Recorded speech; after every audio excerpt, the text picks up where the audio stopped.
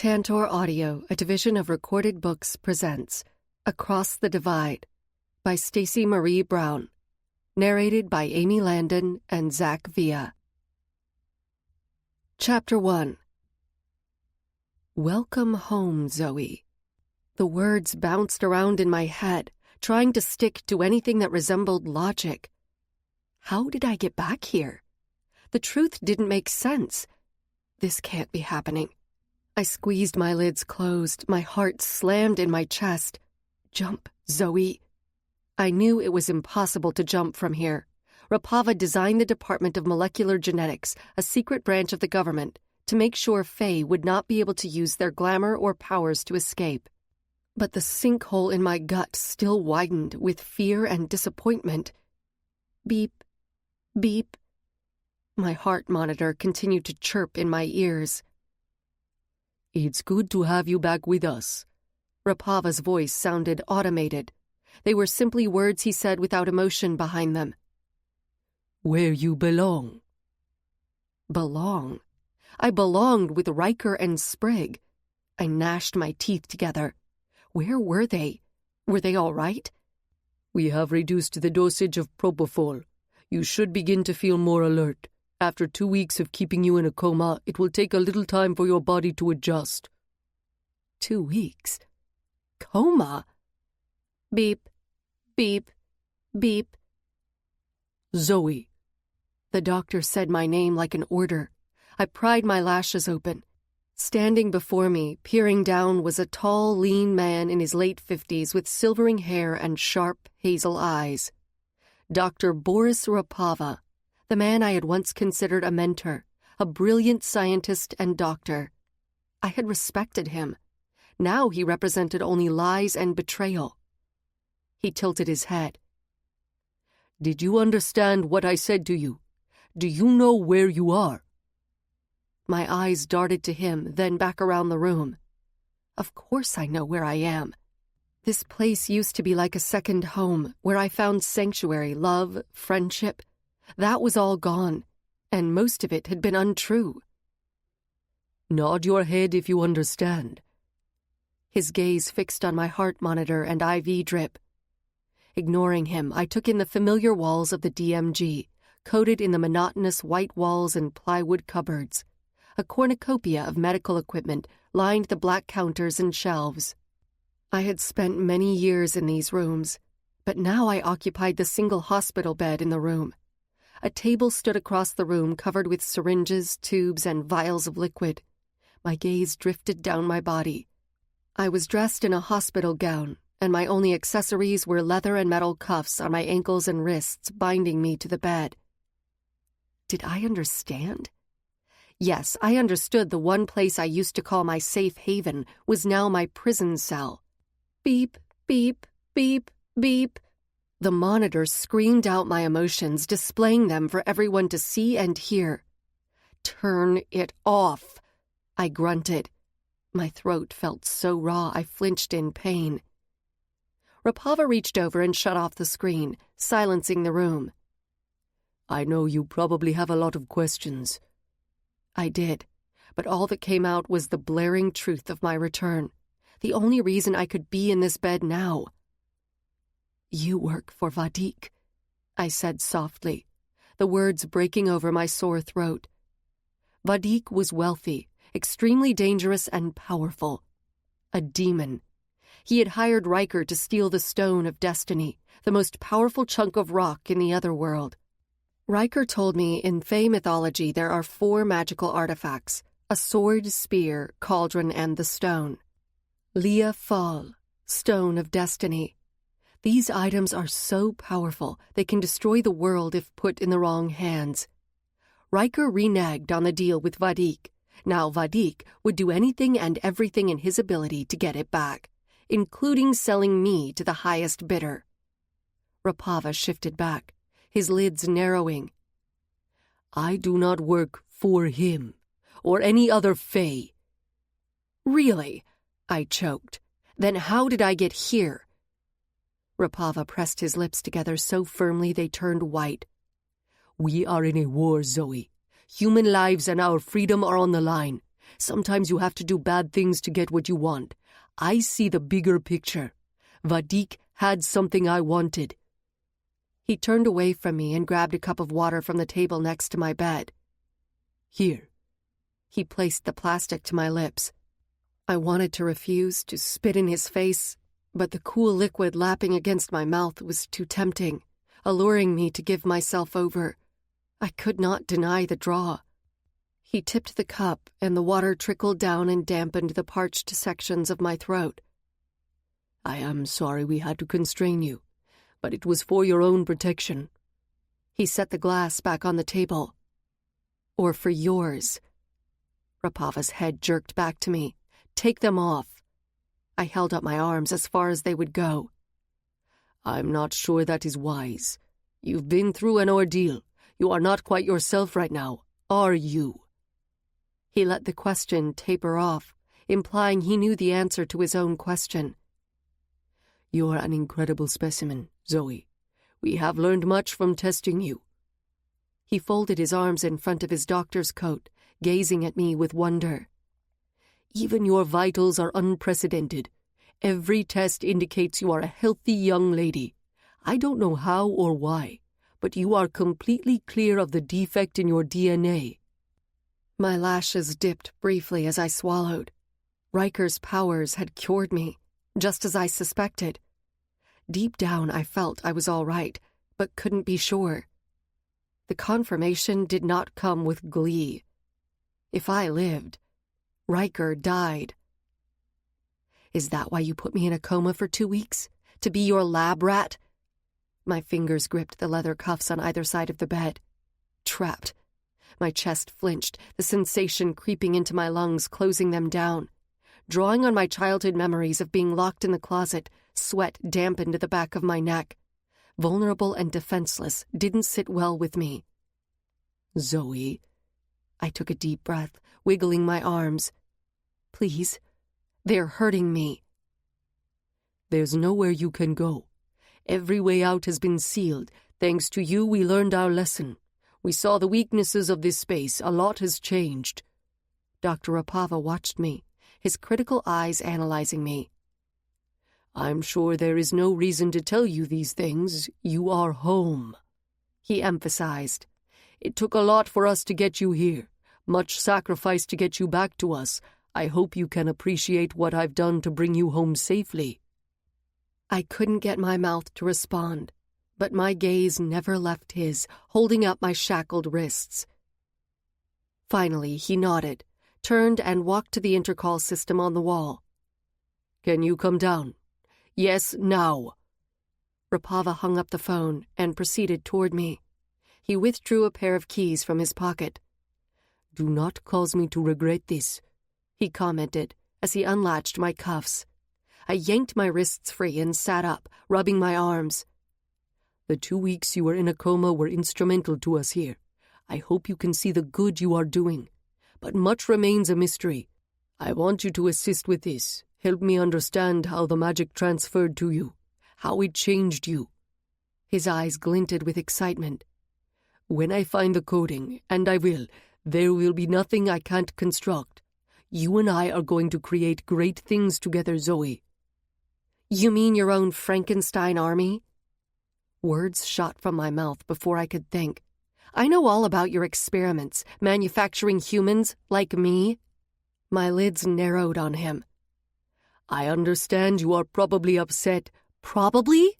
I spat. Rapava pressed his lips together. I kept the truth about your birth from you and how you were created for your own good. Your growth outside these walls, unaware of the Fey world, was extremely important.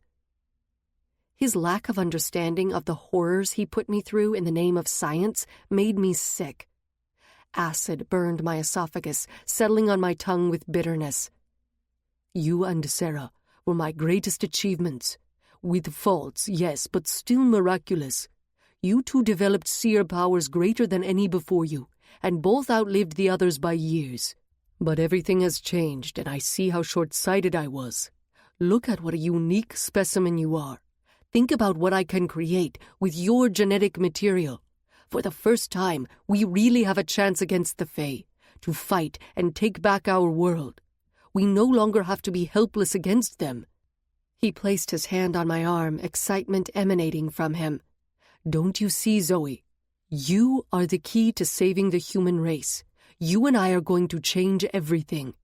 We will be the most important race. They will fear us." My teeth gritted at the absence of emotion in his voice. There was much I wanted to ask, so much I needed to understand. But anger, stubbornness, and fear kept my lips pinned tight. Disgust and rage crawled over my skin at the betrayal I felt, the realization of the lie I had been living and what he allowed to happen to me. I blinked and looked away from him. The impulse to flee wrenched through me. The need to jump to escape overwhelmed me, but nothing happened. How was he able to keep Faye from using their gifts? I never needed to wonder before. Now it was something I had to learn. "You're able to keep Faye locked in here. You have power over them." Stroking egos always helped in retrieving information. "How do you do it?" "Curious." An amused smile tipped up his mouth, understanding my hidden meaning. "I've been especially aware of goblin metal and iron's effects on Faye since the beginning. Learning the weaknesses of your enemy is the only way you can defeat them. To humans it is completely undetected, but every inch of this place is covered with pure iron and goblin metal paints. All exits at the ground level are now sealed with it." He gave me a pointed look, and I knew I wouldn't be able to use the same escape route as last time. "We also give our patients daily injections with a formula I created to keep the subjects in line." Goblin metal was extremely rare, and even more expensive.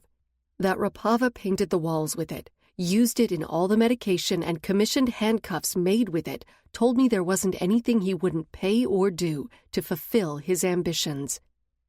Anxiety was hopping in my veins like a bad drug. I had to escape and find Ryker and Sprig. Did Vadik have them? Kill them? Air choked in my airways, and my lungs fluttered to keep up. I couldn't think of the bad. I just had to find them. The door opened, pulling my attention to the figure walking in. A tall, broad-shouldered African-American man sauntered in, his ripped chest displayed through his 2 sizes too small T-shirt. A smug, cruel smile tugged at the corners of his mouth. His large, dark eyes, framed by even darker, long eyelashes, centered on me. He was the kind of good-looking which caused you to do a double-take, hair cut to scalp, huge, dazzling smile, and high cheekbones.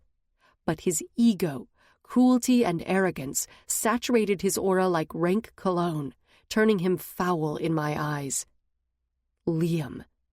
His gaze found mine, a superior smile on his lips.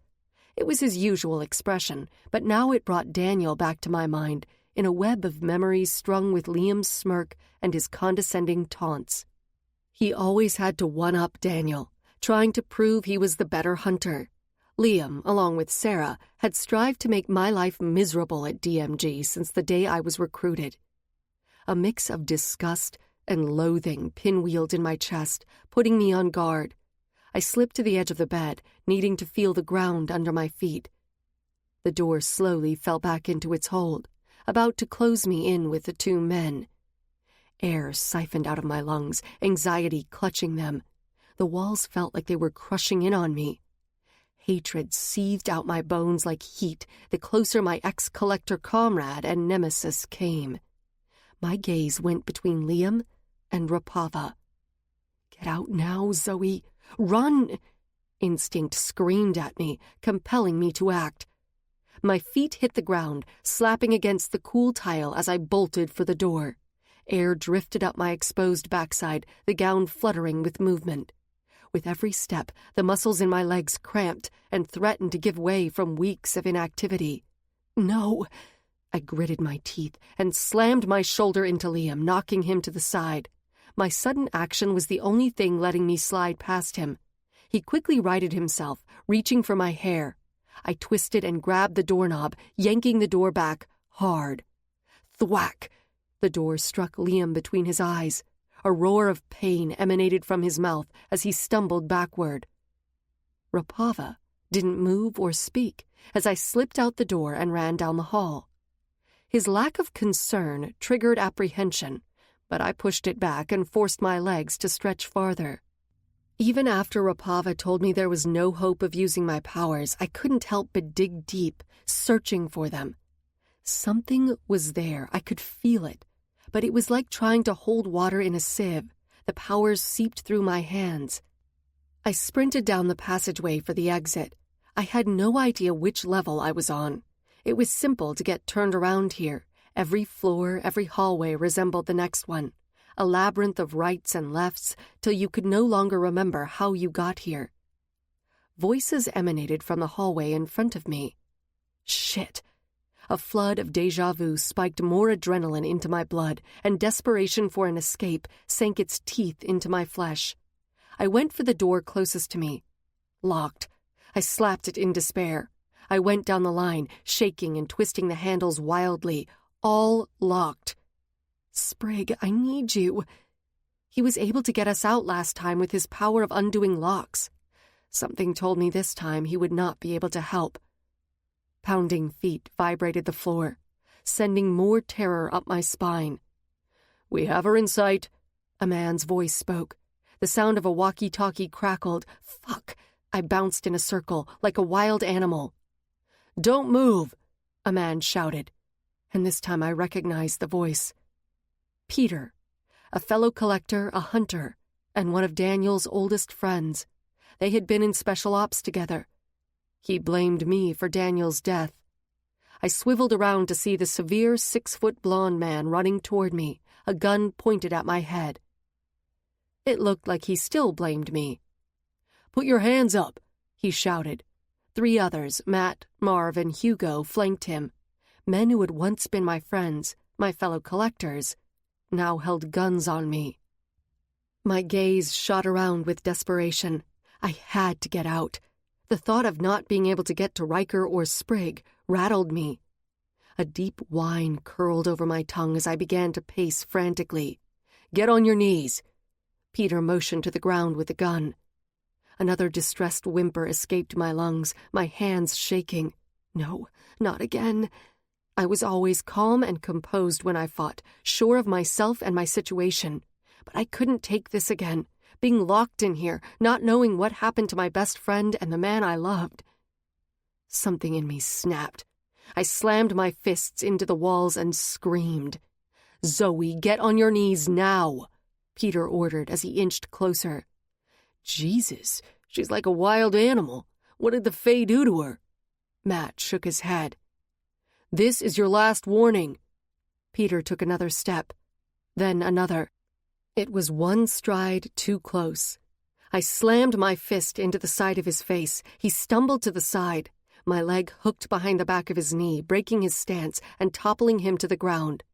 Marv, Hugo, and Matt came for me. I punched Hugo in the throat, and he grabbed at his neck, hunching to the side, gasping for air. Jerking my elbow back from Hugo, I sent it into Matt's nose. A crack of cartilage sounded as my elbow struck his face. He huffed in pain, blood already running down his face. I bulldozed into Marv's slight frame, knocking him against the wall.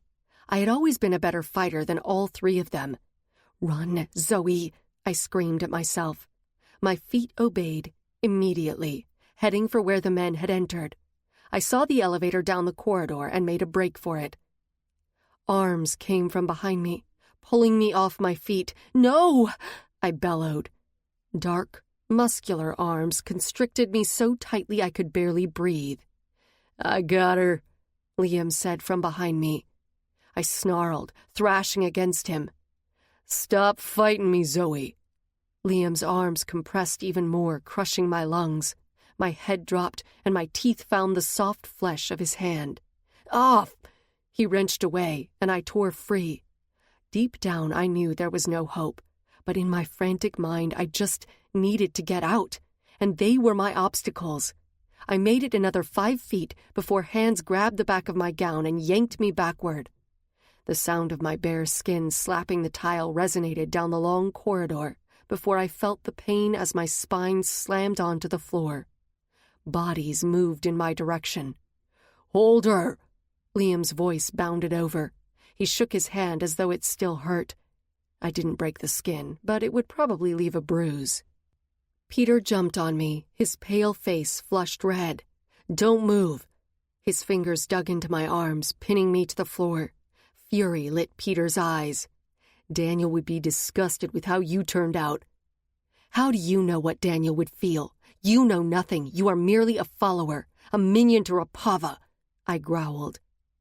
"Daniel believed in this cause, wanted to save human lives, and you go and fuck the enemy."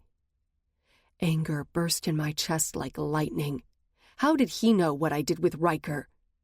Shame and embarrassment of his awareness was overshadowed with vehemence.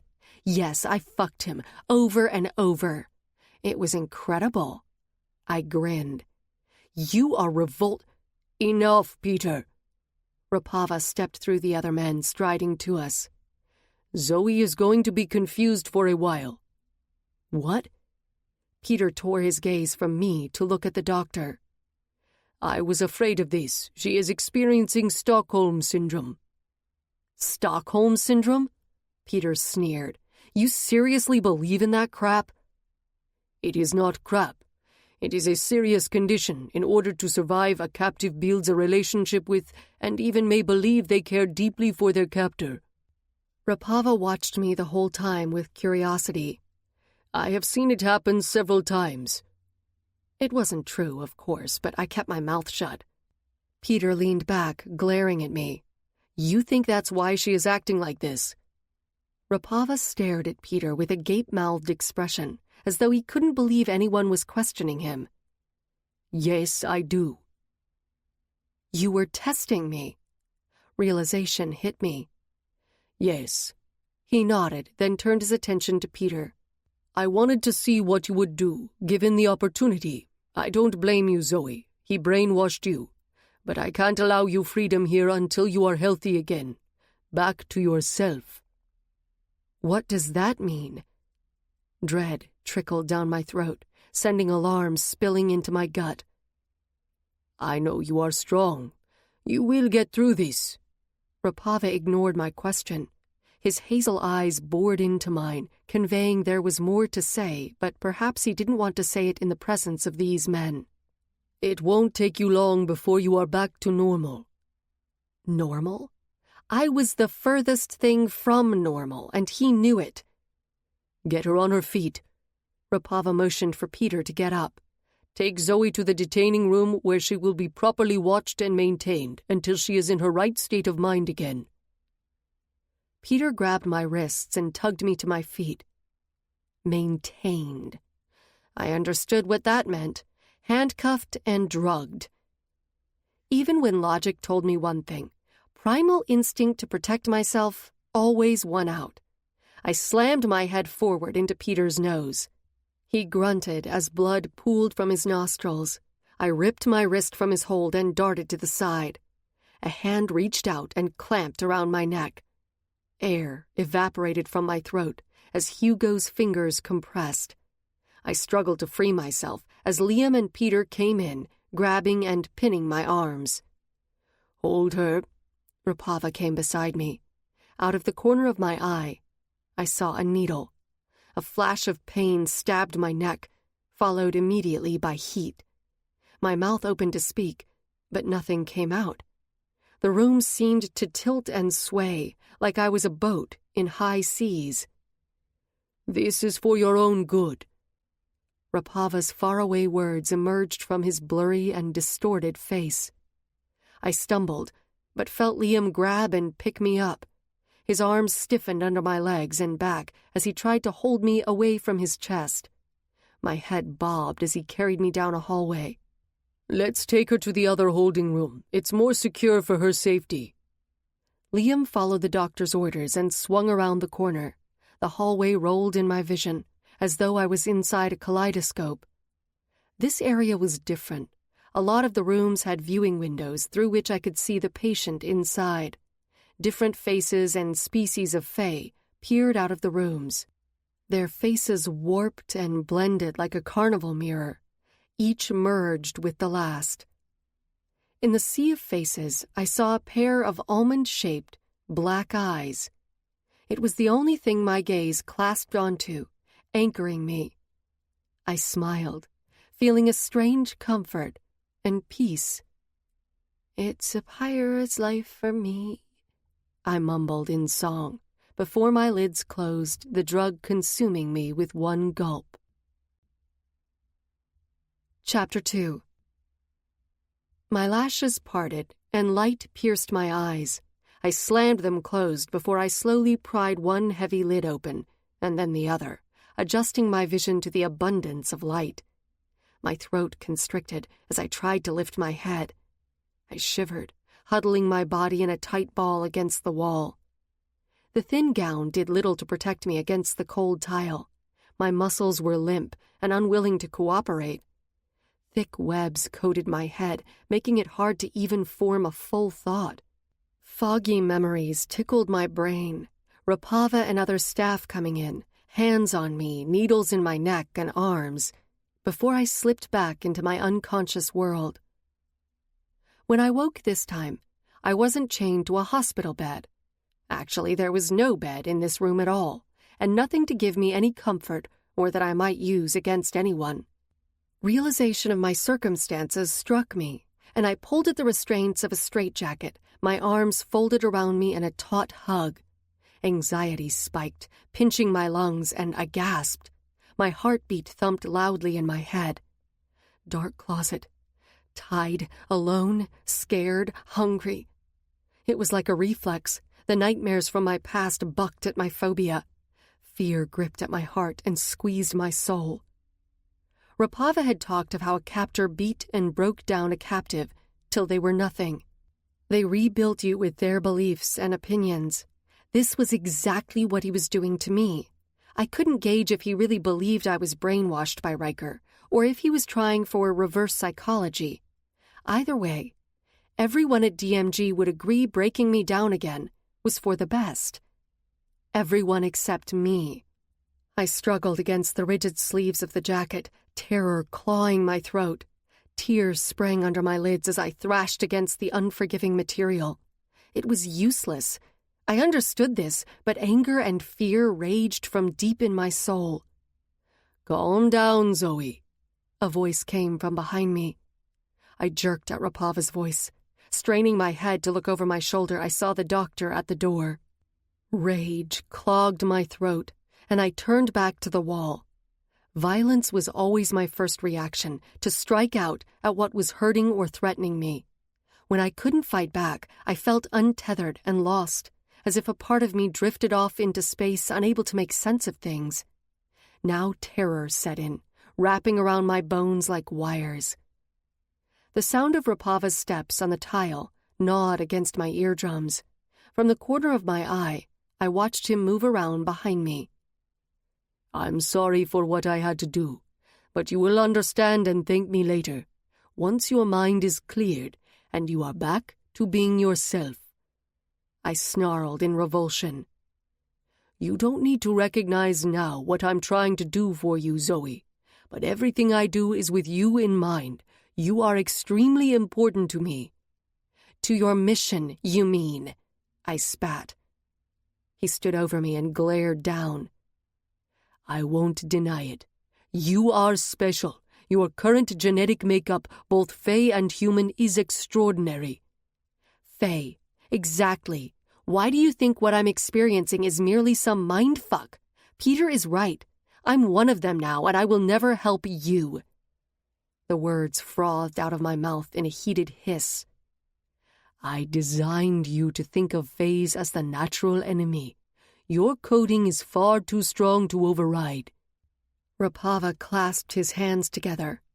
"Plus, you've seen too much. You know what the Fae are capable of, and Daniel's death will eat at you until you get revenge." "We both know how Daniel felt about you and this mission." "Daniel's betrayal was unfortunate, but I finally have what he and his late father hid from me for so many years." A coil wrapped around my heart. "Late father?" "Yes. Daniels Sr. passed away recently. Dr. Rapava watched me intently, like he was waiting for my reaction to this news. Very suddenly. He knew I went to Dr. Holt at the clinic, where they had put him. I got the information Rapava had been searching for. By giving it to me, Daniels Sr. forfeited his life. You mean you killed him? Anger and sadness pressed my shoulders firmer to the wall. I wanted to attack, for him to feel the pain I was suffering inside. Just like you murdered Daniel's brother and probably his mother, too. Rapava shifted his weight. Remember what I told you. You have to lose a few to save many. My throat wouldn't even let me respond. Dr. Holt died because he was no longer useful to Rapava. Rapava got what he wanted. Daniel's whole family was lost because of me, what I was made of. Why did you need those papers so badly when you had me and Sarah in your hands? You had the formula walking around in front of you. I wish it had been that easy. Rapava's lips thinned in a tight smile. Holt was a brilliant man, one of the best. He also knew how to disguise your coding. He told me he did this because if either of you were ever in the hospital or had testing done by civilian doctors, they would never be able to detect you were different. Now I wonder if it was his true reason. You have the information. What do you need to test on me? What are you planning? You have opened my eyes to more. I thought earlier you were pregnant, but now I know you are much, much more. You're sick. He frowned, squatting next to me. I'd be careful who you call that. Simply because you turned out not to be pregnant. Abhorrence flashed across his face. Your examinations still showed you were sexually active recently, and the sperm was not human. Horror ballooned in my chest. Violation, embarrassment, and fury stiffened my back. I hadn't had time to think about the fact he kept me drugged for 2 weeks so he could poke and prod me. I had lain bare and vulnerable under his needles and examinations. But I know if you were in your right mind, it wouldn't have happened. It is wrong, but it's not your fault. He tricked you, took advantage. Once again I felt his words drench me like water, drowning my truth. I couldn't tell if he believed what he was saying, but this was his own type of brainwashing. Sympathize and shame the victim, then cause them to feel it wasn't their fault, but still something they should feel reprehensible about. Cause doubt. Wrath pumped in my veins like blood. My body trembled with the loathing and rage I felt for the man in front of me. This information explained why Peter sounded so sure when he accused me of sleeping with Ryker. He was. They all knew. Maybe they had been in the room as Rapava examined me, naked and exposed inside and out. It was not the Fae who took advantage. I lifted my eyebrow. You had no right to examine me like that. I have every right, Zoe. I created you. I gave you life. Dr. Holt gave me life. He bit down on his lip, his nose flaring. He produced you in a dish, yes, came up with the formula, but it was my idea. I never realized how egotistical and needy for acknowledgement he was. Everything was because of him. None of us could survive if it weren't for him. And thanks to Holt's papers and you, I can begin again. Begin again? A rock thumped in my stomach. Yes, I needed Dr. Holt's formula, the one he stole from here. But with you and your DNA, I have new data to work with. You are not Fae, but now you are more than human. The new human hybrid. With you, I can create more and establish a whole new race of beings. This next group is going to be faultless. Don't you want that for humanity, Zoe? Bile rushed up my throat and into my mouth, and I spit it in his face. He jerked back, shock widening his eyes. He took off his glasses, wiping them on his lab coat as he stood up. I see you are not ready. Disappointment shook his head back and forth. You need some more time here. Fuck you, I screeched. Sanity took a back seat as words propelled from my mouth. You think Fae are revolting and horrible? Look at yourself, Doctor. You have become the tyrannical leader your father wanted you to be, sick and twisted. You dissect and torture animals and people for your own narcissistic ego. You create babies in labs, let them be beaten and raped, all in the name of science. Is that what you tell yourself so you can sleep at night? I felt saliva drip down my chin. Strands of my hair tumbled around my face. You are the most vile and repulsive specimen in this building. I can't wait till I get free, because I will feed you to the Fae in pieces. Silence took up where my words ended. No emotion resonated on his face as he stared at me. We'll see how you feel in a week. He turned and moved to the door. I stood, running after him, wanting my words to penetrate his soul, for him to recognize what he did, to feel pain. The door slammed behind him, the lights in my room going off. Darkness shrouded me as I threw myself against the exit. Over and over I smashed against it. Physical pain helped take away the internal pain I felt. I wailed and banged till my body collapsed, rolling into a ball. The only way I knew how to deal with my past horror was to let my mind go, let it wander to the far reaches where it couldn't feel or experience pain. I wrapped up the bits of my soul I had left and carried them with me, leaving only the shell behind. Fingers trailed down my spine, curving over my ass, stirring me awake. The masculine smell of woods and a storm over a field of vanilla clung to the t-shirt I was wearing. I burrowed into it and took in a deep, greedy breath, filling myself with him. I opened my eyes and turned my face to the man lying next to me. The white sheets wound softly around me.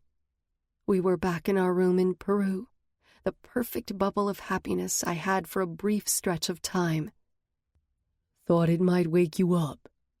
A smile glinted in his white eyes. Ryker, I whispered, emotion straining my vocal cords.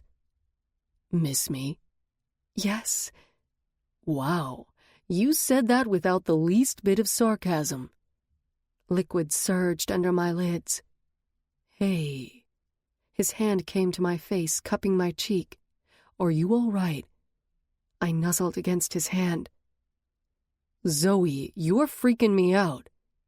I know you aren't real, but I need you to get me through this. Ryker drew me to him, his lips brushing my forehead. You are strong. You can get through this. You don't need me. But I'll be here whenever you want. I wish you could tell me you are all right, that you got away from Vadik. He let his hand drop, leaning back to look in my eyes, his voice low and husky. If I were free or capable, I would have already found you. Hell. Even in my imagination, he could make me burn for him. I bit my bottom lip, drawing his gaze to my mouth.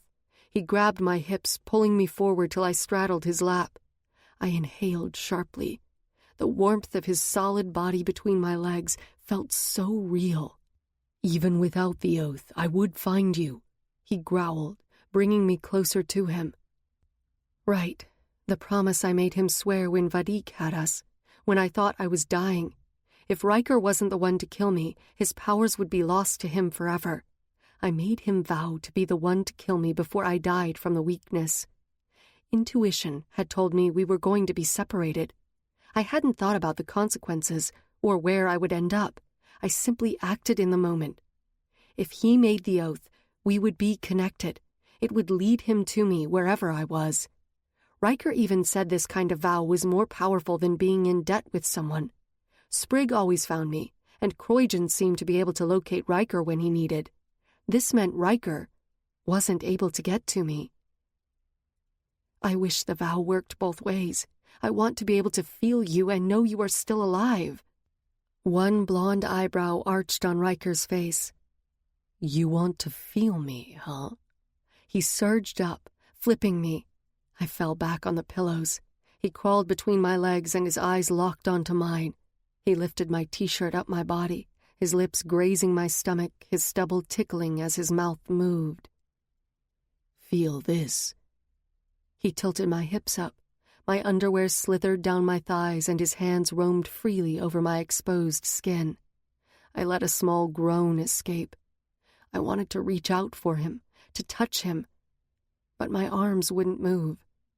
I struggled, feeling a slight pressure against them, holding them down. Reality scratched at my brain, pulling me back toward reality. Stop. Stay with me. Ryker clawed over me, placing his hands by my shoulders, his knees on either side of my hips. Just a little longer. He inclined, his lips finding mine. It felt like home. Emotions surged through me, igniting my desire for him. I've done some interesting things, but this might be hitting a new level, he mumbled against my mouth. Why? You're not even real. This is all in my head. Ryker lifted his head, his intense gaze burning into me. Zoey, I will make you another promise. I am going to bury myself into you so deeply and fiercely, we are both going to feel it in reality. Chapter 3. Time continued on, divided only by intervals in which researchers or Rapava entered the room. I was left alone in the darkness, curled in a ball in the corner with only my fears and memories. Ryker's presence in my dreams was the only dash of strength I felt that kept me from revolting against Rapava. But even those spikes were lessening. I wanted to believe I had endless strength to fight, but I didn't. Some days no one came in, leaving me alone with my dreams of Ryker, memories of Sprig, and happy times with my sister or Daniel, anything which kept me sane. Other days it was an endless stream of tests and medical staff treating me like a specimen. I now lay coiled up, my head on my knees, humming a song to myself I used to sing Lexi to help her sleep. Sanity oozed from me like a sliced milk carton. Something flickered above me. My eyes squinted against the sudden blaze of light, and I lurched away from it, digging myself into the corner, hiding. Lights meant people coming in, needles, drugs, exams, forced food, and pills through tubes when I denied them. Filthy, tangled strands of hair fell into my face, guarding me from the onslaught of rays burning my pupils. The sound of the squeaking metal door curled my back into a tighter ball, my arms still wrapped around me. I had lost feeling in them days ago. I had stopped talking and eating. Only my thoughts let time pass, and I indulged in them. Footsteps sounded at the doorway, heading for me. Already I knew this person was not my usual visitor. Most of the staff had clipped, determined steps. Rapava's sounded the most pronounced, his ego making sure every step resonated in my bones. A floral perfume scent hit my nose, and I peeked through the gaps of my locks. The plum color of my hair had become only a hint of lavender, coating my brown tresses. Just like my hope, it was fading with each passing day. The short, curvy figure of a woman appeared in my line of vision. Long, snowy white hair cascaded around her shoulders, and her side-swept bangs were pinned back by the reading glasses perched on her head. She stopped, sadness filling her soft brown eyes as she took me in. I used to consider Kate Greer an aunt, a crazy aunt who was scattered and talked your ear off. But I loved her because of those things, and because she was warm and caring. Kate's hugs could cause any bad day to become better. She had a nurturing presence, making me want to curl into her warm embrace and forget all my worries. Her betrayal hurt the most. She glanced over her shoulder at the door and then climbed down on the floor in front of me. Oh, Zoey. Her hand reached out to touch me.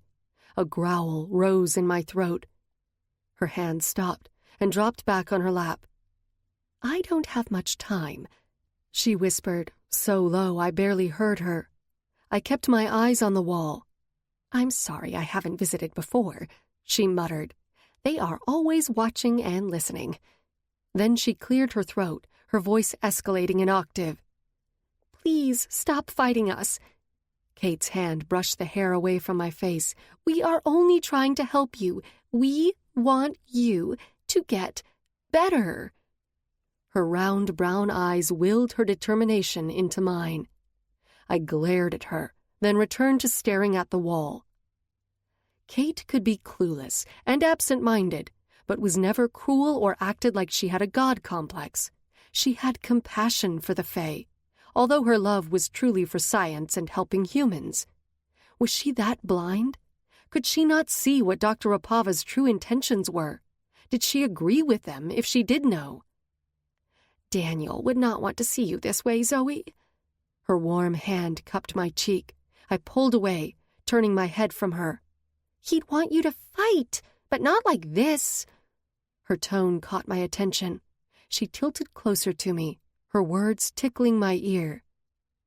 "Don't let all his hard work be in vain. You can stop it." My head jerked over to her, for the first time really taking her in. Her face was expressionless, but I still couldn't fight the feeling she was trying to tell me something through her eyes. Did she know Daniel was secretly investigating and finding information to take DMG down? "What?" My dry throat crackled, not used to speaking, and my eyes scrutinized every inch of her face. "We want you to get better." I watched her a few moments more before I faced the wall again. "You have family who care about you here." She leaned in to kiss me on the temple, her voice low, snaking into my ear. "Daniel didn't die for you to give up.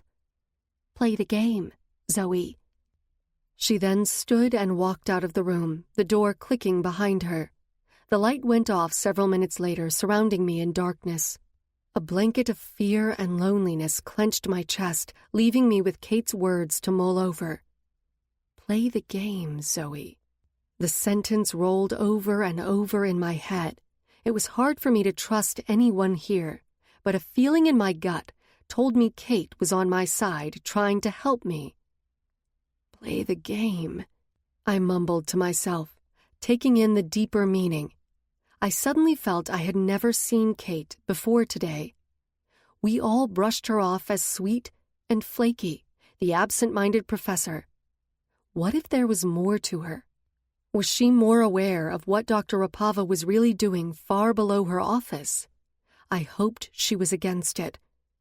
I wasn't ready to fully trust my theory, but if Kate was sympathetic to my side, she would be a great ally. She was right about one thing. I needed to play the game. I would not beat Rapava the way I was going. Standing by my ethics would only leave me locked in a closet till I was no longer useful. He was smart, so I couldn't do it half-assed. This was as dangerous as a cop going undercover to spy on the mafia. My life depended on him believing I changed. The old Zoey had to come back. I couldn't slip up. The line I would have to walk was thin. But if I took it slow, let them believe I had reformed, eventually they might begin to trust me and let me out of this room. It was all or nothing. Game on. I had to be subtle and proceed much slower than I would have liked. But if Rapava came in one day and I was suddenly cured, he would never buy it. The depths I had to dig inside myself to keep patient and determined bit at me like a mosquito, constant and relentless. It took 11 excruciating days. I focused on the small things, acknowledging the people who came in the room, taking more bites of food and thanking them for it, answering questions when they asked. I could see it in their faces that my deception was working. Their interactions with me were energized, and they spoke to me like a timid child they were trying to encourage instead of a lab rat. Adapting to the pace of a sloth was painful. The straitjacket seemed to grow tighter around my chest with every moment. A couple of times I almost broke, but I dug deeper, knowing the strength was somewhere in there. By the 5th day, things started to change. With every visit after, my treatment improved slightly. They took off my jacket when Rapava deemed me no longer a threat to myself or others. I was given more substantial meals and even a blanket and pillow. As my advancement progressed, Rapava's visits increased. Those were the hardest to get through. But Kate's words kept coming back to me. Play the game. And I did, each day feeling like years. Chapter 4. I am proud of your progress, Zoey. Rapava had come in after lunch on the 12th day. Right away I felt something was different in his demeanor with me. I think you have made such incredible strides this week. I want to reward your headway. I straightened against the wall, standing almost like at command. Sir? We are going to get you cleaned up, fresh clothes, even a new room. How would you like that, Zoey? His condescending tone drove my nails into my palms. I would like it very much, sir. Good. He nodded. After you get cleaned up, I'd like to reveal all the positive things we are doing here. I'll have Nurse Delaney take you to the showers and get you situated in your room. Then I will show you around. He stalked to the door. I hope this trust we are building between us will continue, and you will return to your old self again. He wanted me back to the time before I knew the truth and thought he was a gift to the medical world. When I believed he truly wanted to help people like my sister, he'd like me even more if he could brainwash me, have another minion to control. Yes, sir, I nodded. Throwing in a lot of sirs seemed to make him happy. He tilted his head in a goodbye and left. Even after he left, I did not move or let any true feeling show on my face. Kate's statement, "They are always watching and listening," was a constant warning in my head. A woman about my height entered the room soon after. She was one of the main researchers who had come in to give me shots and food, but she never did the tests. She had dark blonde hair tied back in a ponytail and brown eyes. She wore no makeup except a little mascara and was dressed in baggy green scrubs hiding her body, but she appeared to be thin. Her pink and black sneakers were the only thing she wore that showed her personality. "Hi, Zoey. I'm Delaney." She had an open, compassionate aura about her, someone who immediately calmed me like a nurse in a pediatrician's office. I was never a person who trusted, no matter how kind a person was. It was not how you survived on the streets. You always needed to be watching out for yourself and skeptical of everyone. "Come with me. I'm going to take you to the showers so you can get cleaned up." She motioned me to follow her out of the room. I silently obeyed. My bare feet shuffled across the cold floor. I still wore the hospital gown I woke up in weeks ago, my hair knotted and filthy, and my dirty skin bruised from the shots. The last time I had a shower was in Peru. That I was aware of. Who knows what they did to me unconscious. The moment we left the room, I noticed Liam following behind me. So, Delaney was not my only babysitter.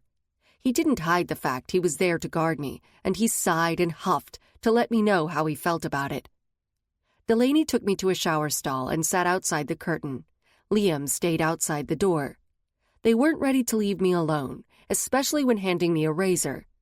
The hot water gushed down my skin, massaging my stiff muscles and washing away the grime of the prior weeks. It took 2 washes and double conditioner to untangle my hair. Finally, I emerged from the stream when the warm water faded and turned to icy liquid. "Here are your clothes and undergarments." Delaney patted the fabric folded on the counter. Gray scrub-style pants and top, white underwear, socks, and a sports bra. I didn't miss the slight to me. The staff here wore blue or green scrubs. Faye wore gray. Rapava was making it clear I was not one of them. Under the counter, on the floor, sat a pair of worn black boots. Boots DMG issued to me 6 months earlier when my last ones fell apart. Emotion came out of nowhere, blinding and blurring my eyes. My boots! I dropped to the ground, touching them like long-lost friends. Yeah. Delaney seemed unsure why I was getting weepy over a pair of boots. She had no idea what these shoes meant to me, what they had been through. They were the only thing I had left. The dirt and scuffs were like a timeline of the past events of my life. Ryker, Sprigg, Croydon, even that bitch, Amara. Dr. Rapava thought you might like something of yours. Also, they were still in okay condition, and even though Seattle's getting a lot better, it's still tough to get certain items. Right. Seattle was trying to recover from the big electrical storm. It's getting better? I turned to Delaney. Slowly, but yes, I'm one of the lucky ones. My house actually has water and electricity most of the time now. Downtown is still a mess, and gangs have gotten worse, but it's better than it was. She shrugged. I will let you get dressed. Delaney picked up my shower stuff, cleared the room of anything I could use as a weapon, and exited the small bathroom. She left a disposable toothbrush and cheap comb. I quickly got dressed, but took my time lacing my boots. They felt good on my feet, like they had come home. Maybe I had been in the dark by myself too long, but I felt this strange connection to them, like they really were old friends. I brushed my teeth and hair, then went out to where Delaney and Liam waited for me. As we walked down the corridor, I kept scanning my surroundings, taking in anything helpful. Every room we passed that I could see into, a fae was curled on a cot, sleeping. I was also fighting a sluggish, lethargic sensation. Paint laced with goblin metal and iron-coated everything down here. I hated it, but I couldn't deny it was ingenious. Along with being surrounded by poison, they were also injecting us with small doses, robbing fae of their will to fight or the ability to control their magic. A perfect weapon. Liam and Delaney led me down a network of hallways where the rooms didn't have windows, and it grew more and more silent. Rapava thought it best for you to be separate from the fae. Delaney keyed a door, opened it, and flicked on the lights. And to have a little more privacy. I stepped in. The room was no bigger than 15 by 20. It was painted the typical sterile white. A cot was placed against one wall, a table, cupboards, and a sink on the opposite wall. Otherwise, it was empty. Not even a toilet. There is a bathroom you can use down the hall in the mornings and before you go to bed.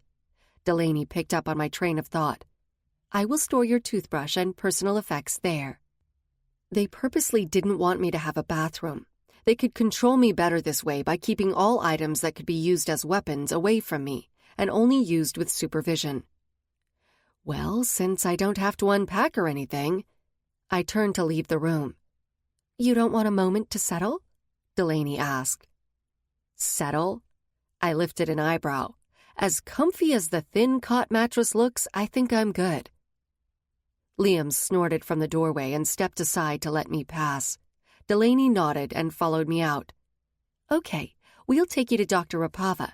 I think he wanted to show you around. She sounded relieved to be getting rid of me.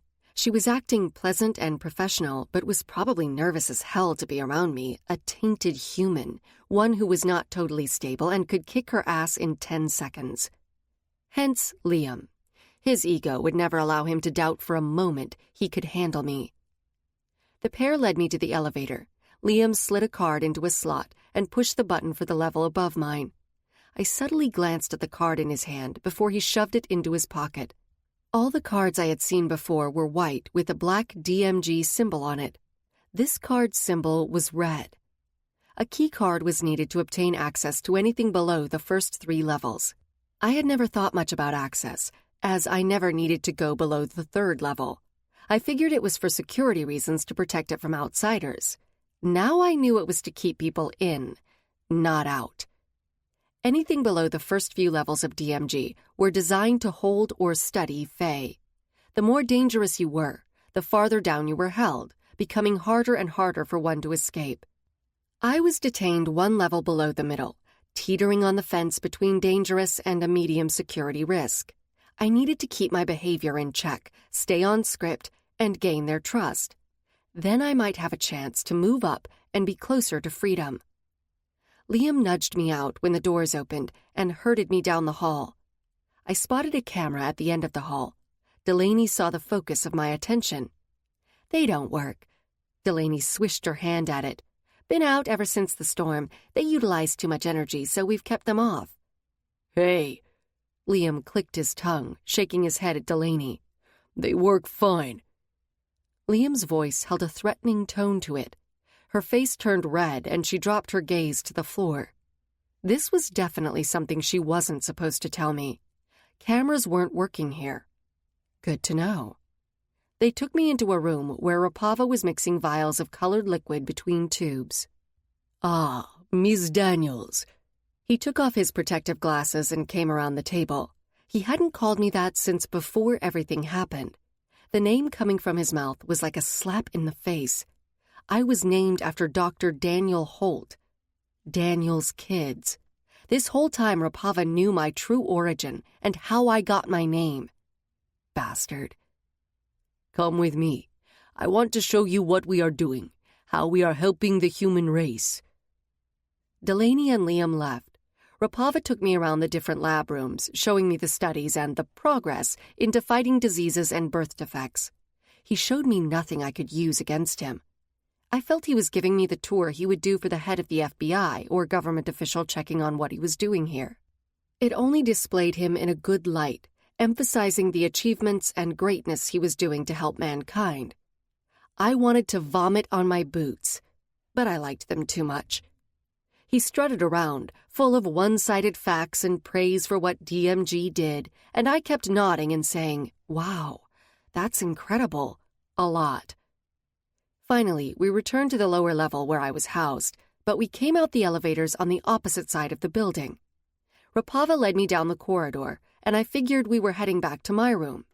Instead, he turned another way, stopping at one of the doors. "This might be of interest to you, Zoey." Rapava grabbed the handle. "I think this may cement your direction here with us and see what we are really fighting for." A nervous sensation curled around my esophagus like a leash. He opened the door and moved aside, letting me go first. I stepped in. Chapter 5. A small young girl lay in a hospital bed. She was so thin, the bed dwarfed her tiny frame. A ventilator tube thrust into each nostril pushed air in and out of her lungs continuously. The girl shifted her head, her dark eyes finding mine. My chest clenched, and my feet went rigid on the floor. Oh, no. No. She was not a little girl. It was Sarah. I stood at the door, not able to move. Sarah turned her face to the ceiling, the bones in her cheeks so thin and sharp they cast shadows on her pallid complexion. Her body stirred under the blankets, and she closed her eyes as though that minuscule movement was exhausting. "How are you feeling today, Sarah?" Rapava moved around me, walking to her bedside. He never once looked at her, but kept his gaze focused on the monitors around her. She didn't respond, or reopen her eyes. Rapava glanced over his shoulder at me, then returned to his charts. "When we first tested you, it wasn't long before we realized you were cured of the blemish in your DNA. We tried to inject her with your blood. It did not take." He lifted her wrist, taking her vitals. "Another thing I need to understand. Why you are changed, but the same blood did not alter Sarah." I opened my mouth to respond, but quickly slammed it shut. It was not blood which altered me, but a Fae-induced storm. Electricity so powerful and intense, it dragged Ryker's powers from his body into mine. For a long time, I was merely a carrier of them, a duffel bag, until they started to adapt to their new home. Now they were fully mine, and the only way Ryker could get them back was to kill me. If I died by another hand or in an accident, they would forever stay locked inside me. The doctor was not aware of this knowledge. If I told him the truth, what would happen? Would he be able to save Sarah's life? Or would having that information only destroy thousands of others? Whatever decision I made, lives were on the line, and no answer was right. I took a step into the room, my gaze tethered to Sarah. We had never gotten along. Actually, we couldn't stand each other. But now all I saw was the connection between us. She was the only one still alive like me. The link went beyond sisters or family. My boots dragged me to the side of her bed, like a magnet. I wanted to flee, to walk away from the dying girl, but I couldn't. My hand reached down and touched the blanket over her legs. Sarah tilted her head to look at me. Sadness and fear formed a block in my throat. I could not speak.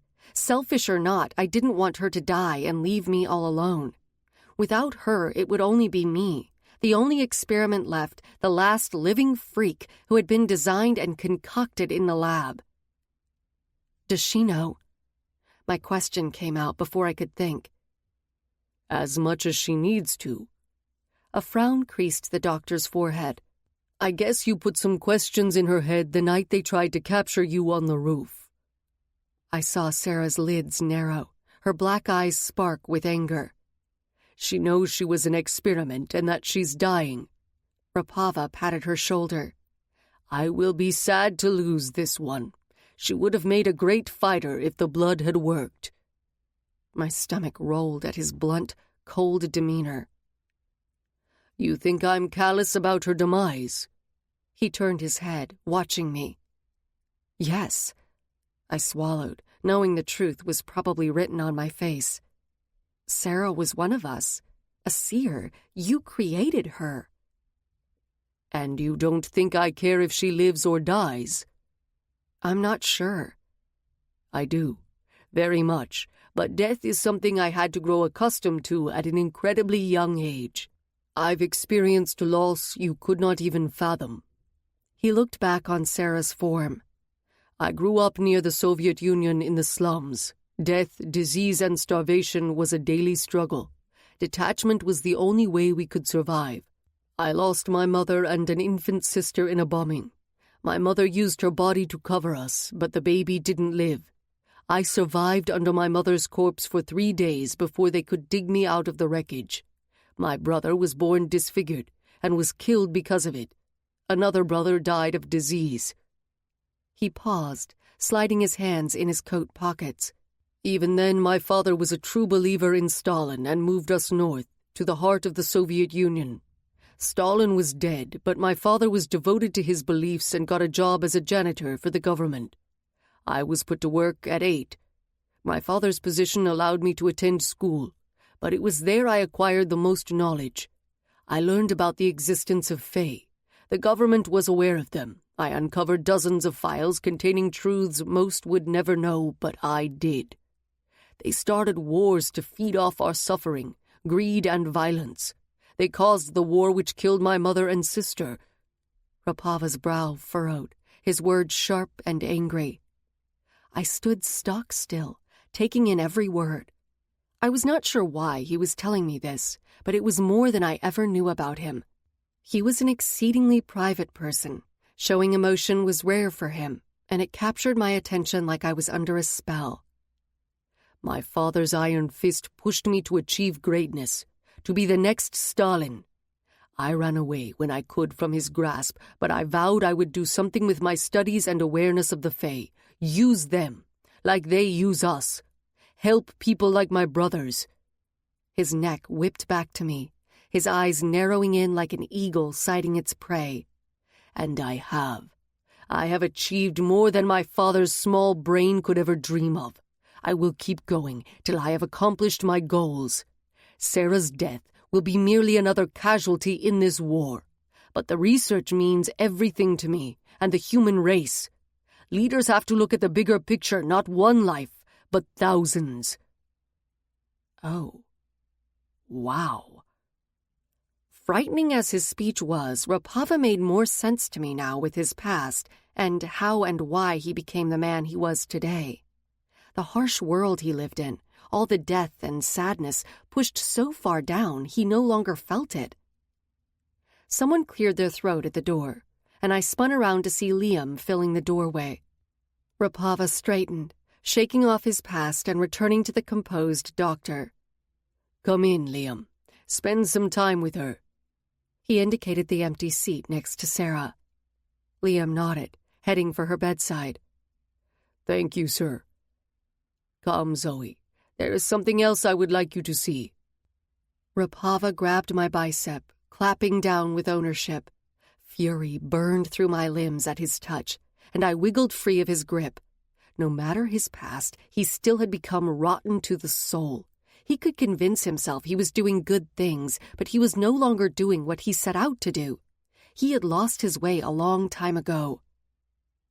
He turned for the door, his distinct steps ramming in my ears.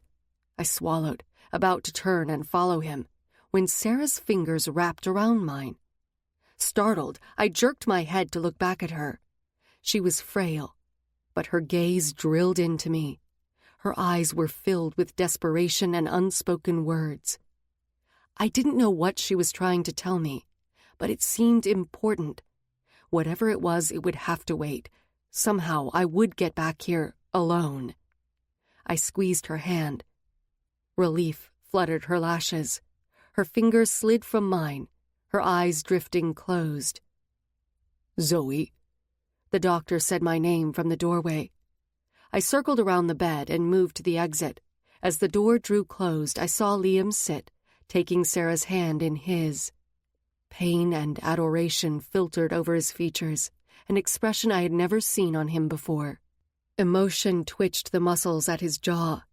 I never knew for sure if anything happened between them, but the bond between hunter and seer was enough. It broke my heart to see his pain, no matter how much of a jackass he was. Sarah was his partner. When you trusted someone with your life and could understand them without a word, the relationship went beyond love or friendship. I had it with Daniel. I didn't want to tell Liam the loss he was going to feel when Sarah passed would be unbearable. The door clicked and Rapava moved down the hall. "How long does she have?" I asked, keeping in step with him. "Not long. Days, maybe a week." I took in a deep breath, rolling my shoulders back. Guilt congealed in my gut. No matter what kinship I felt for her now, I kept silent. I followed him to the next level. There were at least 2 more below. The last one was restricted, needing a different card and a thumbprint to get access. I needed entry to that floor, where Dr. Boris Rapava kept all the things which would bring this place down. I will do it, Daniel. I promise. The doctor's long legs strode along the hallway, veering down the same passage where they had locked me up. I clenched my jaw. "You are not the only thing that came back to us that night." He cut down another corridor. A rush of air escaped through my teeth. The use of the word thing to describe me was like 1,000 needles. At one time, he treated me with respect, maybe even liked me. What do you mean? I kept my voice even and unemotional. Rapava stepped in front of a windowed room, nodding his head toward what was inside. I took a step to the glass, my eyes latching on to the little figure on the hospital bed. Fast asleep.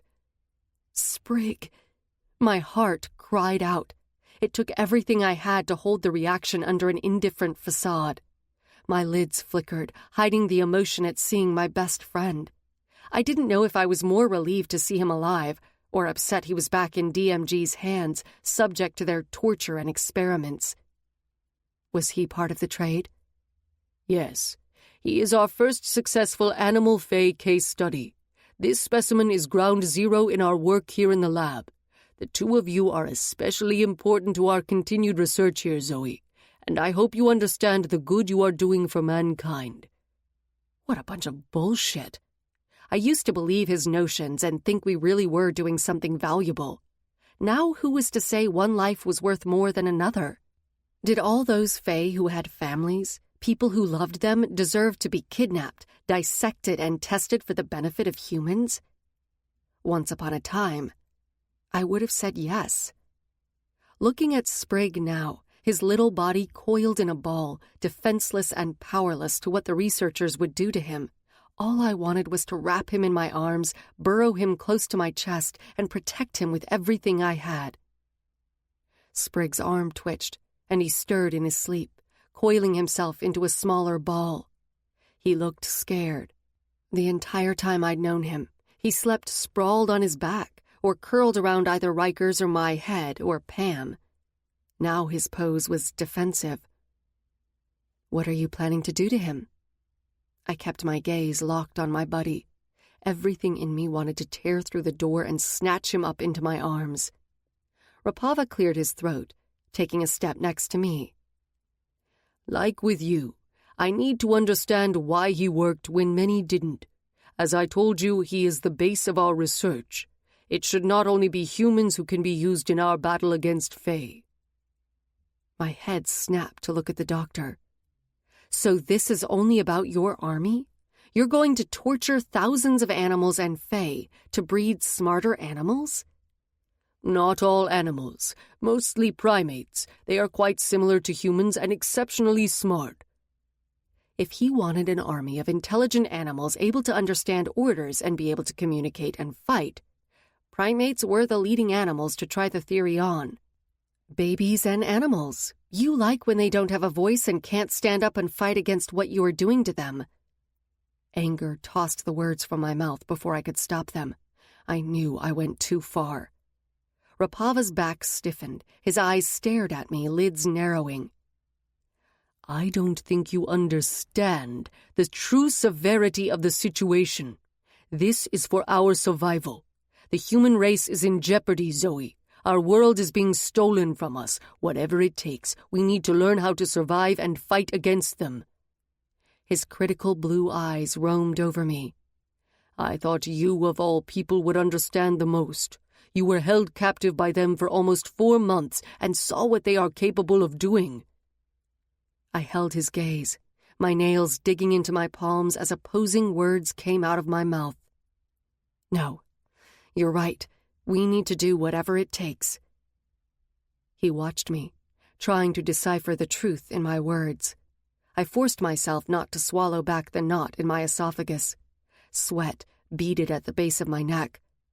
Finally, he nodded. I hoped you felt that way. You are strong, Zoey, and will be a skillful warrior. Even though the Fae took your body, I hoped it hadn't taken your soul. I forced liquid to brim at my lids. He tried, sir, but no matter what he did or said, I knew the truth deep down. Pride curved his mouth up. Your dedication and knowledge to our cause is crucial to us. You are fundamental to our survival. I used to strive for his praise, to crave it. To get any recognition out of him was a feat. Now I was finally bestowed with his approval, and I felt sick to my stomach. All I saw was a demented man, high on his own self-importance and superiority. Time only enhanced his narcissism, paranoia, and God complex, narrowing his mind to see only what he wanted. He no longer saw Fae as anything more than meat or subjects to be used. Even humans were not important to him compared to his vision. He would sacrifice us all if he felt it would fulfill his theories. It was hard to imagine him, a small boy, weeping over his mother's dead body or crying when his father struck him. It was almost impossible to feel he was human anymore. Thank you. I turned away, no longer able to look at him. I will do what I can for you. Yes, you will. My nails dug deeper into my palms. We stayed silent for a few moments before I spoke. I needed to be careful. This was a high-wire act from which I could easily fall. Sir, I cleared my throat and nodded to the sleeping figure on the bed. Would you consider leaving this specimen in my care? Rapava turned, his frame always so stiff it appeared to move as one unit. He knows me, sir. I rushed to continue before he stopped me. He grew an attachment to me. He listens to me, follows me. At first it bothered me, but now I see it could be useful. I shifted my gaze to the doctor and kept my voice in a questioning tone. Rapava inspected me, his mouth clamped in a solid line. I felt heat swirl up my spine, and my heart thumped a little faster. A slow, cruel smile arched his mouth. I went too far. He sees through me. I had not thought of that. Of what, sir? I gulped. Both animal and sub-Fae seek a master, someone to command them. He drifted off, lost in his own thoughts. Hell, That wasn't where I was going with this, and by Dr. Rapava's expression, his mind was going nowhere good. But right then, all I could worry about was getting Sprig. I will allow you to supervise him. It will be an interesting case study. Whatever idea existed in his mind frightened me, but it allowed access to Sprig. It was the only important thing right now. Chapter 6. Rigid and terrified, I walked toward Sprig's prison. Muscles along my shoulders and back constricted under Rapava's gaze. He was egotistical, but incredibly smart and extremely manipulative. Every moment was a test, and failure probably meant death. Please don't wake up, I chanted in my head. If Sprig woke and saw me, I knew he would give away our true relationship in a matter of seconds. The sprite didn't have a filter in his body. Food, feelings, thoughts, he held nothing back. I walked to the bed where he slept. The metal box they kept him in last time sat on the table next to the bed, as if it were threatening him to behave. He stirred, smacking his lips, his hands tugging his tail in tighter. Tears pricked at my eyes, and I bit down to keep them back. My best friend was here in this hell, but he was all right. My muscles strained against the need to grab for him. My fingers brushed his soft brown fur as I scooted my hands gently underneath him, picking him up. Highly aware of Dr. Rapava on the other side of the window, his watchful eyes felt like they were drilling holes through the glass. "Deal, chipmunk," Sprig mumbled, wiggling restlessly in my palms. I froze. Shit. No, the troll has to strip. That's the rules," Sprig yelled, his lids fluttering open. He glanced around, then twisted his head to peer at me, and blinked. I could see recognition setting in. My stomach sank, breath catching in my throat. I dropped him back on the bed. "Van?" His eyes widened into saucers, filling with joy.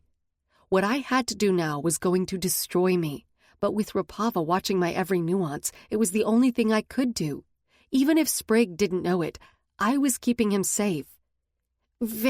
Shut up, sprite, I snapped. I told you not to call me that. Sprig's mouth opened, then shut. For so long I had to pretend I was sympathetic to you. I'm finally back where I can be myself again. What? He sat up, frowning at me. You heard me. I don't have to suffer any more crap from you, Faye. I only pretended to care so I could get away. The lies crossing my lips felt like battery acid. Hurt filled Sprig's gaze, stabbing my heart. Now, if you want those banana chips I know you like so much, you will do what I say. Banana chips? Sprig frowned. You know— Yes, banana chips. I cut him off. Please understand. Sprig hated bananas. I was hoping he'd get I was acting. What the hell, Van? Are you drunk? I grabbed him and thrust him into the cage, slamming the lid closed. The bang of the metal was like putting my heart in a panini presser. He will understand, I told myself. He will forgive you. Sprig, for everything he had been put through, had the biggest, most sincere heart. He didn't love in halves. He wasn't capable of cruelty or manipulation. He was himself, a genuine, pure, open heart. And mouth. The verbal diarrhea off Sprig's tongue was what I was deathly afraid of at the moment. It would be wise to stay silent. I have a short temper for your antics today. I latched the cage and picked it up. A brown eye appeared in one of the holes, watching me. Crumpet munchers, this is bad. What did I just say? You are in desperate need of food in a certain Viking club? Sprig replied. Oh, sorry, that's what I heard. Fear was running too high in my system to find his response funny, as true as it might have been. Rapava shifted and clicked his tongue from the doorway behind me, expressing that his patience was running thin. Not another word, I ordered, and pivoted toward the door, following Rapava and taking Sprig with me.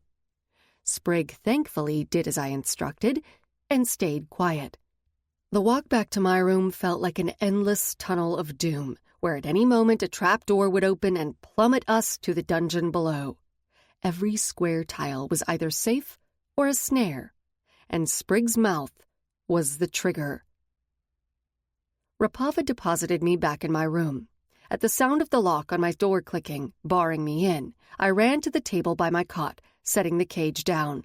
My fingers fumbled at the latch, my eyes studying the room for any hidden surveillance. "Oh God, Sprig, I'm so sorry," I whispered as I lifted the cover off the crate. He sat in the corner, his fingers wrapped around his tail, stroking the end, soothing himself. I would have taken 1,000 needles to the heart, then see the hurt and pain etched on his face. "Sprig, I had to say those things. I didn't mean any of it," I whispered hoarsely. He stayed silent. "Please talk to me," I pleaded. "Tell me you're not talking to me. I don't care. Something." "Obviously, I'm not talking to you," he huffed. "Thought by not talking it was evident." I let out a relieved chuckle. "I've been worried about you." He shifted, peering over his shoulder at me.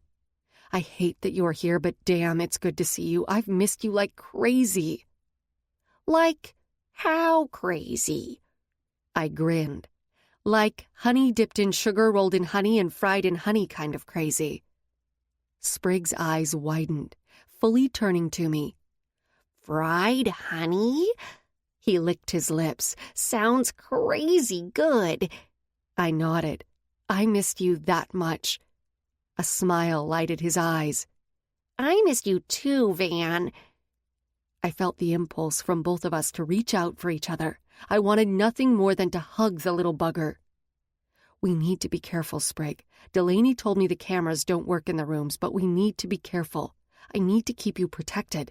Rapava can't know the truth of our friendship, okay? If he does, he will separate us. I can't handle it. Not again." Sprig nodded. He still clung to his tail like a security blanket. "Are you okay? They haven't hurt you, have they?" I asked. A cold fury roared through me at the thought of someone hurting him. I clenched my teeth. "They took Pam from me." His expression filled with sorrow. "Buddy, I'm sorry." Pam was a tiny stuffed goat I had bought Daniel as a funny birthday present, teasing him about his Capricorn sign. Sprig found it when we were investigating Daniel's apartment and claimed the goat as his own. It became his companion and security. Pam, the goat, had been through a lot with us. It reminded me how I felt seeing my boots again. It was an anchor, a connection and comfort. "If they've done anything to her," he huffed, "I swear I will go apeshit." His eyebrow lifted up and down. I snickered. "Good to see you haven't lost your bad puns." "Bad as in badass, right?" "Right." "So, do you know where the Viking is?" Sprig asked. "No," I shook my head. "But most likely Vadik has him." My lids squeezed shut with images of Ryker being tortured and beaten. Like Rapava, Vadik had no limit as to what he would do to get what he wanted. Vadik wanted the stone. For some reason, though, I felt it was more than that. He seemed to want Ryker almost as much. "After I passed out, did you see or hear anything else?" Sprig wobbled his head back and forth. "No, they knocked me out right after you. Woke up here."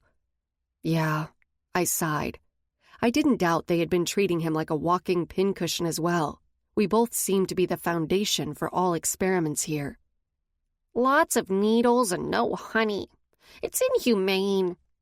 "The lack of honey, not the needles?" I winked. "Well, yeah, of course." He stomped his foot. "It's cruel. I'd like to file a complaint." "Yeah, me too." I snorted. "Let me know how it goes for you." "We have to do something, Van. I can't live in these conditions. They don't even let me have those granola bars. The nurse laughed at me when I mentioned I'd settle for churros." A grin settled on my mouth. It was so good to have Sprig back, to smile and laugh again. A happiness I hadn't felt for a month filled me with light, He brought me a peace only a friend and loved one could give. You're right. We have to come up with a plan. My smile slipped, the seriousness of our situation returning. Do you remember the girl, Sarah? She was the other seer and collector. The one I threw a brick at on the rooftop? Yes, her. I should have thrown poo. Sprig had helped Ryker and me escape from a building where we'd been hiding when the collectors hunted me. That night felt long ago. She's dying. Oh, does that mean no poo? No poo, I confirmed. I need to sneak into her room tonight. When I saw her today, she was trying to tell me something. I could feel it. I have to see her. Oh, a night full of danger, mystery, intrigue, action. Sprig inched forward, excitement glowing on his face. And food. When did food become part of our evening? Because I only do the other stuff if food is involved. That was true. Who knows, maybe there's a drive-thru on our way. Really?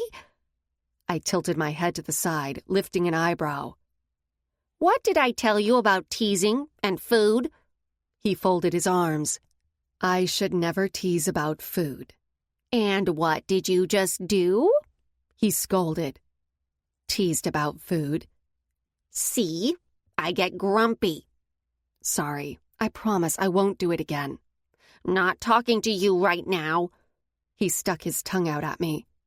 I knew from the many times before this would only last about 30 seconds. I needed to use the silence to think of a plan. I drifted from the table, trying to figure out how to get to Sarah. I sat on my cot and lay back, my gaze going to the ceiling.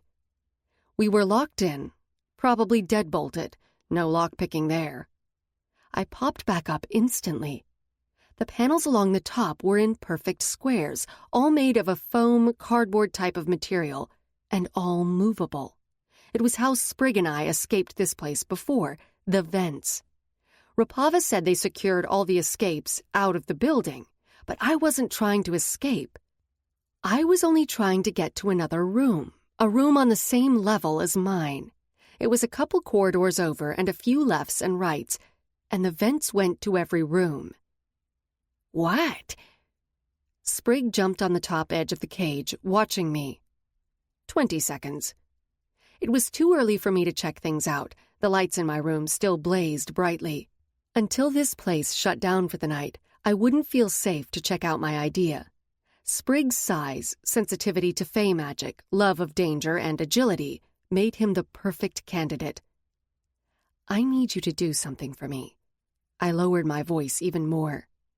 I want you to check out the access to the vents and find out if there are any alarms or triggers on this level. He nodded with eagerness. But only go as far as you feel comfortable. If you feel or see anything wrong, come back, okay? Your safety is priority to me. He saluted me and leaped to the top of a cupboard. Not wanting to focus on him in case we were being watched, I paced and fiddled around the room, watching him through my lashes. He pushed at a ceiling panel, lifting it enough to slip through. I waited. My nerves were so severely strung I could only inhale the smallest bit of air. Every creak or sound I heard caused me to jump, dampening the back of my neck with sweat. Trying to act natural when you wanted to lose your shit was a feat in itself. My hands fidgeted and twisted around each other. The hum of the fluorescent lights grew louder, ticking like a clock as time passed, filled the strained silence. Hell, I mumbled to myself. Something was wrong. I could feel the panicked scream building in my chest. What if he got caught or hurt? Why did I put this on him? What did I make him do? A thump sounded above me. I jumped, covering my mouth to stop the cry waiting to escape. Sprig crawled out, leaping on the cupboard. Oh, thank God. My words rushed out, allowing me to take the first real breath. Sprig climbed down. First, there are rats up there, big ones. He crinkled his nose. I think they thought I was fast food delivery. Or they were trying to mate with me. Knowing Sprig was safe and no one had broken down the door to take either one of us away, I let myself laugh. I tell you, Van, it's always sex or food. He sat back on his hind legs by his cage. Hey, you and rats have something in common. Speaking of, Sprig, I interrupted. What did you see? The vents are clear if you stay on this level. When I tried to climb up, like we did last time, I saw sensory triggers and everything has now been bolted down with goblin metal. Rapava was not lying. He did block the exits to leave, but moving around internally was feasible. How far did you go? All the way to the end of this floor. They don't seem to care if we crawl around the vents like rats in a maze, but the maze is of their making. We can't get anywhere good. Oh, unless there's a cafeteria on this floor. Let's try finding Sarah first, before we venture out. Aye, Matty. He saluted me. I fell back on my bed with an amused groan. Now all we had to do was wait till lights out. Chapter 7. Metal rubbed against the fabric of my pants, sending electric shocks into my knees and shins as I slid slowly through the vent. The space was smaller and thinner than the one I escaped through last time, and my weight created an unnerving pinging sound through the flue. It was a succession of moving through a series of mazes and climbing over ceiling beams like a gymnast. Sprig was not wrong about the rats. Several of them scurried over my hands as I blindly made my way through. Rats didn't bother me normally, but the feel of their fur and claws scraping over my skin created chills down my arms, causing me to shake them off in disgust. I had to rely on my memory to get to where I thought Sarah's room was located. Sprig's sharp night vision helped steer me. After a while, my sight adjusted and my senses heightened, but my stomach was still tense with fear. I was putting us in an insane amount of danger, but I would not be a victim. If fighting meant playing their game while secretly obtaining information to take them down, that's what I'd do. Sprig yelped. A rat squeaked. "Stop fooling around up there. Leave the rats alone," I whispered. Leave the rats alone?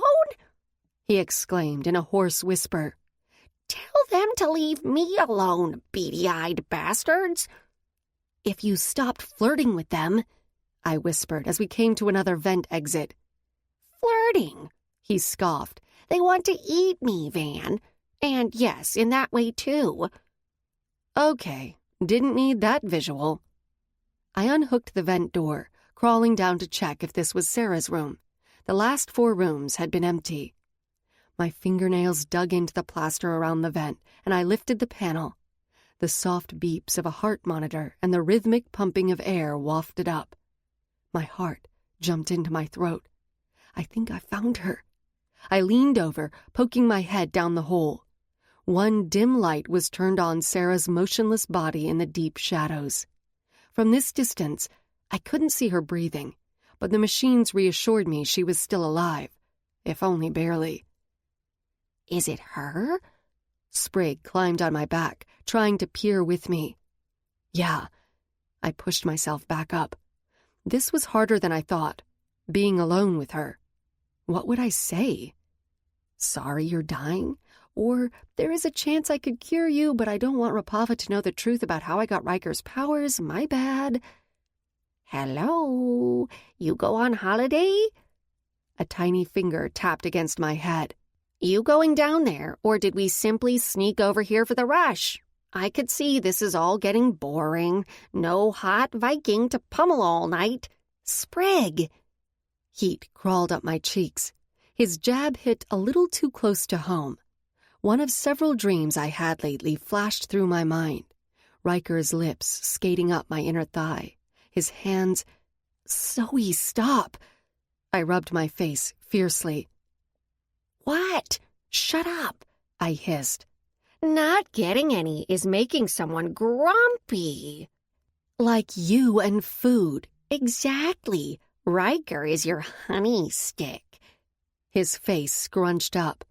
Ah, I shook my head. Let's not ever use that reference again. I think I might even have ruined honey for me with that comparison. I raised a dubious eyebrow at him. Yeah, you're right. Sprig grabbed his stomach, laughing. That could never happen. I shook my head, a smile curling on my face. No matter what, Sprig could make me laugh, even in difficult times. You know, all this talk of honey... If they ever allow me beyond my rooms, I will try and find you some. This is why we should never part ways. Because I supply your addiction? Pretty much. He nodded. That's what I thought. I sighed. My role in life. I stared back down the gap in the ceiling. Okay, let's do this. Great! Sprig bobbed on my shoulder, then stopped. What are we doing again? I reached over and grabbed Sprig. This. I lowered myself into the opening and held him over the bed. Jump. He easily leaped on the bed as I turned myself around in the vent and slid through the opening feet first. I dropped to the ground, my knees bending with the impact. I barely made a noise. I was exceptional at several things, and being stealthy was one. Robbing homes, starting at the age of 9, taught me early how to move so I could break into places undetected. I crept over to Sarah's bed, her frail form disappearing in the mattress. My gaze roamed over her face and hair. We didn't come from the same parental DNA, but we came from the same formula Dr. Holt designed. I guess I still hoped to find something visual connecting us, a trait, a birthmark, something tangible. But we were only related on the inside. A unique coding in our DNA linked us. Without realizing it, I reached for her hand. It was small and cold in mine. Sweat beaded at her hairline, and a shadow of blood crusted the base of her nose. "I'm sorry," I whispered, my voice startling me. Emotion struck my heart. "I am so sorry." Sarah's lids quivered, and slowly they lifted. Adrenaline sent spikes of energy through my limbs. What if I read her wrong earlier? What if she cried out for help or hit a button to get the nurses in here? All my work to obtain Rapava's trust would be down the drain. I stiffened and glanced nervously at Sprig. He had moved to the opposite nightstand as me, hiding behind a jug of water. Sarah's head bowed toward me, her gaze taking me in. I was half expecting anger or even fear to flash in her eyes. But instead, liquid filled them as she squeezed my hand. Air I didn't even know I was holding slipped over my tongue. Sarah took back her hand and tried to push herself up. "Here." I adjusted the pillow so she could sit up. She struggled to move, and after repositioning a little, she laid back on the pillows, her eyes closing with fatigue. I felt helpless and guilty. My conscience kept stabbing me. What kind of person are you? You could save her, do something. And the shame only thickened with the knowledge I wouldn't. I was going to let her die. She licked her lips as she opened her eyes. "You came." Her voice was soft, and every syllable struggled to come out. "Sarah, She grabbed my hand, halting my words. "I should have believed you." She huffed slowly, sucking in deep gulps, the tube in her nose wheezing with strain. "I'm sorry." I don't think I would have believed me either. "Dr. Rapava." Sarah coughed. I know what he's done to us, what he wants to do." I tried to fill in for her. She continued to choke and gasp for air. My gut somersaulted when I saw fresh blood dripping from her nose and pooling in her hand. Was this how I would have met my end? How my death would have played out if it weren't for Ryker? Only an outlandish coincidence had kept me from dying here alongside Sarah. Fury twisted my insides, stirring my wrath against Rapava and even Dr. Holt. What gave them the right to play God with us, to not care about the consequences of their creations? How could they not consider we were real people with feelings, hopes, dreams, not merely cells from a petri dish? As I watched Sarah spit more blood into her hand, I knew I would do whatever it took to end Rapava, to destroy DMG for good. Sprig nudged a box of Kleenex on the side of the table, still staying out of sight. I didn't know how she would respond to Sprig. Even if she hated DMG, it didn't mean her prejudices against the Fae had changed. It was better if he stayed hidden. I tugged the tissue out of the box and wiped the blood from Sarah's face and hands. She grabbed for my wrist, her eyes wide, her breath growing choppy and irregular. "I must tell you," she panted, agitation tugging at her voice. "Sarah, you need to rest." "No." Her grip on my arm tightened. "He's already—" She coughed even more violently, her withered frame convulsing. "What?" I leaned in closer to understand her. "Dead." Like someone poked a deep hole in a water balloon, blood trailed from her nose and the corners of her eyes. "Stop him." Oh, God. "Sarah," I clutched the back of her head as she fell back. "Zoey," she muttered my name, her lips covered in blood. "Shh." I crawled on the bed, holding her. "It's okay. I'm here. So you won't have to die alone." "Save them." Her body jerked, and she moaned in pain. "Rescue her." I couldn't stop the whimper from pushing past my lips, and I gripped her closer to me, trying to hold her frame in place. Red liquid soaked my shirt. She smacked her lips, trying to talk again. "I'm sorry." "Sorry for what? Rescue who?" I rocked her back and forth, not relenting on my firm hold. "I knew." With another fit of violent tremors, more blood poured from her nose and eyes. "She is here." Her words trailed off in a hiss. She jerked again, gave a terrible series of gasps, and then went still. Both ice and fire cascaded over me. I shook my head back and forth, trying to stifle a cry. "No." I continued to sway her, but Sarah's body remained still in my arms. "No." "Sarah!" She was dead. Sharp cuts of sadness slashed at my heart, coiling me forward over her body in pain, echoing out in a sob. Grief I had held back from losing Lexi and Daniel swamped my chest, unfolding with even more density. I pulled her body firmer against mine, shaking. "Van? Are you okay?" Sprig jumped off the side table, his little voice unsure. But I could not answer him. Her death hit me harder than I thought it would. Maybe because with Lexi and Daniel, I never had time to fully mourn their loss. Or because theirs had hurt so deeply, I wouldn't let myself feel it. Sarah's had opened the barrier I put up, letting the utter agony of all the people I lost crash in. Hot tears slid down my face, choking my throat with cries. An irritating sound came from the background, but I felt numb to sensations. The only thing I experienced was pain, loss, and being left alone. "Van?" A tiny hand rubbed my leg. Through my blurry vision, I saw Sprig beside me on the bed. "I hate to do this, but we gotta go." The here and now came back in an instant. The annoying noise in the background was Sarah's heart monitor, letting everyone know she was no longer with us. Voices and movement coming from the hall pierced my ear. The commotion moved toward the room. Hell. "Now, Van!" Sprig jumped off the bed. It tore at my heart, but I moved away from her, letting her go. I knew Sarah would not want me to get caught now.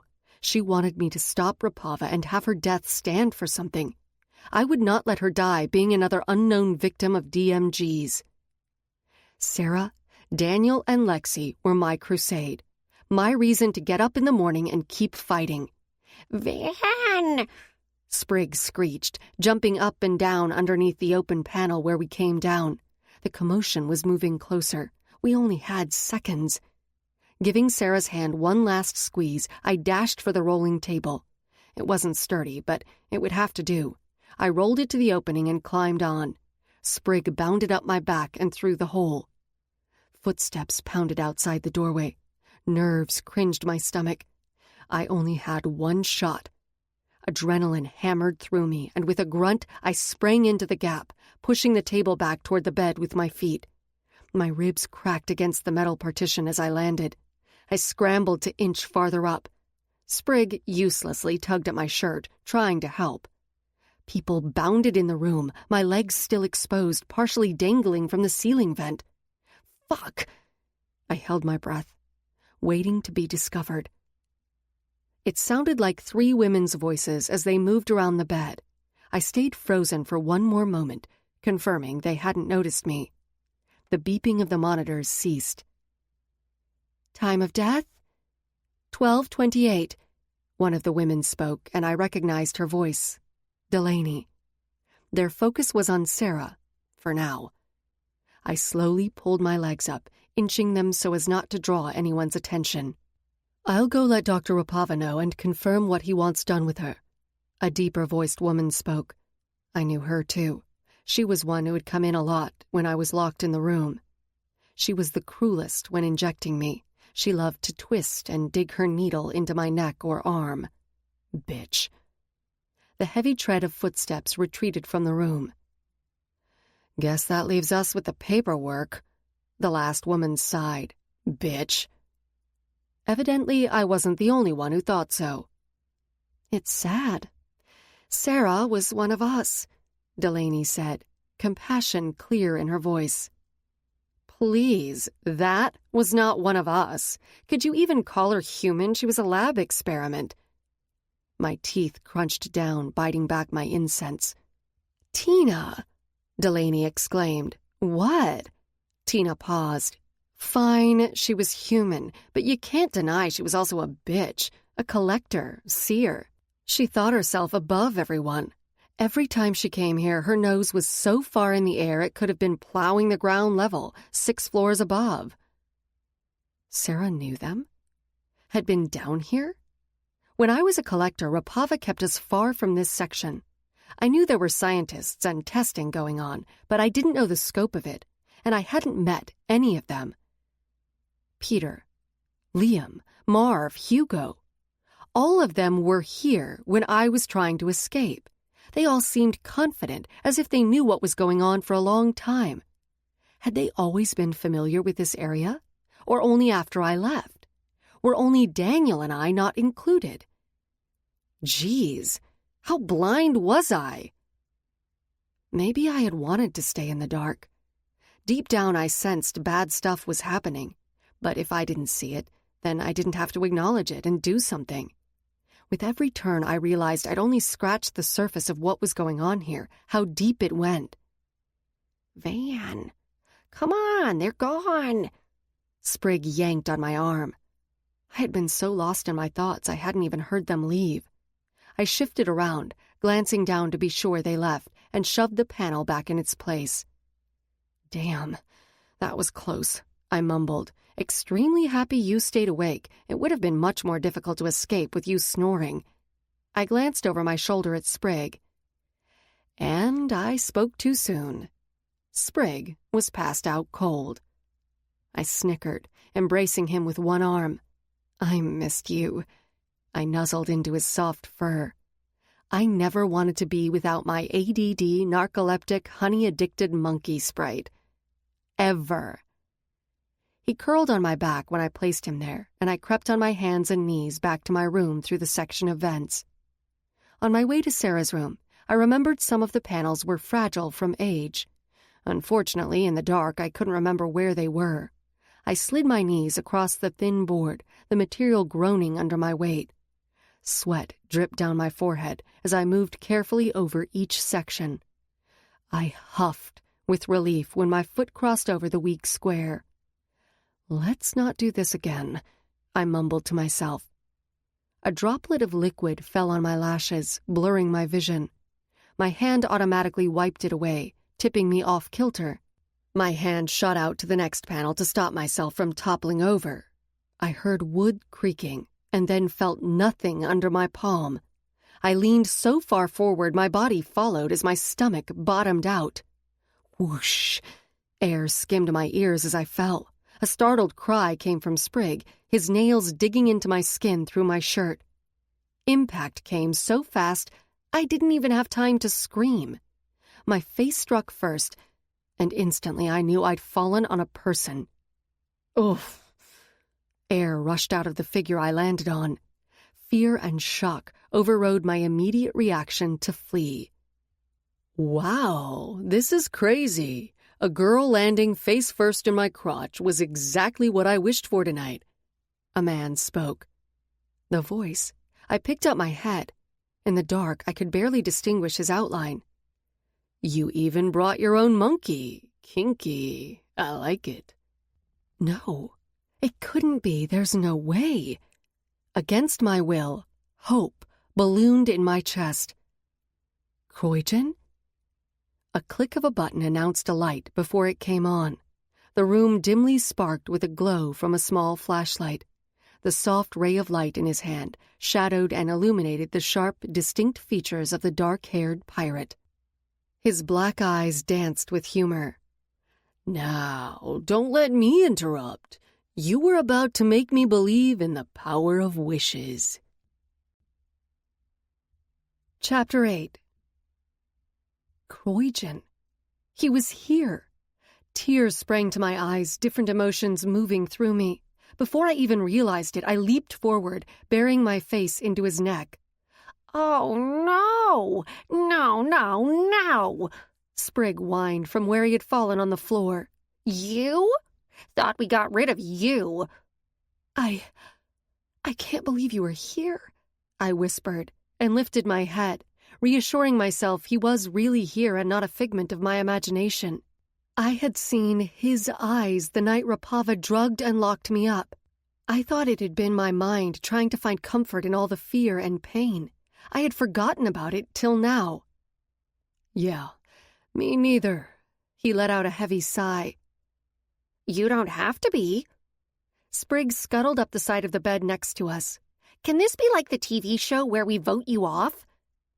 And I was hoping, rodent, you weren't included in the package. Croydon laid his head back. What? I'm not a rodent. Sprig's chest puffed with indignation. Croydon snorted, the vibration humming against my body. It was then I realized I was lying on top of him, with his hands on my lower back. How are you here? Shifting, I sat at the edge of the bed, heat prickling my cheeks. Why are you here? Why are you covered with blood? He propped himself against the wall, his gaze moving down my face to my shirt. The room was rectangular and only big enough to fit a metal cot, a tiny sink, and a toilet in the corner. It was a white-walled prison, but instead of bars, a thick-plated window was next to the door, so the captives could be observed. At least my room came without a peak window. Not mine. I glanced at my stained shirt and hands. I shook my head, hoping the images would go away. I couldn't think about her right now. Did DMG catch you? I asked, but I already knew the answer. No. You don't get caught. What are you doing here, Croydon? He snickered, folding his arms over his chest. He was wearing the thin gray scrubs they issued to every prisoner. Nothing was left to chance, like personal clothes or items. Even if they told me I was not an inmate here, I knew different. They dressed me the same as the Fae. Giving me my boots back was the doctor's way of trying to instill a sense of security, something of mine, a gesture of goodwill. Or maybe a way to control me. No personal items. Wait, how did you get a flashlight? I pointed to the 4-inch torch. Croydon scoffed. Please, it was unbelievably easy to nick off the doctor. I'm a professional, remember? My lids narrowed. Everything about Croydon was a bit dodgy. Look at you, all full of suspicion. You think I'm on DMG's side? Croydon arched one eyebrow. I don't know. Sprig crawled up my leg. Don't trust him, Van. Pirates are liars and thieves. I nodded, and both of us turned to Croyden, our arms crossed. "And what are you?" Croyden challenged, "but a liar and thief also." Sprig and I continued to stare at him. "Seriously," he exclaimed, "after all I did to get to you, you really think I'd go against my own to help the DMG? Humans?" "For the right price," I replied. "Wow." He shook his head. "I think Ryker has influenced you way too much." Suddenly his face was only an inch from mine. I sucked in air. Being this close to him unnerved me, but not for the reasons they used to. Croyden was quite attractive. There was no denying it. I used to see Faye first and find myself repulsed. Now I only saw the beautiful man across from me. "I want to know what your instinct says. What do you feel, Zoey? Am I here to betray you?" I watched him, his features growing sharper the longer I stared.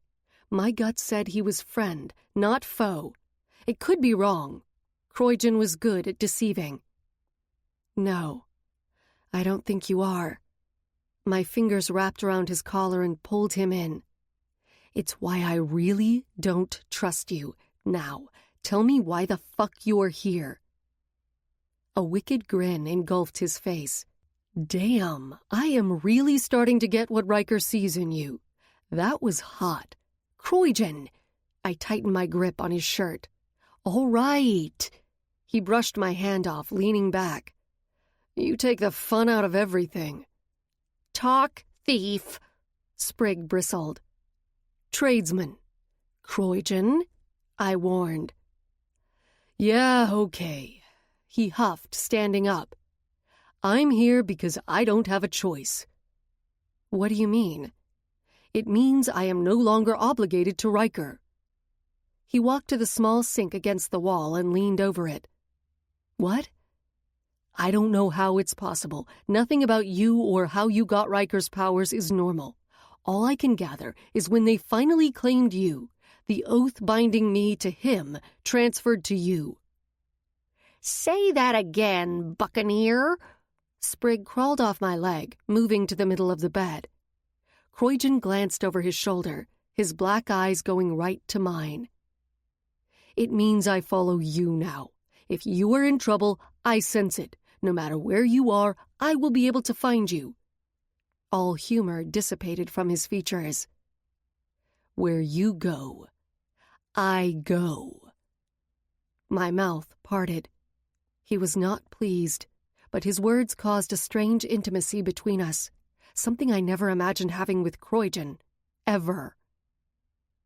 "I'm gathering this is not something either one of us can change or stop." He shook his head. "No." The intensity of his gaze forced me to look at my lap. I thought back to when Ryker's powers became fully mine.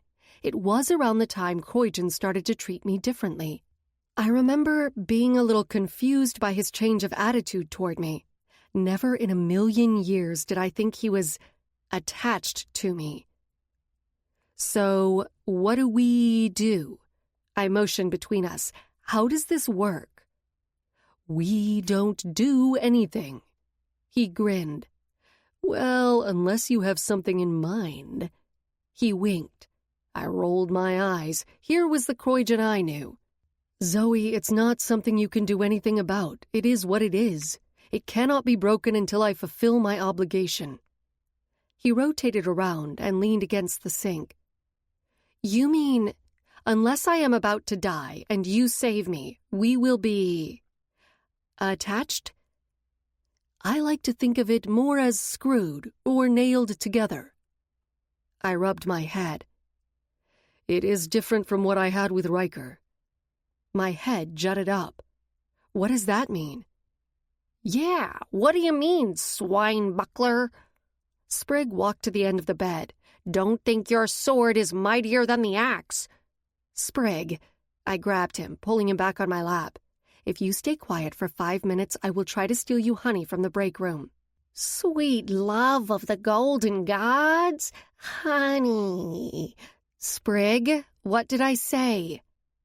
Sprig fumbled for his tail and shoved it into his mouth. This was wrong tracking, he garbled, pointing at his tail. I grinned. Keep stuffing. We can still hear you. Croygen smirked. Sprigg threw both of his hands in the air and flipped him off. Croygen glanced at me, an eyebrow lifted. I shrugged. I didn't say he couldn't talk with his hands. Croygen tilted his head back and chuckled. Now, what do you mean it's different from Ryker's? Croygen frowned. The link to you seems stronger, more out of my control, which doesn't make sense. He was the one who saved my life. So, why is it stronger with you? I couldn't answer that any more than he could. How did you get here? I mean, you came all the way from Peru? For me? It's not like I flew coach. I wouldn't do that for anyone. He stressed. With our connection, I can easily track you through the Fey doors. It also wasn't hard to figure out where you were being taken once I saw them put you on the private plane in Cusco. It felt strange to hear about what happened to me from someone else when I couldn't remember it myself, like a weird video of my life. The movie flickered back to the last memory I had after Garrett, one of Vadik's men chloroformed me. You were there that night, I stated. I remember. I saw you in the alley. Croygen nodded. Yes, by then I already had the link to you, and I sensed you were following me out of town, trailing me. And when you suddenly pulled back, I got curious. He paused, glancing at his feet. It was too late by the time I reached you. Garrett already had you, unlike Ryker, who threw himself in the middle. I stayed back. Yeah, you're my hero, I quipped. Sprigg's middle fingers flew in the air again, wiggling around, muffled grunts coming from his mouth. I stroked the top of his head to calm him down. Look how well it worked out for you and Ryker, Croygen retorted. Do you know where he is? Is he okay? All I know is Vadik took him, and Amara. Her name came out strained. I guess she went willingly. He shifted against the sink. Ryker is no longer my concern. Finally. Please, you two are all bark. I sense the closeted bromance there. Croygen's lids narrowed. Ryker was always suspicious of you, and the whole time it was Amara who Ryker should have been questioning. Sprigg tugged his tail from his mouth. Purple-haired bitch. I never trusted her. I knew she was up to something, but did anyone listen to me? No. He jumped, throwing his arms up. Then he huffed and sat back down. Are you hungry? I'm hungry. So close. I patted his head. What? Wide-eyed, he turned to look at me. That had to be longer than 5 minutes. It was forever. I still get honey, right? Because I was silent for well over 5 minutes. It was barely 2. Close enough. Sure. I rubbed behind his ear. His lids drooped quickly, and in 30 seconds he fell face first on the bed. Thank the gods. Croygen rubbed at his forehead, pushing himself off the sink. That thing is too tiny to be so bloody annoying. I ignored him and returned to our conversation. You never knew Amara was deceiving us. You? I should have, right? A grin hinted at his mouth. I mean, that's what she does. What she is, probably somewhere I knew, but clearly didn't give a shit. I blinked, my mouth falling open. Oh my God. You still love her. Even more now, don't you? Yeah. The grin turned into a chuckle. I do. You are a sick bastard. Don't I know it? He winked. I groaned. I really shouldn't have been surprised the pirate was turned on by deception and duplicity. She's good. You have to give her that. My lips pinched together. All I felt was hatred for her. Like you're an angel. Don't act like you don't deceive, lie, and cheat to survive. He had me there. Not to the people I care about. Really?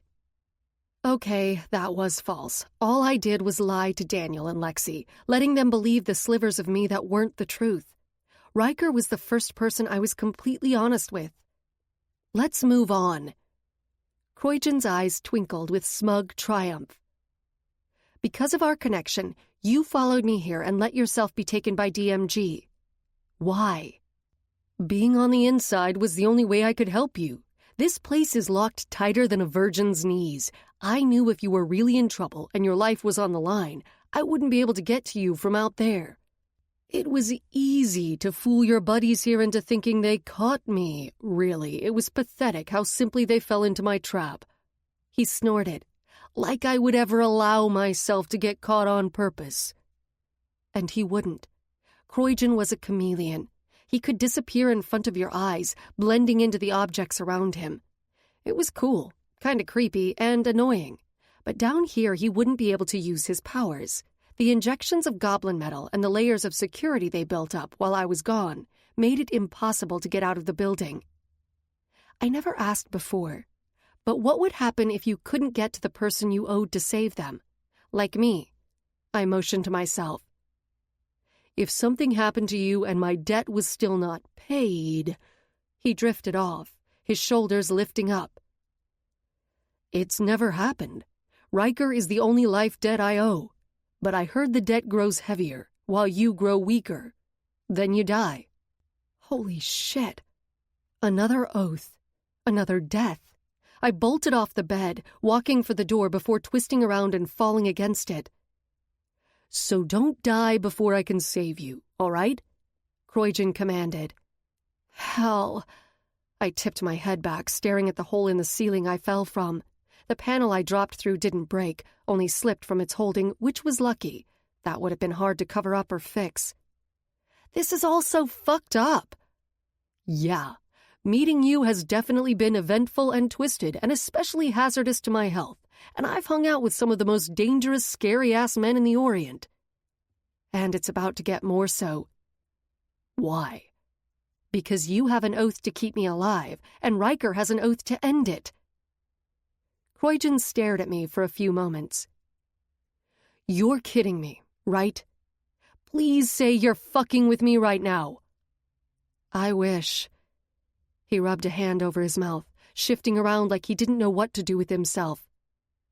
When I thought I might be dying, I didn't know what was going to happen, and I reacted in the moment. All I knew was it would connect us no matter how far Ryker and I were separated. I wanted him to live. Croydon held up his hand. Let me get this straight. The man I had dedicated my life to protect for the last century is the very man I will have to kill because he swore an oath to kill you? He took a step toward me. And if he fulfills his oath, I die. If I stop him, he dies. And I'm pretty much dead either way. Yeah. Croydon regarded me, his face expressionless, except for the heated ire in his eyes. Then, in a flash, his countenance crumbled and a howl of laughter boomed from his chest. It jarred me at first, the burst of mirth, but the twisted, sick hilarity of our situation struck me too. A smile cracked my mouth, and I snorted briefly. It was like a trigger. Once one came out, the rest would not be contained. I bent over as more and more giggles erupted out of me. Tears leaked down my face. Croydon's laugh only spurred mine on. I gulped a few times, getting air as our merriment quieted down. Sprig's body jerked, and he sprang up. What? What? Breakfast? Yes, I agree. He glanced fuzzily between Croydon and me. They have room service here, right? Then he fell back over, snoring. Croydon and I glanced at each other and burst out laughing again. It felt like a giant boulder was temporarily lifted off me. So much bad lay ahead of us, more than I could probably handle. But it felt good to laugh. Really laugh.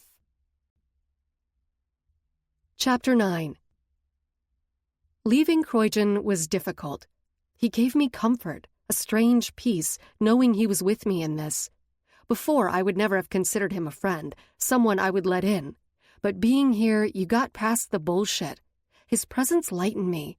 I didn't feel so alone. I departed, agreeing to try and come back the next night. To communicate during the day was extremely risky. I was never left alone. It was strange for Croydon to be my anchor, Besides Sprig, he was my only link to Ryker, to the person I had become, to the life I wanted. Rapava's mind tricks and jabs at my former beliefs and actions were hard to keep brushing off.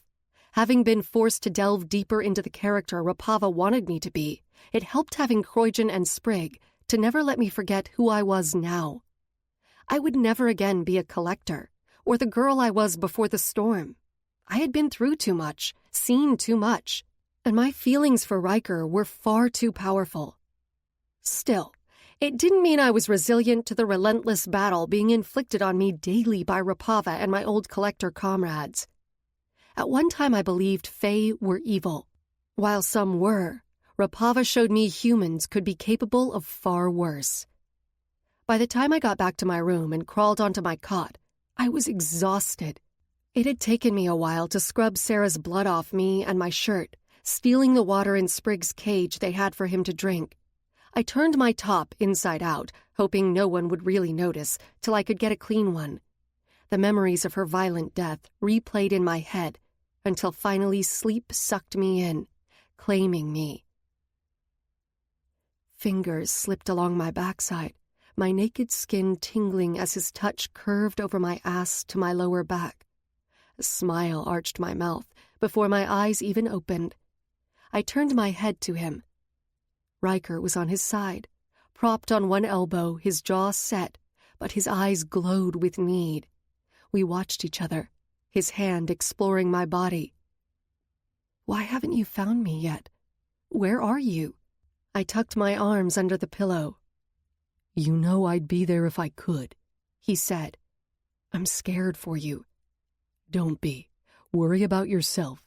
You know, no matter what, I will find a way to you." "Can it be now?" The side of his mouth hooked in a half grin. He leaned over, his lips brushing over my shoulder. "Croydon's here." Ryker pulled back with a groan. "Wow, you know how to ruin a moment." I snorted. "You know me." "Yes." Ryker's eyes burned into mine. "I do know you. Don't you forget, Zoey." "I'm trying not to." I bit my lip. "Actually, Croydon and Sprig help keep me grounded. I don't want to lose myself completely." "You won't. You are way too strong. And stubborn." Ryker tucked a strand of hair behind my ear. His touch felt so real. Tears brimmed under my lids. "And I hate to admit this, but if I can't be there, I'm glad Croydon is." "Now I know this is in my imagination." I chuckled. "What? I don't feel real to you." He trailed his hand down my side, peeling back the covers as he went. "You do. That's the problem." Heat filled me as he continued. "I want to stay here, escape from all the pain, remain here with you forever." Ryker stopped, his jaw grinding. "Then this has to be the last time we can be together like this." I hated it, but I knew he was right. After losing Sarah, I understood I needed to have nothing holding me back. I drew in a long breath, the pain still cutting deep. Rapava needs to be stopped. I get it, but being here compels me to want to stay in this bed forever. Be selfish. It would be so easy. But I know you are out there somewhere, and I want the real you. Even though I will be trying to kill you. Especially because of that. I turned over on my side. Our reunion would be problematic, but it still wouldn't stop me. If I were going to die, it would be at Ryker's hand, not Rapava's. You and I are survivors, and we'll do whatever it takes to live and be together. That is the love I want, whatever the outcome. I sat up, looking over him. You gave me strength at first. I needed to retreat to you, to feel comfort. I can't have it anymore. I need to turn off my feelings and become the person they want. Being here causes me to want you too much. I feel weak. His hand cupped my cheek. His eyes softened as though he understood. He pulled me to him, his lips meeting mine. Desire zoomed over me, quickly deepening the kiss. I crawled onto him, straddling his bare hips. He rose hard beneath me, hungry. He grabbed my hips, lifting me up. Then he tugged me slowly back down. Air gasped from my throat as he pushed inside me.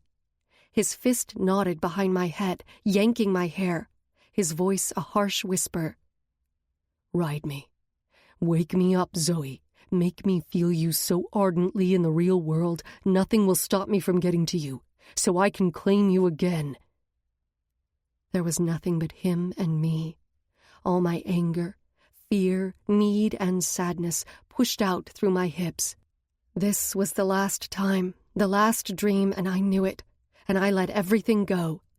Because tomorrow would come, and there would be no escape from reality. The lights above my head fizzed, blinking on. I groaned, digging my head into my pillow, my eyes already burning. Real life had arrived. The memory of my dream flashed in my head and was quickly shoved out. No more, Zoey. You need to focus on the here and now. It was up to me to get out of here. Play the game so believable they would eventually let down their guard, slip up. Until then, I needed to find out all I could of Rapava's plans. I needed to explore the bottom floor. Sarah had said Rapava had started something and asked me to save them. I felt in my gut whatever she was talking about was on the lower floor. That was my new mission. Find a way to that level. The door to my room swung open. Good morning, Zoey. Speak of the devil. Dr. Rapava's abrupt footsteps advanced to the table where Sprig's cage sat. I curved my head to watch him lift the lid, his analytical gaze on the object inside. It's going to be a busy day for you. Today you will start training. You need to keep up your fighting skills. You will train in the morning and then do testing with me in the afternoon. Rapava lowered the top. While you are training, I will be testing EP1. EP1. I sat up. Experimental Primate 1.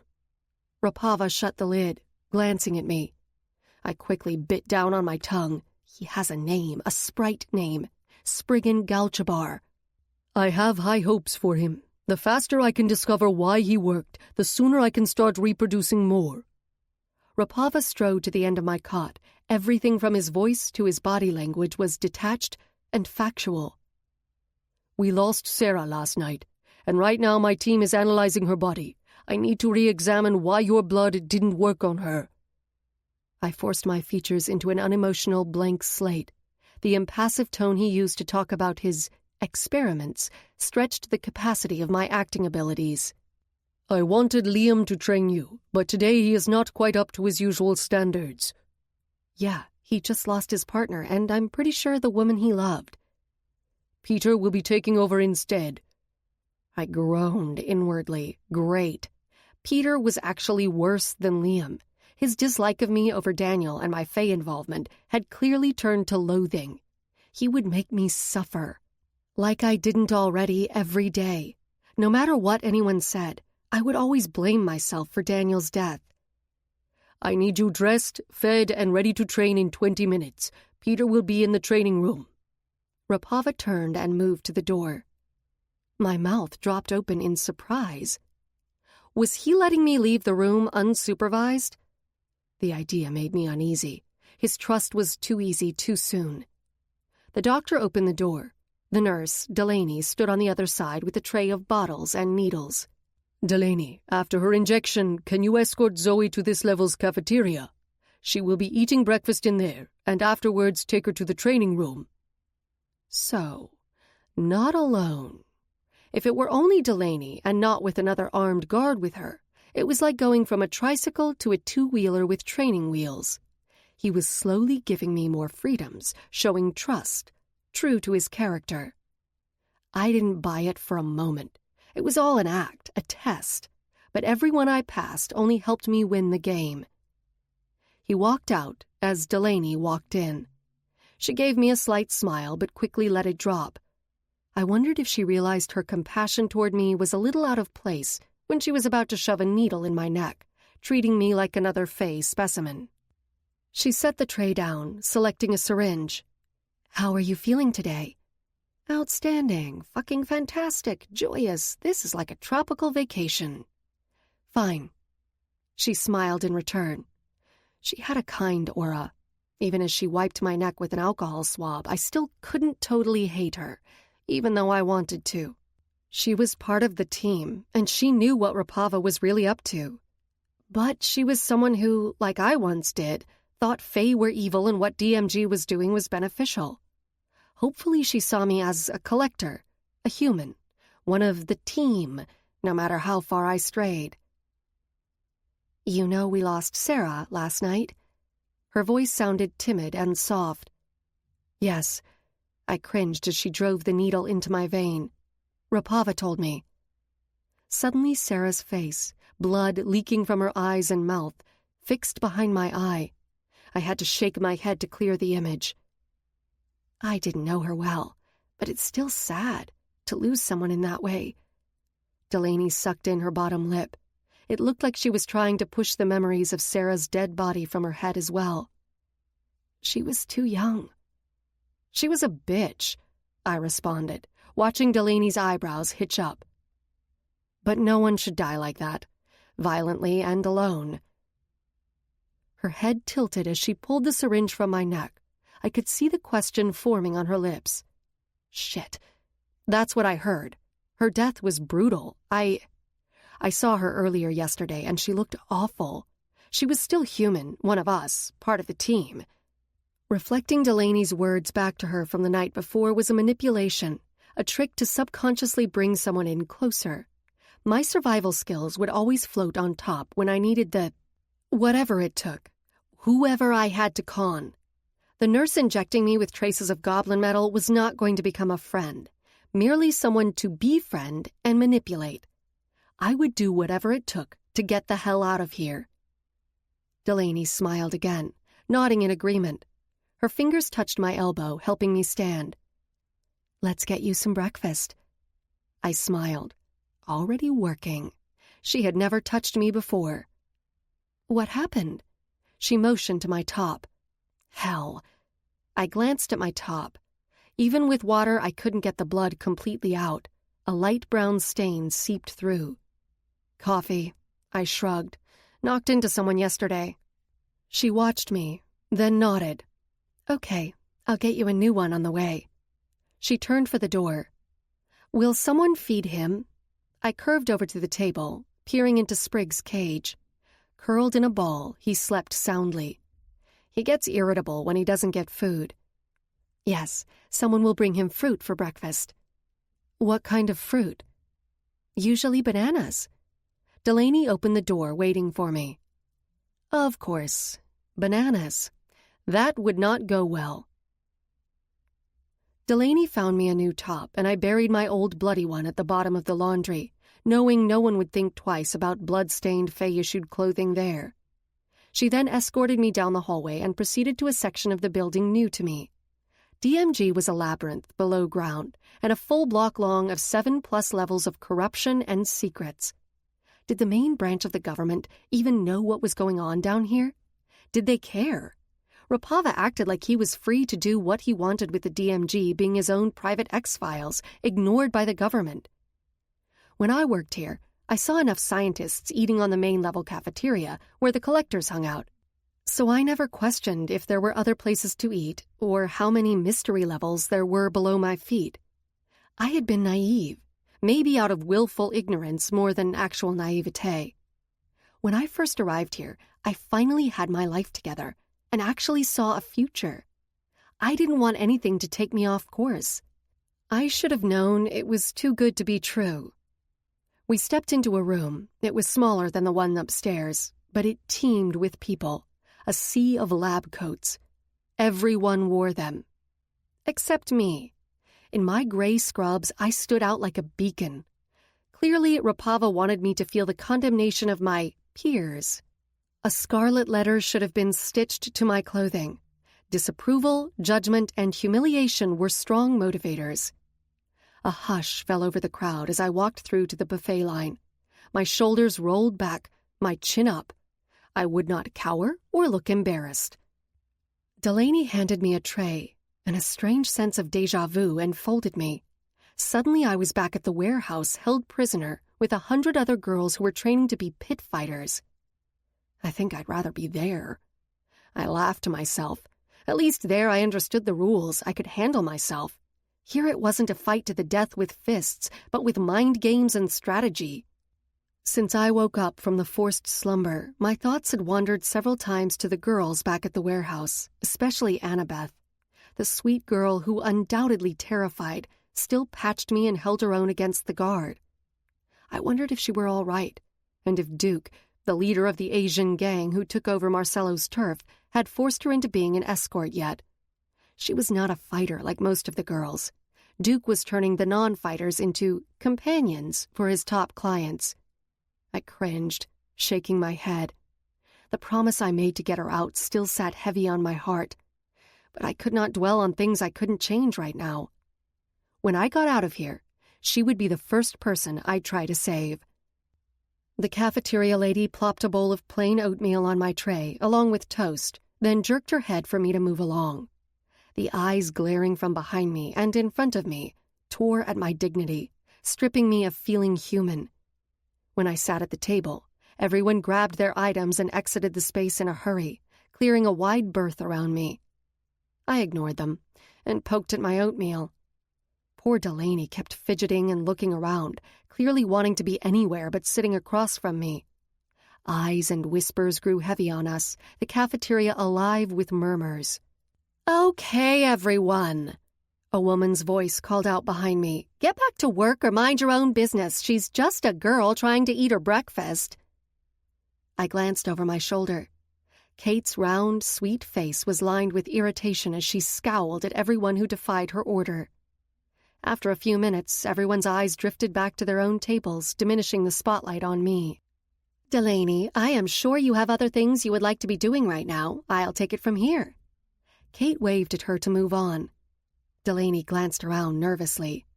"Dr. Rapava will be fine with it," Kate encouraged. "I'll let him know." Delaney released a relieved sigh. She sprang from the table and went out the door with efficient speed.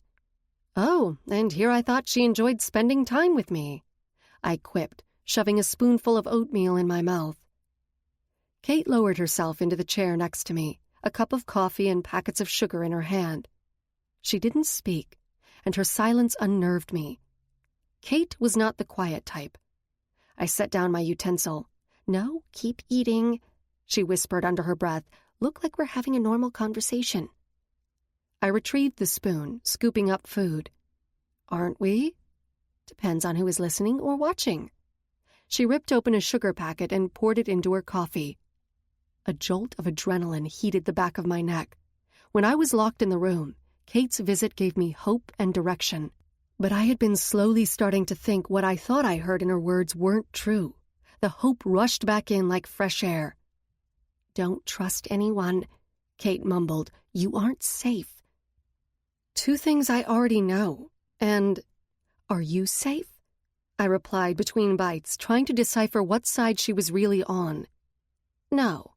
She stirred the black liquid, causing my mouth to water with the phantom taste. "I haven't been in a long time." "What do you mean?" "This is not the time for that conversation." She picked up the cup, blowing on it. "I'm sorry about Sarah. Not being able to save her will always be my biggest failure."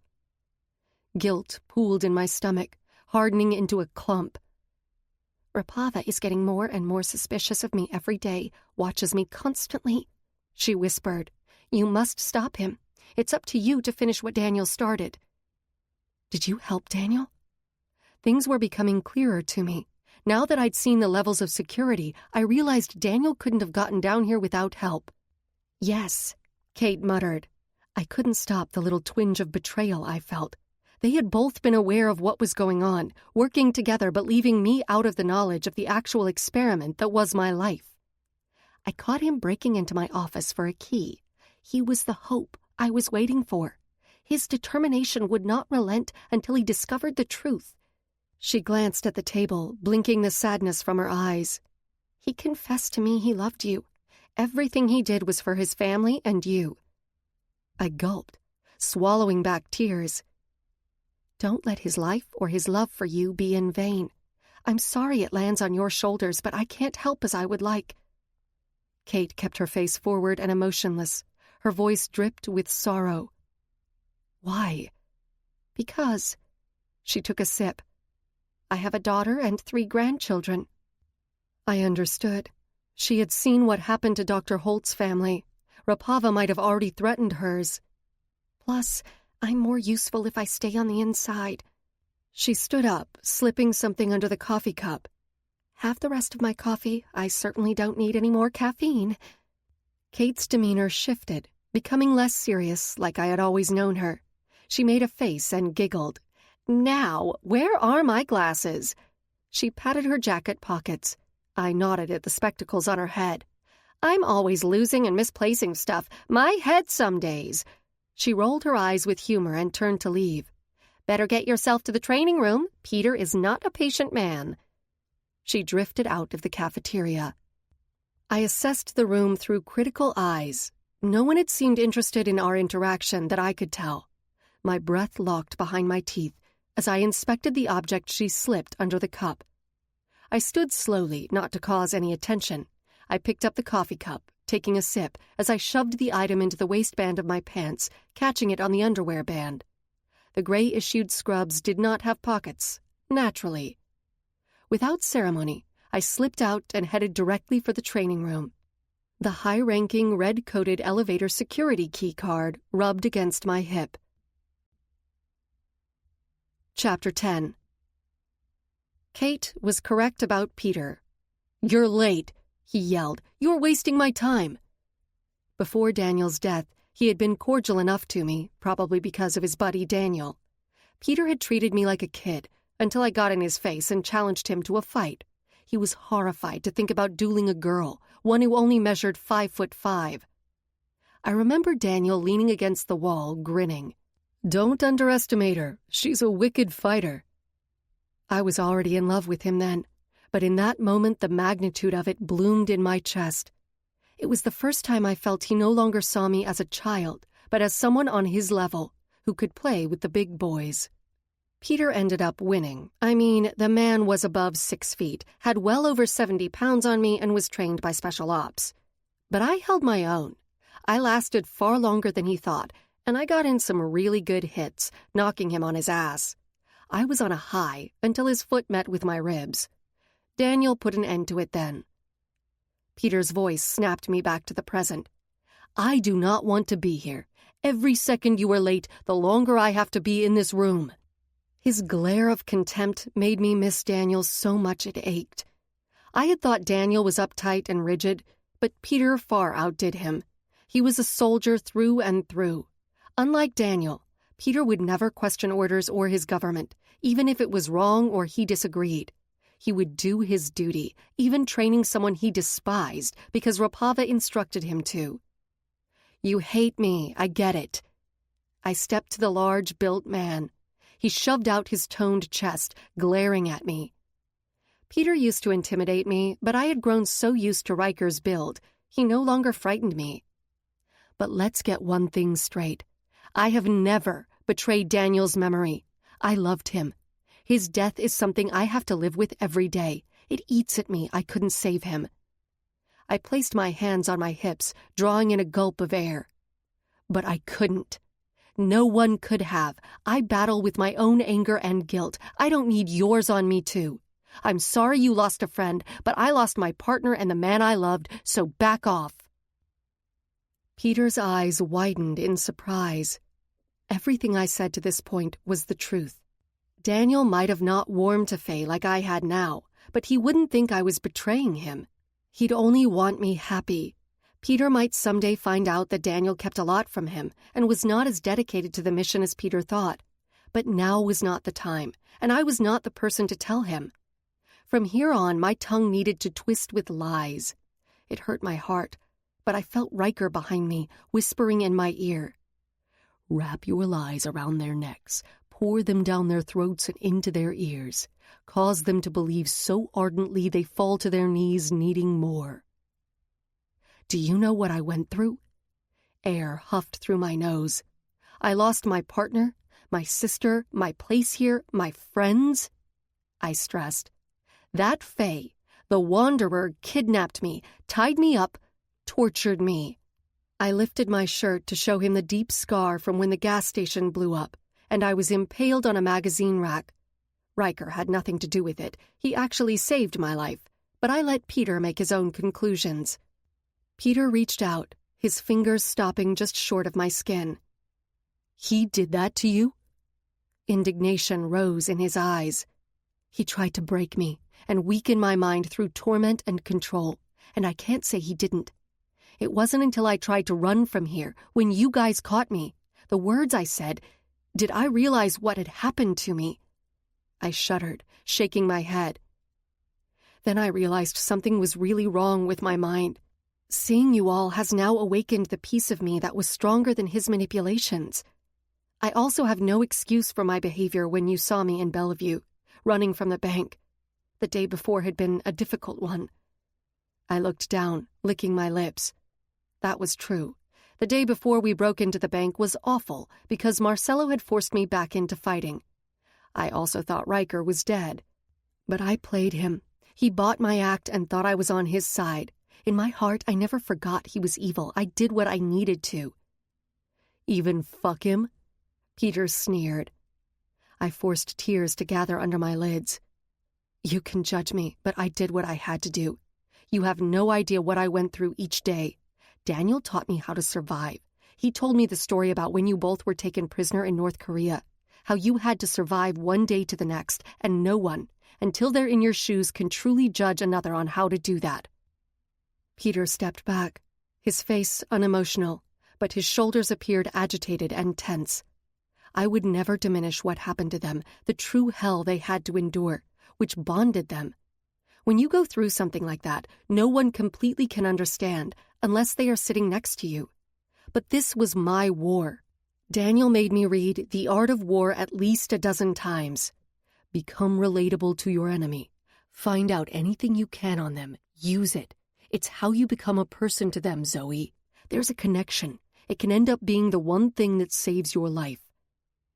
He would be the first to tell me to use this tactic. Daniel's voice faded from my head. Peter paced around, rubbing at his head. Finally, he let out a long sigh. You're right. I'm in no place to judge you, especially when I've done the same exact thing. He stopped in front of me. I've been so angry over Daniel's death. I pointed it at you, blamed you, let what happened after you ran discolor my thoughts of your actions. He would kick my ass for that. A brief fleck of humor lit his eyes before turning serious. I can't say I agree with your choices, but if what you say is true, then I apologize. You're more of a survivor than I thought. He nodded. Daniel would be proud of you. I wanted to believe the Daniel I knew would be. Ryker would find this hilarious. Can we start anew? I held out my hand. The initial response was quick, but I saw him look at my hand, his nose wrinkled, before his expression changed and he clasped it. He didn't want to touch me. Deep down, he still had a visceral reaction to Faye, tainted. Wrong. I could work with it. We had made huge progress. Now let's get you back in shape. Peter pulled his hand away and proceeded to the mats. If you thought Daniel was a tough teacher, just wait. Exhaustion forced my eyes closed before I even hit the pillow. True to his word, Rapava forced me between training and tests for his study. By the evening, I felt like nothing more than a pincushion between Peter's punches and Rapava's exams. Peter kicked my ass and took great pleasure in showing me what a tyrant drill sergeant he was. Then Rapava ran multiple tests and prodded me with every size needle there was. I had bruises and aches in places I didn't even know had nerve endings. Even though I passed every mental and physical test they threw at me, I could tell Rapava and his collectors were still skeptical. I stayed dedicated to the new leaf I turned over, to be reestablished as a collector. Is it safe to come out? Sprig's voice drifted over to me from the cage. Probably not, I mumbled. Sprig and I had to maintain a respectful distance. I couldn't get caught crossing the line. You all right, Van? Describe all right. The metal of his cage clanged. I lifted my head to see him sitting on top of the box, watching me. Sprig. Oh, Sprite munchers, screw them, Van. You look like a black and blue piñata. I feel like one, too. Don't they normally give you a cookie or something after you give blood? Sprig hopped on the table. You know, to keep your sugar levels up or something? I smiled and propped myself on my elbows. They did. A whole box. I think they were honey lemon. But they were so fluffy and rich, I could only eat one. Sprig's eyes widened, his tongue licking at his bottom lip. Threw the rest out. I shrugged. There was no way I could eat them all. His jaw fell open. What? He sputtered. You threw them out? You didn't think about bringing them back to me? He threw up his arms. Undistinguishable words continued to come out of his mouth. Sprig, I commanded. He quieted and looked at me glumly. They didn't give me any cookies. I was kidding. He crossed his arms, sitting back on his legs. You're mean. I know, but did you really think DMG folks were cookie-giving types? No, but don't mess with me like that, Van. He wiggled a finger at me. When it comes to food, you don't intercourse with me. I burst out laughing. Intercourse? You mean fuck with you? Yeah, same thing. Not quite. I shook my head. Slightly different context. You humans and your context. He crawled to the edge of the counter. No wonder it took you and the Vikings so long. He thought you tossed his cookies too. I groaned and lay back on the pillow. His comment allowed thoughts of Ryker to enter my brain. Thinking about Ryker was against my new rule, but the vivid sex dreams seeped through, like I could still feel him inside. No, stop. I stuffed my face into my pillow, pushing back the barrier. Damn it, I used to be better at shutting off, becoming emotionless. A Viking and a monkey completely undid all my years of building walls. Oh, Van. I felt Sprig land on my bed, climbing up my leg. Sprig, I hissed, lifting my head. Go back. What if we're caught? Screw those dingle biscuits. He came between my arm and body and snuggled in. I didn't curl my arm around him, but it was enough for him to be there. The lights clicked off, signaling bedtime for the captives. Every night at 10 o'clock on the dot, we were plunged into the darkness. Sorry I brought him up, Sprig whispered, then sighed deeply. Hate to admit it, but I miss him too, even though he stole my churro. The delicious, warm, sweet, melt-in-your-mouth large stick of heaven. I snorted. I can see why you want him back. I saw it. It was not a stick, but a seal clubber. I rubbed at my face. It's not only about the sex. Sure. His tiny hand patted my arm. No cookies, but did you happen to spot anything else today? Perhaps honey? Like those bars you used to give me? Oh, what I wouldn't do for one of those right now. Oh, and what about those honey mango chips? To die for. And one of those Inca Colas, or maybe... Sprig? Yes? Zip it, I growled. Uh-oh. Van is grumpy, and there is no food or sex available here. He sucked in a breath and whispered, I'm scared. You should be. I sighed. Now go to sleep. Tonight I wanted to sneak into the bottom level. Kroijan's visit would have to wait. The plastic rectangle pressing against my hip called to me. My goal was to find everything I could on Rapava's plans. Knowledge was power, and I would destroy him with it. What would the higher-ups do if they knew the truth about this government faction and what it was really up to? Proof was the only way for them to believe. Whatever Rapava was doing down there had to be bad. I felt once I saw what was happening, the knowledge would only lead me deeper into Rapava's world and to the truth. I waited for Sprig to fall asleep.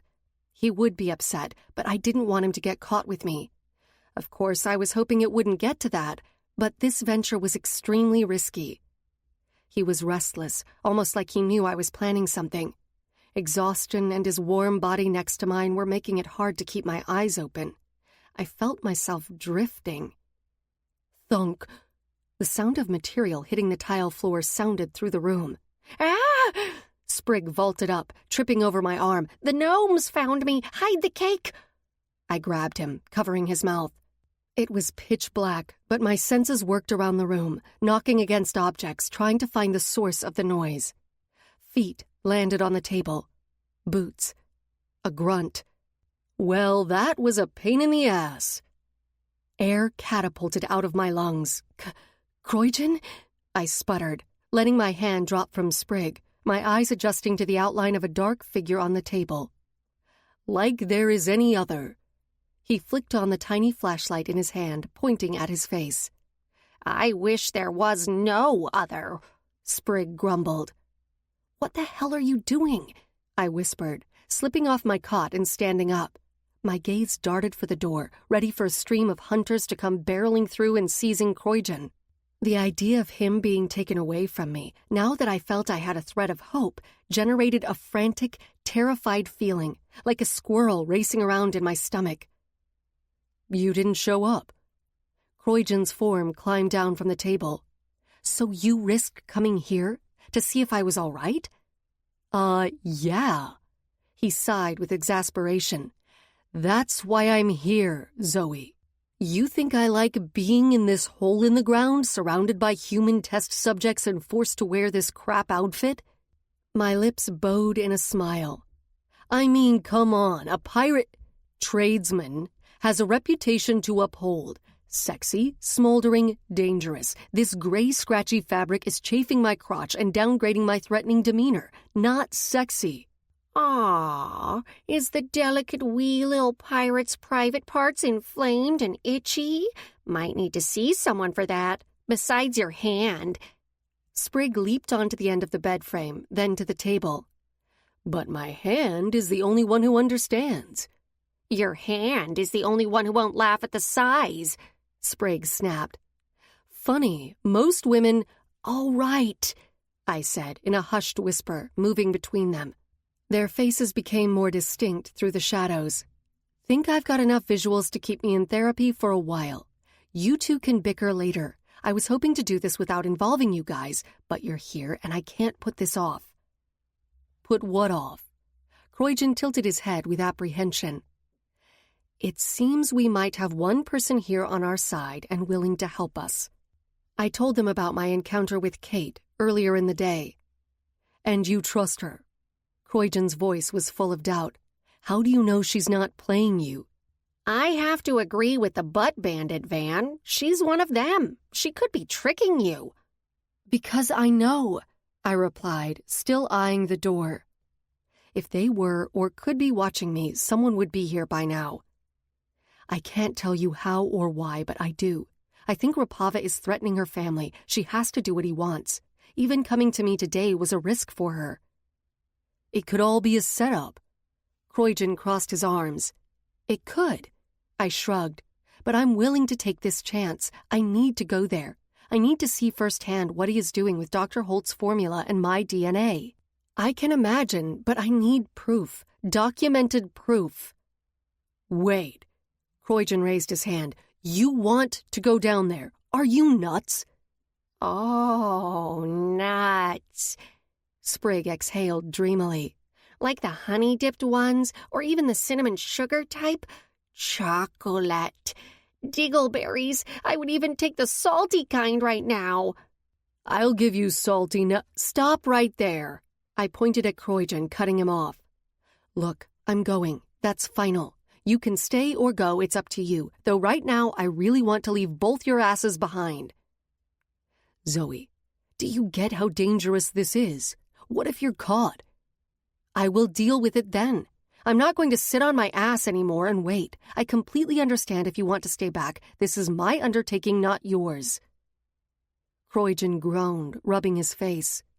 Seriously, how did Ryker deal with you? Salty nuts, Sprig responded. It was my turn to groan. I turned, walking back over to the bed, and sat, lacing my boots tighter. I never even took them off to sleep. I didn't know if it was because I wanted to be ready at a moment's notice or if it was more of a psychological connection to them. They had been with me since day one and were the only thing I had left, which was really mine. Standing, I wrapped my hair into a loose bun as I moved toward the table. Since my room was locked at night, I still had to use the vents to get to the elevators. I climbed on the table, and Sprig swung himself onto my shoulder. The key card Kate left me was still hooked in my underwear. "You're not going without me, Van." I heard Croydon exhale deeply. "Yeah, I'm going too. Who knows what trouble you'll get into without me?" "Van, can we leave him down there?"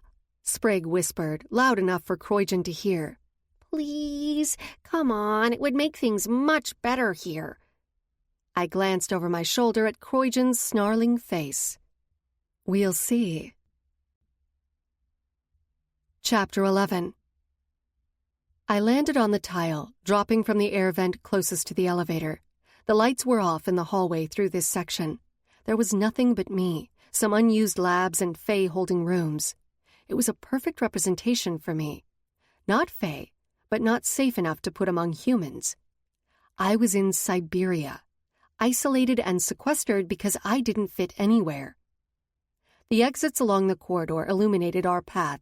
It was still a huge risk, especially because it was so quiet in the hall. At any moment, we could be caught. Croydon and I slipped down the hall to the elevator with Sprig snuggled close to my neck. I slid the card from its elastic hold and hit the elevator button. The ding echoed like a siren down the vacated passage. My breath hiccuped in my lungs. I bit my lip, scanning for any movement. The doors clanked and slid open, a welcoming entry to our doom. "Last chance," Croydon muttered. I paused, but quickly shook my head and stepped in. "No, without this proof, we have no chance." "Not dramatic or anything," Croydon grumbled. We slunk inside and pressed our backs to the wall, hiding on one side. The card stuck to my sweaty fingers. I took a breath and then glided it into the slot and pushed the last button. Every second felt like 30. Fear ticked time slower. Close now. The elevator took another moment, taunting me, and then finally obliged my wishes. The reflective metal of the doors outlined two figures as both doors clicked into one.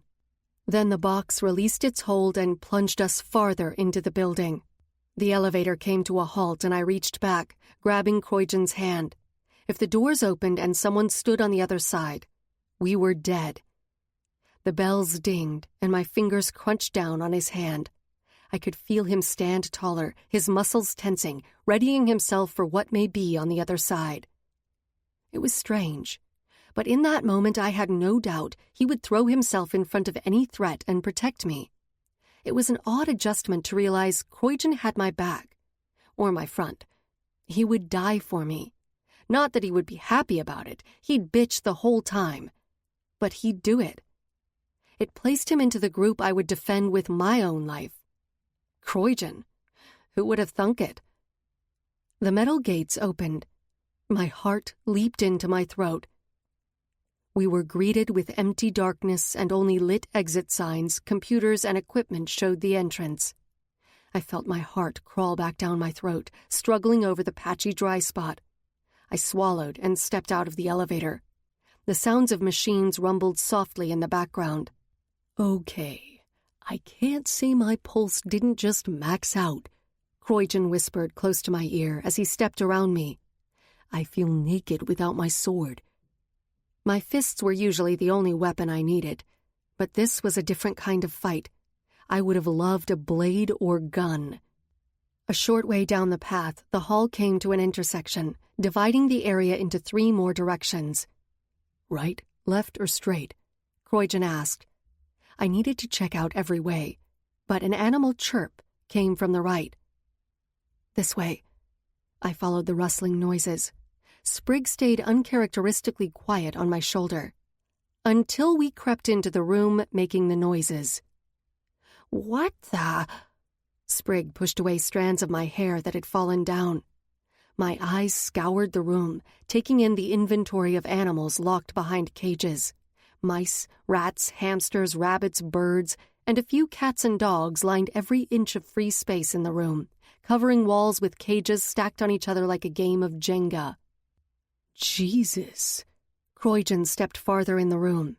It's like I'm back in the Oriental trade 100 years ago. It's disgusting. Each cage was packed full, especially the rodents.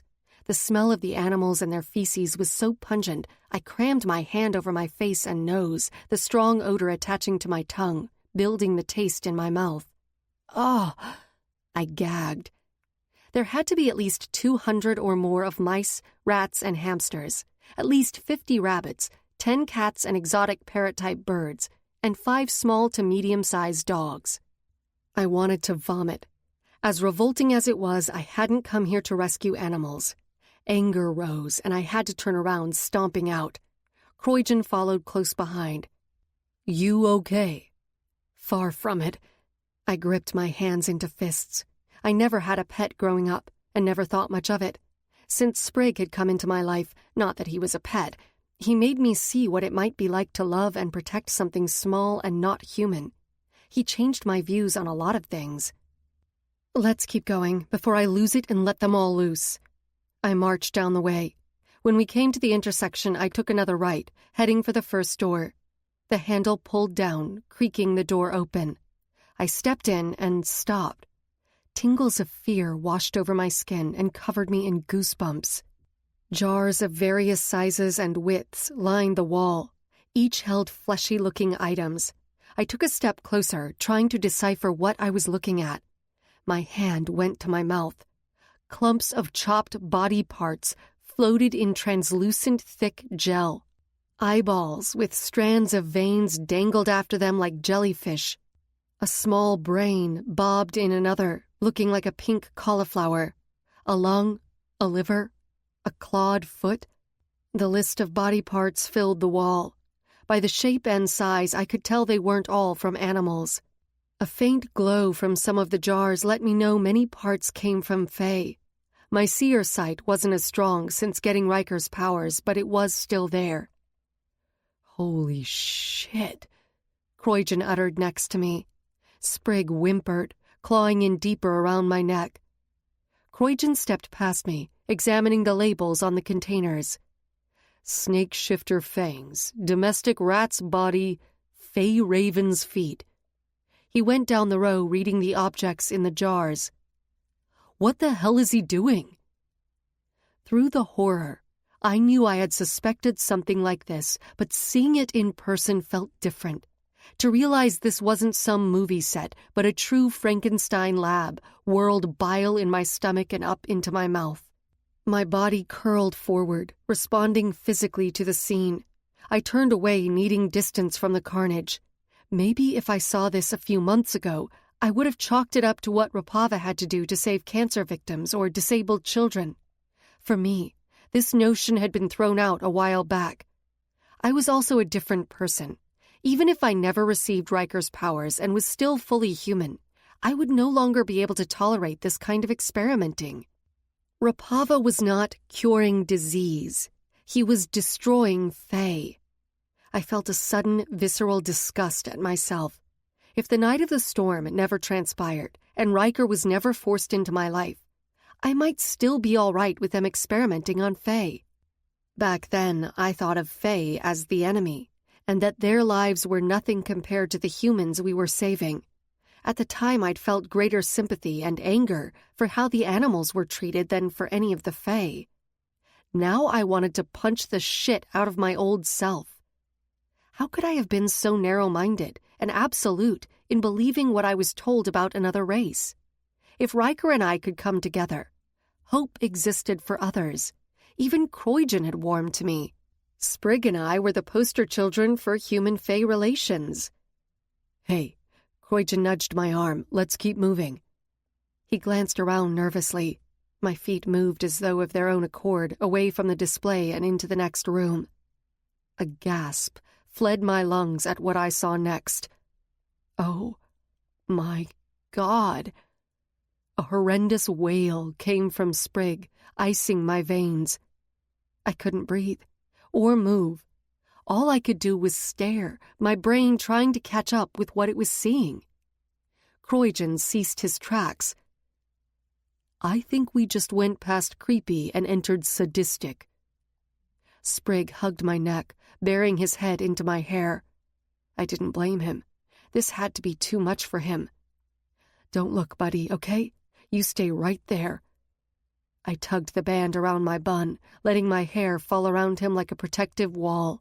I couldn't imagine what it was like for him to witness this sight, to experience this pain over again. In the room stood 8 5-foot cylinders lining the wall. In each floated a different type of monkey in a gel liquid. They were hooked to breathing tubes, and monitors recorded their vitals. The primates in the tubes were made of different monkey parts. One had the head of an orangutan and hands, body, and feet of a gorilla. Others varied in size and type. The other side of the room was a mass of dissected monkey parts, like some twisted horror movie. This doctor of yours is a sick fuck. Don't you dare associate him with me, I growled, bile coating my throat, my eyes still locked on the animals. Rapava had been experimenting on monkeys for a while. It was how he created Sprig, but my gut told me he had redirected himself to the venture since my return. The conversation the day Rapava first showed me Sprig came back to me. I never thought of that before. Of what, sir? I gulped. Both animals and sub-fae seek a master, someone to command them. He drifted off, lost in his own thoughts. I will allow you to supervise him. It will be an interesting case study. This was part of Rapava's plan, not only to create his tweaked human army, but to Frankenstein an animal horde alongside it. These monkeys were trials.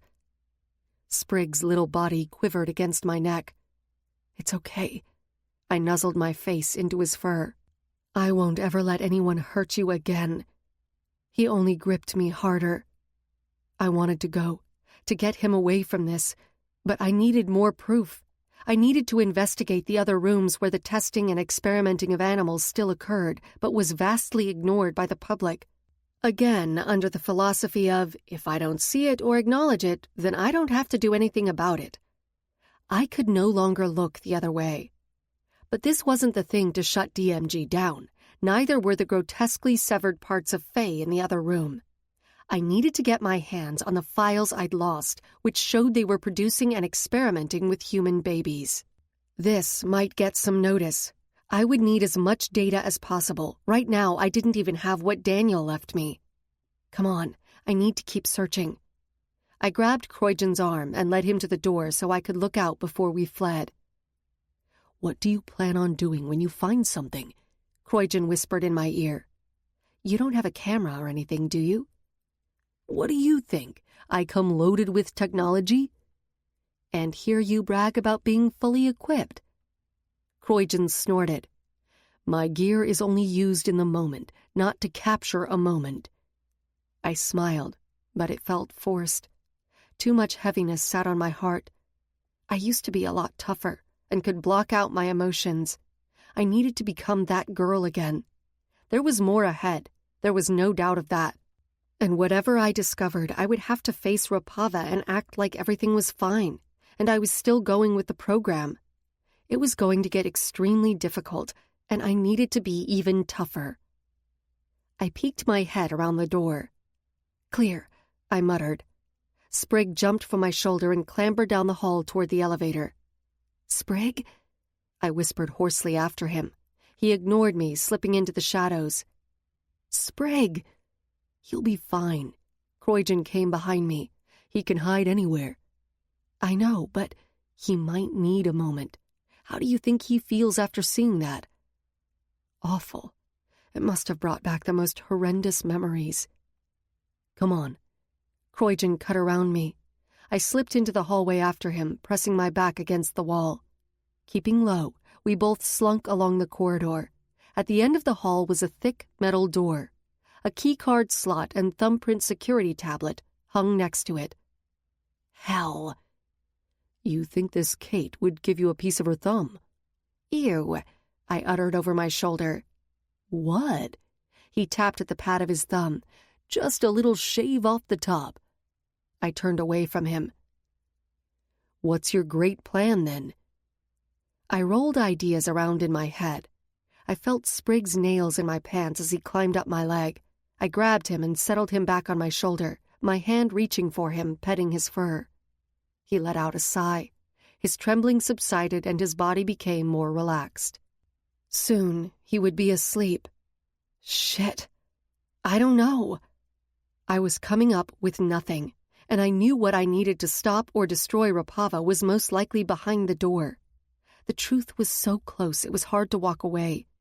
But morning was coming, and we needed to devise a new plan. My lips parted to tell Croydon, when a ding chimed down the corridor. The elevator hummed as it settled on the bottom floor, priming to open its doors. Panic shot down my spine into my feet. The doors began to divide. I froze, watching in slow motion the moment of our discovery. Out of the corner of my eye, I saw movement. Croydon barreled into me, his arms wrapping around my waist as he picked me up. He dove into the monkey room, Sprig and me falling to the floor with bruising force. A chirp erupted from Sprig, and I snatched him up, curling him to my chest to keep him quiet. What was that? A man's voice trailed down the hallway. I don't know. Another man spoke, his voice more nasal and cross-sounding. It's like we're working at a fucking zoo now. Someone's grumpy. Screw you, the nasal guy replied. I'm getting the coffee started. Blacker the better. This is going to be a long day. A buzz came from above. Lights blazed in the hallway. Then one by one, each fluorescent light flickered along the long corridor. Croydon motioned me from behind the table. I crawled over, sliding next to him. We might be fucked. His dark eyes still sparked with amusement. What I would give for either one of us to have our powers. Yeah, that would be really helpful right now. I peered at Sprig. His wide eyes were on me, but he tapped at his mouth, telling me he'd stay quiet. It's not only me, right? He's making us come in earlier and earlier, right? The nasal man grumbled. Just get your coffee, and get some for me too. I'm gonna get started on EP5. Experiment Primate 5. Croydon stiffened next to me. It's not might anymore. We truly are screwed. He stared straight ahead. Following his gaze, I saw the letters EP5 on the tank in front of us. Of course.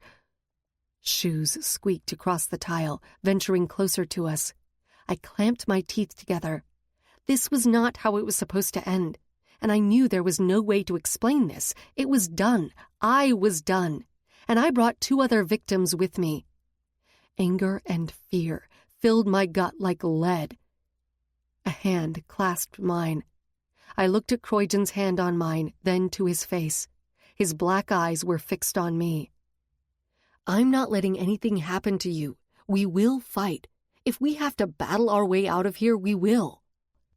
I blinked, shocked by his sentiment. Don't get all sappy on me. I'm only saving your ass because it's really bad for my outcome if I don't, and there are still far too many bar wenches out there to bed. I grinned, squeezing his hand back.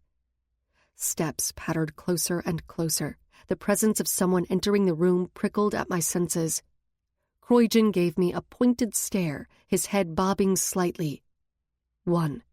Another bob. 2. I sucked in a breath. A third nod. 3. My legs coiled, ready to jump up. What the fuck? The nasal man's voice shot down the hallway. Jim, get in here. The man we were about to attack, Jim, took off at a jog, racing the length of the hallway. What, Jeff? What happened? All the animals have escaped, Jeff hollered back. I mean all of them. What do you mean escaped? Someone had to let them out. Both Croydon and I looked at Sprig. A coy smile tugged at the edges of his mouth, and he shrugged. Right now, monkey, I want to kiss you. Croydon grabbed my arm, pulling me to my feet. Don't cause me to have to get vaccinated again, Sprigg replied. Croydon and I darted for the hallway. We snuck down the passage, stopping at the intersecting hallway. The elevator stood only a few yards away. Croydon craned his neck, trying to spot the location of the men. "Let me get a broom." Croydon jerked back as Jim stepped back out into the hall. "Round them up first before Rapava gets here, then we can divide them. Jesus, this was not how I wanted to start the day." Once again, Jim was about to discover us. Adrenaline pumped in my ears as I glanced around wildly looking for any escape. My eyes landed on a closet door and without a thought, yanked Croydon toward it. I wrenched the door open, hauling both of us in it. It was small and stuffed with lab coats, mops, and cleaners. "Zoey!" Croydon hissed as I shut the door. I whirled around in the dark, cramped space. He stood there, a broom in his hand. Oh, crap! Croydon shoved the broom next to the door and plunged the two of us behind the mass of hanging lab coats. Sprigg squirmed in my arms as Croydon drew me against his body. The door creaked open, light spilling into the place. Between the white coats I could distinguish a man about my height, a little overweight with dark brown hair and a round baby face.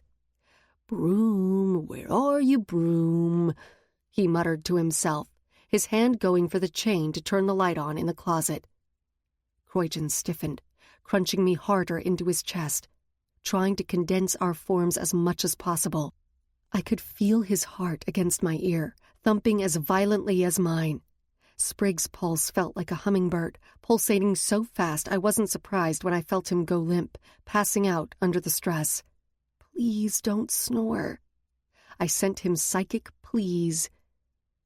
Jim stepped farther into the space, missing the broom leaning on the same side as the door. His finger reached out, about to divide the wall of fabric. Fear slipped through my clenched teeth. "Jim!" Jeff bellowed from the hall, causing Jim to jump. "What the hell are you doing? Get the fucking broom. They're getting out of the room."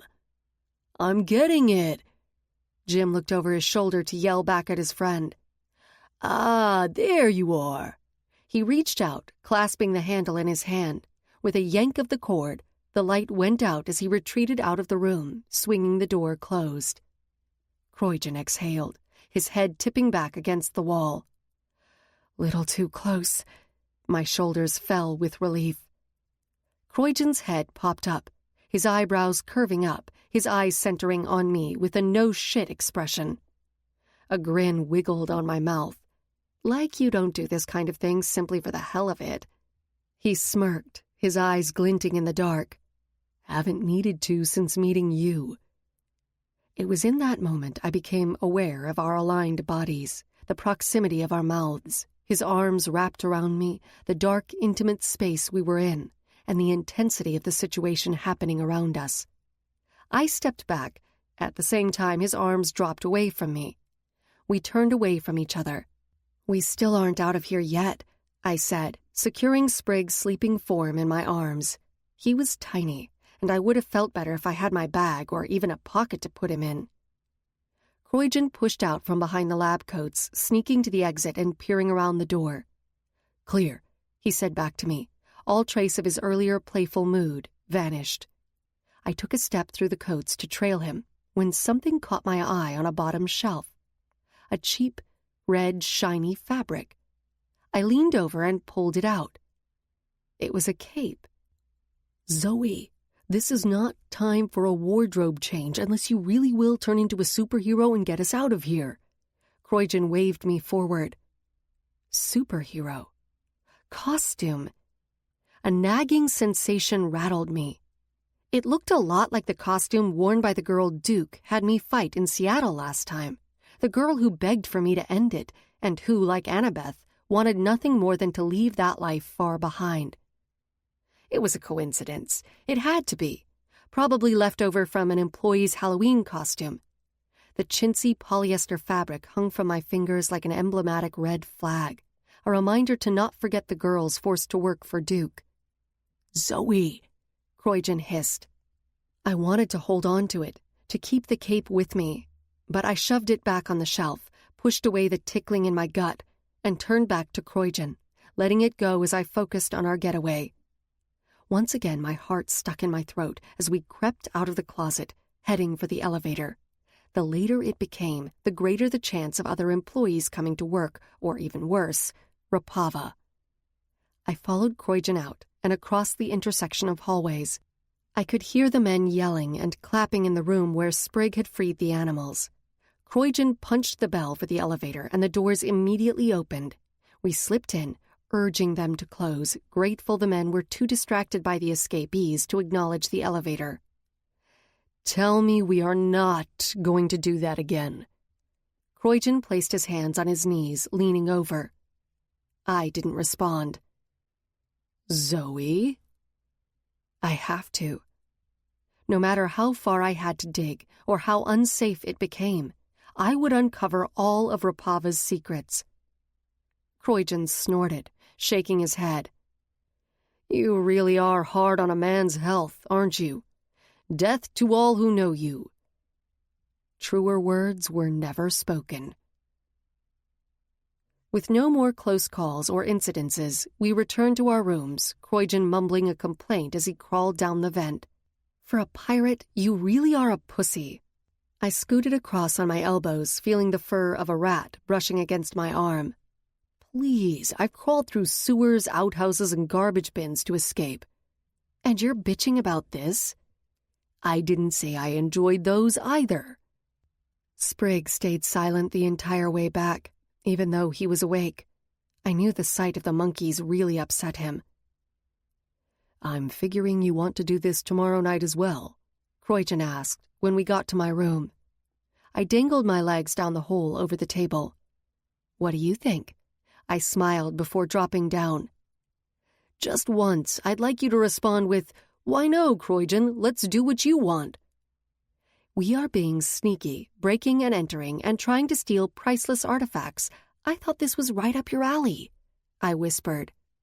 Croydon's head peered over me. Yeah, that's a normal night for me. I was hoping to throw in some kinky sex in the middle of that, spice it up. He winked. See you tomorrow. The slab of ceiling slid over, blocking the opening.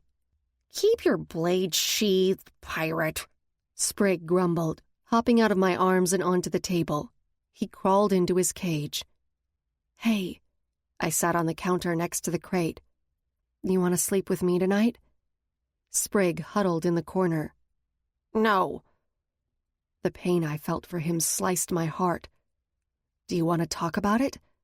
No.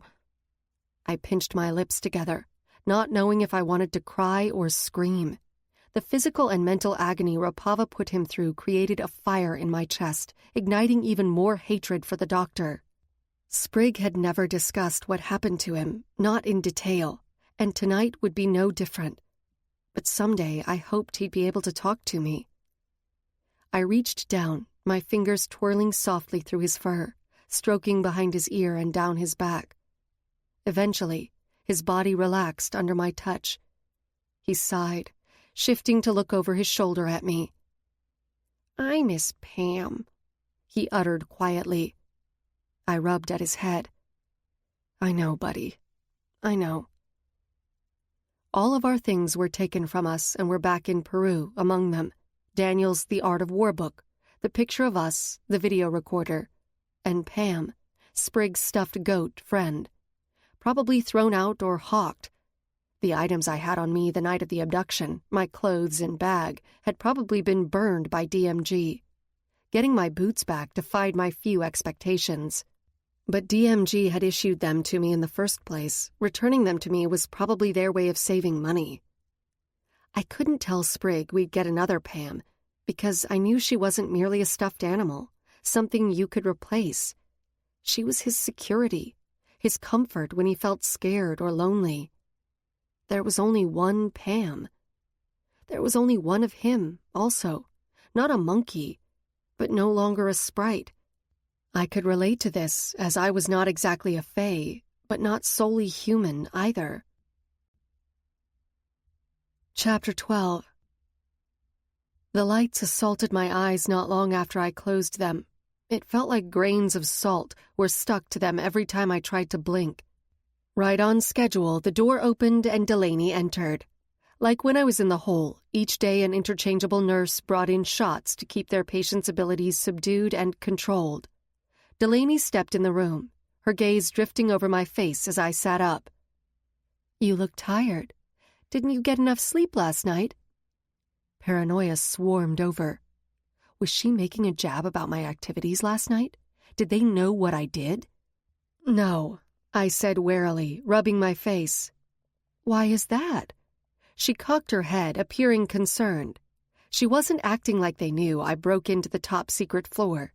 Rapava was too arrogant to think I could get away with anything locked in my room. This was his flaw. His overconfidence in thinking he was the smartest one here would be his downfall. My gain. I dropped my hands in my lap. Maybe because I'm still treated like a criminal. You know how to fix that. Simply continue to do what Rapava wants. He will eventually give you additional freedoms the more you prove yourself. Delaney regarded me through her lashes. She set the tray down and picked up the syringe. Until then, I can give you a sleeping pill to help you relax at night. A pill? I inhaled sharply as the needle dug into my neck vein, liquid burning icily into my bloodstream. Because I don't want more of this. Yeah. She took out the syringe. I can leave a couple of pills for you. Thank you, I replied gratefully. I had no intention of ever taking them. The door opened again and Rapava stepped through. I forcefully swallowed the bile which rose at the sight of him, last night's images roaring through my mind. "Good morning, Zoey." He nodded at me, his blue eyes taking me in. "It looks like you did not sleep well." "No." He stared into my eyes. It felt like he was looking into my conscience. "Night filled with activity." My muscles locked up, dread coating me like pancake batter. What? Hell, he knows. "Your dreams."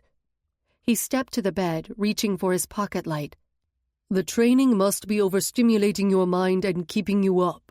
I presume you still have the active dreams like you used to." I always had violent dreams, but when I first started at DMG, they got so bad, Rapava ran some tests on me. It was a couple of months before I slept a full night. The headaches and nosebleeds began right after. Now I could see they were probably connected. Yes. Air rushed down my trachea. Yes. I keep waking myself fighting with the sheets. Delaney smiled, but Rapava watched me blankly before clicking on the mini flashlight, which looked similar to the one Croydon stole from him. "Look up."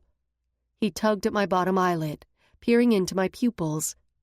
I tried to keep my breath even as he examined me. His detached manner always left me feeling as if I were in quicksand. I never knew what he was thinking, which was probably how he liked me to be. He frowned, clicking off the light. "What?" Rapava picked up a clipboard. "Delaney, will you go prepare the examining room? I need to run more tests." "Yes, doctor."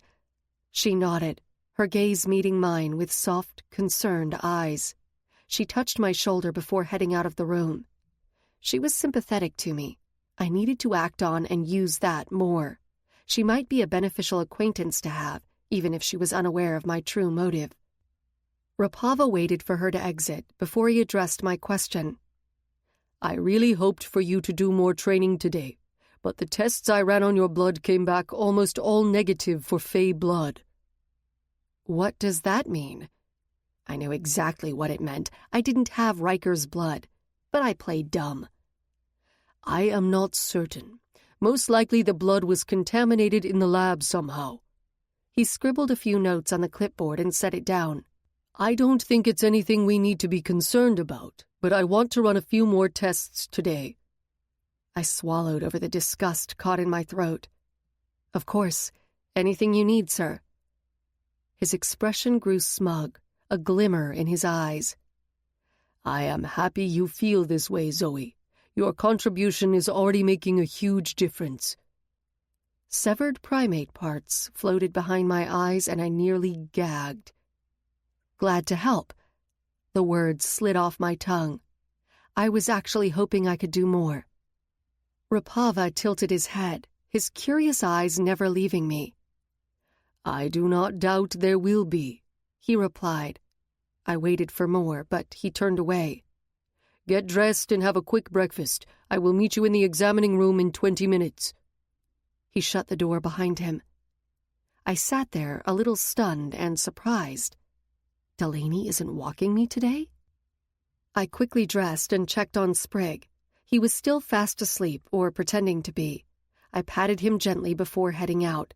He was my tiny anchor, keeping me grounded to what really mattered. Though I rarely saw anyone when I went to the bathroom or walked to the cafeteria, my senses told me I wasn't alone. Liam was somewhere in the shadows, watching and keeping tabs on me. I didn't defer my walk to the cafeteria. The secret eyes kept my path straight. It was hard when I passed Croydon's hallway not to want to sneak a glance, but I forced my head straight. The key card rubbing against my lower back was a silent reminder I would see him tonight. The thought of leaving the card behind to be discovered overrode my fear of getting caught with it. It was a gift I didn't want to part with. Kate was nowhere to be seen in the cafeteria, which disappointed me. Even if she were there, she probably wouldn't risk talking to me again. But she was the olive branch I needed, the only other turncoat in this war. Eyes watched me as I ate my oatmeal alone. No one dared to even sit at a table near me. Wow, I actually haven't left high school. I snorted, shoving another spoonful into my mouth. Except in high school, people sought me out, usually for protection. All the way through school, my round, sweet face made me have to prove over and over why they should fear me. I always did. Soon, even the biggest and toughest were trying to associate with me. I ran with a rough crowd during the week and an even wilder one on the weekends. Rapava told me we have to cancel our session today. A voice spoke above me. I looked up to a tall blonde. Peter's stern gaze met mine. His arms were crossed. Yeah, more tests. Too bad, he replied. Your roundhouse kick is shit, and your arm strength is pathetic. Not my decision. Peter frowned. It simply means I go harder on you tomorrow. Be prepared to get your ass handed to you again, and maybe you should cut back on the sugar. He pointed to the pile of honey packets on my tray, then whipped around and sauntered away. A grin tickled my lips. That was the closest to approval and acceptance Peter would ever show me. This was how he treated me before the incident. A surge of confidence and optimism pushed me off my seat. I threw away my dish and headed out, snatching the extra honey packages and stuffing them in my sports bra. My plan to reestablish myself, become one of them again, was slowly working. Peter was one of my toughest opponents. If I got him, the rest would follow. Even Rapava. When I walked from the cafeteria, my confidence fell away the nearer I got to the lab. Every hour, every minute of being stabbed, cut, examined, drugged, and prodded wore me down. Whatever Rapava was trying to figure out, he was being obsessively thorough. Every tube or syringe he brought near me and shoved in my vein or down my throat, I bit back my tears and repeated, "Whatever I need to do to help." My will was slipping. I could feel it.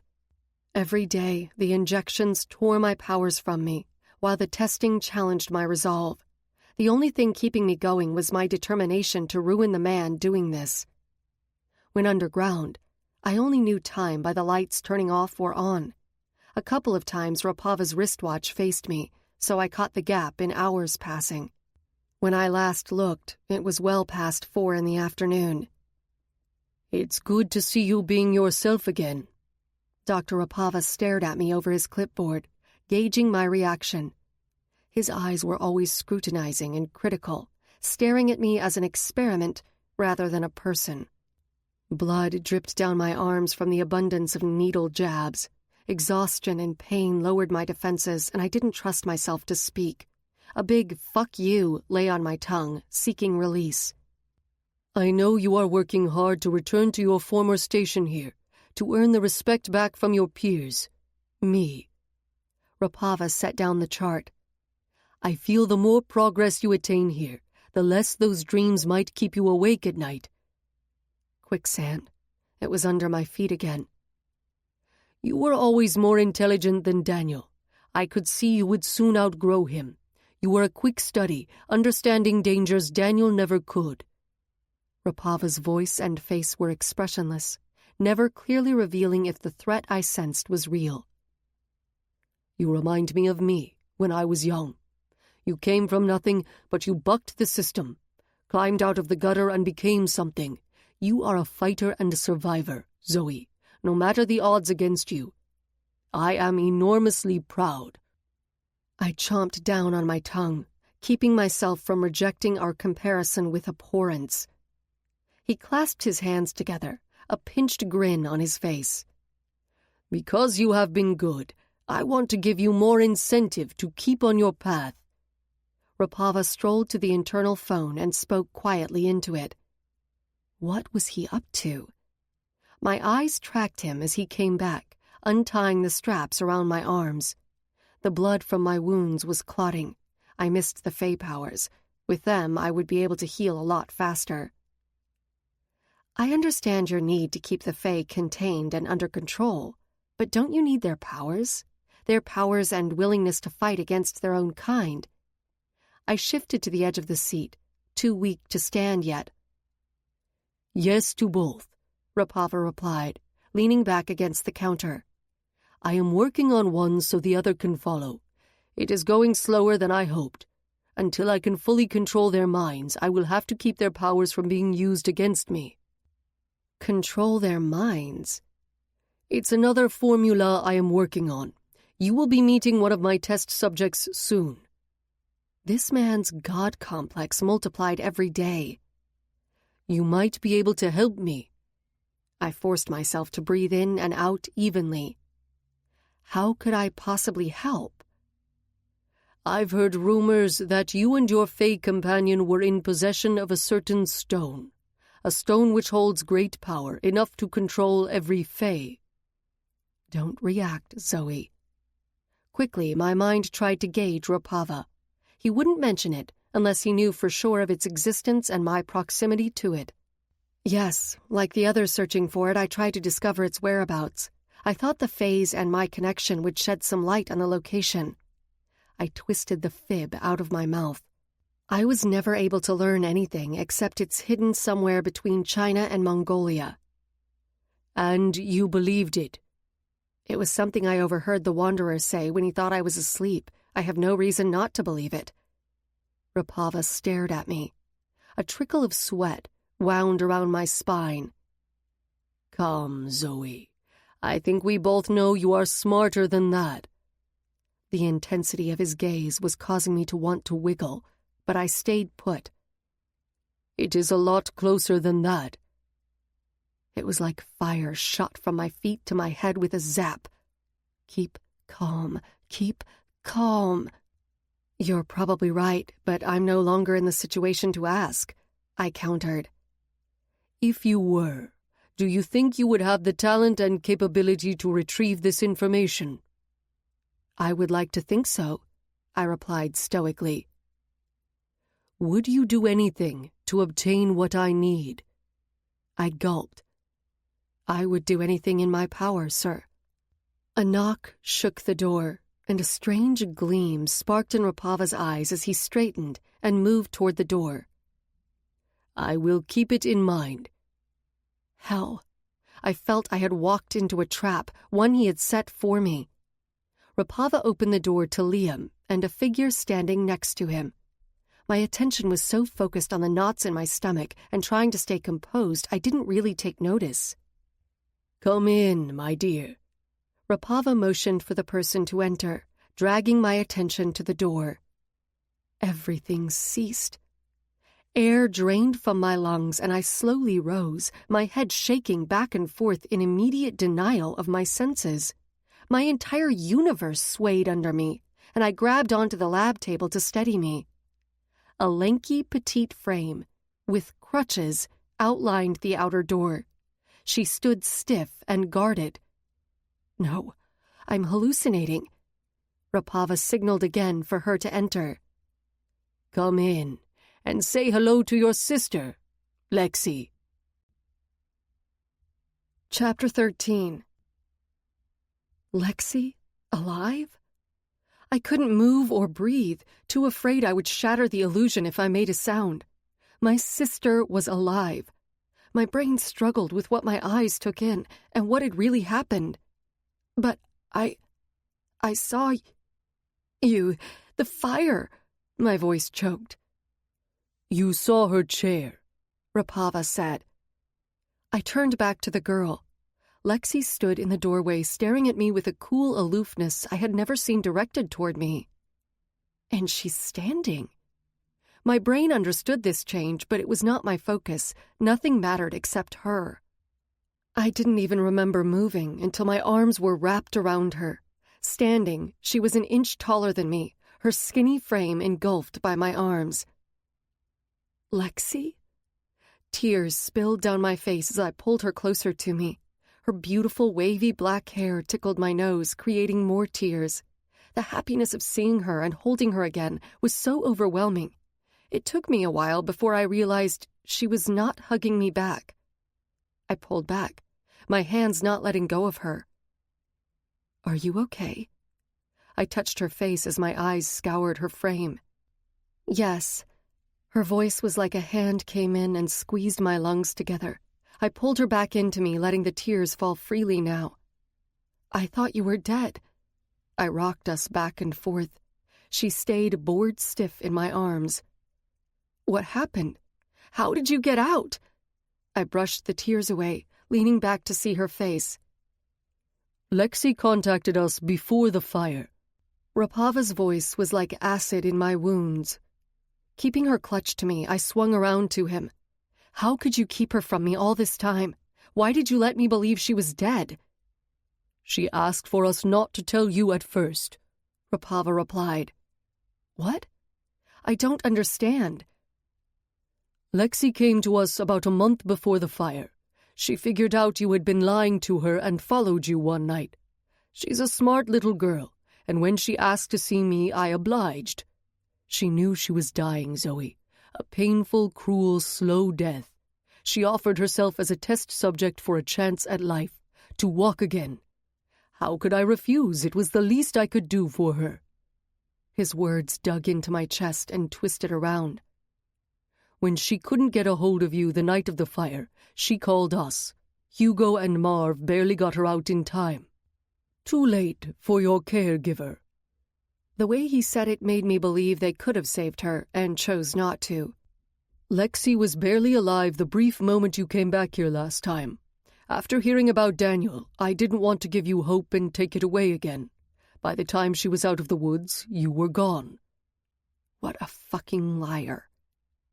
With or without you, I saw no reason to let this special girl die. As you see, Lexi has been given legs. The transplants are not adapting like I hoped. But she can stand with help now, which is progress. I hope to keep advancing in my treatment for her. My gaze shot to Lexi's legs. They were covered by baggy pants and bent under her weight, crutches under her arms. But she was standing. Lexi. My fingers cupped her face. The need to touch her and make sure she was real overwhelmed me. She watched me. Finally, her silent aloofness caught up to my mind. What's wrong? Why aren't you talking? More silence. Why isn't she talking? I shot over my shoulder at the doctor. I think it is time to take Lexi back to her room. Rapava nodded his head at Liam. No! I reached for Lexi's wrist. I think this is enough for the day. Rapava stepped between us. If you continue to behave, you can spend more time with her tomorrow. Lexi! I shoved my way through the doctor and Liam. Good night, Zoe. Lexi looked at me, her head tilted, her eyes watchful. What did you do to her? I shouted at Rapava. Liam pulled Lexi back out of the room as I leaped for her. Rage balled my fists, ready to strike anyone keeping me away from my sister. Zoe, stop, Rapava commanded. I know you are emotional right now, but don't let all our hard work go to waste. Don't force me to keep Lexi away from you permanently. My struggle fizzled at his threat. I whispered her name as Liam took her away. She glanced over her shoulder at me, and a brief emotion I couldn't decipher filtered over her face before she turned. Her crutches clicked down the hallway, disappearing from sight. I swung around, no longer able to hide my feelings. Fury burned my throat. What did you do to my sister? She is the first human to receive my new mind stimulus. I needed to try it on humans, especially ones receiving Fey blood, to see how it works. You're mind-controlling my sister? My lips hitched in a snarl. I am not doing anything she didn't agree to do. Rapava crossed his arms defensively. She's 12. Strain whitened his lips. I am not the bad person here. She wanted me to test on her, to help her walk again. This will aid others like her. She's a special girl. I have only her well-being and best interests in mind. Another lie, even if he believed it. I'd experienced him explaining what he was doing in the labs, the way he could make it sound heroic and noble. It was not hard to see anyone, especially a dire and desperate preteen, falling for his spiel. It is not harming her in any way. It's a simple formula. I can assess her mood and responses. But it's only for short bursts of time, and it has yet to work on the Fey mind. This must be why he kept our visit short. Soon she would break away from his control. Hopefully she could develop an immunity to it like the Fey. This was the true reason for his interest in the stone. My anger was shaking loose the monster inside me who thrived on pounding an opponent till they were unconscious and who craved the doctor's blood on her lips. She's a little girl, dying and desperate for hope. How could you take advantage of her like that? Vehement rage rattled my body. Rapava cocked his head. You want to assume responsibility for your sister's care? Yes. I didn't hesitate in my response. Fine. Your sister's care is completely in your hands. He dropped his arms, an edge creeping around his vocals. You want me to find a permanent cure for her to walk again, have her stop being my test subject. Then do what I ask, and I will do everything in my power to keep her protected and healthy. Rapava's words hit me harder than if he attacked me. His veiled threat meant he could just as easily end her. His past had ripped any empathy and compassion from his soul. I had seen it happen before on the street, when pain and loss had consumed someone so much they no longer could feel, and everything bad they did was rationalized in their heads to be okay. Walking the line of madness. And my sister's life was now riding on a whim of a madman and my behavior. The lock clicked behind me, and I beelined to my bed, sitting with my head in my hands. Van? Sprig crawled out of his cage. Wow, you look like crap again. I didn't move. Van, are you okay? No. I bit down on my lip. Tears choked my throat. I'm not. My sister was alive. She was a being mind-controlled, another victim of Rapava's Frankenstein army. But she was alive. It was only fact that truly mattered. The rest I could deal with later. Lack of blood, food, and being saturated by extreme emotions caused me to crumble weakly back on the bed, curling onto my side. Sprig hopped over to the bed, coming over to me. Seeing his sweet little face, I reached out, pulling him into me, crushing him into my chest. At the moment, I didn't feel like talking or telling him about my sister. I would, but first I needed to absorb it was true, to wrap my mind around seeing her again, Rapava's threat. Everything was jumbled and surreal. Usually Sprig would say something silly, but he seemed to understand my mood. I needed him near, giving me comfort. We stayed like this for a while, before I felt him wiggle against my hold. I am sorry, Van, but your boobs are poking me. He pointed between my breasts. They keep crinkling. That's not normal, right? You aren't stuffing your bra to impress people, are you? Is this a fetish I don't want to know about? Crinkling. Stuffed bra. Oh, I forgot. I slid my hands in my sports bra. Seriously, with me here? Sprig covered his eyes. I tugged out several packets from my bra. I got these for you at breakfast. He peered between his fingers, his eyeballs moving over the items in my hands. Is that? Honey? I smiled. Just for you. Sprig's mouth and arms dropped. For me? I tore one open. The smell of the sweet syrup filled my nose. Sprig's hand shook as he reached out for it. It's a mirage, isn't it? You are not really real. His finger poked into the plastic. Then he snatched it out of my hands. The honey was in his mouth before I could even blink, and he licked every inch of the packet dry. More. Like a junkie, his hands opened and closed with need. He downed the last two the same as the first. Ah! He bounced around on the bed. Van, you're the best. That was so awesome. Can I have more? Oh, did they have those granola bars? What about churros? Oh, my pixie sticks. I want Izelle's pancakes. He zipped around the room, jumping and swinging from every item he could. Can you hide those in your bra, too? Oh, I'm calling you Honey Tits from now on. Please don't. Why? Your boobs delivered the nectar of the gods. Now you're making it worse. Your bra is the stuff of legends. Don't make me regret my choice.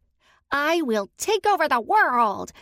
He leaped for the bed, missing, and face planted on the floor. Snores quickly followed.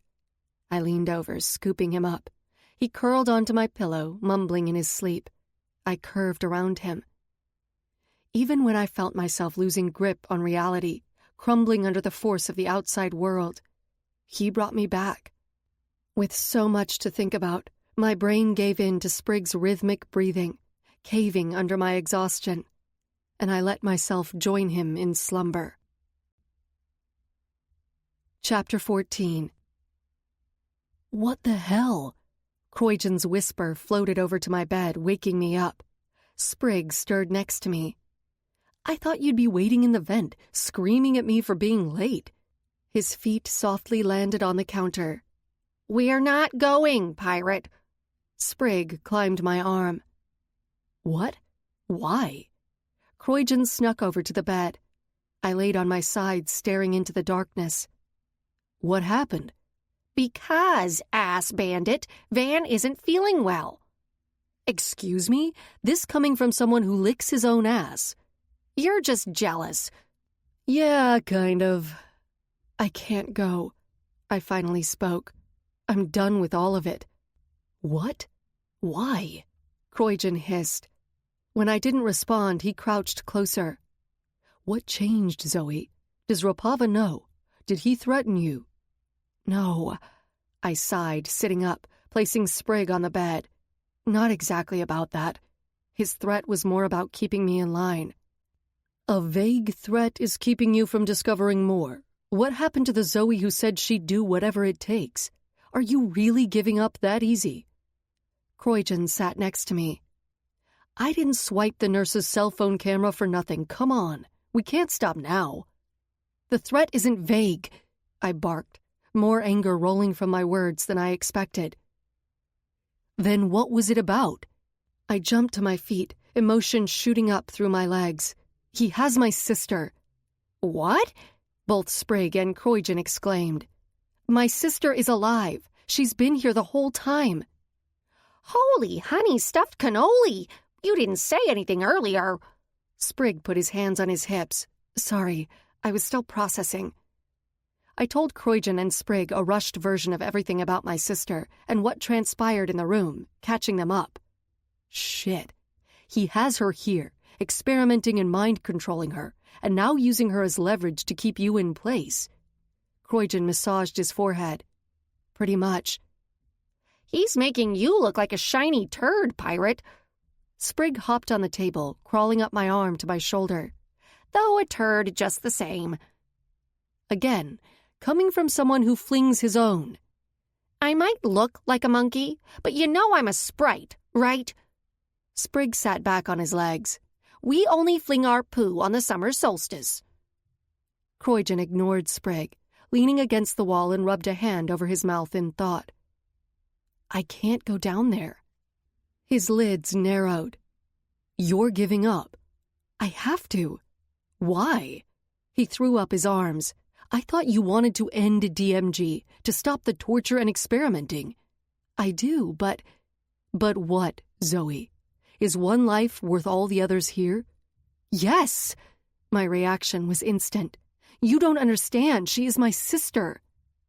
You think she'll be better off if you stop? Croydon pushed off the wall, leaning over me, getting in my face. She's simply going to end up another freak, like your monkey here. Hey! Sprague retorted. Or dead, Croydon snapped, then turned away, proceeding to the table. But it does save me from having to protect your ass tonight. Croydon jumped up. I guess I can leave, since I'm not needed here anymore. Oh, right. I can't really get out of here. Another trapped rat to be dissected and tested on. The way his boots hit the counter, I could sense his anger. I wanted to stop him, to explain. But I couldn't. He was right. Still, I could not put Lexi's life in peril. He slipped the panel back on and withdrew into the darkness. I circled the room like a captive lion. Lexi. I still couldn't believe she was alive. The longer I went without seeing her, the more I doubted what I'd seen. My heart wanted to explode with happiness, but at the same time fear swelled through me that she wasn't real, not the girl I raised anyway. I spent time rehashing our encounter and her withdrawn, vague attitude, which was far from the girl I knew. The little sister I raised was vibrant, funny, and blunt. The change was thanks to Rapava's mind control injections. Like acid, rage burned holes in my esophagus at the thought. I wanted to kill him, to douse him with a mind-controlling substance and shove needles into him as I dissected him. I wanted to do everything to him he did to us. Sleep stayed away, and during the dark hours of the night, I realized a very unsettling truth. Croydon was right. Playing by Rapava's rules would not help her, or anyone here. Her existence would not be better if I stopped uncovering the truth. If anything, her life would be harsher. None of us deserved this. This was no life, and like Kate and Daniel both said, it was up to me. I would need to be even more careful. But I would not stop. Not till he was dead and this place was gone. We would get out of here, escape the walls embedded deep underground. My thoughts also went to Lexi. I recalled all the times she may have hinted at knowing more about my involvement with the secret government division. I could see it now, in the tiny things she'd say, the random comments. Why didn't she ever tell me she knew? Why did she keep it from me? All those things could only be answered by her, and I had no idea when or if I would ever get the chance to ask. The next day, Dr. Rapava told me that after I trained, I could have a short visit with Lexi. Peter pounded my ass, yelling I was not concentrating. Yeah, no shit. Finally, he let me go, walking me to the room where I waited impatiently for Lexi. The door opened. Rapava stepped through first. Lexi shuffled in behind him, crutches under her arms, a blank look in her eyes. Rapava's mindless drone. I'll give you a few minutes to catch up. Rapava scanned both of us like he was doing me the biggest favor. He stepped out and closed the door. My arms wrapped around Lexi's slender body and squeezed her tight. I never wanted to let her go. I've missed you so much. I stroked the back of her head. I am so sorry. If I'd known you were alive, here, I would never have left you, ever. I pulled back. You understand this, right? She nodded, but it seemed to be more of a reflex. Lexi, do you know who I am? My sister, she responded formally. We were in foster care together. You raised me. Her words were remote, monotone, as if she were merely stating facts back to me, but did not actually remember them. My hand went to her face, searching her eyes for a hint of life. Do you remember what I got you for your last birthday? I needed a connection to see how deep this mind control drug went. Did she still have her memories? Her eyebrows crinkled, then smoothed out. You got me an automated dog. She pressed her mouth together, looking at the floor. Her voice became softer. Because I really wanted one, and Joanna wouldn't let us have a real dog. What did you get me for mine? Hope caught in my lungs and I sucked in. I dropped my hand from her cheek, clutching her arms. Her gaze went distant. Red nail polish. Why? I whispered. Because I told you Daniel would see your red nails and think about sex, she replied. Her voice never fluctuated, robotic. Disappointment weighted my shoulders and my arms dropped away. She had all her memories, but relayed them back like she was looking through a plate of glass. No emotion, no connection. When did you find out I was lying to you? When did you first come here to meet the doctor? I asked. Lexi looked up, but her eyes never really focused on me. Lexi? I don't remember. Lexi had a memory of a steel trap. She could recall things I wished she'd forget. This felt odd. What happened the night of the fire? When did they get you out? I heard Rapava's side. I wanted to know hers. I don't remember. What about your legs? When did you get them operated on? Her lips turned white. I don't remember. He was messing with her brain, big time. Do you remember anything about the night of the fire? Marv and Hugo got me out, just in time. My heart squeezed with physical pain as she regurgitated exactly what Rapava told me. Tears slid under my lids. I pulled Lexi to me, wrapping my arms around her. I didn't care if she wanted to hug me back or if she felt anything. I needed to hug her, to have her safe in my arms for a moment. She was alive. That's what was important. Similar to the day before, she was stiff as a board against my snug embrace. I continued to hold her when I sensed something happening. It was slight, but I felt the muscles along her back and shoulders give way under my touch. She lifted her arms, hugging me back. I gulped, swallowing my emotion, not daring to react, too afraid to move and break whatever moment we were having. One by one, I felt her fingers grip the back of my top, her shoulders relaxing.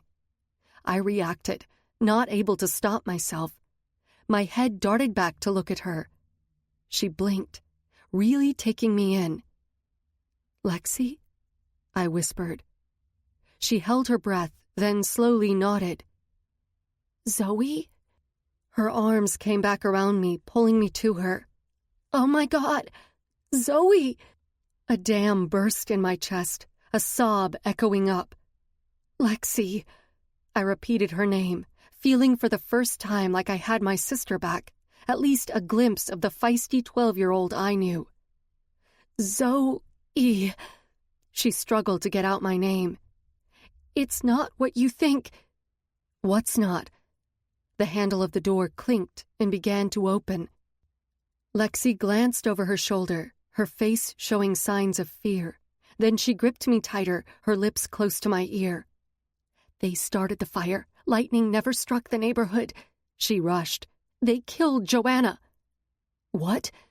Her words sent a pool of sewage into my gut. Started the fire? Killed Joanna? Time is up, Lexi. Rapava entered and grabbed Lexi's shoulder, pulling her away from me. His face was etched with angry lines. If your sister keeps progressing and doing what I ask, you will be able to see her tomorrow. Lexi kept her eyes on the floor, swaying on her crutches. You would like that, wouldn't you, Lexi? To be allowed to see Zoey again. Yes, sir, she replied. Even I could hear the fear in her voice. Rapava frowned, and his fingers clasped around Lexi. Let's go. No. My mouth opened, leaping forward along with my body. Rapava's eyes darted to me, full of warning. It is your decision, Zoey. How much do you want to see her on a regular basis? You can't keep her from me. She's my sister. I could feel my will rising up, big enough to escape the room. Actually, she's not. She is not your blood relation, nor did you ever adopt her. She belongs to the government. You have no claim on her. He tugged on her arm, and she hobbled after him out of the room. Liam will escort you back to your room. He stepped out, walking alongside Lexi, a threatening grip on the back of her neck. Liam stepped up, holding the door with his shoulder. Come on. I have better things to do than babysit you. He motioned with his head for me to leave. Drawing in a deep breath, I followed him. Until we disappeared around the corner, I kept looking over my shoulder, trying to get a last glimpse of Lexi. They started the fire. Lightning never struck the neighborhood. They killed Joanna. Lexi's claim swirled round and round in my head. DMG purposely set our house on fire, killing Joanna. Why? To get to Lexi. I never loved Joanna, but she had been in my life since I was 11. There was a level of caring somewhere there. I dreamed about moving out and never seeing her face again, but I certainly never wanted her dead. Rapava killed the only parent figure I had even really known, burned the home where Lexi and I grew up together. Rapava took this away and more. The fire he started at our house jumped to the neighbors, burning the whole neighborhood down. He probably ordered it to be done without even a thought to the lives he could take. Sacrifice a few to save the masses. My fear of Rapava only deepened. There really wasn't anything he wouldn't do. We were in greater danger than I thought. Chapter 15. After Liam returned me to my room, I paced and plotted. Sprigg was absent. I had no doubt he was probably being tested upon. I needed to act now, to get into the protected room. Whatever was behind those doors was my prize. Either I got the information I needed soon, or we needed to escape. On both counts, Kate was my only hope. Hours went by, and still Sprigg did not return. It didn't help my nerves, but soon I fell back on the bed with exhaustion. The endless roundabout thoughts in my head drew my lids closed. I needed a break. Just for a moment. Zoey! A man's voice bellowed my name so full of fear and agony, it sent a chill down my spine. Bolting up, my lids popped open, my lungs gasping for air. The sound of the doorknob twisting jerked my head quickly to the door. Someone was coming in. I fell back down, slamming my eyes shut, pretending to be asleep. My heart pounded from the strange dream, mostly lost to me now, except for the way my name rang in my head. I turned over, keeping my head facing the opposite wall, hoping whoever entered would think I was sleeping and leave me in peace. It was a struggle every moment to keep up my facade, to pretend Rapava wasn't the devil and my sister's life didn't hang from a thin thread.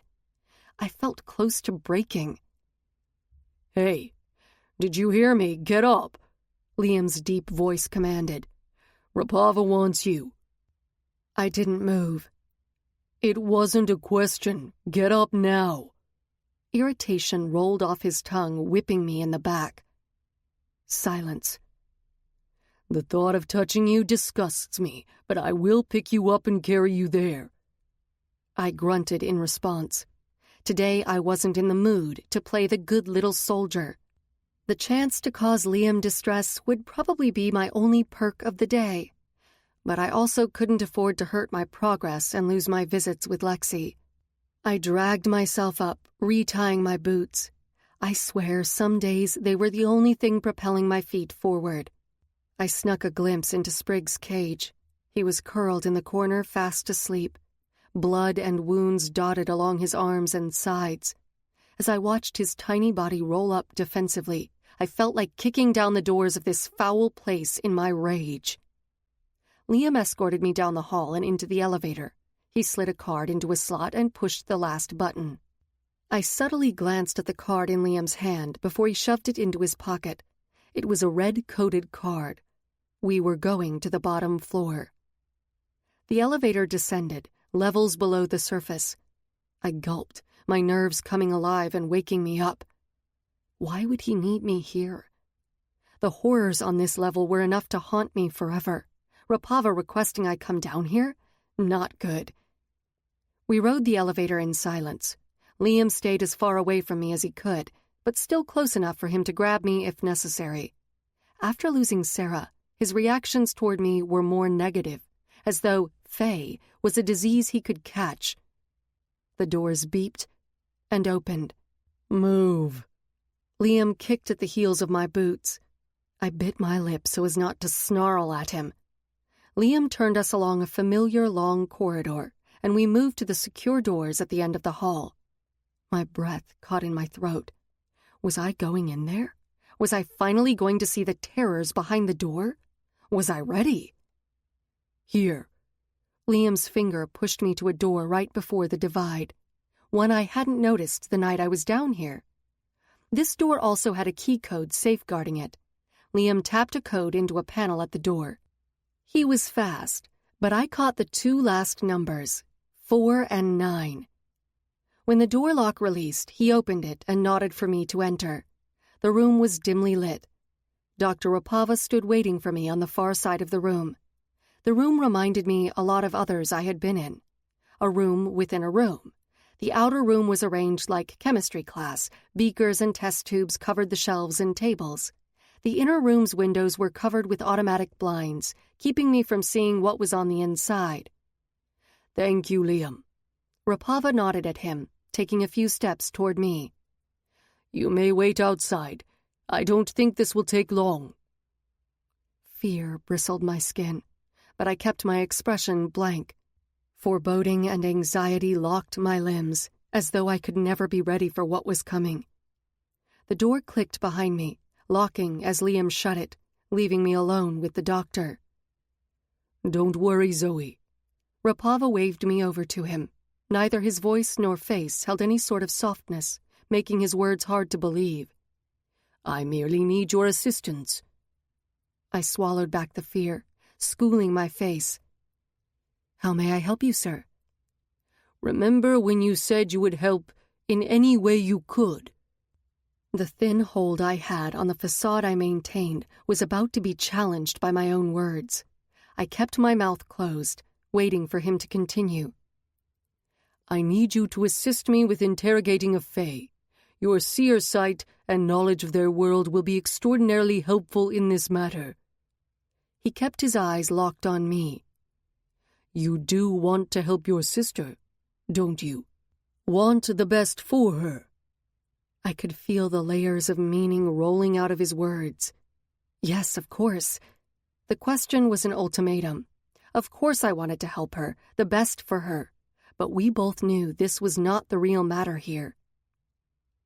If you help me with this Fae, I will not only make your sister's case my priority, but she will no longer be used in my new drug testing. You can be with her any time you want. My chin jerked up. You miss your sister, and I am sure she misses you.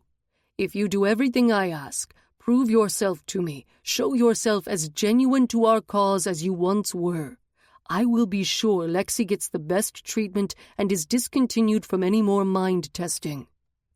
He let his voice trail off. The unsaid, "If you do not," threat hung in the room.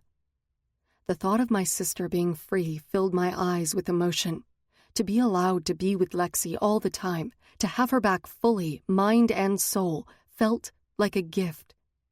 But DMG's gifts were not without teeth and claws. My knuckles curled toward my palms. I wondered if this was how he was raised, by intimidating, bullying, and threatening. It was now the only way he understood to deal with people, to control them by fear. Will you aid me? Rapava slanted his head, his crisp gaze fixed on me. Why did I feel I was about to be handed the ultimate test? My feelings for Faye, no matter how much they had altered and softened, would never compete against my sister. She was everything to me. I would do whatever I needed to protect and save her. Really, Zoey? Could you kill and torture Sprig? My mind shot at me. My stomach sank at the thought. There was no way I could hurt him. But what would I do if he were on the other side of the curtain? Or Croydon? Please don't make it either one of them, and I will be okay. Yes, sir. My stomach rolled as the words came out of my mouth. Good. A strange smile stretched Rapava's mouth, and I had a sinking sensation in my stomach.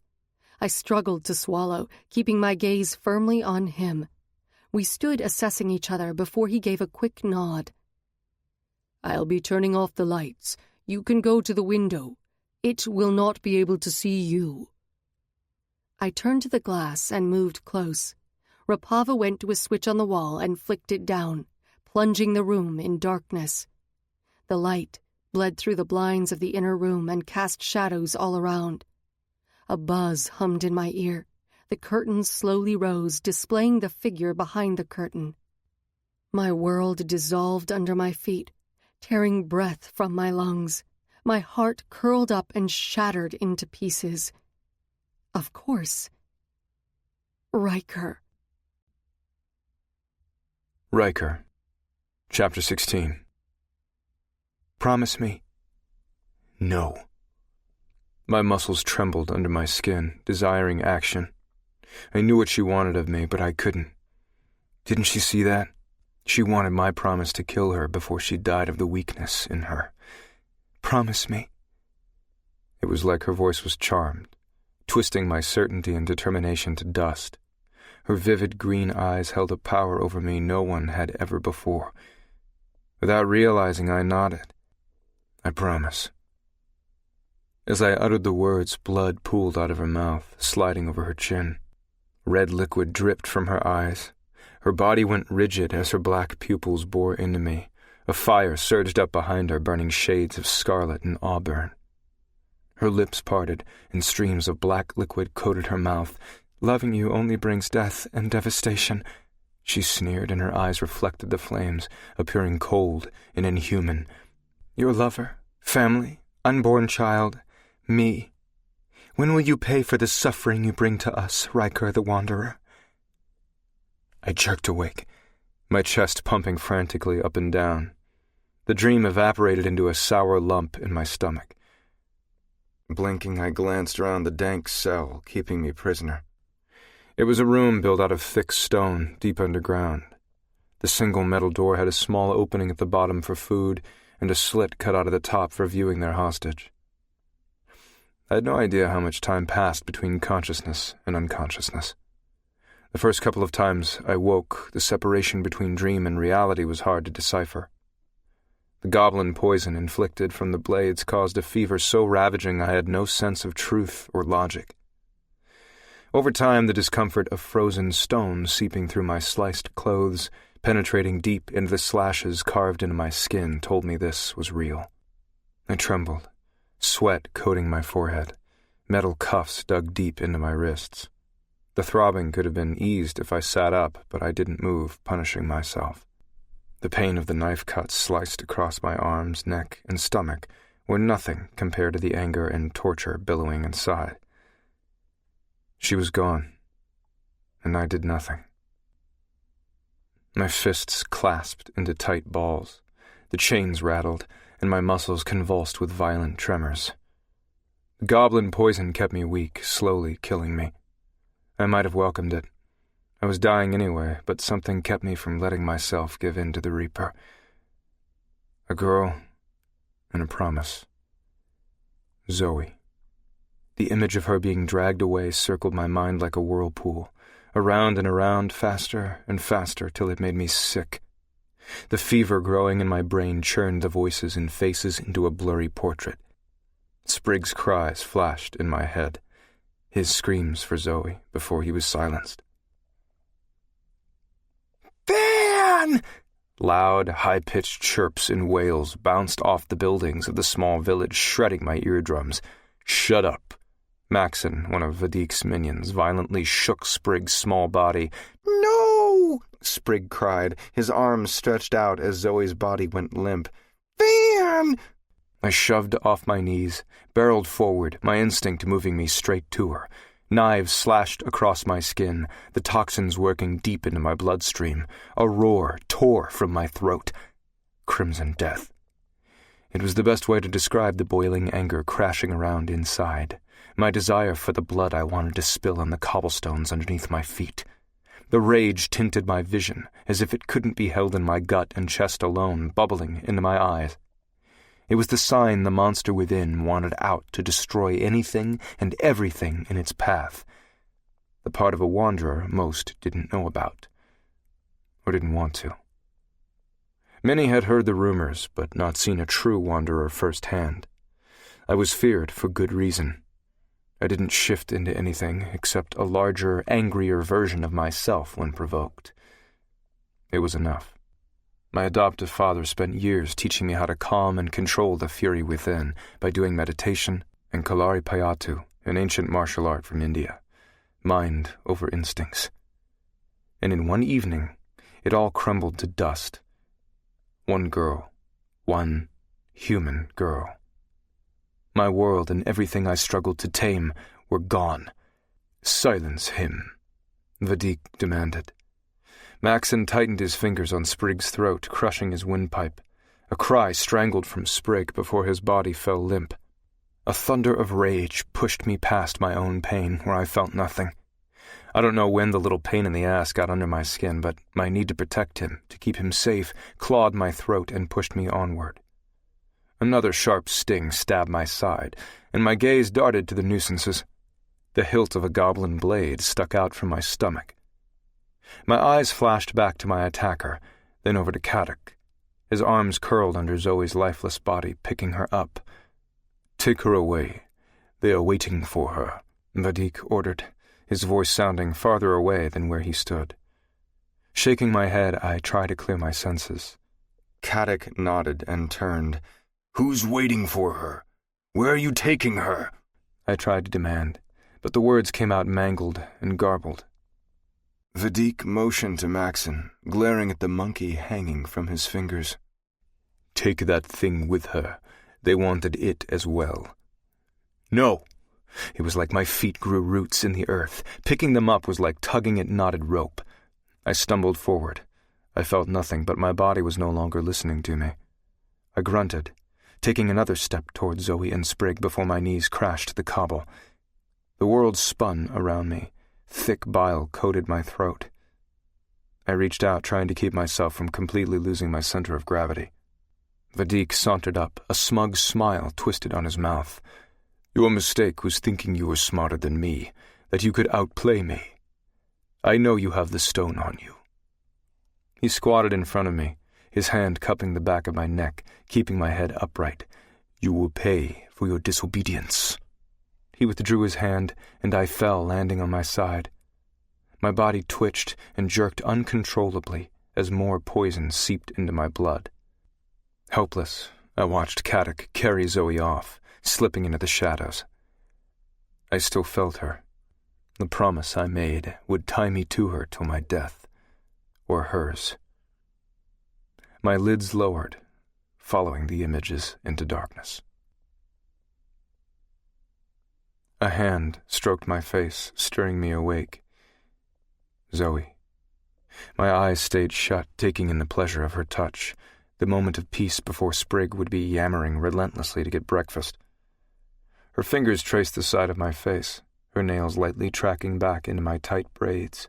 A soft exhale tumbled from my lungs. Her hair tickled my face, provoking me to open my eyes, but they were determined to stay down like heavy curtains. "I'm here," she whispered in my ear, her breath hot on my neck.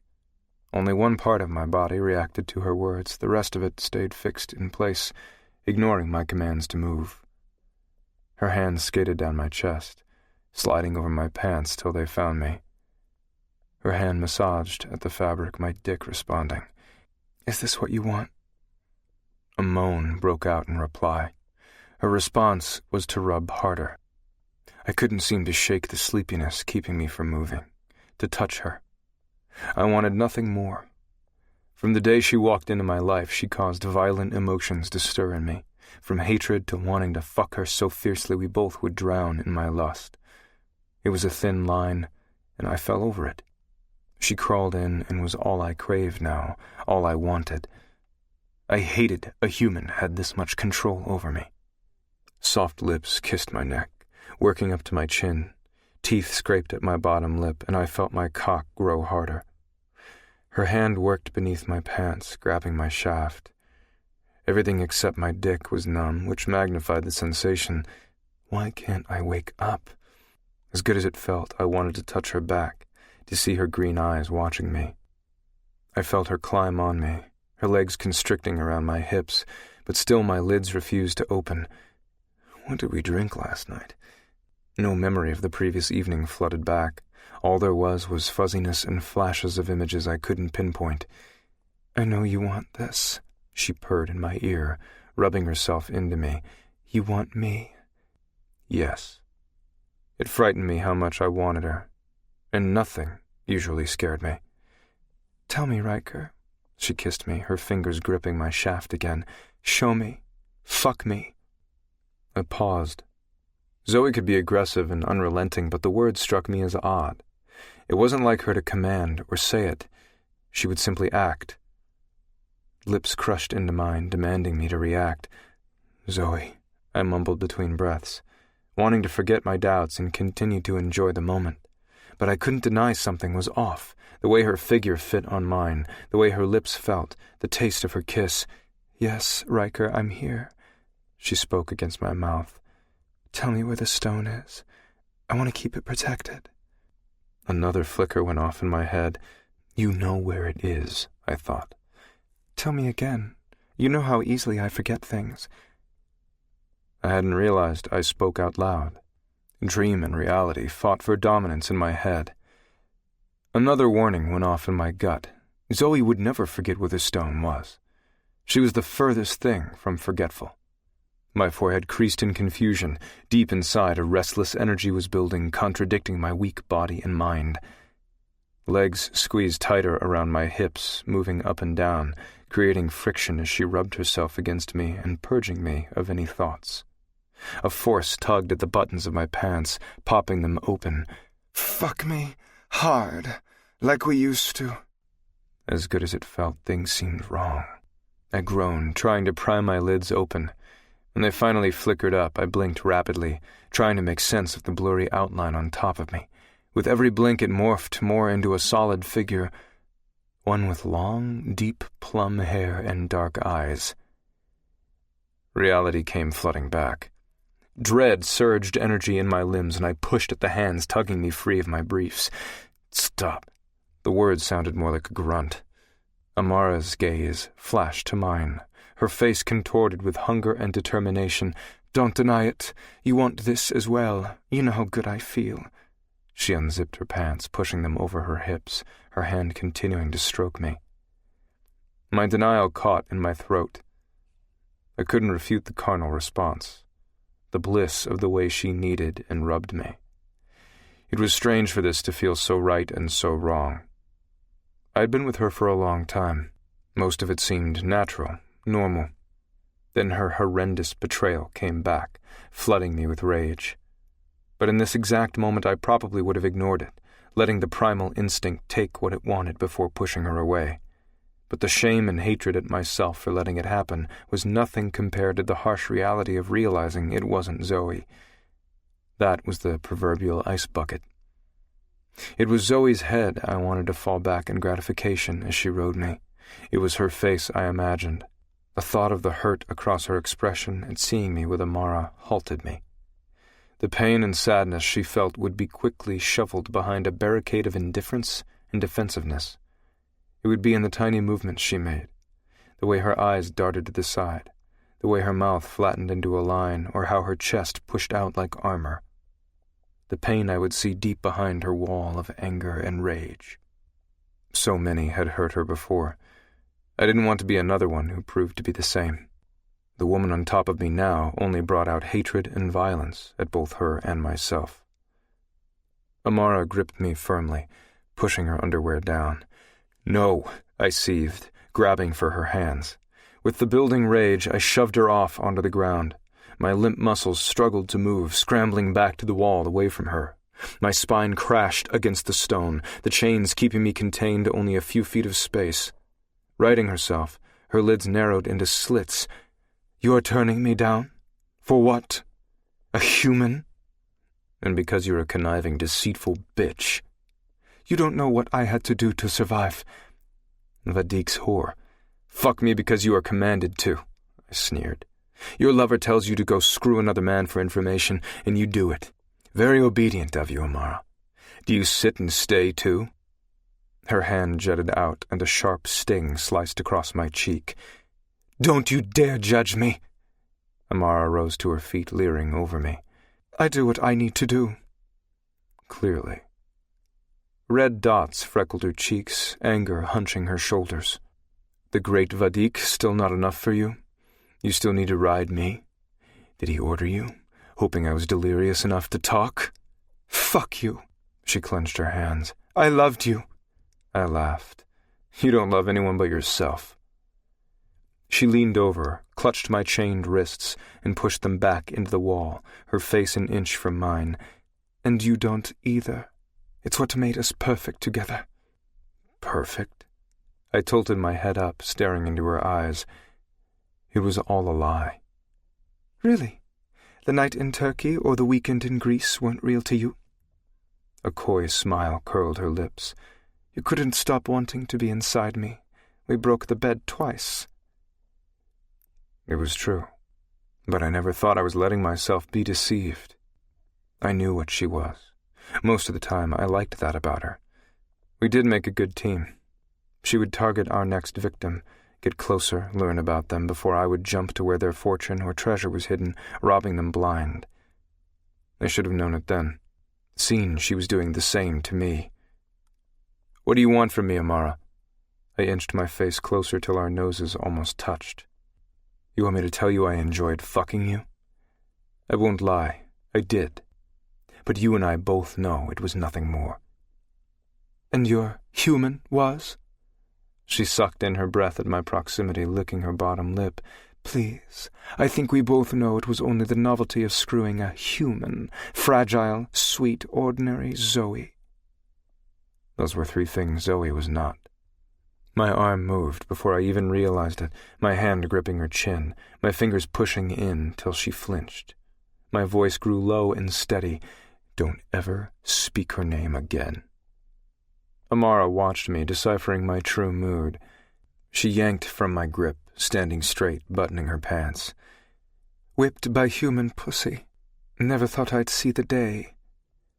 My teeth ground together. Anger restored my energy. "Enough, Amara," a voice came from the door. "Stop playing with your food." The door squeaked open, and Garrett's slight form outlined the doorway.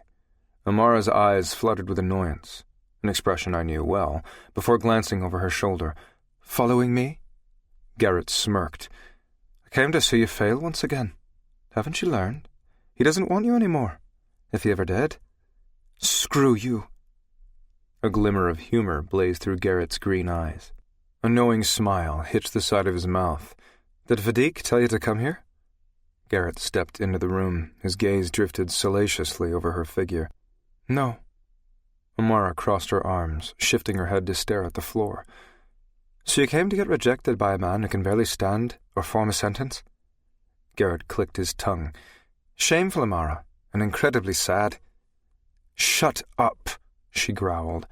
"Funny, I don't remember hearing that from you before. Thought you liked it vocal." Amara rolled her shoulders back, stiffening her posture, her nose flaring. If looks could kill, Garrett would be dead on the ground. Her response only formed a bigger smirk on his face as he turned to me. "What a sight." Garrett strolled over. Gratification at seeing me at his feet sparked haughtiness in his stance. "The once great wanderer is no more than a toothless, sad bastard." Smugness galloped over his face, his lip hooking up in a laugh. "Look at you." He motioned to me. Beaten, bloody, weaponless, shoeless, and feeble as a baby. I finally noticed I was still dressed in the same stained, ripped clothes, and I was barefoot. The absence of my boots stirred me to sit higher. Did they take them? Look? Did they know? As fun as it is to come here and view you like this, Vadik wants to see you. Garrett yanked me onto my feet. My legs buckled under my weight, the room spinning. One of his minions, a massive fae with dark hair and eyes, entered behind him. Caddock was Garrett's muscle. The fae was huge, a boulder of a man. He was a few inches shorter than me, but he was almost as wide as he was tall. The bulges protruding from each arm were like mounds of densely packed earth, rippling with every move. At one time I could have fought him. Today I was not at my best, not even close. Weak and magicless. But my pride still did not relent. I puffed out my chest, glaring at Caddock as he stepped to me, releasing me from the cuffs chained to the wall. The itch deep in my gut stirred again, as I recalled he was the person who last touched her. A memory of him carrying Zoey off rushed into my head. Where is she? The words snapped from my mouth before I could stop them, barely loud enough for Caddock to hear me. It was pointless. He was an underling and did what he was told, no more. He said nothing as he retied my wrists and tugged me forward. I stumbled and gritted my teeth, fighting against the weight bearing down on my frail body. The fever still ravaged me. Caddock pushed me forward, my mind spinning with every movement. Sweat trickled down the side of my face. I was determined to stay upright if it was the only thing I managed. Garrett and Caddock walked me out of the room with Amara following behind. Garrett glanced over his shoulder, a frown creasing his forehead. "He shouldn't be moved. He's still ill," Amara declared. Garrett's eyebrow cocked up. "Don't tell me you, of all people, care about his well-being. You who's been lying, cheating, and deceiving him for years?" A huge smile spread on the Irishman's face. "You sure didn't seem to care about him the other night?" At one time, I might have cared what Amara did, or who. No more. She ignored his insinuation. Garrett shook his head and faced forward again. 2 more of Garrett's men joined the group, walking behind to box me in. I wasn't stupid enough to try to escape. I had no axe, no magic, and barely any strength to stand. The fever continued to rage through my veins, pumping out drops of sweat down my face and back. The more steps I took, the more my legs shook and my stomach cramped into knots. As much goblin poison as I took in, I was surprised to be alive at all. But a conflicting ache in the pit of my soul made me restless, desiring to move, to keep walking. The connection to Zoey was distant enough to ignore, turning it into white noise. I redirected my focus on the surroundings, tailing along through a maze of corridors, up a flight of stairs, and down a hallway. There was little doubt I was in Vadik's compound, which was rumored to be somewhere in Seattle. How long was I unconscious? It was hard to know. The trip from Peru to Washington wasn't as long for Fae as for humans. Fae doors sprinkled all over the world would shorten our trip to minutes or hours, depending on the moods of the doors that day. My feet pushed between the hand-sewn oriental rugs and dark wood floors. The house was the type you would imagine if someone said they lived in a modern Italian-inspired villa. Intricate iron railings, antique furniture, curved arched doorways, and large paintings hung on the walls, depicting landscapes, oceans, and dead, rich ancestors. Wealth from old money oozed from the pores of the large house. In my haze, I couldn't lock on anything particular, all portraits blurring into a haze of undistinguishable faces and streaks of color, although something struck me about some of the paintings like I had seen them before. I knew I hadn't, but the sensation of déjà vu coiled around my mind. Garrett finally stopped in front of double-curved oak doors and knocked. "Enter," a deep voice called from the other side. "Vadik." My muscles constricted in defense as Garrett opened the door and motioned for Caddock to bring me through. Vadik sat at a desk with his fingers steepled together, leaning back in his leather office chair. His white blonde hair was slicked back, emphasizing his dark navy blue eyes, which sparkled with arrogance and ruthlessness. A huge bay window framed him, sun sparkling off the deep blue lake. We sat high enough to look down at the dozens of white yachts and sailboats floating and darting across the water like bleach spots on a blue canvas. A private yacht, berthed below, bobbed in the house's boat dock, eager to go play in the sun. The green, dense forest beyond only emphasized the stark white of the boat's sails and contrasted sharply with the few boats whose owners were rebellious enough to pick another color to flaunt on their sails. I knew this area. Bellevue, Washington, along Lake Sammamish. I had stolen from a few properties over in the prestigious West Lake Sammamish area. Maybe it was why some things in this house looked familiar. Had I stolen from here? I didn't remember ever being in this house, but my mind wasn't functioning properly. Caddick pushed me close to the desk. He held up a lot of my weight, and I pushed my shoulders back, trying to stand straighter. Besides not wanting to show how weak I felt, Vadik inflicted a hatred so deep I had to swallow back the urge to leap over the desk and rip his head off his body. I have to admit, I am surprised you survived. You were out for almost 4 weeks. There were a few times we didn't think you would wake. Vadik said evenly, You are stronger than I thought. He dropped his arms and sat forward.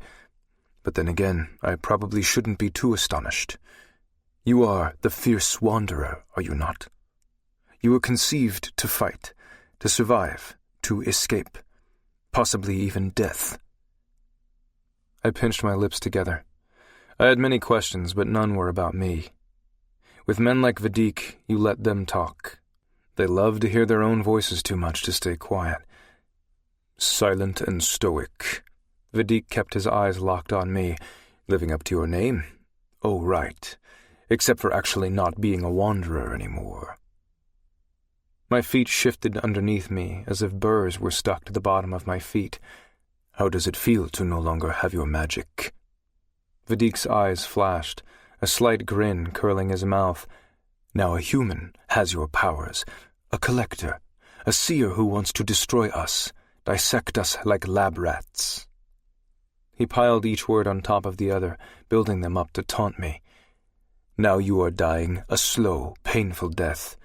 You will grow feeble, useless, dying like a pathetic human, if you even last that long, since many enemies will come for you, and none of them will give you the quick death you will beg for.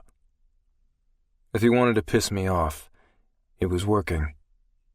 Vadik pressed his lips together, his jaw straining before he let out a breath. Your stunt is causing me a lot of headaches. I am not sure if you are extremely foolish or exceptionally ingenious. My brows furrowed, confused at what he was talking about. You don't remember, do you? Vadik scoffed, shaking his head. My silence was enough of an answer for him to continue. We were returning through the Fey doors, and you decided to chuck both of your boots through an opening which simply happened to be a multi-dimensional door. One eyebrow cocked, as if to say you knew exactly what you were doing. They could be anywhere, and most likely not together. We stared at each other. Something in his gaze unnerved me, almost like pride. I knew you would keep it close. Vadik's head shook slightly, mumbling to himself, I should have seen it. The most obvious and careless place to hide one of the most powerful objects in the world. In a boot. He cleared his throat, returning his focus to me. Now it is out there, lost. And no one will ever realize a legendary treasure is in the discarded shoe they just walked by. Some homeless man will probably be walking around with the stone of destiny in his heel. He let his irritation swallow his sentence and hang in the air. I no longer had the stone, which meant I was no longer beneficial to him. What do you want? A gratified smile rose on Vadik's face. At first, I considered your life, but I've had time to rethink your usefulness to me. Anger made me rash. He sat back in his chair, but disobedience will never go unpunished. You will pay for defying me. If you don't want me dead, then you must want me for something. I do. Vadik's demeanor was calm like a huge lake, but what was below in the depths and darkness is what you worried about. Death would be the easy way This isn't a one-time deal. Your existence is mine to own, as it always should have been. You will do everything I say. No one owns me." A knowing smile played on his mouth. "There, you are wrong. I don't have my powers. I am worthless to you. Maybe. Maybe not." His navy eyes glinted. "You could get them back." Vadique's words cleared through the murkiness in my head, recalling why we wanted to challenge him in the first place. He was right. A man was being held here who possibly could restore my magic. "Regnus," I responded. Regnus was an extremely powerful shaman, the head of the shaman leaders. He raised Amara after she lost her parents. I met him once through her. He was a known recluse and stayed hidden from people, and he only allowed her to get close. Amara told me Vadique kidnapped Regnus. He was the reason we were coming here. But that's when I also believed Amara had been abducted the day of the Fey storm. I pushed away the dread seeping down my throat. I swallowed. "Regnus, you think you will be able to extract them from Zoey? Can he do it, without her here?" Vadique leaned back in his chair, watching me for a while, his brow creased. I didn't understand his sudden silence. A trickle of sweat ran down the back of my neck. Vadique tilted his head, his gaze finding someone behind me. "Another thing you forgot to tell me about Amara?" I felt and heard her shift behind me. Instinct rolled my gut into a knot. "I see." Vadique shook his head. Humor danced in his eyes. The sickening feeling in my stomach expanded. "Where is Regnus?" Vadique stood, straightening his suit jacket. "Ask her." I looked over my shoulder at Amara. She glanced away, crossing her arms. "Amara." Vadique's voice was full of adoration. "My little deceiver. Such an incredible talent for it, the best I've ever known. Her tongue is truly talented. She can't help it. She whispers in your ear like a snake charmer, weaving truth and lies together so well you can't tell the difference." What is he talking about? Deep down, I already knew the truth, but needed to hear her say it out loud. She sighed, turning her face to mine. "Vadique never had Regnus. I made it up." "What?" I growled. "I needed you to act." She shrugged her shoulders. "You needed a reason to move, to go after the stone, and I gave you one." "Was there ever a moment you spoke truth to me?" Her dark chocolate eyes locked with mine. "Yes." I could feel the underlying meaning in her gaze, but it fell numbly on my heart. "So where is he?" She glanced away. "Amara, where is he?" She faced me, her chin set high. "Dead." "What?" Rage burned like fire in my lungs. The years this woman put things over on me. I felt stupid, blind, and gullible. I understood being a storyteller was part of her nature, the type of fae she was. But I had foolishly let myself believe I was one she wouldn't deceive. We worked together because we were both liars, thieves, and survivors. This was our truth. I was simply another naive asshole who fell for her charms, beauty, and wicked tongue. It was disturbing to think there probably wasn't one person in here she hadn't used it on. "He's been dead for a while." The entire time she let me believe there was hope. It never was an option. Disappointment crept into my lungs when the truth hit me. No Regnus. The shred of hope I was holding on to broke. There was nothing to save Zoey or me. It had to be death for one of us. And it was going to be me. A deep rumble came from my chest. Caddick grabbed me and held me back from attacking Amara. My body pushed forward, leaning toward Amara as she backed against the wall. "If you knew he was dead, you never would have come here. With Regnus in play, it got you either to go for the stone or to come here. Whichever way—" Amara trailed off. "You got what you wanted. A job well done," I replied, turning away from her. I could no longer look at her face. I was more disgusted with myself. She worked it so I would have to tell her the location of the stone, give her the actual stone, or willingly go to Vadik's, walking into a trap. She was good. I'd give her that. I turned back to Vadik. I will not let Zoey die. No, this works for me too. Vadik slipped his hands in the pockets of his pants, walking around the desk. He was almost as tall and as wide as me, though he commanded more attention. Cruelty danced in his aura, what you expected from a demon. Back when the Fae and human worlds worked together, superstition ran high. Demons were feared and honored as much as the gods. However, I always had a healthy disgust for them. I stayed clear of them as much as humans. Your little human and her pet have made me richer. DMG wanted her badly and paid obscenely for her return. What are you talking about? I blamed my fevered brain for not connecting dots fast enough. DMG has been a profitable acquaintance. Anger hitched along my spine. You work for DMG? I do not work for them. Vadik's eyes flashed black before returning navy. All demons in their pure form had black eyes, but the exact level of a demon revealed itself in their natural color. You knew what level of demon you were dealing with, whether they were dressed in business attire or jeans. Yellow or yellow-green was the most dangerous of demons. His navy eyes told me he was not the highest, but he certainly wasn't at the bottom. Far from it. If yellow was the top, like the general, then navy was the major. Powerful enough to be feared. They kill Fae. Vadik took a breath and leaned back on his desk. I am a businessman. I provided a service.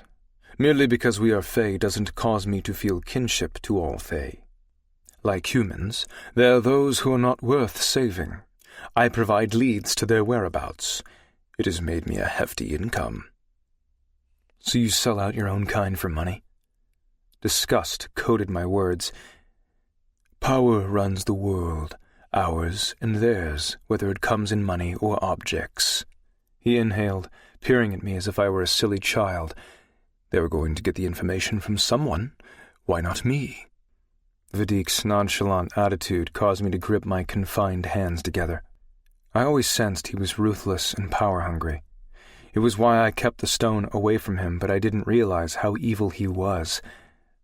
I get what I want, until it no longer works for me. DMG has gone past their usefulness. There is something there I want more, something I want back. My shoulders tensed. You're human. She is not my human. Oh, I think we both know that is a lie. Your weakness for humans will always be your downfall. He grinned. Or in this case, hers. I gritted my teeth. I've come to understand, if you kill her, your powers will be restored. If you do not, she will be the useful one. Stay away from her. You and I both know that will never happen.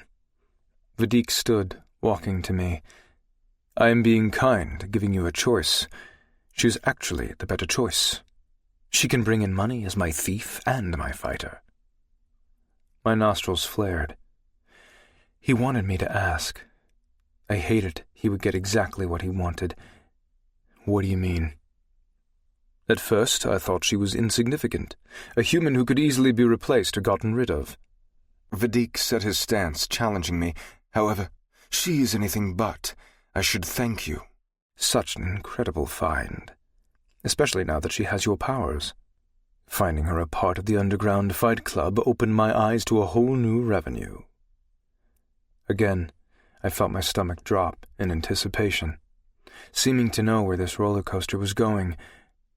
It was easy to get rid of the human man and his pathetic excuse for a gang running the underground fighting ring and take over the business. Humans pay to see and bet on fights, drink, and indulge in all their favorite sins with my girls. At the same time, Fae pay for the service to freely take from a concentrated pool of humans. All are drunk, emotional, and greedy. Everyone is happy. And I do very little. Pride emanated off his skin. Zoey will be my lead fighter, but will also be stealing more out of their pockets and homes. My tongue seemed to swell in my mouth. I could no longer breathe.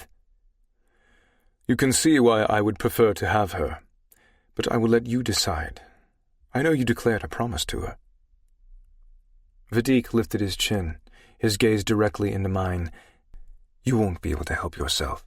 You will go after her, and I will follow.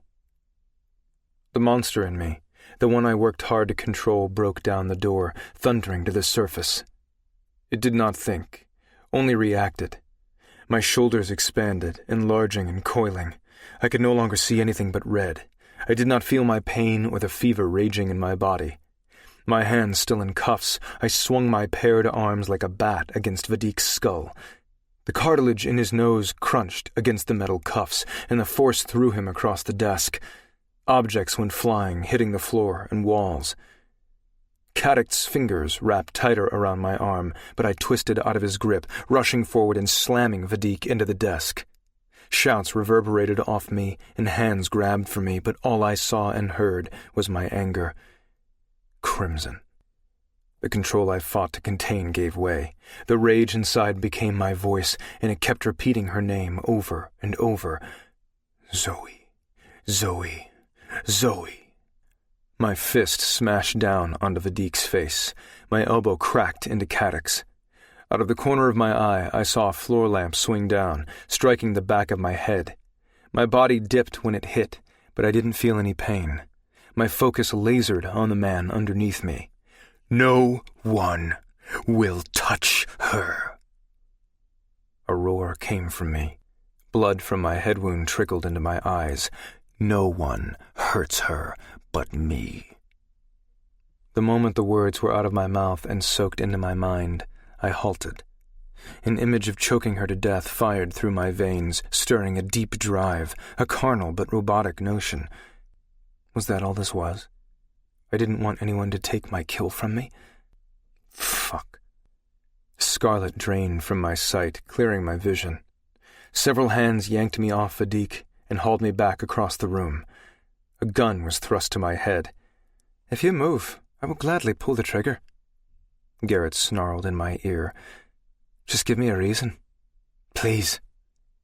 Vadik sat up, taking a handkerchief from his pocket and wiping the blood from his nose. I think I know what the promise entails now. I growled.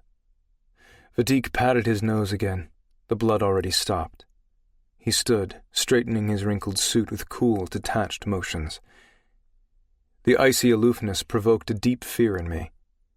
I knew fury lay under his reserve, a rage which would put my monster to shame. Fuck with a demon, and you were going to get more than the horns. A tight smile stretched his mouth, and he took measured steps to me. You will take me to her. No. His eyes flashed. He crouched down in my face, his voice vibrating with wrath. Let's see how you feel later. You will be begging for your death. Or hers. The last thing I saw was Garrett's arm coming for me before he slammed the butt of the gun into my head. Chapter 17. The tops of my feet dragged across the floor, hitting the stone stairs as they hauled me to the basement. My head lolled and bobbed, not able to pick itself up yet. As the monster, I didn't feel pain, but now it was back with a vengeance. Long ago, I'd almost burned to death. It took me months to come out of my coma, my Fey powers keeping me asleep as I healed. I no longer had this luxury. I was still Fey, so it eased the pain, but I was more human in healing. Every hit hurt worse than it ever had before. I was changing, my body slowing down. The fever sapped my energy, which pissed me off. I did not handle being fragile very well. Several other men joined Caddick in towing me back to the cell I'd been calling home. I recognized some of the men from my encounters with Garrett. One blue-haired guy ran ahead, pulling the extra chain off the floor until it hung from the ceiling at eyeline. I'd been around too long not to know what was ahead of me. Torture had not advanced much with Faye. They liked the old-school ways. I grunted and struggled. Caddick and another Fae grabbed my arms and wrapped the metal cuffs around my wrists, clicking them into place. The blue-haired Fae yanked the pulley. My arms shot over my head. The bones and muscles along my shoulders and sides popped as my weight tugged back on them. The clanging chain echoed off the walls. My joints wrenched from their sockets. The tips of my bare toes skimmed the floor. Shoes clicked across the stone floor. "You're still the same, disobedient and impertinent," Vadik hissed. I heard the whip snap as he opened it up. My fingers rolled into fists, preparing for the pain, but no matter how much you do, you can never prepare for this kind of torture. The sound of the leather cracked in the room only an instant before the switch lashed across my back. My mouth slammed together, a groan caught in my chest. The whip struck my back again, and again. "Is a human really worth this?" Vadik growled. I didn't respond. She was worth more. Agony sliced down my back as he snapped the whip. My skin split. The leather straps slashed across the open wounds. My knees dipped and dizziness overcame me, building and exploding with nausea. "You are a fool. I hoped better from you." Wrath coated every word he spoke. His resentment for me seemed deeper than what I'd expect from a bad business deal. But this was why people feared him. He was a demon who relished torture. You'd think he'd let others do this, not get his hands dirty. Not with me. A bellow rushed out of him, his arm coming down, snapping the leather harshly. My body jerked forward, curving with anguish. Against my will, a moan escaped my throat. I slammed my jaw together, keeping Vadik from getting any more satisfaction from my pain. Sweat streamed down my face and blood flowed in trails along my back, dripping onto the floor. "You need to learn I am in charge. You do not disrespect me," Vadik yelled, the violence giving more fire to his rage. Each hit only gave him more fuel, more drive, causing him to strike harder. Hurt so unreal choked the air in my throat. Screams could no longer reach the service barricaded beneath the agony. I huffed. Saliva oozed out of the corners of my mouth. Snot bubbled out of my nose. Crack! Crack! Snaps of the whip echoed off the stone. My vision blurred. Bile filled my mouth as the room spun. I drifted further from myself. My muscles let go and I hung freely from the chains in the ceiling, ripping me apart. "Vadik, that's enough," I heard a woman's voice cry. Then the sound of a hand hitting flesh. A form fell to the ground. "Do not tell me when it's enough," Vadik growled. "You want to be next? You are already walking a thin line with me, Amara. You can easily be replaced. No one will miss you. No one." Time and reality were getting hazier as I receded deeper into my mind. "Now turn him around," a voice ordered. I felt hands on me, pairs of feet scuffling over the floor. The chain above my head creaked as they twisted me around. "Wake him up." A sharp, foul smell spiked up my nose and caused my eyes and mouth to water violently. I lifted my head, blinking back sweat and blood. Vadik watched me, his eyes completely black. Sweat and spots of my blood sprinkled his sullen white face. His cheekbones stuck out sharply, which only enhanced the terrifying monster he really was. A twisted smile grew on his lips when he saw I was awake. "That's better. I want you looking at me when I talk to you." His words sparked something in my head, a deep instinctual fear buried far below, but my brain couldn't latch onto any reason or understanding. He flicked the whip with his wrist. I knew what was coming. My punishment was far from over. "Once again, I will ask, is this human's life worth this? The more you fight me, the more I will be sure Zoey gets all my attention. You want to die knowing you left that life for her? My concubine, my slave, my fighter?" Vadik said, "You can live, or she can, but you will find her for me." It took everything I had to unclench my jaw. "Fuck you." Saliva and foam sprayed from my mouth. Bad decision. He lifted his arm. As the switch made contact with my stomach, my threshold for unbearable pain hit its max. A howl ripped out from the depths of my guts. He quickly responded with another one. Darkness reached up, covering my eyes and mouth, and pulled me back into the depths of oblivion. I went willingly. My lids blinked open to a small, comfortable room with its peeling paint and white billowing curtains. Instantly, I felt the warmth of her body pressed against my leg. I rolled over, the old, comfortable bed creaking. I propped my head on my hand and watched her sleep. Her brown tresses only held a dim violet color now as they tumbled around her shoulders and down her back. This was the first peace I felt in a long time. No pain, no torment, only relief and contentment at seeing her. She was beautiful, but it was more than that. The girl was a force. No one I ever met, fae or human, compared to her.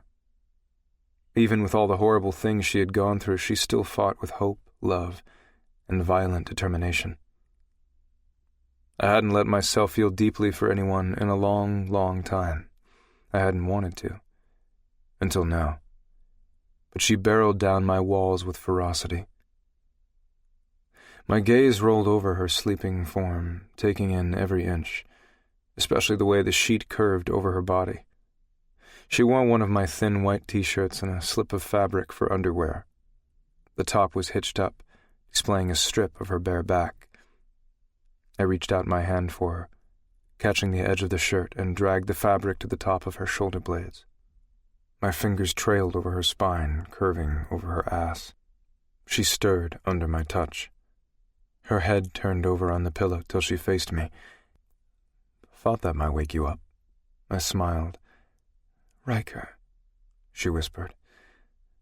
"Miss me?" "Yes." The bluntness and honesty of her declaration stunned me. "Wow, you said that without the least bit of sarcasm." Liquid glistened in her eyes. A deep sadness and desperation echoed in them I had never seen before. "Hey." My hand went to her face, cupping her cheek. "Are you all right?" She leaned into my hand and bit down on her lower lip. She looked lost, unsure. Seeing her like this caused panic to prickle in every pore. "Zoey, you're freaking me out." She licked her lips, closing her lids briefly. "I know you're not real, but I need you. To get me through this." The need to protect her, to shield her from pain, fear, or harm, drove me to her. I pulled her to me, my lips brushing softly over her forehead. "You are strong. You can get through this. You don't need me, but I'll be here whenever you want." "I wish you could tell me you were all right, that you got away from Vadik." I could have told her, but the despondency in her demeanor made me lock the truth away. If I were free or capable, I would have already found you. She watched me. A fire flickered in her eyes, her gaze dropping to my mouth. It was like the fire in her eyes jumped to me, igniting a combustion through me. I grabbed her hips and pulled her onto my lap. She inhaled sharply, enhancing my need for her, to be inside her. I knew this was a dream, and she wasn't real, but she felt hot, wet, and her legs clenched my hips with desire. A moan emerged from my throat. I knew one thing. Even if I had never made an oath to her, nothing in this world would stop me from getting to her. Even without the oath, I would find you. "I wish the vow worked both ways. I want to be able to feel you and know you are still alive," she whispered, grinding into my lap. "Fuck. You want to feel me, huh?" I grabbed her waist, flipping her back onto the bed. I nudged her legs apart and crawled between them. My gaze never left hers. I lifted her shirt up, my lips sweeping over her stomach, my mouth moving down. "Feel this?" I tilted her hips up, slipping her underwear down her legs. The sight of her almost made me lose control. My hands roughly traveled over every inch of her skin. She let a small groan escape. Her arms twitched, looking like she wanted to touch me. Her face strained and her eyes grew hazy, far away. I felt myself drifting, reality breaking through. Dull slashes of pain ran over my torso, dragging me away from her back to the dungeon. No, I did not want this dream to end. She said she needed me, but I needed her just as much. Stop. Stay with me. I straddled her on all fours, stopping her struggle to touch me. Just a little longer. I leaned over, my lips finding hers. Tasting her felt like I finally found my place. I wanted to be so deep inside her, neither one of us could find our way out again. Even if this was a dream, for one moment I wanted to pretend it was true. I've done some interesting things, but this might be hitting a new level. I mumbled against her mouth. Why? You're not even real. This is all in my head. No, it was in my head. Zoey, I will make you another promise. I am going to bury myself into you so deeply and fiercely, we are both going to feel it in reality. I grabbed her ass, angling her to me. I sank into her, then plunged deeper, feeling like I had come home. Chapter 18. Voices came and went, speaking words I could not understand and had no energy to try. Time had no meaning. Pain was the only way I could decipher reality, with sleep taking me away when it became too much. The fever was back, blistering my skin with heat. Each morning and evening, Vadik's servants came to feed me, clean my wounds, or bathe me. 2 guards stood at the door. They fed me fey food, which helped ease my physical suffering and would help to heal me. They stayed silent and left as soon as they were done. Keeping me alive and helping me heal was simply so he could torment me again. Vadik was not forgiving. Every moment was torture.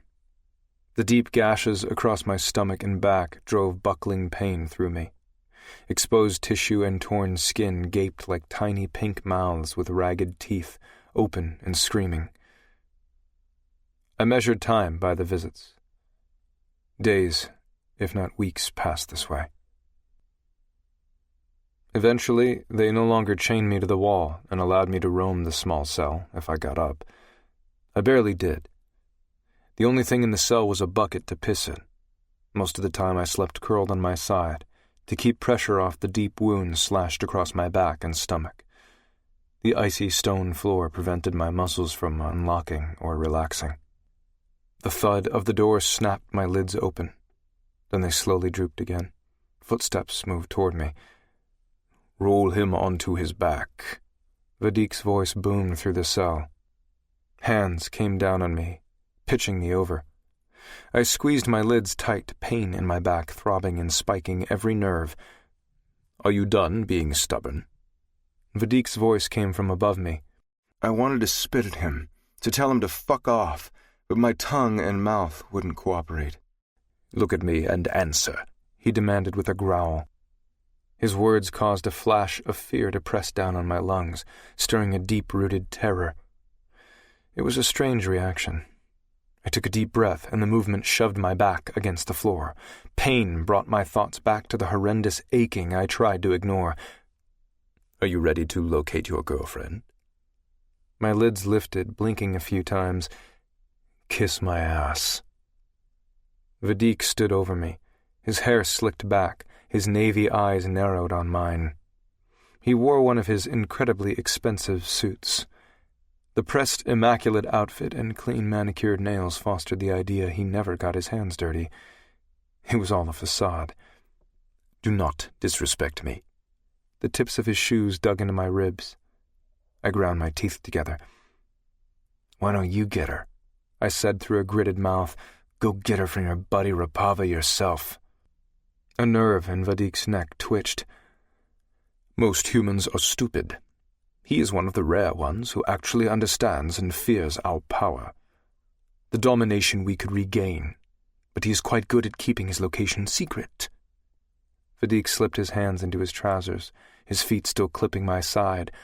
Our deals bring me money and supplies him victims to use as experiments. Your own people, I snarled. A creepy smile flashed on his face. Not all. He needs humans as well. What do you mean? He smirked but didn't respond. Whatever his secret, I was sure it was dangerous. I actually didn't want to know. I had too much on my plate to worry about. Do you feel the oath nipping at you, growing stronger every day? Vadik leaned over me. The longer you ignore it, the worse it gets. I could be patient and wait for the day you can no longer stand it, but I'm in a hurry. He stood straight again. Anyway, by then, you will tear her apart in a state of bloodlust. I would like her alive until I decide which one of you to keep. Like a pet. That's all we were to him. Pets, minions, and slaves. Vadik took his hands from his pockets, his polished cufflinks glinting in the dim light. Something about them caught my eye. I directed my gaze at the symbols of 2 dragons, their necks linking around each other. The family crest. The dragons sat atop a shield with a crown and boat on it. I couldn't make out the writing below the crown. The fine details of the crest were lost in the shadows. A flicker of familiarity crossed my mind. I had traveled to so many places I could have easily seen the crest before. Maybe there was a reason Vadik hated me so much. Besides double-crossing him this time, I might have done it before, although he didn't seem the kind to keep our past dealings a secret. I will take your silence as a no. He clicked his tongue. At that, Kadek and the blue-haired guy moved to his side. He nodded. A whimper coiled around my throat, but I kept my mouth shut as the 2 men pulled me to my feet, latching the cuffs around my wrists. I was strung up, my feet lifted completely off the ground. Once again my weight and gravity ripped at my body. The stretch of my agonized muscles and ligaments screamed in torture. My barely healing cuts tore open again as my skin stretched. Dots blinded my vision. Leave him like this for a while. Let him think about his options, and which one will soon outweigh the other. Vadik whipped around, exiting the cell. The other 2 trailed on his heels, leaving me swinging from the ceiling. Vomit hung around my throat. The pain finally forced me to exit the present and shift away to the only place that gave me comfort. I woke with her next to me again. The feel of her skin sent heat up the side of my body. I rolled over, propping on my side. This was my happy place where I didn't feel the excruciating pain of my dungeon. Just her and me. She lay in the exact same position as before, on her stomach, one arm curled around the pillow, head turned the other way, her t-shirt hitched up, a slit of skin showing. Like last time, I could not resist touching her. The feel of her skin beneath my fingertips ignited me. She turned her head to me, smiling. We watched each other, my hand exploring her body. Her eyes grew sad, almost defeated. Why haven't you found me yet? Where are you? You know I would be there if I could. I couldn't bear to add more sadness to those eyes. I'm scared for you. Don't be. Worry about yourself. You know, no matter what, I will find a way to you. Can it be now? With a smile, I leaned over, brushing my lips over her shoulder. Even the Zoey in my head was getting impatient with me. Croydon's here. I jerked back. Wow, you know how to ruin a moment. You know me, she grinned. I would never admit this to Croydon, but it was the very thing I wanted. Someone to be there for her when I couldn't. My past with Croydon was complicated. In one way I didn't trust him, but I did with Zoey. He was loyal in his way. He'd been there in the background for decades now. As dysfunctional as we were, he was the closest I had to a friend. It gave me a little comfort to pretend he was protecting her. Yes, I stared into her green eyes. I do know you. Don't you forget, Zoey. I'm trying not to. She nibbled on her bottom lip. Actually, Croydon and Sprig help keep me grounded. I don't want to lose myself completely. Even if it were all in my head, my subconscious did not want her to be alone and scared. It helped, even if it weren't true. I knew Dr. Rapava had Sprig too, but in reality there was little chance they would get to be together, even if the little furball kept trying. I reached out, tucking her hair behind her ear. You won't. You are way too strong. And stubborn. Liquid filled her eyes. She felt so real. It was hard to remember she wasn't. And I hate to admit this, but if I can't be there, I'm glad Croydon is. Now I know this is in my imagination. A smile exploded over her face. What? I don't feel real to you? I teased my imaginary Zoey, my fingers roaming over her, pushing the blankets off. You do. That's the problem. Desire in her eyes mirrored my own. Damn, this was a mindfuck. I could stay here locked in this dream. I want to stay here, escape from all the pain, remain here with you forever. It was the problem. I wanted to quit and stop fighting, letting the dream take over my reality, but I couldn't. The girl I wanted was out there, hurting. I had to stop this. Without this comfort, I would fight more to get free. This has to be the last time. I pinched my mouth together in resolve. She drew in a long breath. Rapava needs to be stopped. I get it, but being here compels me to want to stay in this bed forever. Be selfish. It would be so easy. But I know you are out there somewhere, and I want the real you. Even though I will be trying to kill you. Especially because of that. She turned over on her side. You and I are survivors, and we will do whatever it takes to live and be together. That is the love I want, whatever the outcome. She sat up, the sheet pooling in her lap. My dreams of you gave me strength at first. I needed to retreat into you, to feel comfort. I can't have it anymore.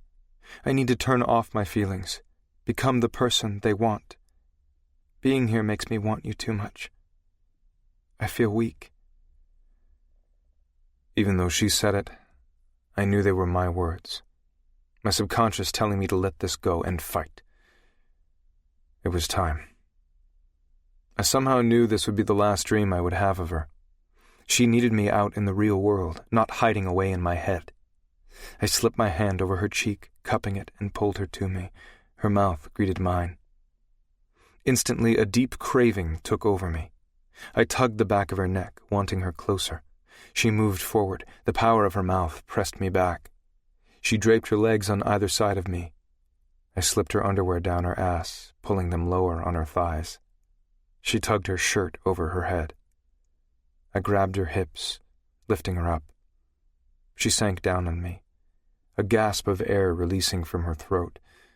The utter pleasure on her face was enough for me to lose it. I grabbed the back of her head, my fingers tangling in the loose strands, and yanked her to me. My voice was coarse and thick. Ride me. Wake me up, Zoey.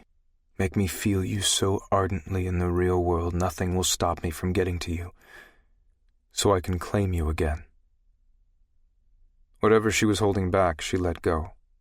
It felt like she was slamming her anger, fear, need, and sadness into me through her hips. I responded with the same intensity, emotion, and passion. It was a goodbye to the fantasy. Chapter 19. Ryker. A hand stirred my shoulder, arousing me from a deep sleep. Wake up. It was a woman. Amara. The sound of her voice instinctually sent a growl vibrating in my throat. Stop that. Anger at me can wait. We don't have much time. She tapped insistently at my shoulder. Come on, get up. I groaned, trying to lift my lids to look into her face. I was on the ground, the stone unyielding under my curled form. When did they release me? How long did I hang? How long was I out? All these questions rolled around my head but never made it out of my mouth. Ryker, sit up. Amara pulled at my arm, her eyes wide and full of anxiety. "We have to go. Now." "What?" I blinked. I only wanted to continue sleeping. Being unconscious was the only time pain didn't consume me. "Come on." She yanked at my bicep, causing me to groan as a sharp pain shot up my arm, curving around to my shoulders. "I'm not going anywhere with you," I snapped, tugging away from her grip. "I'm sorry I lied about Regnus. You can be mad at me later." She looked anxiously back at the door. "Mad is too nice of a word. What I feel about you goes way past that," I snarled. "Detest me later, then. Right now we need to go." She shot back, desperation laced in her tone. Ignoring the agony, I reached around, clutching her chin between my fingers, jerking her to me. She inhaled sharply. "I want to kill you," I seethed. Her breath was uneven, but her eyes never left mine. The stronger she held my gaze, the more my anger evaporated. Her strength and determination was the one thing I actually respected about her. Like Zoey, she would never back down. She would do what she had to do to live. If a man did what she did, we wouldn't think twice. It was her nature to deceive and steal. How could I really blame her for being what she is? I dropped my hand and turned back over. "Go where?" "I'm getting you out of here," Amara replied. "What?" My head whipped back to her. "Why?" Amara ignored my question. Clasping my back, she prodded me to sit. "We have to go before these idiots come back. Please, Ryker, just do what I ask." "Why should I believe you are helping me? This could be a trap." I cringed at her rough contact. Her forehead lined, the corners of her mouth drawing down. "I know trusting me is the last thing you want to do, but please, right now, trust me. Both our lives are at stake." Once again, I could be a fool, but I did believe her. I saw how Vadik treated her. He would kill her without a thought, and the one thing Amara did well was save her own ass. If getting me out was helping her with that, then so be it. Both of us had the same goal. Escape. I dipped my head in a yes. She exhaled with relief and put her hands around my waist, helping me to my feet. I jerked, swallowing the wave of nausea. "Sorry." She loosened her hold. I swayed and stumbled to the side. "Here." She got her body under my shoulder, holding some of my weight. My overstretched muscles balked at the movement. Everything hurt. Everywhere she touched prickled with pain.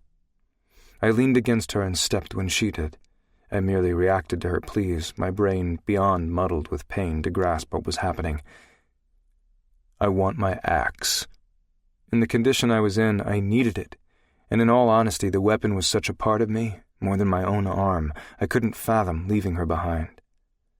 Weapons in the Fey world were alive, had personalities. They grew attached to their owners as much as the owners relied on them. She was strong and fierce. We had been together for a long, long time. I would not leave her.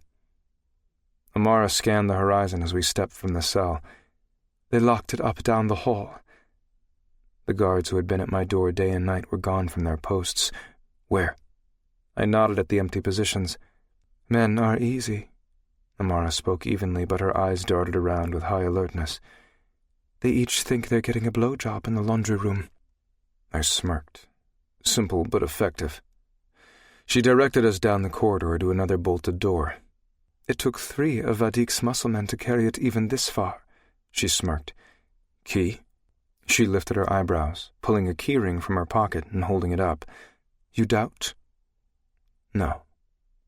I knew her too well to have reservations. Amara always obtained what she needed. She went through the string of metal keys, trying each one on the door while I stood watch. It would have been nice to jump in and out of here. I missed my magic. A gap in my chest and soul waited longingly for the power to return. "Hurry," I demanded, coercing her to glare over my shoulder at me. It took several keys, but finally the lock clanked over, reverberating off the walls. I sucked in a breath, the door hinges screeching. She slipped in and I followed. My chest swelled. There she was, locked in a cage, my battle axe. It was as if she was calling me. My feet moved obediently to her. Amara had the lock open before I even reached the box. I reached over, my fingers wrapping around the handle. My lids closed as I felt her greet me. Her power and excitement were like electric shocks into my skin. I missed you too.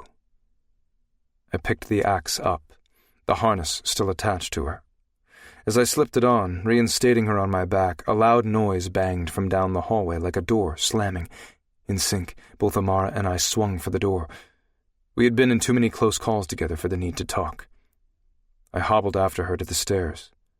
There was only one way in and out of the dungeon. I lifted my foot to step on the first stair and clapped my jaw together.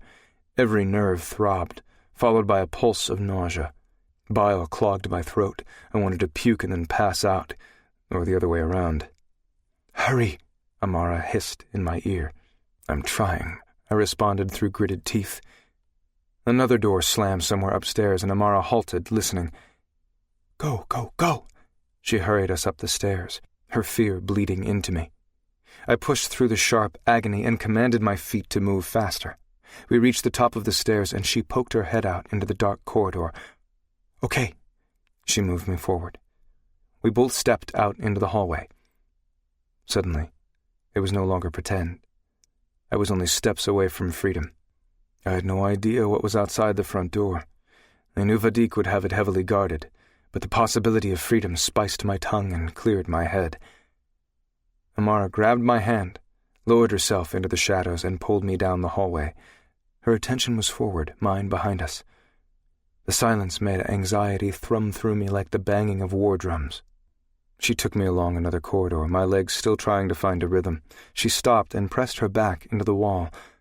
"All the exits have alarms and guards," she whispered. "You had a plan for this, right?" My shoulder bumped into hers. The pressure against my wounds slammed my jaw together. She shot me a look over her shoulder. "Yes, but you're not going to like it." "Do I usually like your plans?" She rolled her eyes. "You're going to have to trust me." "Trust you?" I snorted. "Right now, I'm all you got." That only makes me more nervous. "What are you up to, Amara?" "Wow, I can't actually want to get you out of here because I care about you." I tilted my head. "Fuck you, Ryker." She shook her head and turned away from me, taking apprehensive steps down the hall. I followed behind. We entered a large, formal living room, and I stopped dead in my tracks. Sofas and chairs faced the giant fireplace, and another set stood by French doors topped with arched Palladian windows, which overlooked a backyard. In the middle of the lawn was a lit fountain, giving the outdoors an eerie glow. The lake beyond was lost in the sea of night. What stopped me wasn't the ostentatious gardens and fountains in the backyard, the expensive furniture, or the garish displays of collected artifacts, sculptures, and relics. It was the singular painting, the only one in the room. The painting depicted a woman. I stared at the gorgeous woman portrayed in oils hanging above the fireplace. My heart fluttered in my chest with a feeling I couldn't decipher, a recognition, a distant memory. The woman in the portrait was beautiful. Golden hair was braided and twisted in intricate designs hanging over her shoulders to her hips. She wore a long tunic dress, the same color as her hair, tied at her waist with decorative interwoven ropes of deep gold, red, and blues. The details along the trim and sleeves were lined with white. They looked to be from the 11th or 12th century. She wore a small jeweled headband. Her slight smile glinted her eyes with happiness and mischief, as if she held a fun secret you wanted to learn. I was drawn to her eyes. I sucked in a sharp breath. Her eyes were so pale blue they almost looked white. My throat constricted and I struggled to swallow. Memories flashed through my head, more feelings than images, but those eyes smiling down on me rang strong in my soul. Then, like a boulder, recollection barreled into my mind, hunching my shoulders. Seeing her flicked a switch in my brain I had kept off for so long. A long and forgotten memory buried deep in my soul. I wake up in the middle of a huge 4-poster bed, knowing the rich, dark wood it is crafted from was hauled out of the nearby forest. Every day I escape to the security of their branches to either hide or play. Elaborate tapestries hang over the cold stone walls, keeping in the heat. It's early in the year, but the air smells of spring. Buscarid flowers bloom around the window, their sweet scent hanging in the air. The dawn lets in a soft glow of the breaking sun. This is my home, my room. A beautiful woman walks to the bed, peering at me. My mother. "Good morning, my love," she coos softly. "You are 3 years old today, my sweet boy." Her long golden tresses reflect the light and halo the jeweled band around her head. The ends of her hair tickle my face as she bends over me. "I love you so much." Her white blue eyes water. She brushes away the tear hinting at the bottom of her lashes and shakes her head. "Can't let him see emotion," she mumbles to herself. Her fingers touch my chest. "Whatever happens, my love, know you are loved. No matter what, you will be free of him. I promise you. This is my gift to you. Both of us will soon be free."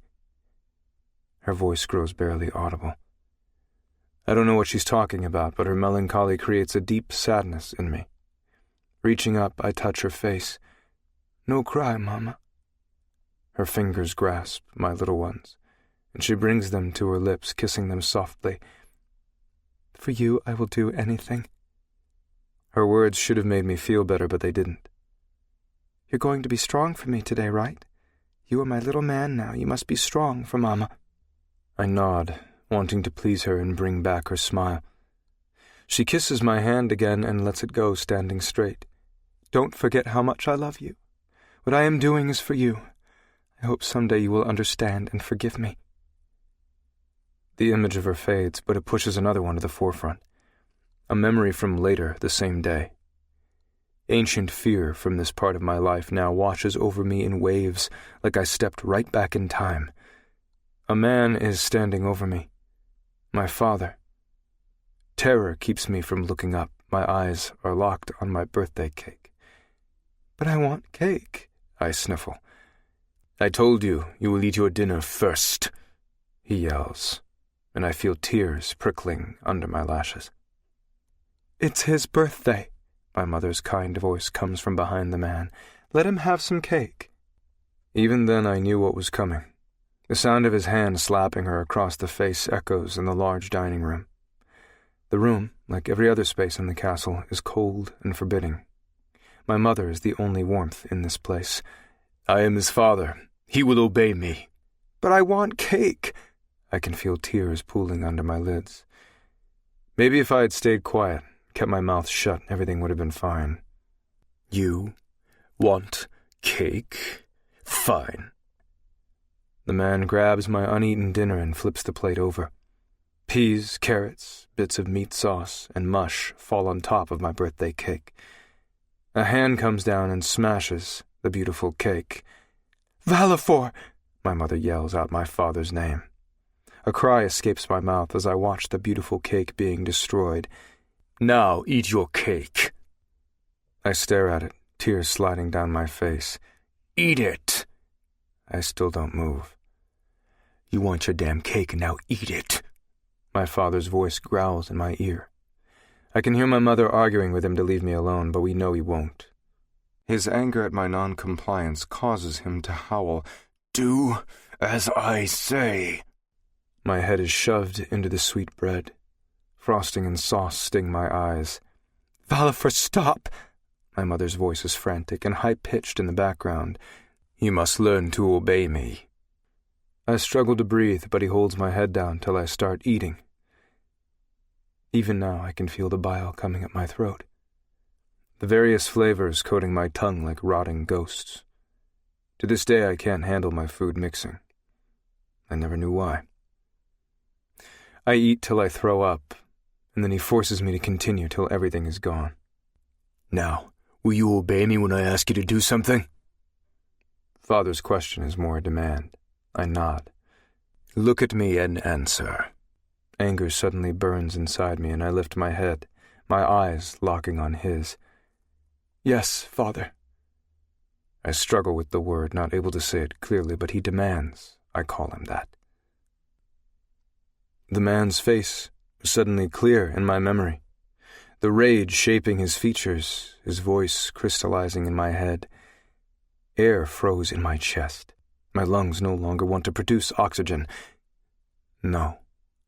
I shook my head back and forth. The man's face hadn't changed much. Age had only distinguished him, but there was no denying. Valifor. Vadik. The world under my feet disappeared, my stomach falling through the floor. Valifor was a name of an ancient demon. The Duke of Thieves. No, this can't be. This man, this demon, cannot be my father, though I can feel the truth of it in my blood. Literally. Wanderer didn't have to mean thief, simply a fae who jumped like I could. Yet thievery was an essential part of me. It was in my DNA to steal, to be the best. Valifor passed down the power of speed and dexterity, the skill of sharper hands, eyes, and mind. If my father was a demon, what was my mother? How did I become a wanderer? Her white eyes in the painting stared at me, almost provoking me to remember. Then, like the last, another recollection careened down on me, physically curling me over. I sit on my mother's hip as she rushes down the hallway, wiping my face clean of frosting, vomit, and other food. Her mouth is twisted in anger, but her eyes are soft as she searches me over. "I am so sorry," she whispers quietly. "He will never touch you again, I swear." She doesn't head to my room or even hers, but takes me to the east side of the castle, an area we rarely went. Her mood keeps me silent. It isn't the anger or even sadness that frightens me, but her resolve. She holds her head high with defiance and strength. Weaving us through a maze of hallways, upstairs, down, we finally exit the castle into the dark forest. "Mama?" I snuggle closer to her. "Remember when I asked you to be strong and brave?" I nod against her shoulder. "But I'm scared, Mama." "You don't need to be. Never again. But I need you to trust me, my love. Can you do that?" "Yes," I say proudly. "I be brave, Mama. That's my boy." We walk for a while more, the night solid around us, and sounds of wild animals resonate in the depths of the forest. I wiggle in tighter to her. A light in the distance perks up my head, a torch. Mama's steps scurry faster. We get close enough to the person holding the torch that I can see a woman. A cape and hood obscure her face in the shadows, but I see long white hair trailing over her chest to her waist. She is small but sturdy, confident. The air around her is dense and chalky, almost like I can taste the grittiness on my tongue. I feel her energy bumping against my skin. She holds a lot of power, scaring me. "You sure you are ready to do this, Ingrid?" The woman's voice is deep and rough. "Yes, Margot." Mother stops in front of her. The woman, Margot, pushes back her hood, revealing a young, pretty face, which goes against her gravelly voice. Her face says she is young and vibrant, while her voice and eyes convey she is old, full of life experiences. Her hazel eyes dig into my mother's before she nods. "Yes, I can see you are." "I can't take any more, for him or me." Mama adjusts me higher on her hip, kissing me on the forehead. "I told you. The Fae did not name me a high-ranking druid for nothing. I warned you, he was not what he seemed." My mother blows out an irritated breath. "Not what he seems is not the same as telling me I was fooled into marrying a demon." The white-haired woman swishes her hand. "It's not an exact science. Let us begin." Mama looks over her shoulder nervously. "Ingrid, I need you to understand what you are doing. This boy's magic is not supposed to come to him until much later. He's part demon, fae, and human. It's unnatural. His body and mind might reject it if you force it forward now." "I am aware."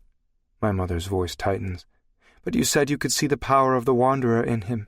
He will be able to jump." She takes in a shaky breath. "I said he carries the possibility of having the power," Margot replies. "Nothing is worse than the life he will have growing up with that monster. I will not let my son be tortured daily by that man. This is for the best. Do you know what you are giving up? You will never see him again. He will never know his mother. He will probably lose all memory of you." "Yes, I do. I will give up the world to keep him safe, and I willingly surrender my life for his freedom." Margot presses her lips together, her lovely face showing sadness. She reaches up and touches my mother's face, stroking it softly. "I will miss you, sweet girl. I wish I could have helped you more than I have. You have been a dear friend to me. I appreciate all you have done." The woman drops her hand, her eyes clouding. She turns away, heading for a large stone slab. My mother sets me on my feet and drops to her knees next to me. Tears swell in her eyes. "I know you will forget me, but remember. Here." She taps at my chest. "Mama loves you so much." A single tear slides down her face. My chubby fingers reach up and wipe it away. It seems to only cause them to come faster. "We must act now. The exact placement of the moon is crucial." Mama nods, keeping her eyes on me as she rises. The woman places candles, a stone bowl, curved blade, a dead mongoose, and other items I cannot see on the rock slab. "Okay, my boy. Be brave. Be strong. No matter what darkness you feel inside, remember you have light too. Hold on to that." She takes my hand and leads me over to the stone. She picks me up and sets me on top. "Don't be scared, my love." Margot starts chanting behind me, drawing out a knife and handing it to my mother. I try to be brave, but when Mama draws the blade across her wrists, letting the blood fall freely from her arms into the bowl, I start to tremble. She pricks my finger, mixing our blood, drawing a line across my forehead and down my cheeks in blood. The chants behind me grow louder and more passionate. I feel something ignite inside me, and I shriek. My mother crumples to her knees. I want to go to her, but the fire burning inside me keeps me in place. Margot is screaming out the chants as pressure crushes me from all sides. It builds and builds till I wither in pain. Then something snaps inside and I scream. I see my mother drop back on the ground, her eyes open, staring vacantly at the sky. Then everything goes black. Chapter 20. "Ryker," Amara's head poked out from around the corner, pulling me from my memories. "Come on, this is not the time to take in the art." Her name was Ingrid. Amara glanced around nervously. "That's nice for her, but we've got to go." She was my mother. "What?" "And Vadik. He's my father."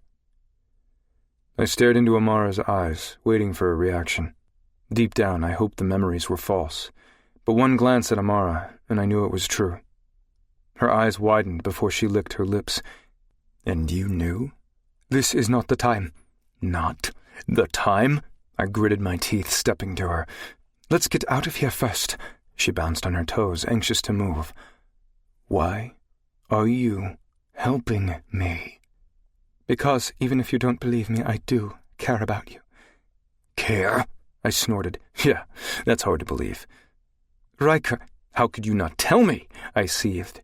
"You enjoy fucking father and son?" Her dark eyes darted to mine, flashing with anger. "He is not the type who asks. He takes. And I did not have the luxury of saying no. I survived the best way I could."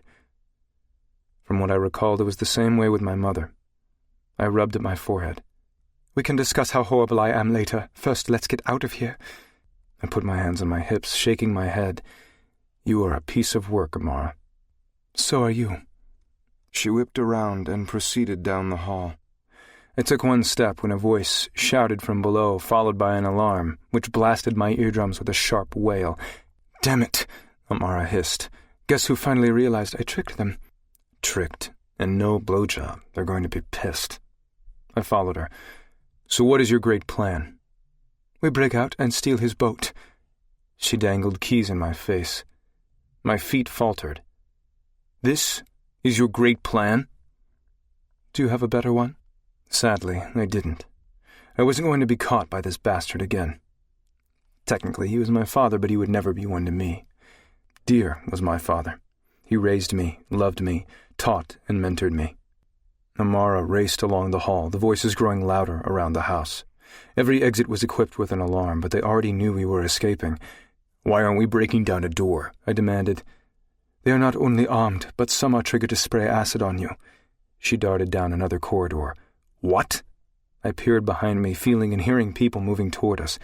He wanted the intruder to be slowed down. Fuck. It was helpful Amara knew things about the house. "There are a few safer exits," she whispered over her shoulder. The house sat on a slope, so on the back side you had to drop to the ground level. She slipped into a huge pantry with a slender rectangular window on the far wall. It looked wide enough for me, if I went sideways. Amara ran for it. "I wish I could tell you it won't hurt." She reached the window. "But it will." My body reeled from the thought of more pain. Pounding feet echoed off the kitchen tile. "I heard them this way," a man yelled. It's funny what adrenaline and desperation can do. I grabbed my axe and swung at the window, shattering the window pane before I went sailing into the glass shoulder first. A mosaic of glass shattered, slicing my thin shirt and burrowing into my skin as I fell through. My stomach dropped at the weightlessness, while my mass dragged me to the ground with a bone-crunching impact. Air pushed from my lungs when I landed, knocking me immobile for a moment. I heard Amara fall next to me, her frame hitting the grass with a sharp grunt. Glass sprinkled down on us and crunched under our bodies as we sat. Alarms from our escape throbbed in my temple, but no acid. At least Amara did her homework. Faye wouldn't die, but it would cripple us and send us in hibernation till we healed. We both stood. Men's voices shouted from the opening above. There was a low popping sound. The manicured lawn, with its shapely topiary and gracefully designed patio, didn't give us much disguise. The yacht stood only 100 yards away. If that escape didn't pan out, we would swim and get lost in the sea of darkness. A bullet zipped past my ear. Shit. I ducked and reached for Amara, pulling her close as we ran across the lawn. Vadik's guards came from everywhere, shooting at us with silenced guns. I pushed my legs to move faster. Then pain exploded in my shoulder, and I fell. "Ryker!" Amara reached for me, but her gaze was fixed on the dozens of men advancing toward us. "Ryker, come on!" She whirled around, footsteps moving in around us. Panic struck her face, and her body moved more wildly. Then she took off, running for the boat. She was going to leave me. Her life was a greater risk than mine. Vadik still needed me. She would be killed instantly, and she knew it. More to the point, Amara always picked herself first. With a roar, I dragged myself up. The ground pounded underneath me with the vibrations of approaching feet. I could see her on the private boat dock, vaulting onto the beautiful yacht, a rope tying the boat flung onto the berth, freeing it from its warden. Prior to the breakout, Amara must have cut all lines connecting the boat to the dock, minus the one which kept it from drifting away from its mooring. My bare feet dug into the dirt, pushing me forward. Blood seeped down the side of my body. My toes had barely crossed onto the dock when the motor of the boat rumbled to life, purring in the water. A force knocked into me, stumbling me to the side. A man rolled past me, bounding up quickly. Caddock. He withdrew the knife from his belt and sprang for me. I twisted, getting out of the way by a hair. My muscles along my sides strained as I reached for my axe, pulling it out of its halter. He wasn't a talker, which was the only thing I liked about him. Garrett would be jabbering my ear off till I wanted to drive my own blade into my chest. Caddock didn't waste his breath. He did his job. That was it. He came after me again, the metal of the blade whooshing by me as we danced around each other, both taking swipes. Then I heard the sound of the boat motor changing, digging deeper as it backed away from the pier. Fuck! My only escape was leaving me. The boat moved away from the quay. Panic tapped at the monster inside me. Growling like a beast, I hunched down, running for Caddock like he was a ramming cage. I hit him with as much force as I could, causing him to land on his back and slide down the pier. I leaped for the boat, barely making it. Hope flared in my chest as the boat moved farther and farther out. Then I felt something enter my side. I glanced down to see the end of a knife sticking out between my ribs. I glimpsed over my shoulder. Caddock still laid on the deck, half curled up, his arm over his head, as if he just threw something. My eye went back to the hilt sticking out of my body. I didn't feel any pain, but sensed myself falling forward. My eyes closed before I crashed face first onto the deck of the yacht. Icy water along my forehead roused me. My eyes still didn't want to open. I heard low, indistinguishable voices mumbling around me. "I gave him Fae food and my own personal healing remedy," the familiar woman's voice spoke close to my ear. "The fever is still not down. He should be healing faster." The only thing I felt was the desperate need to move, to go find a girl. Kill, kill, kill, the desire hissed in my head. "He was beaten, almost whipped to death, hung by his wrists, and then gutted with a dagger. You think a bunch of weeds and spices are really going to help him?" Another woman's voice replied, sounding annoyed and farther away. Find her. Kill her. I gritted my teeth. I focused on the voices around me, taking my mind away from the urge. The woman near me sighed, dampening my forehead again. "I need to go create more. A bit stronger this time. He needs to wake up. It's been too long." A chair creaked. Footsteps crossed the floor, then feet padded up the wooden stairs. The smell of herbs and medicinal plants filtered into my nose. The odor was familiar, comforting. The scent instantly told me where I was. How I got here was the question. I forced my lids to pry open. "Althea?" My voice cracked over my dry throat. I heard someone move, and a face peered over mine. Amara. "You're finally awake." She sat in the chair next to the bed. My mind flickered to when Zoey had been in this bed, and I was the one sitting in the chair. It felt a long time ago now. We were both such different people then. Now, I was a son to a demon. The sudden need for Zoey to be next to me helped me deal with this discovery twisted in my chest, startling me. I wasn't used to the intense emotions she brought out in me. When I shut the door on someone, I also shut out my feelings. I never let myself miss anyone. Even at the beginning, the girl inflicted anger and disgust deeper than any other before her. Now thoughts of her elicited the exact opposite. Zoey was in every molecule of my skin. I wanted to blame it on the oath, that the promise caused me to feel this intensity. But it wouldn't be the full truth. I had felt this way before I made the pledge. I lifted my head and looked around the room. No doubt we were at Althea's. This place had at one time been my residence, if I could even call it that. After losing my human family, I never had a place to call home. I embraced my name and my title with fervor. I lived up to my reputation. The fewer strings, the better. The wanderer never stayed anywhere long enough to call a place home. Althea's dwelling was the closest I had come, which was still a far cry from home. I had been with Amara the longest, but she had the same philosophy on staying in one place as I did. Liars and thieves had to keep moving before they got caught. "What are we doing here? How?" I tried to sit up. "Take it easy." Amara helped me sit up. "You've been unconscious for a long time." "How long?" 9 days. Aggravation flavored her words. 9 days? "Almost 10, but who's counting?" She crossed her legs and leaned back in the chair. "I guess with them hunting us, it's for the best. But it sure is great to be stuck with another one of your ex-lovers. Fun." "How did we get here?" "She brought you." The voice came from the other side of the tiny room. Althea stood at the base of the stairs. I hadn't heard her come down. Her blonde dreads were woven in a loose side braid laced with a colorful headscarf. She wore cream-colored baggy hemp pants and a flowery loose tank, which showed off the ink lines, vining and flowering up one of her hands to her shoulder. Fabric-braided bracelets decorated the other wrist. Althea held a bowl in one hand and a cloth in the other. Her bare feet padded noiselessly over to the foot of the bed. "You were conscious enough to get to my front door, but no farther. I will not tell you how we got you downstairs. How's your head?" She dipped the cloth into the bowl, wetting it. "Hurts less than the rest of me." I pushed myself higher against the wall. The single bed was far too small for my frame. "This is the second time you've appeared at my door close to death." Althea shook her head. "You were in a lot less trouble when you were with me. And probably bored as fuck," Amara mumbled, but clear enough we all heard her. Althea took in a deep breath. She lowered her lashes, holding the air in her lungs for a few beats before letting it go.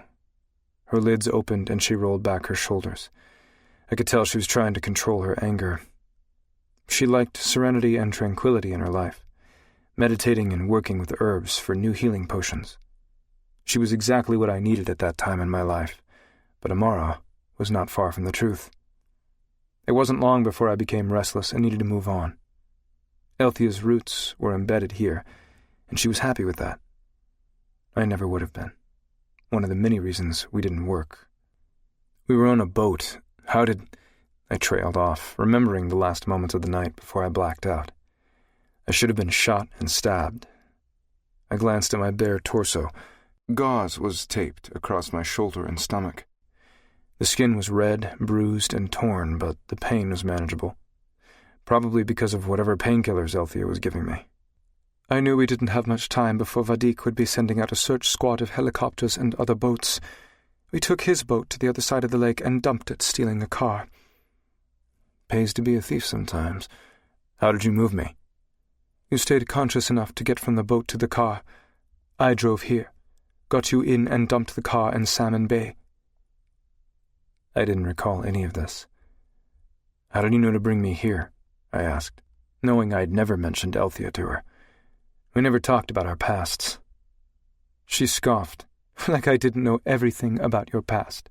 Before I actually met you, I did all my research, from learning how you like your coffee, to what type of bourbon you like, to everyone you ever slept with. Althea stood out because she was the only one in centuries you spent more than a few weeks with. She leaned forward in the chair.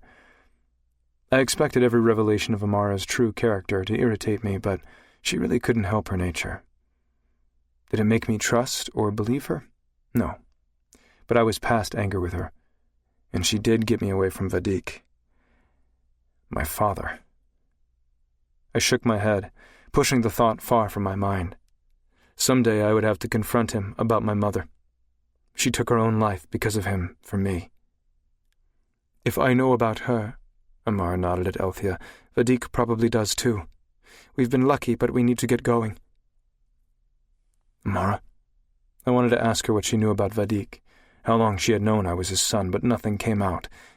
We'll talk later. She glared over her shoulder at Althea. When we're alone. I sighed and nodded. It wasn't information I wanted anyone else to know. You said I've been out for 9 days? If he knew where we were, he would have come by now. Amara wrinkled her nose. She put some rancid-smelling herb around the house the first night. Says it blocks people from entering. It only keeps them out, Althea stated. The last time I had to go out to get something, I noticed my house was being watched. You're no longer safe. They are only waiting for my protection spells to wane. Once again, I was putting Althea in danger being here. Amara, can you give me and Althea a moment? Amara pressed her lips together unhappily before she slid out of the chair. I need to take a shower anyway. The herbs here seep into your pores. I smell like a spice rack. She glided up the stairs. A few moments later, the bathroom door slammed shut. She's lovely. Althea faked a sweet smile. Yeah, I chuckled. Ryker, what are you doing? Althea slipped into the vacated seat, setting the bowl on the table beside me. Trying to survive? No, with her. Althea pulled one leg on the chair with her. Her aura is dark. She only knows lies. She's a con artist. It's who she is. You deserve better than her. Don't make me out as some great guy. You always did that. I'm a swindler too, no better. You don't fool me. I can see you. You want more. Her head tilted to the side. You have changed since I've last seen you. You've lost something but are no longer searching. Althea always had this way of seeing past your facade, sometimes in a creepy, unsettling way. Where is the human, Ryker? The girl? Zoey? Hearing her name was like a dagger to my gut. Kill, kill, kill. I turned my gaze to the unlit fireplace. Ryker. She shifted, creaking the chair. I know. I shifted my gaze on her. We'll go. Her caramel-colored eyes drifted to her foot propped on the chair. I am sorry, but I can't keep... Elle. I stopped her. I know. It was not fair of me to keep using her. We were no longer together, and I would never feel toward her what she wanted. Her mouth pinched together and she bobbed her head in an abrupt nod. "All right." She shot out of the chair and grabbed the bowl on the table. "Let me go mix you a healing remedy to take with you. You are not healing like I hoped." She whipped around and moved toward the stairs. She paused. "I loved you, you know. Still do, but I need to move on." "You deserve way better than me." She snorted. "I know I do." She took a step up the stairs. "Find Zoey, Ryker. She is the reason you are no longer searching and may be your only chance to find the peace you long for." I thought how wrong she was, but before I could respond she ran up the stairs, leaving me alone with the truth of her words. Chapter 21. An hour later, after a shower, a huge dose of medication, and more of the awful healing crap Althea forced down my throat, I was feeling stronger. Good enough to move to my next location. The urge to locate Zoey, to know she was all right, was temporarily overpowering my need to kill her. I had to keep my mind clear and not give in to the craving. Althea had clothes I'd left behind when I lived with her, as if she hoped any day I would return to her. It pained me when she pulled out the pair of boots she bought me when we were still together. I never really liked or wore them. "I should have cleansed you from my life a long time ago." She stood from the far recess of the closet that held my leftovers and walked to the door. She leaned against the door jamb, watching me pull on the boots. "I guess I always hoped one day you would want to settle down and I would be the one chosen." I kept my focus on lacing my boots. "But I see the truth now. I actually saw it the moment you brought her here." She folded her arms with an exhale. I knew she meant Zoey. Even then, the future was with her. I sat up, putting my attention on the woman in front of me. Althea was beautiful, amazing in every way. She just wasn't the one for me. I never thought I would find someone I wanted to be with. Amara was the closest I'd gotten to a mutual understanding, but I never was in love with her. Now everything had changed. "I'm sorry, Elle." She pinched her lips together and nodded. "It's okay. You can't pick who you love, right?" Isn't that the truth? I stood and collected her in my arms, hugging her tight. I sensed once I walked out the door things would be different. For her sake, I hoped so. "Ryker, come on," Amara yelled from the kitchen, breaking the moment. Althea pulled back. "I will not miss her." I snorted. "Seriously, Ryker, watch her. She's not to be trusted." Don't I know it? I nodded and kissed her gently on her forehead, and turned and walked out of the room. "You are taking forever." Amara had pulled her hair into a high ponytail. She wore dark skinny jeans and a black top with brand new boots. A dark, sleek leather messenger bag was slung over her shoulder. I didn't even have to guess that all that stuff was stolen, and from an overpriced store. Amara's taste was exorbitant. Even a simple outfit had to be designer. She always tried to get me to dress in nicer stuff, but no matter how many expensive jeans she stole from me, it never worked. Wasn't me. We both looked like cat burglars, black head to toe. I had scarcely slung my axe on my back, trying to avoid my freshly bandaged shoulder, when a blaze of light blasted through the kitchen window. The force of the explosion tore me off my feet, throwing me against the wall. Glass sprayed down like water from a broken hydrant. My ears rang with a high-pitched buzzing, but I quickly scanned the room. Amara lay not far from me, her hand grasping her head, blood oozing through her fingers. "Amara!" I scrambled up, crawling over to her, dodging the debris. Fire caught the drying herbs hanging above the table, wolfing them in a gulp and spitting out a spray of flames. "Ryker!" Althea screamed from the hallway as she ran toward us. Another blast hit the side of the house, causing the foundation to shake and Althea to stumble into the stove. "Amara?" "I'm fine." She drew her hand away from her head. It was stained with red. She would heal. And right now, I had to get us out of here. "I thought this place was protected," I hollered at Althea, the blaze catching the beams of the roof, crackling as it ate its way across the ceiling. "Herbs and spells aren't foolproof," Althea crouched, crawling over to me. "But I was careful about keeping it active and potent. I'm sorry. They must have found a hole." It was my fault. I brought this danger to her door. Boom! Another fireball hurled through the broken window. I grabbed Althea and Amara, covering them with my body as much as I could. Fire roared, nibbling at the furniture, old books, and spices. Back window. I tugged on both of them. Althea's place was a little cottage. The only escape routes were the front door and the back window, or so I thought. "No," Althea shook her head. "This way." She spun toward the stairs leading down to her secret room. "What are you doing?" I yelled, the flames growing a louder voice. "Follow me," she said over her shoulder and continued down. I looked back at Amara. Her face held the same doubt. But what was our choice? The front door was on fire, and we couldn't crawl out the back window. They'd have this place surrounded. Sweat trickled into my eyes and smoke clogged my lungs. "Fuck!" I roared before following Althea below. Amara stayed close behind me as we crawled on our hands and knees, keeping low to avoid the smoke and flames. I motioned for Amara to go down the stairs before me. A blast from the back window hurled her down the flight of stairs, and she crashed to the ground. Flames ignited along the hall, billowing with rage toward me. I grabbed the trap door, flinging it on top of me, closing us off from the upstairs, making me glad we didn't try the back window. I climbed down the steps. The room had no windows or doors except the trap door. I felt like I was following Althea into a death trap. Amara stood, brushing herself off. "Great. Now we're stuck here like rats. Now we're going to burn to death. Faye can die from fire, you know."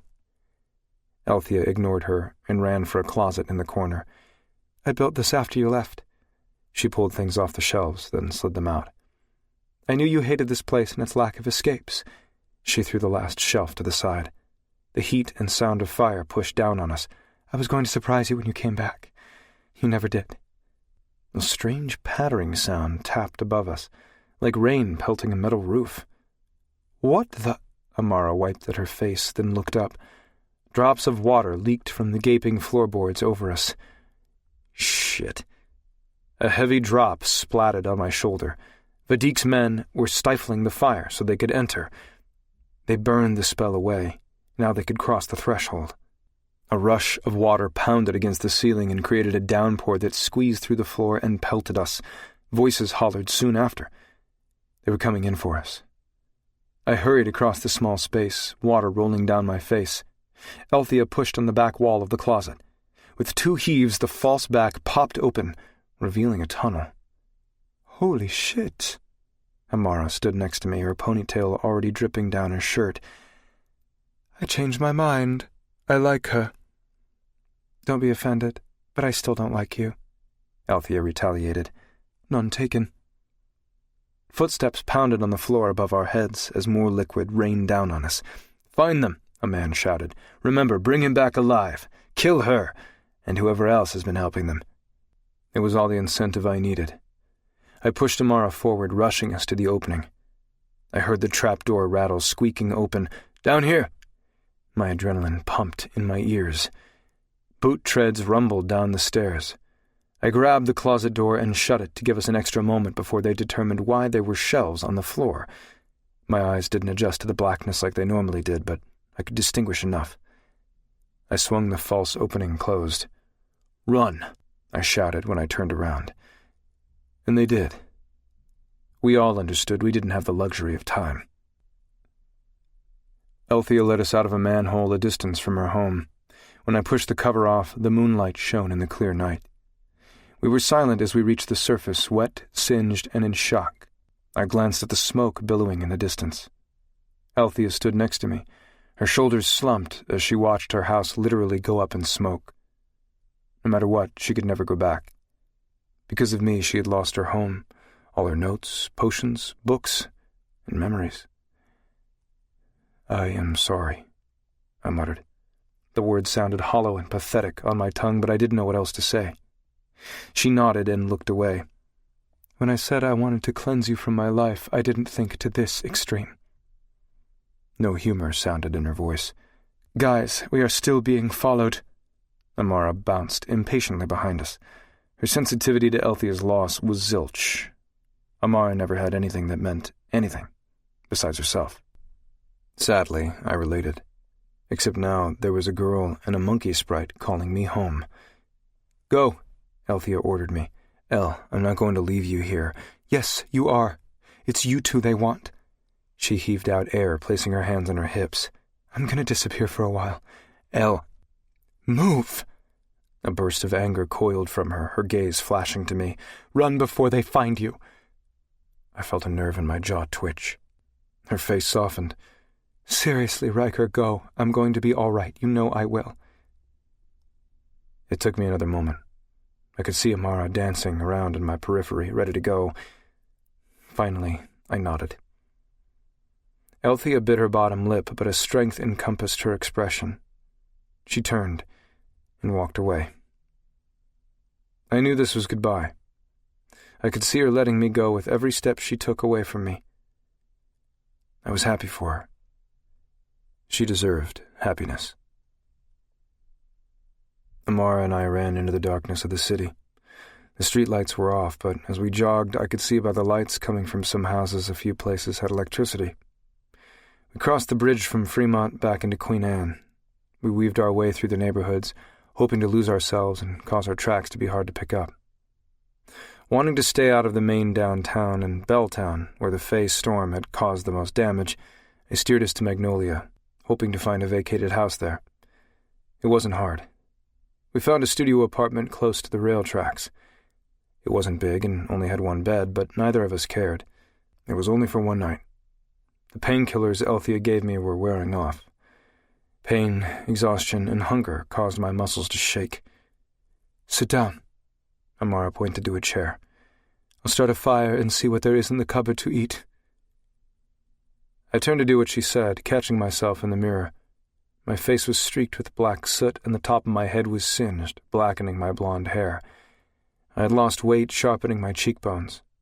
There was no longer a glint to my eyes. My Fey magic was gone, creating a hollowed-out man. Human. "Canned carrots, soup, and an extremely out-of-date box of crackers, okay?" Amara's voice broke through my reverie. I looked away from the mirror. "Yeah." "Oh, and there is some honey in here, too," she said. "It never goes bad, right?" Honey. Sprig. Memories came flooding back to me of every laugh, smile, and moment I had with Zoey and Sprig, the little bubble we had lived inside in Peru, even when we were on the run. My gaze went back to my reflection, staring at the man in the mirror. I was in love with her. I didn't simply care for her or want to be with, but completely in love. This idea was not easy for me to process. I had cut ties to people the day my adopted family, baby, and lover were killed. Zoey and even the little furball dragged emotions from the far depths of my heart. The feeling had been there for a long time, but I had never admitted to myself or acknowledged it. Now, I had everything to lose. The same girl I loved was the one I had to track down and kill, because I promised her. And this was not a promise I could break. After the soup and canned carrots for dinner, we indulged in the stale crackers and honey for dessert. Amara and I sat around the fire, the only form of heat and light. "I think it's time we talked." I leaned back in the chair. "You told me a little about Vadik. When did you start working for him?" She looked up. "It was a year before he sent me to track you down. He paid extremely well and provided all I needed. He took sex as payment and indulged me in every luxury. I thought I had it made. Eventually I saw I would not be able to leave without repercussions, but it worked all right for me then." She gazed at me through her lashes. I ignored the insinuation. It was hard to believe anything that came out of her mouth. Amara rubbed her leg, then tucked it underneath her. "I sensed more to his obsession than simply the stone. The way he talked about you, the anger and offense he displayed. If anyone else betrayed him, he would have them killed. You were different. I noticed mannerisms and expressions you both had. Also, there are some family traits." She stirred in her chair. I bent over, placing my face in my hands. "Not sure I want to know this." "Then there was a night I caught him talking to a mother's painting. He was drunk, and I didn't understand most of it. He was cursing her for hiding you from him, and angry her death kept him from being able to find you. Through her magic, she kept him from tracking you." I blinked rapidly and sat back in my chair. This was why my mother killed herself. Her gift to me was to let me live a life without him in it. "I don't know anything more than that." We stayed quiet for a moment, the crackle and pop of the fire the only sounds, before she spoke again. "Zoey has the stone, doesn't she?" My chin jerked up in response before I could stop it. "I knew it." A slow grin curved Amara's mouth. "I suspected in Peru after she returned, but when you tossed your boots in the doors, I knew." Now I was beginning to understand why Amara might have helped me escape with her. At least one of the reasons. The stone. "We have to get it. Vadik will figure it out eventually." "We?" Whatever Amara wanted was only in her best interest. "You can't do this alone. I will help you." "Sure," I scoffed. Her lids narrowed. "Did I not help you get away from Vadik? You'd still be rotting in this cell bleeding to death if it weren't for me." I folded my arms over my chest and nodded solemnly. "You're right." She tilted her head, her eyes still tapered. "Really?" "Yeah," I replied. "I wouldn't be here without you. And I need to find Zoey before Vadik does." A glint flashed in Amara's irises. "So, we find where DMG is holding her and retrieve her?" "Sounds like a plan, but tonight, we sleep." I rose from the chair, snatched a blanket off the back, and threw it on the ground. "What? Right now? It's still early." Amara twisted in her seat, watching me. "Don't we need to strategize?" "Get some rest. You'll be better used to me." I lowered myself onto the blanket, placing my weapon next to me. I laid back and threw one arm over my eyes, the other curled around the axe. On the run, I always slept with my boots on and one hand on my blade. She sat for a moment before I heard a loud sigh. The chair creaked as she stood, her feet padding across the room to the bed. "We could still share." I heard the smile behind her words. "Go to sleep, Amara." She huffed and flopped back on the pillows. After a while, the only sound in the room was the crackling of the dying fire and Amara's even breaths. Chapter 22. I kept to the shadows, skating between untouched buildings and the ones that were missing. The night defended me from being observed. I smiled to myself. It had been easy to sneak away from Amara. She wasn't the only one who knew how to deceive and lie to get what they wanted. Not that I really lied. She was better used to me asleep. My years with her taught me that when she did fall asleep, she was out. I also knew her sounds, like when she was really asleep and when she was faking it. She tried to pretend she was slumbering for over an hour until eventually she succumbed. I waited another hour. Slipping out unnoticed was effortless. Even if I didn't have my powers, I was still good at moving around almost undetected.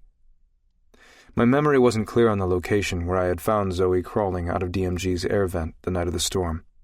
My powers had led me to her the first time. Now it would be the promise taking me to her. The oath was like a compass, moving me toward her. Before it had been something I could manage, almost ignore, because she was far enough away. Now every step I took forward challenged my control. My feet shuffled faster until I ran, like I'd been hooked on a fishing line and she was reeling me in. Zoey. Zoey. My boots pounded the pavement. Kill, kill. I shook my head. I had to get to her, but the closer I got, the more dangerous I became. Still, I would not leave her to be Rapava's test subject or Vadik's slave. I wouldn't let that man take someone else from me. Zoey was dying, but I would not let Rapava touch her. And whatever it took, I would fight the killing impulse till the very end. I hobbled across the city, pain searing through the nerves in my body. Even my axe felt heavy on my back. I tuned out the aching and pushed forward. Keep moving. Electricity seemed to be sporadic downtown, available for the less affected and wealthier areas, leaving the dark night to the homeless and gangs. Almost all of the rubble had been cleared away, but holes gaped where buildings should have been. The empty spaces felt like ghosts. Even though nothing was there, you could still feel their presence. Bonfires and makeshift settlements made from clothes, blankets, and parts of demolished buildings took over some of the vacant lots. But even with the growing homeless, the crumbling city I left was slowly rebuilding. Loss and devastation were giving way to hope and renewal. The strength of humans sometimes astounded me. Even in the face of complete despair, they fought back, rose from the ashes, and kept going. I had always put a division between humans and me, a barrier, thinking they were weak and simple. Zoey made me see them differently. Now I could see the communities they were creating and the intricate line between protecting, guarding, and depending on each other. This city would get back on its feet again, and even though they'd never forget, they'd move on. Every nerve jumped and twisted the nearer I traveled to her, wanting her. My desire split down the middle between wanting to protect her and wanting to kill her. The yearning to wrap my body around hers and the feel of her heartbeat against my chest, the sensation of her hair sliding between my fingers and her breath against my neck. To touch her, know she was safe in my arms. These fought with the desire to slide my hands over her skin, cup her neck, and clamp down. Hearing air struggle to reach her lungs, the fight dying out of her body before I snapped her neck. The crunch of bone, her body falling limp. Stop. I shook my head, flinging out my violent cravings. I focused on my feet moving across the pavement. My body already felt fatigued and sore. Finally, the pull of her brought me to an area I recognized where I last found her. The feel of her being near crawled over me like a dozen spiders. I was surveilling the block when a black van backed into the alley alongside a very nondescript building, immediately turning off its headlights. A car was suspicious enough, but a black windowless van near where I felt her didn't take a genius. I slunk back and hid in dead brush. Burnt shrubs crackled underfoot as I slid down the side of the building. The connection to her was fire in my veins. A promise was unbreakable until you completed the vow. It was why I had never made one before. Ever. There were a lot of things I never did before I met Zoey. I thought I had been happy enough, content. One tiny human completely unhinged my life, my rules, and my stability, making me see I had been walking around for centuries as a zombie. The love for others was cut off the moment I lost my family, the girl I loved, and my unborn child. I never imagined I would experience it again. It was easy with Amara. She didn't ask anything more of me than I was willing to give. I was never in danger of losing myself to her. Amara was fierce and stubborn, but Zoey possessed a spark that ignited me. She awakened me and became the fire in my veins. I took a breath, ebbing back the surge of bloodlust. The oath twitching my muscles along my arms and shoulders. The need to touch her, to be inside her, still overpowered the other, darker desires. But how long before they switched? I should have run the moment I locked eyes with the stubborn, green-eyed, feisty human girl. She challenged me and drove me insane from the first second. Most humans in Fae had a natural fear of me and would not hesitate to do what I commanded. Normally, if someone didn't, I would bend them under my authority. I tried with her. She would not break. She literally bit back.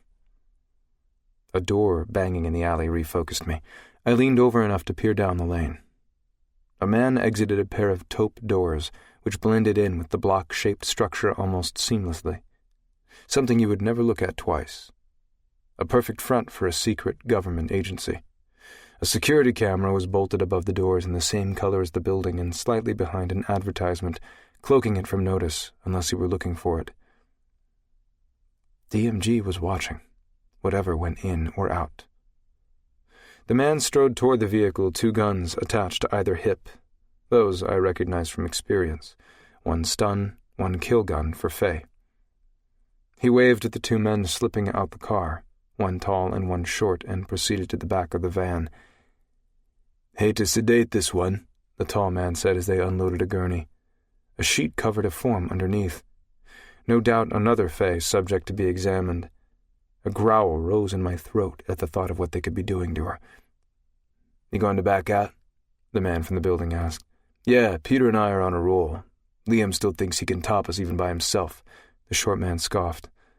"All right, I'll take this one to the lab." The man grabbed the gurney and pushed it to the door. And don't forget to check in with Kate when you get back. Ever since Daniel's death, she's been fanatical about it. Yeah, I know. She bitched us out last time. See you, Hugo. The short man waved and moved toward the passenger side door. The door to the building snapped shut, the man on the gurney disappearing. On my earlier investigation, I found the air vent Zoey used to get away was since sealed, locked, and guarded with sensory triggers and goblin metal. They lost her once before. They would not let her or Sprig escape again, and they didn't want anything or anyone coming to help her. For safety, DMG probably had more than one entry, but they kept them well concealed. This secret branch of the government would be well protected, almost invisible and almost impossible to enter. My plan of sneaking in and breaking her out was dwindling before my eyes. It was my own arrogance to think it would be simple. With my powers gone, I was even more useless against an assembly of guards. Damn it, I mumbled. I knew what I had to do. I rubbed my cheek and released a small, sardonic chuckle from my throat. God damn you, human. The two men climbed into the van. The engine turned over and the alley blazed with light. The tires crackled and crunched over pieces of the building that had fallen during the big electrical storm. I exhaled before I stepped out of the shadows into the entry of the lane and blocked their way. My hands rose in surrender. My eyes squinted against the blinding glow of the headlights. The brakes squealed as the van came to a shuddering stop only a foot away from me. The front doors swung open, and outlines of the human men pointed guns at me. I recognized them. They were a part of the group that attacked Zoey and me outside the bank before we jumped to Peru. "Don't move, Faye," the one on the passenger side said. In the light, I could see he was short but fit, the only thing remarkable about him. With his average build, brown hair, and brown eyes, he was the type you would barely remember meeting. The driver was much more substantial. Buzzed blonde hair, brown eyes, and over 6 foot. He had the ripped muscles of a guy who worked out every day, and there was something in his perfect posture and clipped words which conveyed a military background. In my time, I had run across a lot of military from different time periods, but they all had a similar way of holding themselves. A rigidness in their stance and a controlled way of holding a weapon. The driver unlatched the safety on his gun, sliding around the door to me. "You don't need a weapon. I come willingly." I raised my axe and placed it on the ground at my feet. "That's what worries me. We've never had a face surrender to us." The driver walked toward me, his foot swiped at the axe, trying to kick it farther away from me. He grunted with pain when the axe didn't budge. I tried not to laugh when he stepped over it, pushing me back with the threat of his gun. If it took 3 huge Fae to move it, I would love to see how many it took for mere mortals to pick it up. "This doesn't sit right with me. I know who you are. We've had the pleasure before." The driver spoke again. "If you want to call it that." It was hard to keep the snarl out of my voice. "You're the Wanderer, the Fae who kidnapped and polluted one of our seers." He pointed the gun at my head. "Polluted?" I felt one of my eyebrows curve up.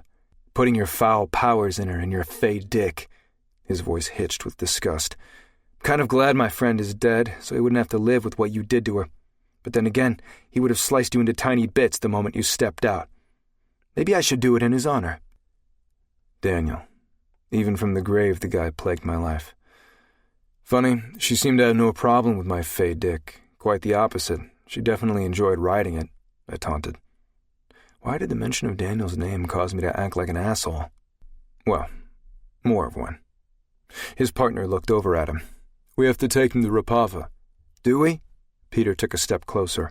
The gun dug deeper into my temple. The glint in Blondie's eyes told me he wanted nothing more than to shoot me in the head. "Peter, don't. He's trying to provoke you." The dark-haired guy shook his head. "Go ahead." I pressed my head harder into the barrel, knocking Peter back a step. "I could break your neck and your boyfriend's before you pull the trigger." "Peter, calm down. Daniel would not want you to avenge him like this." The other guy put his hand on Peter's shoulder. Peter took a breath, relinquishing the strain he held on the trigger. "Why are you giving yourself over to us?" he probed, flicking his chin at me. The dark-haired guy moved close, patting me down, searching for more weapons. "What the fuck does it matter?" I snarled at the passenger. His hands traveled along my inner thigh and over my ass.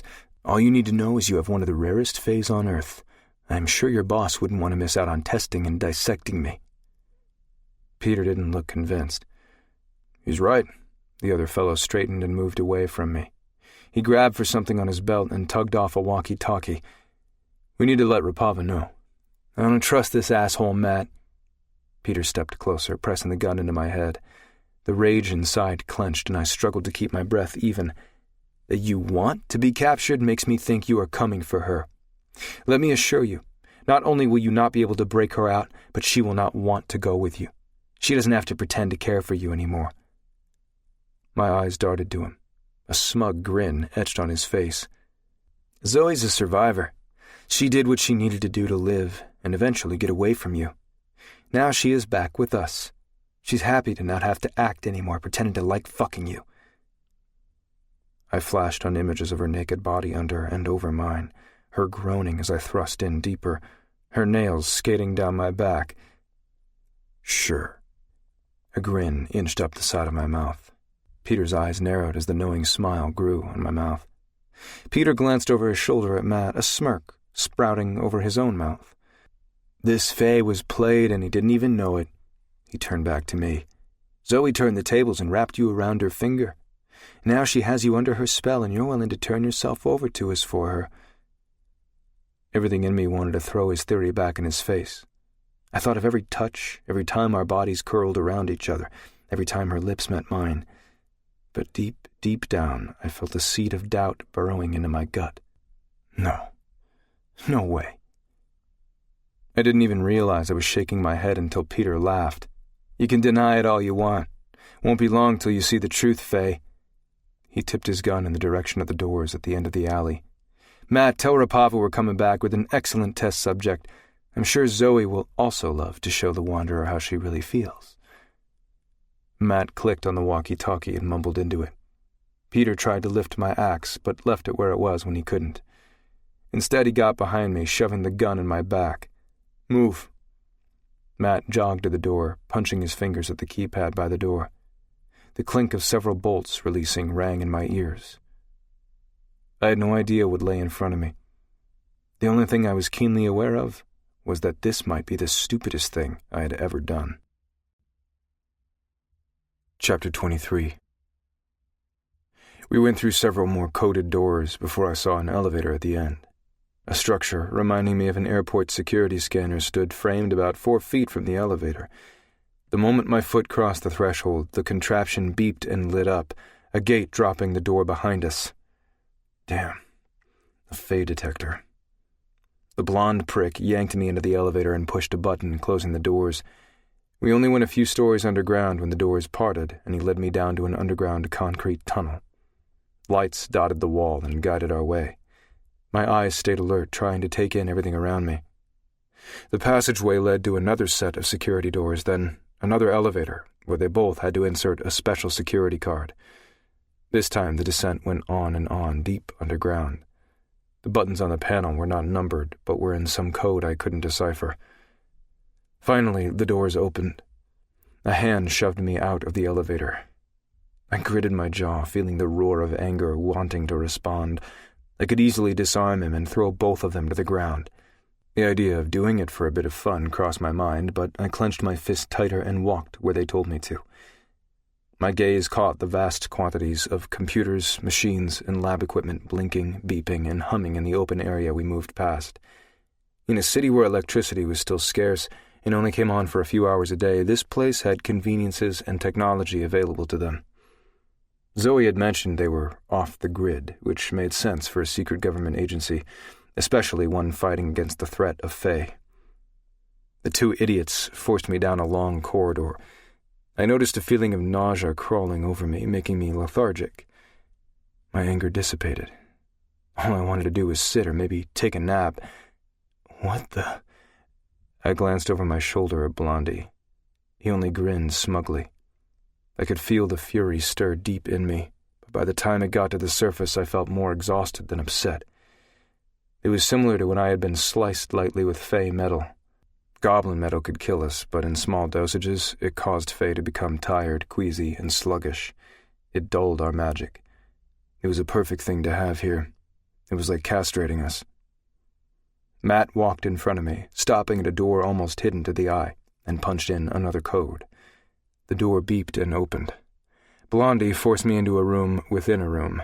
The outer room was a cross between a medical lab and viewing room, except blinds kept the inner room from being seen. Peter hustled me across the room to the door, entered another code, and swung the door open. He pushed me in the smaller room and slammed the door behind me. I glanced around. This room was a lot more frightening. A retractable light hung from the ceiling. It took me a moment to see the room also had a robot arm with a needle. A single hospital bed sat below, and thick chains and cuffs hung from the metal rollers on the side of the bed. My eyes wandered the room, taking in every bit of information. I felt tired and wanted to lie on the bed and sleep, but I fought against the urge. I needed to be ready, alert. Easier said than done. Hours passed, bleeding into more hours. My energy evened out after a while, but it leveled on the low to almost non-existent side. The strength it took to stay alert dwindled and finally caused my legs to give way. I slid down the wall. When the blinds along the inside window moved, it startled me awake. My eyes snapped open, and I watched them carefully. I didn't move off the floor, but I felt my shoulders rise in defense. My body stayed tense, and I felt eyes through the glass watching me like an animal in the zoo.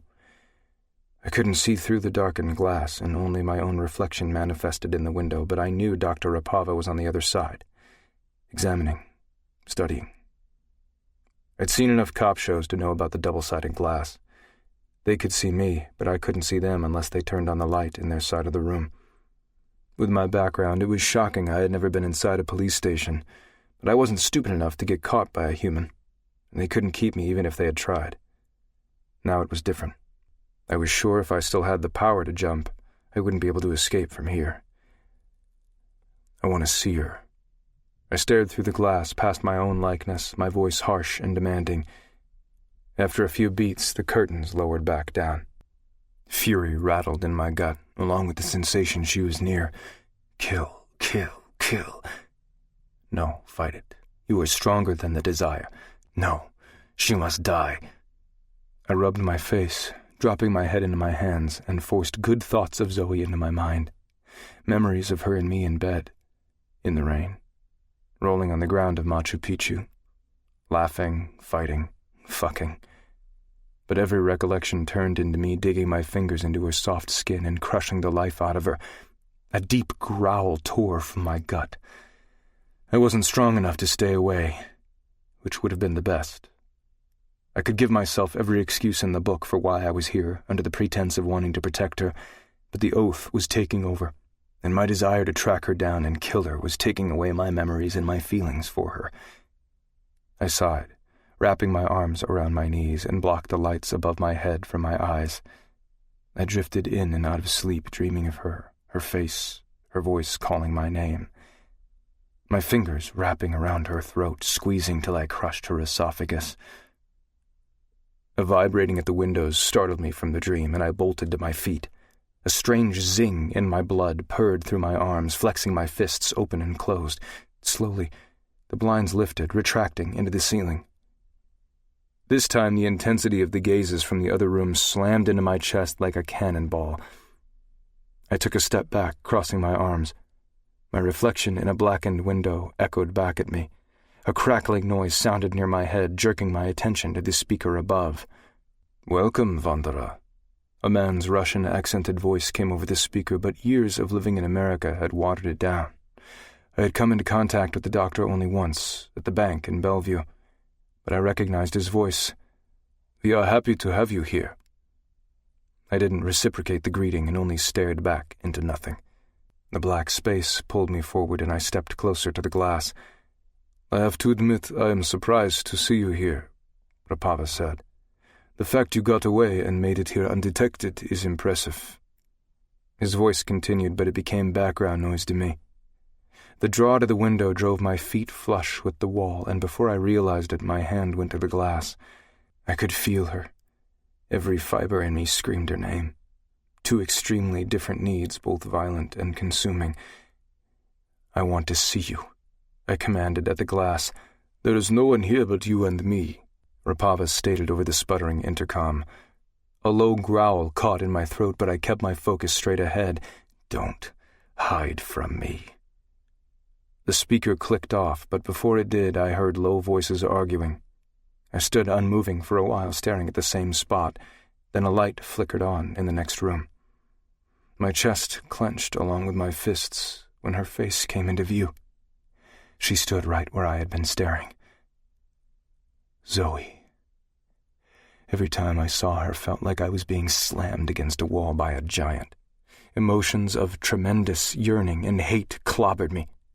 The animosity didn't scare me like the overpowering knowledge that I was in love with the woman in front of me did. I felt weak and defenseless. I was the guy people feared, not the one who wanted to wrap myself in her arms and disappear from the world. Her face held no expression. Her jaw was raised in defiance. Cuts and bruises ran along her face, neck, and arms, a canvas of purples, yellows, and deep blues. Had they beaten her? She took a step back, folding her arms over her chest. "You saw me." The ice in her voice could have cut the glass between us. "I really thought Faye were smarter." Her chin jerked up higher and she swallowed. "You never detected I was playing you, deceiving you? The more I confessed, let you think you saw the real me, the easier it was. Both you and the stupid monkey. You should have stayed where you were, with your own kind." My lids narrowed on her. Her words felt like a goblin dagger to my gut, but I searched her face, looking for something to tell me she was putting on a front for the doctor. I knew her better than anyone, and I could usually sense when she was lying or trying to deceive me. This time I couldn't. Her walls were impenetrable around her. She stood her ground, staring at me with a cold, unflinching gaze. "But your blood might be the exact thing to save my sister's life." "Sister?" I flinched. Zoey's lips pressed together firmly before she nodded. "Yes, my sister is alive. DMG took her before the fire and brought her here." "Lexi is alive?" "Neither she nor I are your concern, Wanderer." The muscles along my shoulders tightened. Was this all an act? Was she being forced into acting this way? Why couldn't I tell? "Because you don't really care. You need to kill her." I crunched my palms into a fist, trying to shove out this impulse running along my veins. Zoey began to turn before she said, "But I guess I should thank you for making me the perfect weapon against Faye. A human with seer and Faye powers. I will grow more powerful, and you will die." She turned away from me and moved to the door. Dr. Rapava moved closer to the window so I could see him more clearly. "Because of Zoey, we know much more. We can now create stronger humans, one who can fight and destroy Faye. The playing field is even, and because your powers cured her defect only helps our progress. Sadly, you came too late for the other seer." "What? She wasn't dying?" Zoey stopped, her hand on the door. She glanced over her shoulder, and an emotion flickered too quickly over her features for me to make it out before she disappeared out the door. Rapava kept talking to me, but my eyes were locked on the exit where the girl I promised to kill just left. I regretted the oath the moment it crossed my lips, but now it was too late. It was done. I didn't care how forceful the pledge drove me to act. I wanted Zoey next to me till the end. I would have fought the urge to kill her no matter how painful it became for me till her last dying breath. Now she wasn't dying at all. My power was killing me, but it had healed her. "I don't think there is any doubt why you are here." Rapava's voice finally broke me away from my thoughts. "But Zoey is not who you thought. Her loyalty lies with me and with her sister. She is a collector, a hunter, a seer. My warrior," he stressed, examining me. For several minutes he got caught up in analyzing me. "I've dreamed about researching a specimen like you. One of a kind." He got a faraway look in his eyes, then shook his head. "Vadik will be looking for you also. We are well guarded against Faye here, but I will double our security. Now you and Zoey are mine.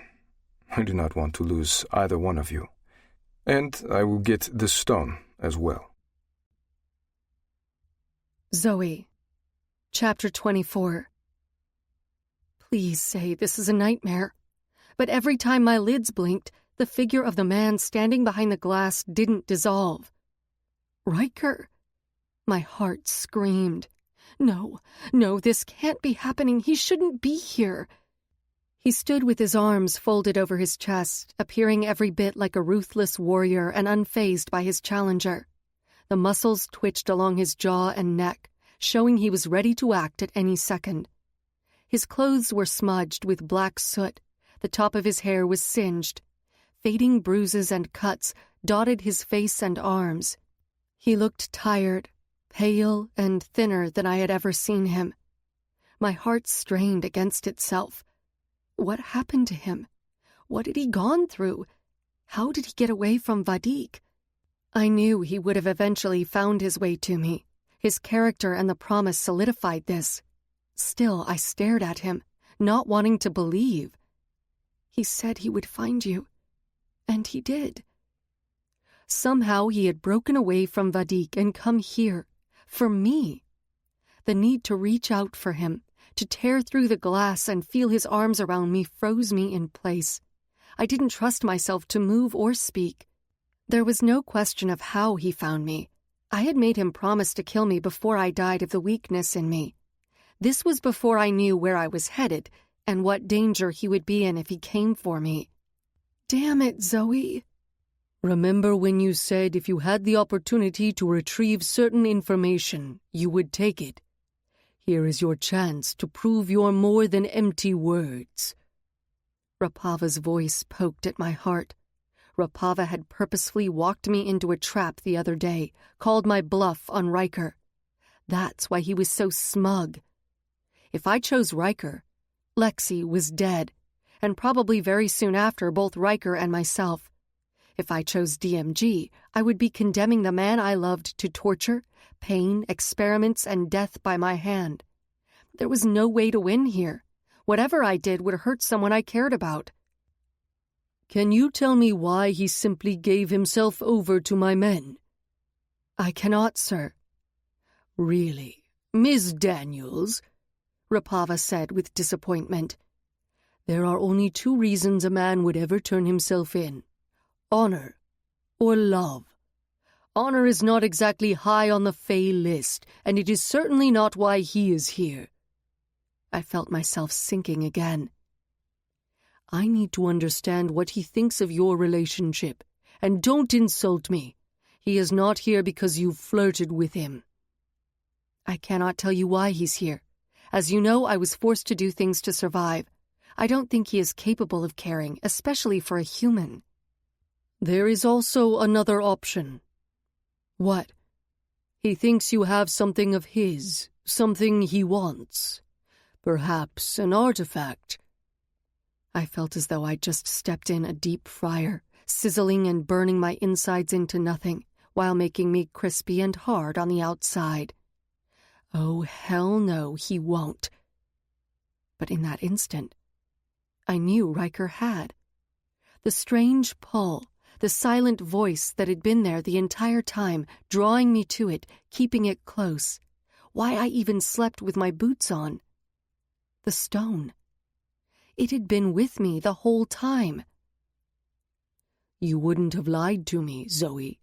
Failed to mention you hid this item somewhere. No, sir. I forced myself not to look at my boots. Ryker crossed his arms, his feet shifting underneath him, his focus on me. Zoey. Rapava's voice yanked my attention to him. Are you feeling all right? Pop quiz. Yes, sir. Perfectly. A knowing glint filled his eyes, but I ignored it and turned back to the window, turning off all emotion. I promise you, sir, I do not know the whereabouts of the stone. I lied easily, needing Rapava's doubt of me to ease up. But I will find out for you. I know you will. He stepped to an intercom on the wall and pushed the button. Ryker's head jerked up. Welcome, Wanderer. Rapava spoke into the intercom. Ryker tilted his head slightly. Recognition fluttered over his face. Ryker's head snapped back to the glass, and I felt his gaze burrow straight into me. He couldn't see me, but somehow he knew I was there. I could feel it. His eyes pinned directly to mine, taking my breath away again. I barely heard the doctor talking to Ryker. My body and senses were captured in the power of his gaze. Ryker walked all the way to the wall, directly in front of me. His outline encased me in darker shadows, his stare piercing me. His hand came up to the window, lying flat against the glass. My heart thumped in my chest, rang in my ears. Heat flushed my body in a reflex of need. It took everything I had to not place my palm against his. Interesting. Rapava took his finger away from the button, speaking only to me. He senses exactly where you are. His blood in your system must connect you to each other, no matter if he can see you or not. This is extremely fascinating. The way he said it turned my stomach. An idea was forming, one I was sure would not be good for either Ryker or me. For Lexi's life, you have to play this game. I want to see you. Ryker's deep voice was low and demanding. The fight to keep my feelings in check was like shoving hot needles down my throat. A sob sat at the base, strangling me. There is no one here but you and me. Rapava spoke to Ryker. He was testing him, seeing if Ryker's presence was chance or something more. Ryker gritted his teeth, a low growl vibrating in his throat, but his attention stayed on me. Don't hide from me. Every syllable exiting Ryker's mouth was a claim on me. The pull to him was so potent, my mind had to retreat to my safe place, where I didn't think or feel. I couldn't let him in. If I let my feelings get the better of me, I would tear through every shard of glass separating us. Nothing would be able to separate us, and we would all die. With a snap, I shoved everything down. I used to be good at pretending, being something I wasn't before I met Ryker. Now playing a role was no longer as easy as it once was. It was exhausting bullshit. But his life, my sister's, Spriggs, Croydon's, and most certainly mine were on the line. I turned off my soul and became Fighter Zoey, the one who would do what she needed to do to survive. I rolled my shoulders back and glanced over my shoulder at Rapava. Let him see me. No. The doctor shook his head. He already knows I'm here. I shrugged. If you want my help, we do this my way. He'll cooperate better if he sees me. Rapava stiffened. Do not presume to give me orders. We do this my way. Shit. You already walk a thin line here. Being nice to a fae, even if you are play-acting, could easily cause you to slide back. You don't think I can do it? I want to think so. For your sister's sake. My teeth ached the more I clamped down on them, but I gave Rapava a swift nod. I will do it for both of you. I want you to be proud of me again. His eyes softened, and a small smile twitched his mouth. Fine. I will oblige this request. Are you ready? Yes. No. I turned back to the glass. Ryker stood in the same stance, his focus still on me. Rapava flipped a switch, and the room burst with light. Ryker sucked in air as his eyes took me in, tracing over my face and body. With me no longer hiding in the shadows, I felt even more vulnerable to his stare. I could feel it move over my skin like fingers. His gaze went over the bruises and cuts along my face, neck, stopping on my arms. I took a step back and folded my arms around my chest, out of view. Lexi. Remember Lexi. You saw me. I lifted my chin, my voice void of emotion. It was only an instant, but a muscle twitched along his jaw before turning back to stone. I really thought Faye were smarter. You never detected I was playing you, deceiving you. The more I confessed, let you think you saw the real me, the easier it was. Both you and the stupid monkey. You should have stayed where you were, with your own kind. He shifted his footing, his gaze turning critical as he searched my face. I had to play this perfectly. I could see he knew something was wrong. If he knew about my sister, maybe he'd put two and two together. If anyone could see through to my core, It was Ryker. But your blood might be the exact thing to save my sister's life. Sister? He balked. Yes, my sister is alive. DMG took her before the fire and brought her here. Lexi is alive? Rapava cleared his throat so softly only I heard it. It was getting too personal for him. I pressed my arms firmer into my chest. Neither she nor I are your concern, wanderer. His back stiffened, his lips pinched together, his demeanor hardened toward me. Being this close to him was torture. I can't do this. Rapava's hand was off the speaker button. I'm sorry, sir, but seeing him has brought back a lot of painful memories. I didn't stop the tears building behind my eyes, hoping Rapava would believe they went along with my words. I need a moment. Of course. Come back when you are ready. Rapava's unvarying tone made it hard to decipher how he truly felt. My need to leave pushed me to the exit before I even realized it. I felt both Ryker's and Rapava's eyes on me. I nodded to the switch, and Rapava pushed on the speaker. I glanced back at Ryker. But I guess I should thank you for making me the perfect weapon against Fae, a human with seer and Fae powers. I will grow more powerful, and you will die. I walked toward the door, hearing Rapava's footsteps move to Ryker. Because of Zoey, we know much more. We can now create stronger humans, one who can fight and destroy Fae. The playing field is even, and the fact your powers cured her defect only helps our progress. Sadly, you came too late for the other seer. I halted, my hand on the door. This was the one thing I wanted to keep from Ryker, that I wasn't dying. It made it all much more complicated. I didn't need his guilt on me, too. I automatically looked back at him, trying to hide the anguish I felt.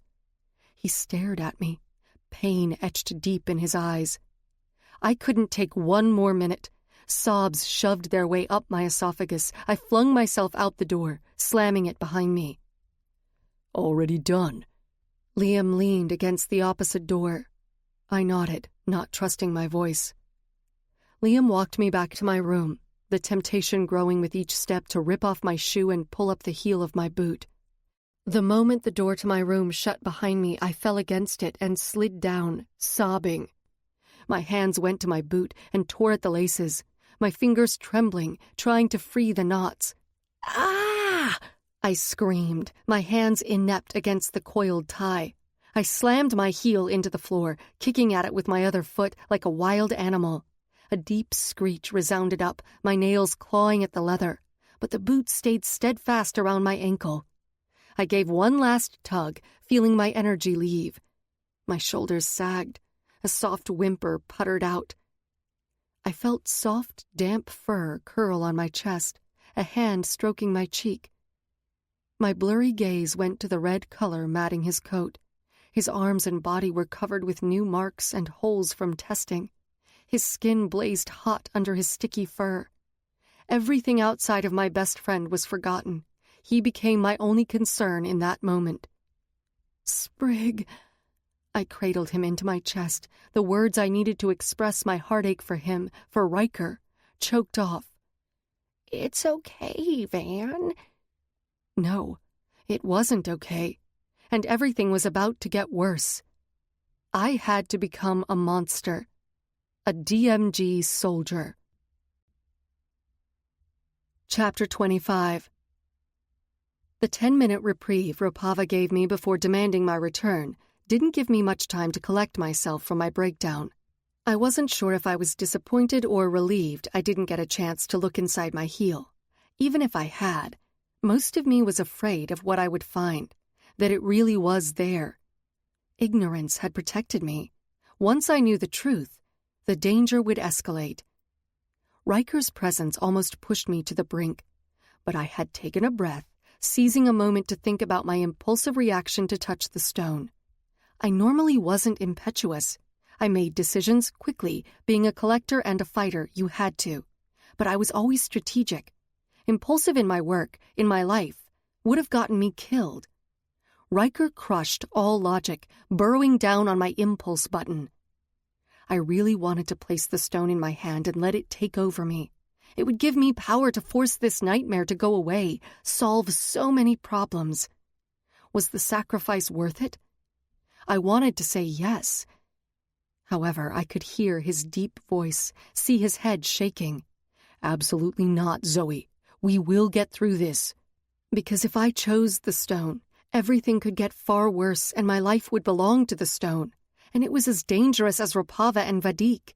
Its power might consume me, turn me evil and destroy me. Who was to say I wouldn't end up worse than what I was fighting and be devoured with greed, power, and anger?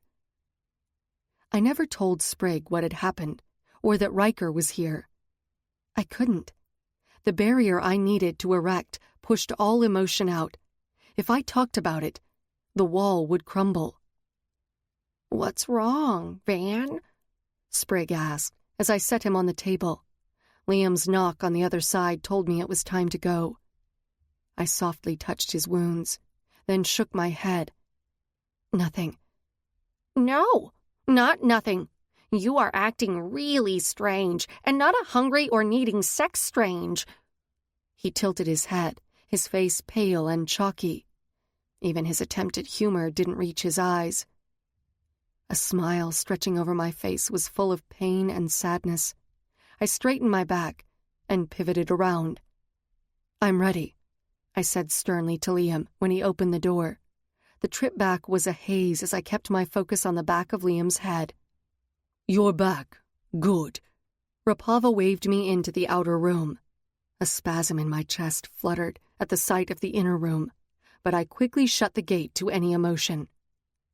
Ryker was strapped to a hospital bed, laid flat out on his back. His wrists and ankles were chained, which were probably made of goblin metal. He was bare-chested, wearing only the issued gray pants given to the Fae. His torso was covered with deep slash marks. A circular wound in his shoulder looked like a bullet entrance, and he had a gash in his side. The long raised scars traveling from his stomach around to his back looked the worst.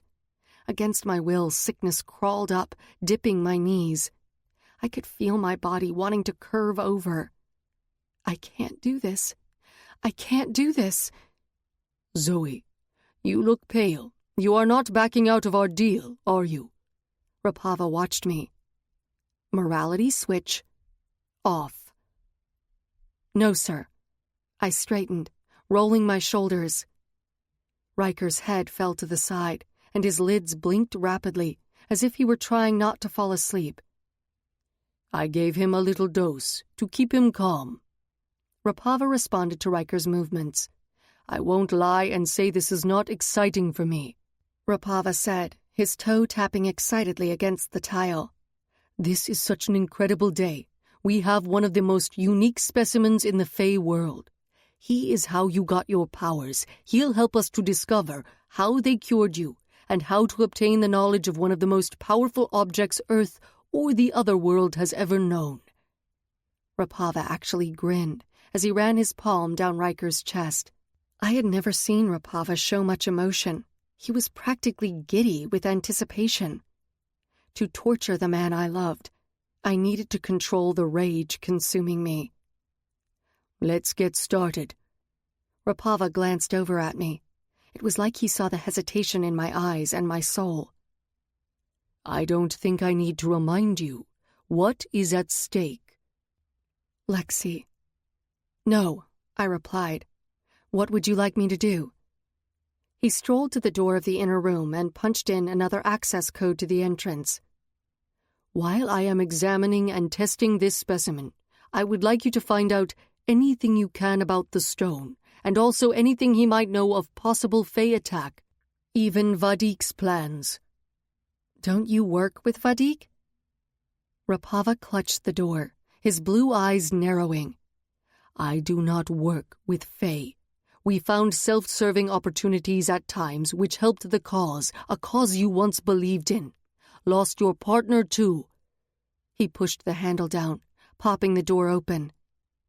"I was never foolish enough to think Vadik was not doing the same. You will learn. You keep your enemies close." "No, sir. That's a lesson I understand well." Rapava led me into the room, my feet growing heavier with every step. It was hard enough with a plate of glass between us. Now there was nothing to protect me from my feelings. Even over the smells of bleach and rubbing alcohol, my nose recognized his scent. It crawled up my nose, down my throat. It stopped at my heart, tapping at the door, trying to get in. The ache in my bones to run to him and crawl into his arms was almost impossible to ignore. But even without these obstructions, could I run into his arms? The oath I made him take remained. I had no clue how strong or controlling it was for Ryker. I was about to see. Wanderer. Rapava walked around to Ryker's side, pulling on his latex gloves. The rubbers snapped around his wrists. I've been looking forward to this for a while. Where is she? Ryker ignored him, his head tilting to look around the room. Come, Zoey. I think your fey lover wants to be reunited. I steadied myself and took a step to the other side of Ryker. His white eyes latched on me. His nostrils flared, like he was taking in my scent as well. The intensity in the room swelled. Fire raged between us, a magic that produced a craving for him and shook my legs. His pupils widened, and then a thick haze brewed, clouding them. He grunted, and metal clashed against the bars as he strained against the refrains, his hands reaching for me. He bellowed loudly, rattling the windows as he lurched again, the gurney skidding over the floor. I leaped back as he banged his head against the bed, trying to free himself. Whoa. Rapava grabbed for a needle lying on a tray near the table. Calm down. Fuck you. Ryker snarled at Rapava, but his gaze never left me. Determination was the only thing I saw in his eyes. I knew, with a sickening contraction of my stomach. He did not see me, but an object he needed to kill. My heart thumped in my chest as he struggled and kicked at the restraints. He flailed with the primal need to free himself like a wild animal. Rapava shoved a needle into Ryker's neck, and he stopped thrashing. As he slowly stilled, he kept his eyes on me. In a blink, the fog in his eyes cleared, and he glanced around as if he didn't know where he was. Human, he muttered. This time, when I saw his fingers reach for mine, it was not in hate, but in longing. My eyes flooded with tears. I blinked, looking away from his outstretched hand. I ignored him. It was one of the most painful things I ever had to do. That I was able to do it made me hate myself with an unfathomable force. I was almost ready to unchain him from the bed and happily let him take my life. It was something I could live with, except Rapava might take my death out on Lexi. Other lives were on my shoulders. I might have been wrong on my estimation of your relationship with this fae, Zoey. I apologize. Rapava blew out a breath, placing the syringe back on the tray. He only wants to kill you. I tried to still my shaking body. Rapava selected another needle, this one meant to extract fluids. With his high emotional response to you, you will have to double your efforts to get the information we need. Ryker's arm twitched, his focus still on me. I couldn't bring myself to fully look at him yet. I only gave him a little morphine.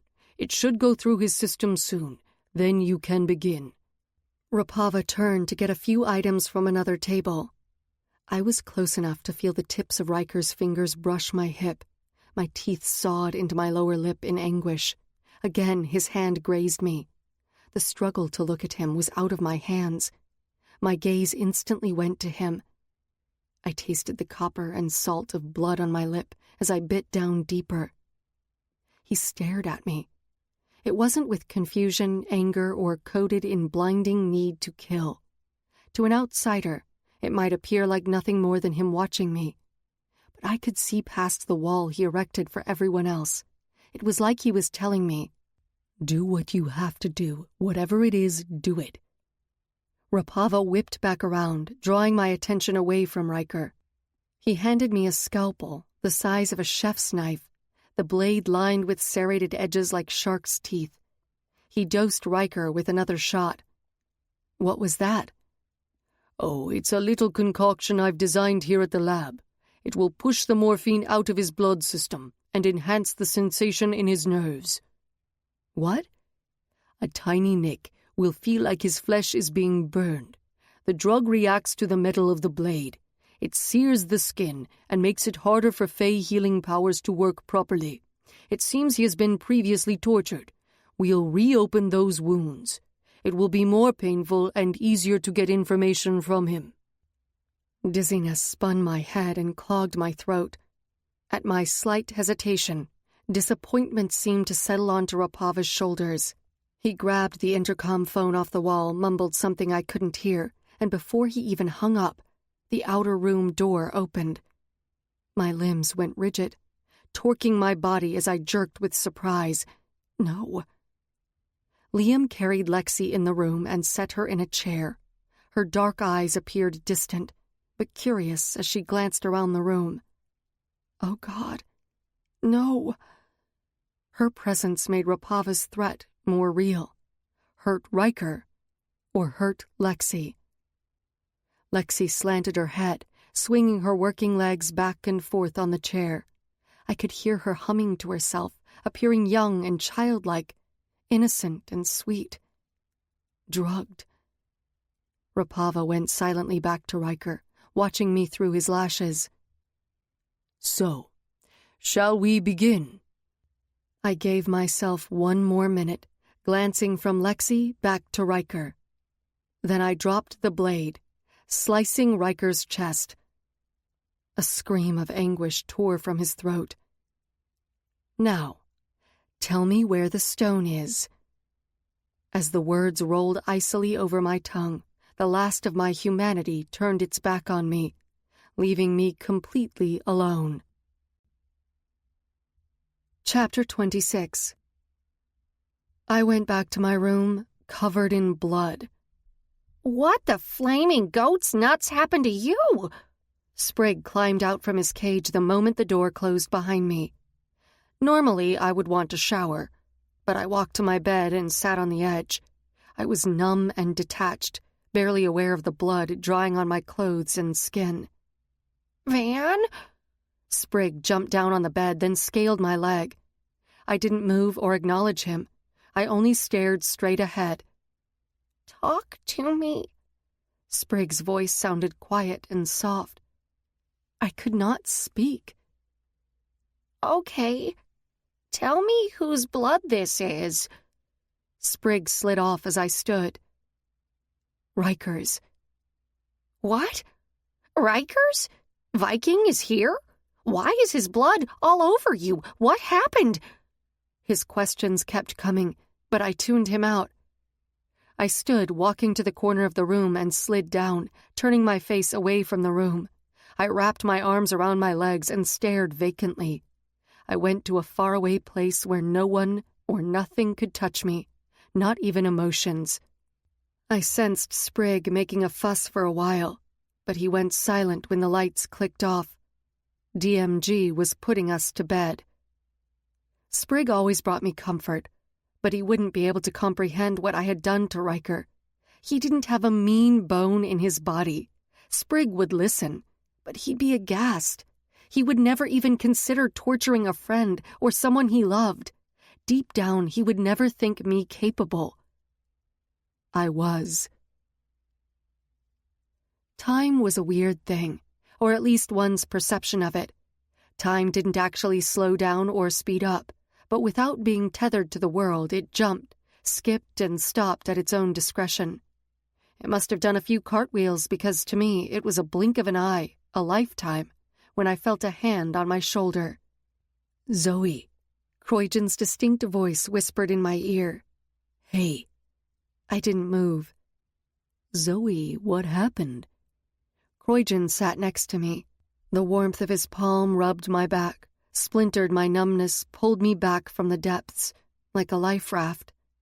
He could accept and understand what I'd done, like Ryker would have.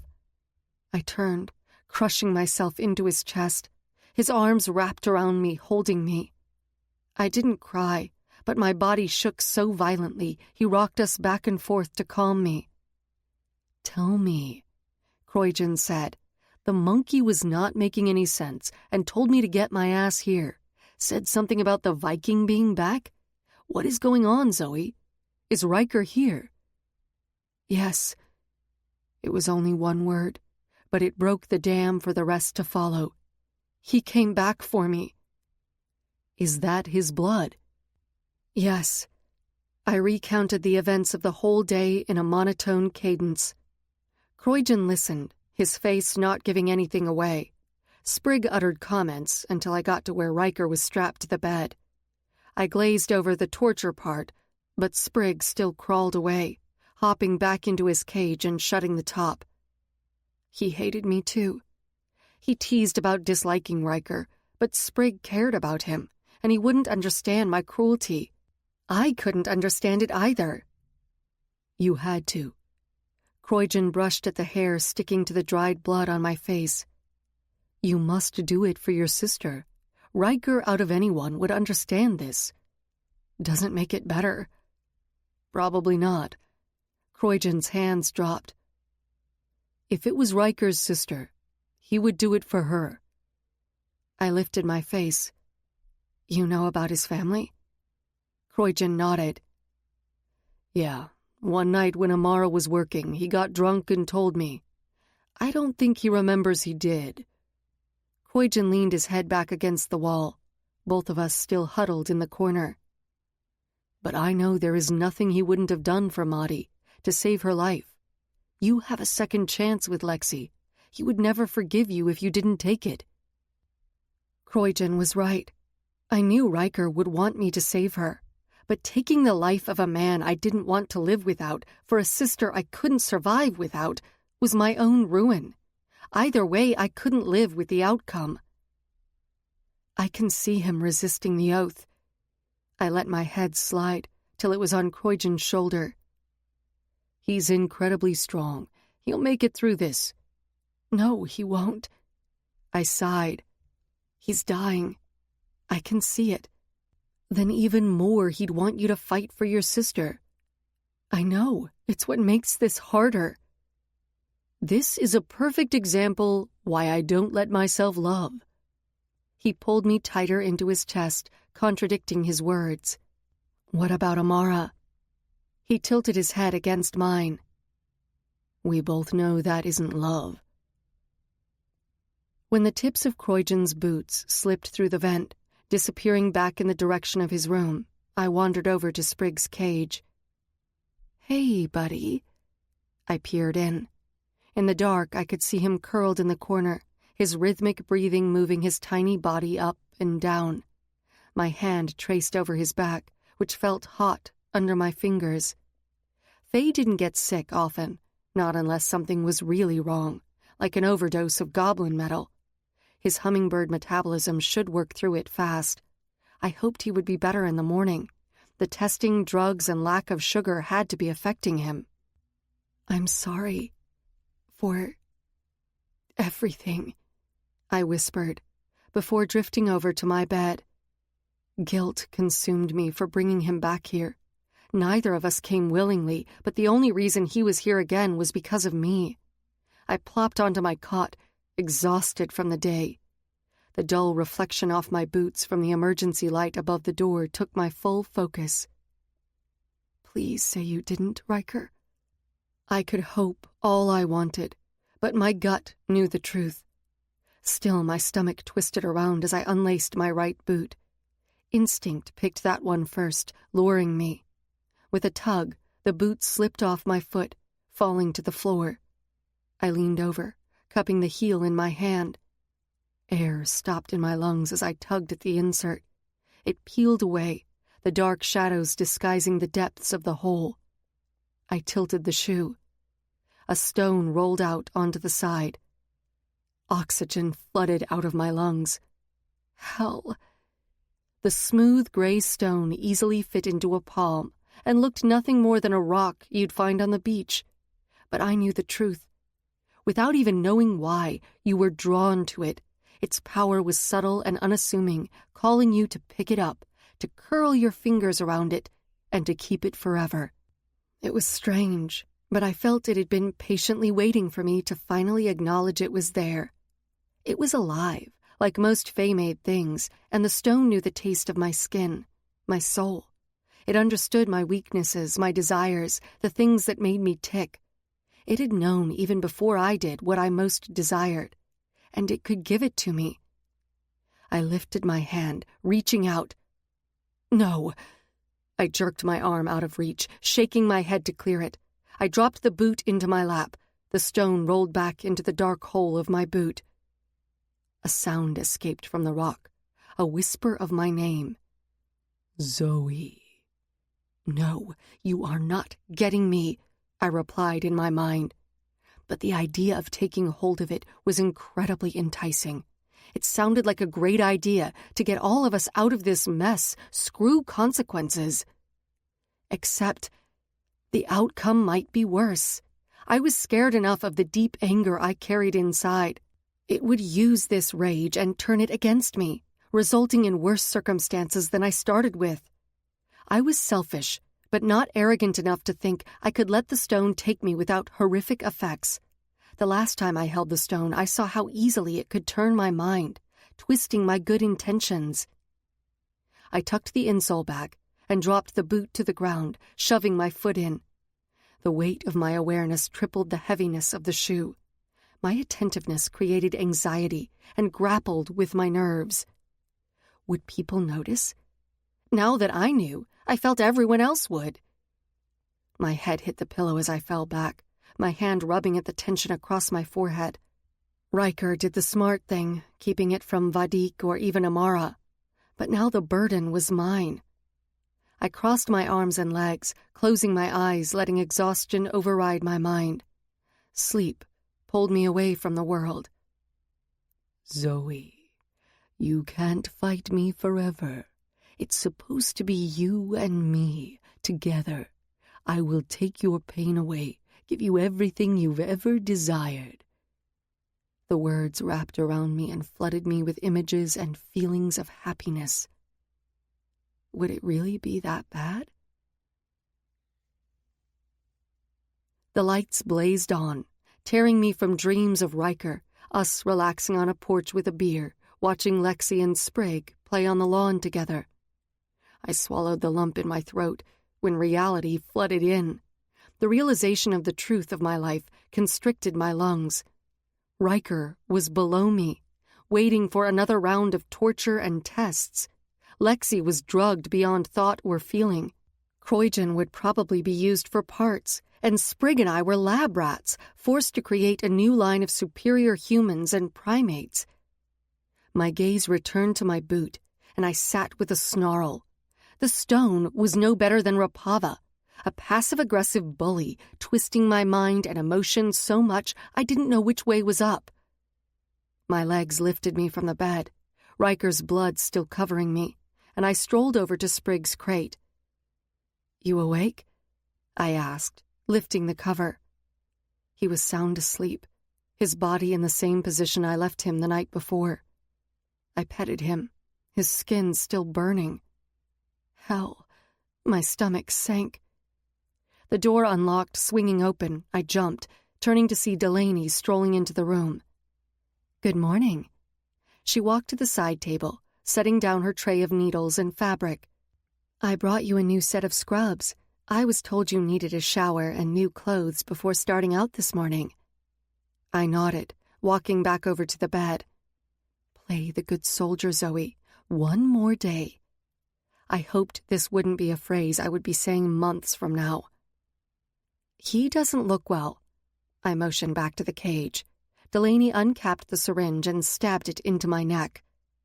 "I will look at him later," she replied, not sounding at all concerned. She pulled out the needle and placed it back on the tray. "Let's get you cleaned up. Some breakfast. The doctor would like you downstairs in an hour." My molars ground together. Today was going to be difficult. That was probably a huge understatement. I stood and followed her down the corridor. The shower washed away the red stains, but the clean top and pants only provided a new canvas to the abstract art I would be painting in fresh blood today. At breakfast, I stole extra honey, stuffing it into my sports bra. I needed to give Spriggs some happiness. I didn't realize how much I counted on his innocence, humor, and joy to get me through. Without it, I felt even more lost and defeated. Delaney stayed with me till Liam came into the cafeteria to claim me. I followed him out at the same time Kate was coming in. Her eyes locked on mine. She kept her head down, letting her long white hair hide her full face. I couldn't read anything from her face, but the intensity of her gaze gave me a strange sense of security. Someone else was on my team. More testing today. Kate stared at Liam instead of me. No, Rapava has her extracting from a fae instead. Kind of jealous. Liam smirked. Kate's gaze darted to me, then quickly back to Liam. Really? Yeah, surprise, surprise. But she's actually good at something. Liam tilted his head toward me. Zoey was exceptionally well trained. Kate's eyes found mine. Daniel was good, one of the best. I felt the underlying meaning of her words wash over me. Liam snorted. So good he got killed. Do not speak of a fallen collector that way. Kate's mouth pinched together. You should understand what it feels like to lose a partner. Liam took a step back, the truth of her words hitting him. Plus, it only adds to the nasty things we'll say about you when you're gone. Kate spun around and walked into the cafeteria, leaving both Liam and my mouths agape. Holy shit! Did she just say that? Liam's lids narrowed. Crazy bitch. He turned and stomped down the hallway. I wanted to cheer, to clap, but I kept it inside. I always liked her. A sly smile peeked out of my facade. My smile quickly disappeared as Liam led me to the elevator. The doors opened at the bottom. Lexi and Rapava stood at the end of the hall. A spike of joy at the sight of her rapidly plummeted when I realized why she was there. She was my cautionary tale, a tale where happiness would only ever be a faraway illusion, while bits of my soul were ripped from me. Chapter 27. My eyes lifted, needing to see Lexi again. Her face was void of emotions, her eyes unfocused. Liam stood behind her, his hands on her chair, but his smug smile through the window told me those same hands could easily squeeze the breath from her throat. I carved into Ryker's chest, going deeper into a cut that had almost healed. Tell me, Faye. Saliva dribbled out the side of his mouth. Hatred burned in his eyes as he snorted and huffed through the agony. Fuck you. Try again. I pushed the blade deeper. He was slipping from me. I could feel it with every slice of my blade. His eyes became more and more distant as the blood oozed from his wounds. The killer in him was taking over. Shards of pain shattered in my soul as my knife deepened. What was I doing to him? How could he ever forgive me? Would he? Or in my quest to save my sister, I'd lose him, both his life and his love. He grunted in pain, spitting at my face. My hand shook as I lifted it to my face, wiping it away. Are you all right, Zoey? You seem out of sorts today, Rapava said from across the table. I'm sorry if this bothers me, I snapped at him. I was a seer, a collector, not a torturer. Rapava straightened up, his gaze moving over me. I am sorry you feel that way. I thought you would want to take revenge for what this thing has done to you, assaulting you, demeaning you. Didn't he emotionally and physically abuse you, mess with your mind so much you forgot who you were for a while? No, that's you, you bastard, I screamed in my head. And what are you doing, Doctor? Ryker snorted, getting the irony as well. You think your psychobabble is going to get her to stop pansying around with her baby nicks any more than it's going to get me to talk? A gruesome smile crept over his mouth. In this moment, he was the Ryker I knew. Most of the time, all I saw was the version of him that wanted to kill me. Your hard-on for the stone is the only thing you will have in your hand tonight, jacking off, alone, to another failed attempt. Ryker sneered with a strange chuckle. How's the research going? Find the connection yet? Wonder why all the other subjects keep dying? Rapava rolled his jaw. Oh, did I hit on a nerve? You stupid fuck. You think you're so smart, Ryker mocked. but you can't figure it out, can you? And you can't get me to talk. Pisses you off to no end, doesn't it? Doctor. Rapava reached over and yanked the knife out of my hand. His eyes were wild with abhorrence. He jammed the blade into Ryker's side. A cry tore from my throat as blood spurted like a fountain and splashed my face. Ryker's roar rattled the room, slamming my heart faster in my chest. Then Ryker started to laugh. The chilling, hollow guffaw drove into my heart, rippling goosebumps over my skin. Rapava yanked out the knife with a zealous movement. Ryker's head fell back, his eyes fluttering shut. Wake up. You will tell us where the stone is. Rapava's face turned a deep shade of purple, holding the knife to plunge it in again. Blood dripped along the blade, running in streaks down his lab coat. High, pierced screams broke out from the other room, slamming further fear into my system. Lexi? My eyes darted to the other room. Lexi stood, her gaze going between Ryker and the bloody knife in Rapava's hand. Her eyes were wide, clear and full of horror. She was awake. I could see the girl I raised, her true emotions not hiding behind the drugs in her system. Shut up. Liam tried to push her back onto the chair, but she didn't seem to notice him, her focus fully on us.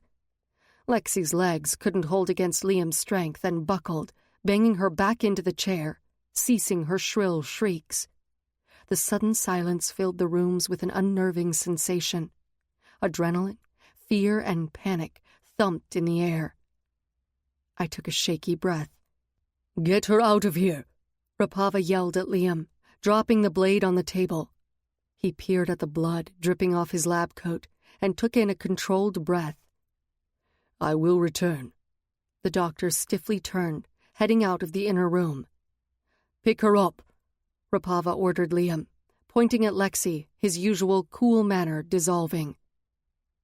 Ryker got to him like no other I had seen. Rapava never lost his temper, but Ryker hit the doctor's weaknesses. Rapava wanted two things, and neither were panning out. He was growing impatient and reckless. I watched Liam pick up Lexi like a baby, her gaze on Ryker's form as he carried her to the door. Just as Liam took the corner, her eyes flashed to mine. Awareness and intensity showed in them. Then they disappeared around the corner. Like a hawk, I tracked Rapava, walking out the main exit, the door closing behind him. I was alone, with Ryker. I leaned over him, gently touching him. My heart needed to see if he was okay. Ryker? He stirred, his eyes blinking open.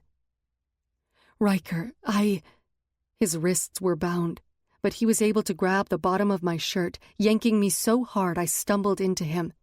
He grabbed the collar of my top, bringing my face only an inch from his. When I'm free. His voice was husky as his lips brushed against my earlobe. My lashes fluttered closed. Feeling him close made me forget everything outside of us. The danger only triggered my desire for him. I am going to fuck you so hard. His hot breath billowed down my neck, between my breasts. I sucked in a sharp breath. You want it, huh? He whispered hoarsely, noticing my reaction. You will be crying and begging me for more, to go deeper. You will be about to climax. He nipped at my ear. I felt myself tightening, wanting to feel him inside. And then... Yes, I whispered so quietly I barely felt my mouth move. I will kill you. I jerked back. His fingernails scraped my neck as he reached for my throat. Ryker's face only held disgust, his eyes distant. My feet backpedaled, stepping clear of his grasp. Human, you are dead, he barked, his head raising off the table. The restraints labored as he fought against them.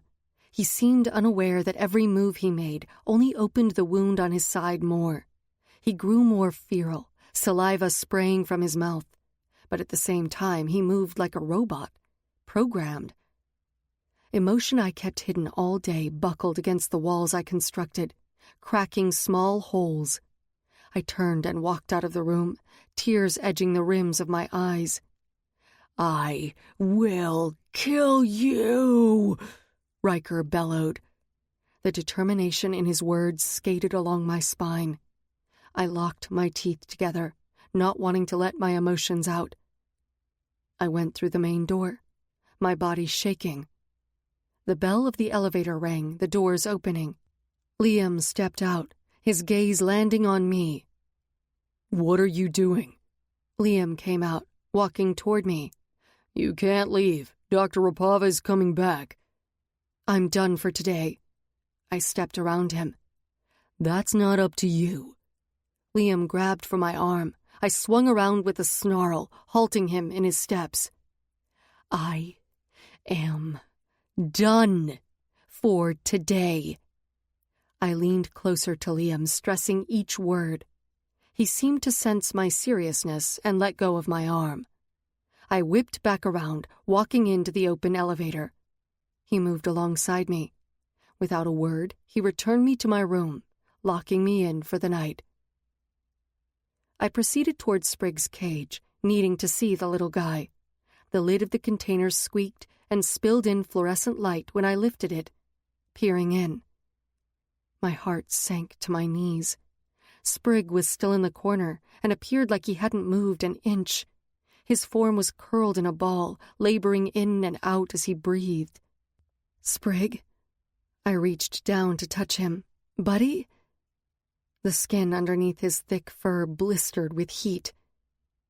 Sprig? My throat closed, trying to swallow the dread piercing my lungs like a dartboard. I brought you honey. I tugged the packages from my bra. Maybe sugar would help him. I tore into one of the containers, placing it under his nose. His nostrils flared and twitched, but he didn't open his eyes. Oh my God. My stomach plummeted like a roller coaster, then rose with nauseated panic. I squirted the honey on my finger, pressing it to his mouth. Nothing. There wasn't anything that would keep Sprig from his honey. Zero. Buddy, come on.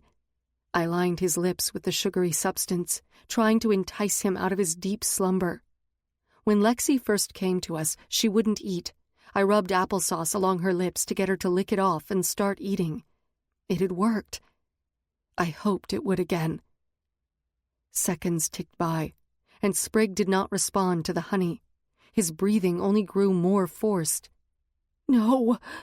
The word discharged from my mouth, my panic building to anger. No! You have to be all right. Get up! The blast of anger rapidly fizzled, plucking tears from my eyes. I can't take you too. Please, Sprig. His chest went up, faltering before he breathed out.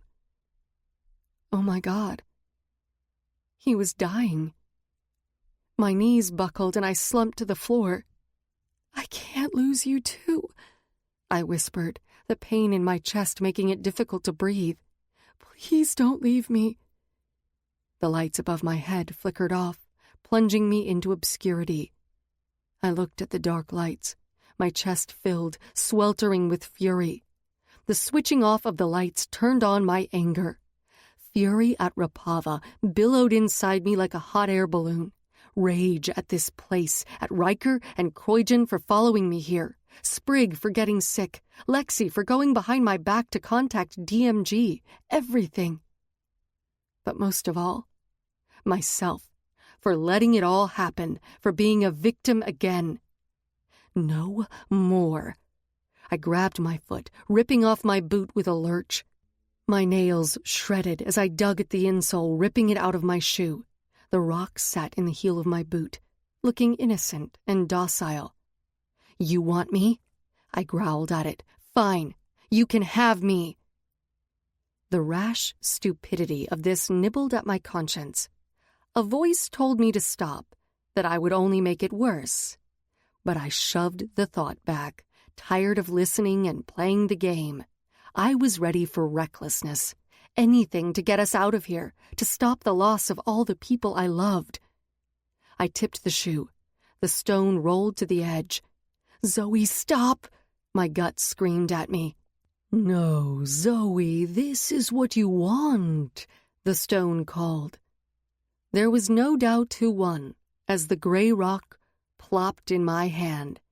The moment it touched my skin, it grabbed hold of me. I felt my head hit the floor. "Zoey, I knew you'd come back for me. I felt our connection. I like you.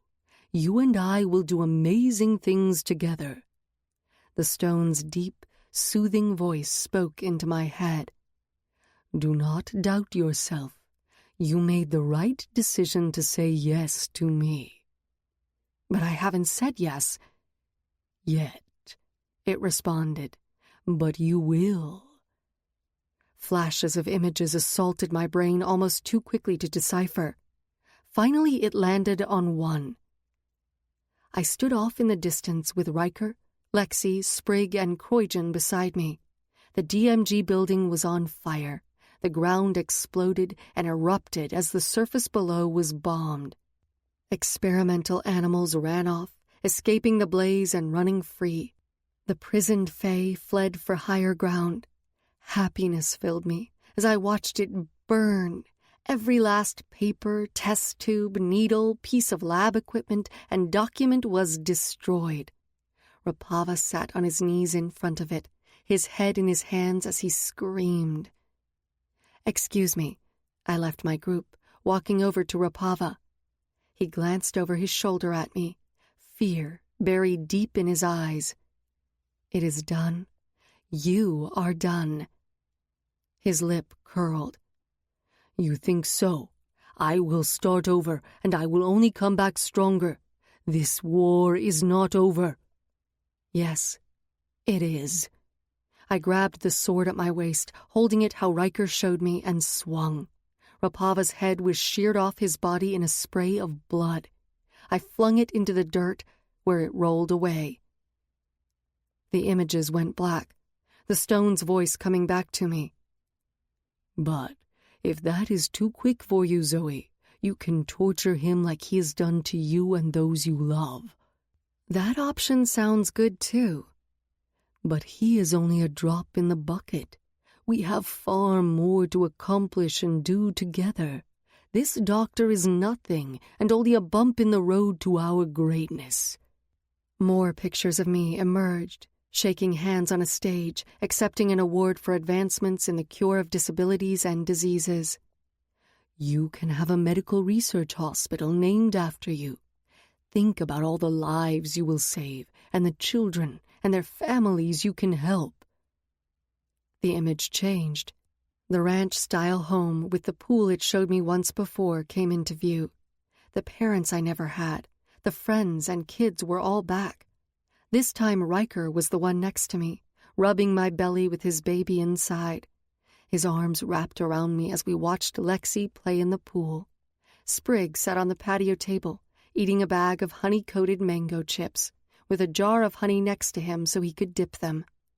Croydon lay on a raft in the middle of the pool, a beer in one hand, frowning as Lexi's splashes fell inside his drink. It was everything I wanted. This was the picture which touched my heart the most. The stone pressed deeper into the fantasy, creating every detail so real and perfect, it was like I was really there. "One word, Zoey, and all the hurt is all forgotten. You will have everything you've ever wanted. You will never remember the pain or despair." "Holy shit, Zoey!" A voice came from outside me. I growled at the intruder. No, not this time. No one would take this away from me. Fuck, what is wrong with you? Wake up! The stone bored deeper into me, holding tight, flashing more perfect images of my life. Then suddenly I saw fire and destruction, watching the world burn, laughing. But before I could latch on to them, they were gone. The film flicked by faster and faster. I felt a sharp sting to my face, my body being shaken. Then a pain crushed my hand. I screamed, and my hand unlocked, the stone falling away. My lids tore open, and I sucked in a gulp of air. Croygen stood over me, his foot on my wrist. The stone lay only a few inches from my fingers. My hand uncurled, automatically reaching out for the object. No. Croygen pressed his boot harder into my hand. Insert Viking instead of pirate here, and I was having a full déjà vu moment. These guys always came and prevented me from saying yes. Get off me, I snarled, tugging at my arm. No. Croygen said again, shaking his head, his black eyes glowing enough they reflected. Is that what I think it is? He wasn't really asking a question, so I didn't respond. Fuck, Zoey, you had it this whole time? Yes. Croygen waited for me to continue. Ryker must have put it in my boot after I returned from Seattle, I said. I didn't know I had it till the other day. Croygen snorted. That bastard is smart or plain lucky. He kept it safe and close and still concealed it from Vadik. Are you going to steal it now? I retorted. Croygen watched me, his head tilted. Is that what you think? You're a thief, aren't you? I steal to sell for money, not to use it myself. Annoyance constricted his vocals. Really? You don't want it at all? Have all the riches and wishes you ever wanted granted? It's not a genie in a bottle. He slipped his foot off my wrist, but grabbed me under my arms, bringing me to my feet before I could react. I grew up hearing the legends and cautionary tales of the 4 treasures of the Tuatha De Danann. They are not to be messed with. Their powers go beyond anything we could ever know, and not usually for good. They were hidden for a reason. He kept a tight grip on me, his gaze turning to the lump of rock on the floor. I can't deny the draw of it. To have something that powerful in my grasp. Croygen pulled away from me, rubbing his head. He swore under his breath. Get it away from me now. What do you want me to do with it? I tossed my arms up. I am obviously no better with it than you. But you are. His head came up, looking at me. You've carried it with you for months now. I've been near it 5 minutes and already want to cave. I don't have willpower like you do. You are stronger than you think. Ryker had it for years, in his boot, every day, I replied. Both of us stared down at the rock. Yeah, we all know he's a god with steel nuts. Croygen rolled his eyes. Thinking on how Ryker carried it, was able to say no and not give in to temptation gave me strength. He'd be pissed at me right now and tell me to suck it up and be strong. I rolled my shoulders back. Using my shirt, I picked up the rock and dropped it back in my shoe. I laid the sole back in and shoved the boot on my foot. There. I laced them tight, triple knotting them. Thank you, Croygen breathed out, collapsing back on my bed. We both continued to stare at my boot. It would be so easy, I whispered. Yeah, it would, he agreed. Silence. Would the costs be that bad? From what I've heard, Croygen leaned over his legs. Yes, more than the benefits. The 4 objects were not designed for good. The weapons, like the spear and sword, are supposedly neutral and are only influenced by the owner's intention. They were made from light magic. The stone and the cauldron are not. They have their own agendas and were made from dark magic. They want to take and destroy. Whatever you think the benefit is, it will never outweigh the bad they bring. It is the one truth we Fae are raised in knowing. Whatever it has been telling you is a lie. Its willingness to help you is only for its own benefit. It will take your strength and use it against you, making itself even stronger. And you will die a horrible death. He slid his fingers back through the sides of his temples, his hair slicked back in a bun. He and Ryker were the two men who could get away with a look like that. The style fit them, and they were even sexier with it. As a kid, you think it's your parents trying to keep you in line. He clasped his hands together, his elbows on his legs. The older you get, you realize they should have made the tales even scarier. His gaze went to my feet again. Fuck, I can't believe I am sitting in a room with the Stone of Fall. I grew up hearing about it, but always thought it was more a legend. It's a little surreal and uncomfortably tempting. But you knew it was real. Ryker had it. Truth? Croydon's lips hitched up. I thought he was full of shit. Had something he thought was the stone or was passing it off as the stone. I think he would have preferred that. I sighed, my mind wandering to the man only floors under me. We both went quiet, before Croydon flicked his head to the cage. So, why is he so quiet tonight? Don't think I've ever heard him this silent for so long, even when he's sleeping. It was as if someone came up and wrapped their hands around my throat. I pushed myself up and walked to the table. He's sick. The words caught in my throat. I stroked his fur, his breathing still strained and uneven. The honey glistened on his mouth, left exactly where I put it. Tears tickled the back of my lids. Sprig is dying.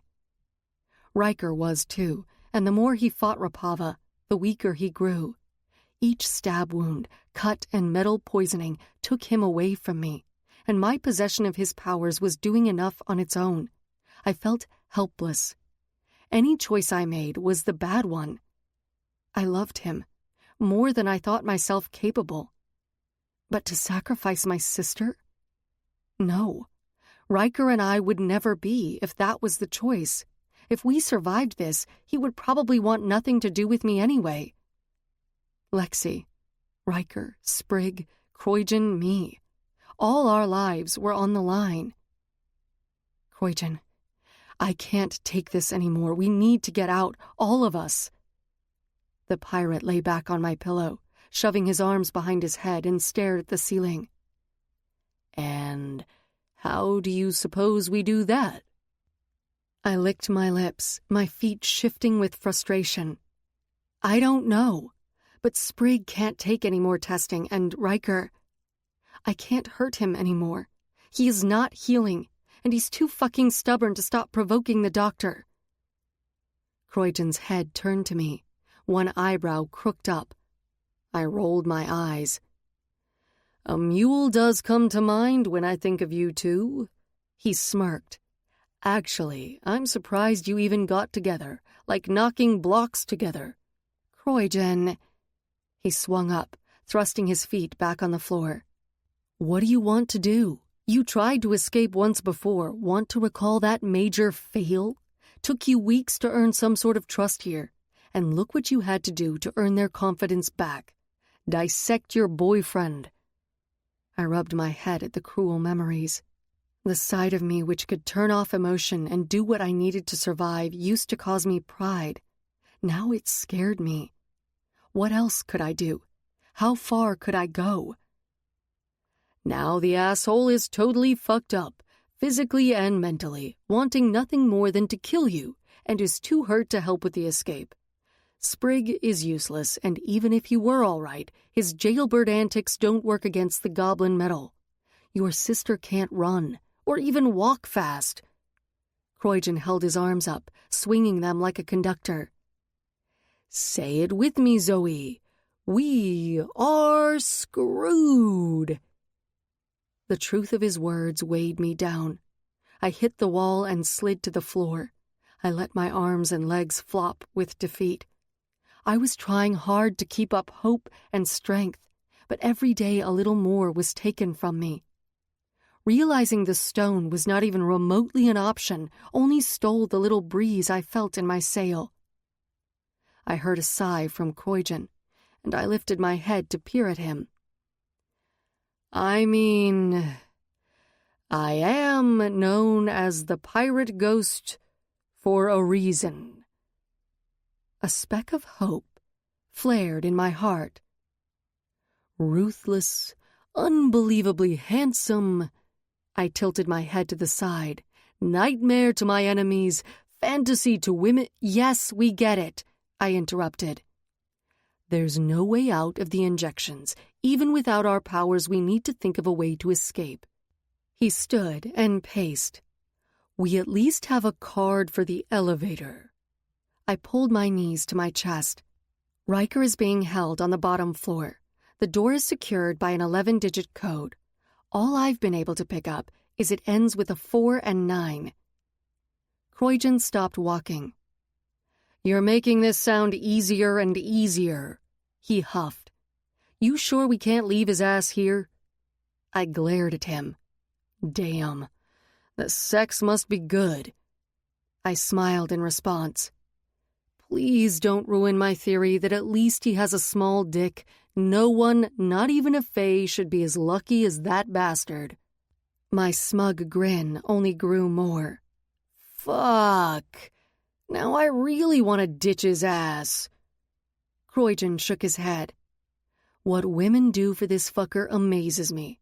Amara, this guy wants to kill you, and you still will do anything for him. I don't know if he wants to kill me.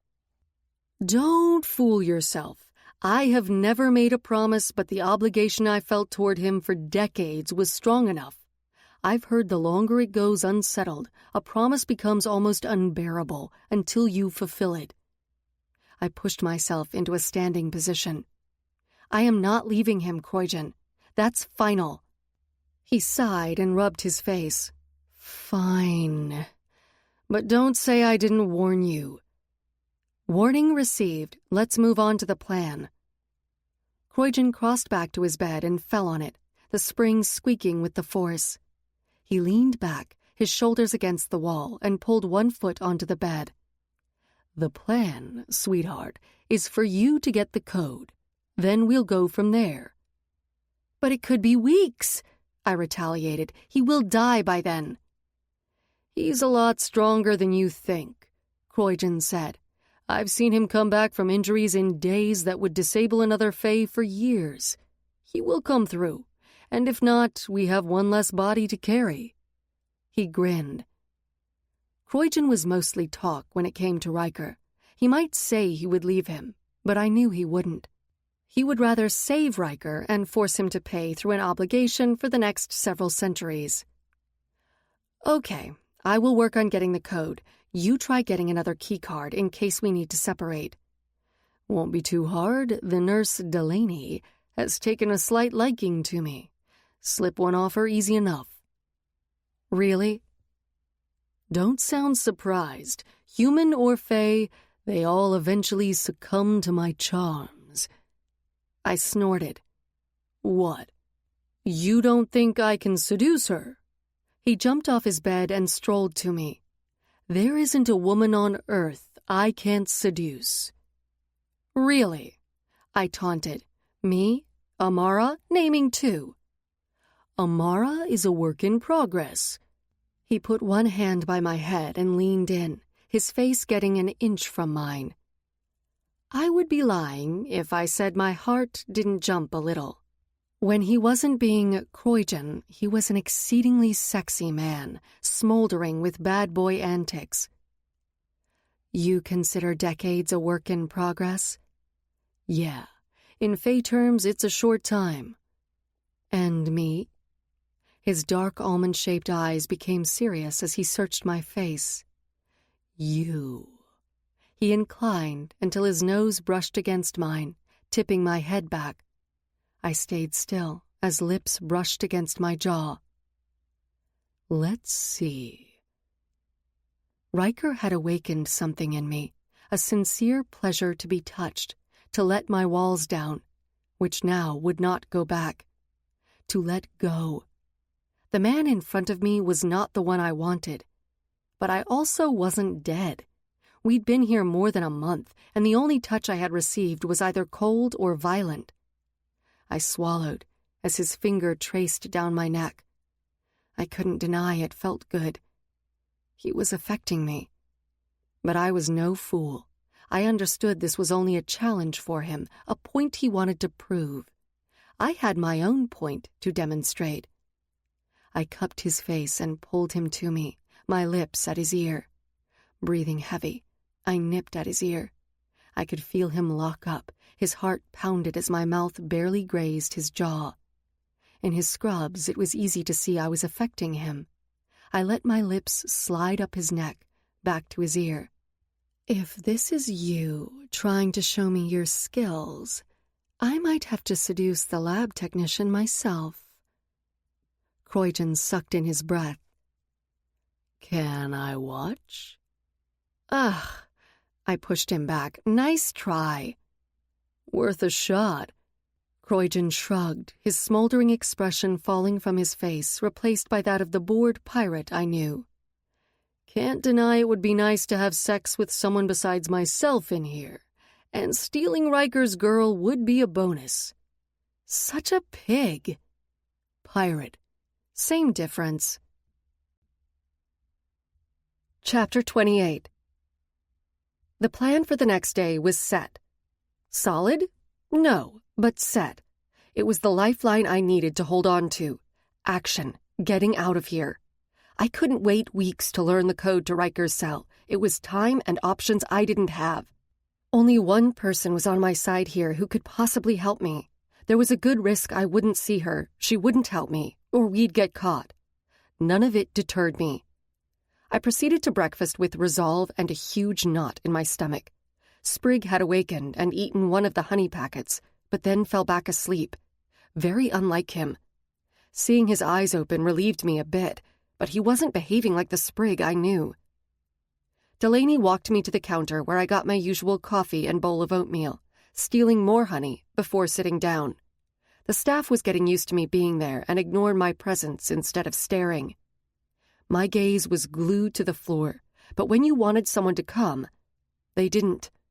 I pretended to eat. Each spoonful held a morsel of oatmeal, and every bite I chewed slowly, hoping for Kate to walk in. I glanced at the wall clock, the ticking pounding in my ears. My eyes went back to the door, my breath caught, as a woman walked into the room. Disappointment washed over me as the tall platinum blonde headed for the coffee machine. Come on, finish up. Rapava wants you downstairs in 5. Delaney stood, tapping at her watch. She took her tray over to the garbage. Anxiety circled around the lump of oatmeal in my stomach. This was it.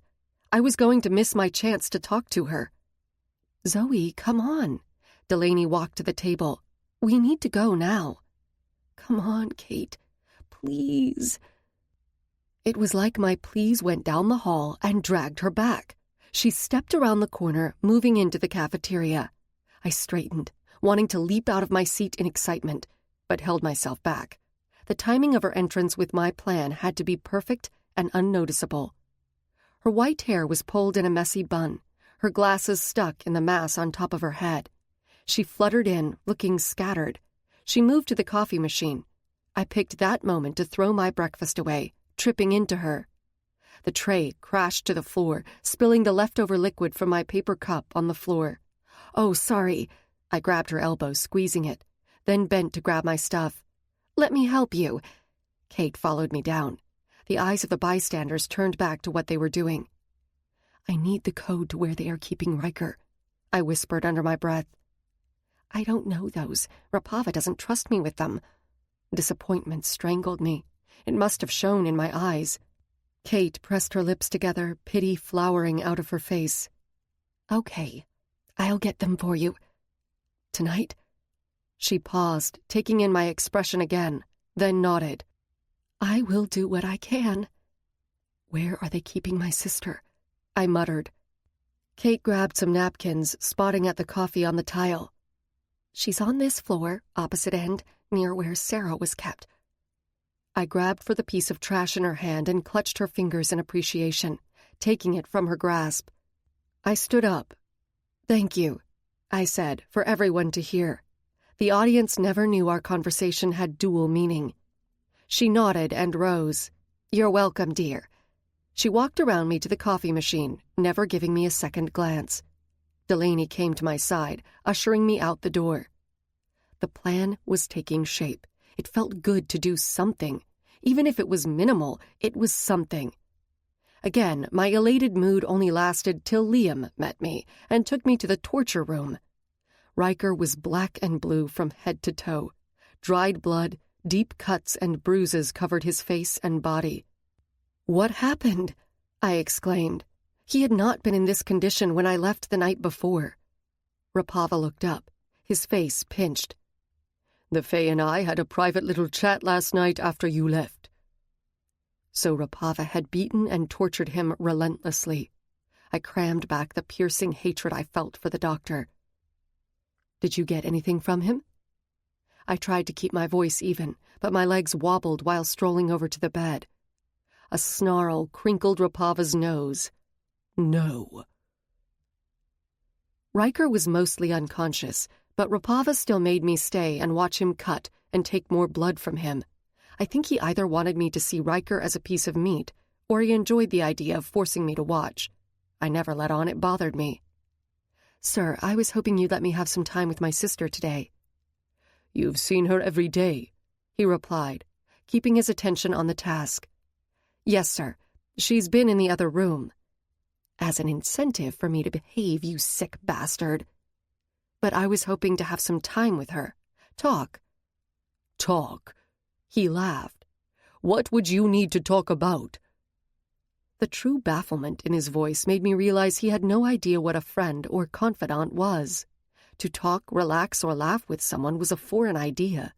Did he really have no idea what it was to have friends?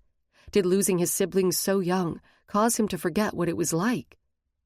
"Sir, she is my sister. I miss her. I simply want to see how she is." "She is fine. You clearly can see she is well." I took a long breath through my nose. "Fine. You can have 10 minutes with her." "Is now all right?" I motioned to Ryker's motionless body. "I feel I am only in the way here." Rapava dropped his arms to his side and his back went rigid. He stared at me for a long time, then nodded. "Yes, go. But if he wakes up, I will have you come back." "Yes, sir." I tried not to respond with the eagerness I felt to be able to talk with Lexi. "Thank you." Liam did his duty, shepherding me to a neutral room to visit Lexi. I wasn't sure if they were keeping me from her room on purpose or didn't want me to know the location. Probably both. But thanks to Kate, at least I knew the area where Lexi was being held. Liam locked me in a room, returning a little bit later with a drugged-looking Lexi. 10 minutes, Liam said sternly and stepped from the room. The door wasn't fully shut, but I grabbed the slight privacy he gave us. Lexi stared at the floor, lost in her dream world.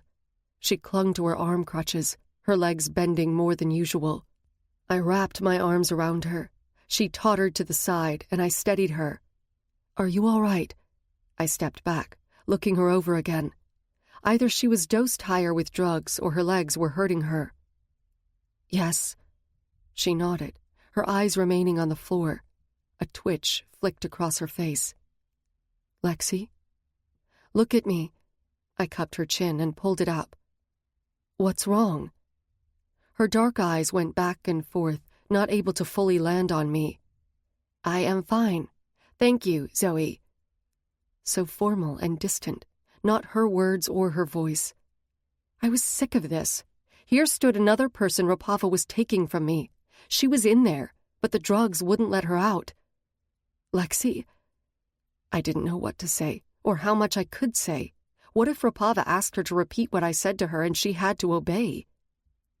"Remember when we'd go shopping for sneakers?" Lexi stared at me. Then she nodded so slight, I almost didn't notice it. "You liked your pair of sneakers, huh?" Her lids blinked, but I felt there was something in her eyes. I wanted her to understand, to get my meaning. When I was 15 and she was 6, I tried to be out of the house as much as I could, but felt bad leaving her behind. On the nights I let her come, I'd tell her it was time to go sneaker shopping.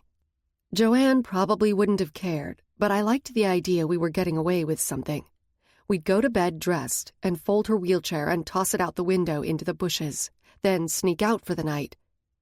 A pair of sneakers. It was silly, but when I let her tag along, it always made her happy. Lexi's smile was worth the eye roll and heavy sighs from my friends when I brought her. She gripped her leg braces. Sneakers? Her face gave nothing away. I didn't know if she understood my true meaning or if her robot self was asking the question.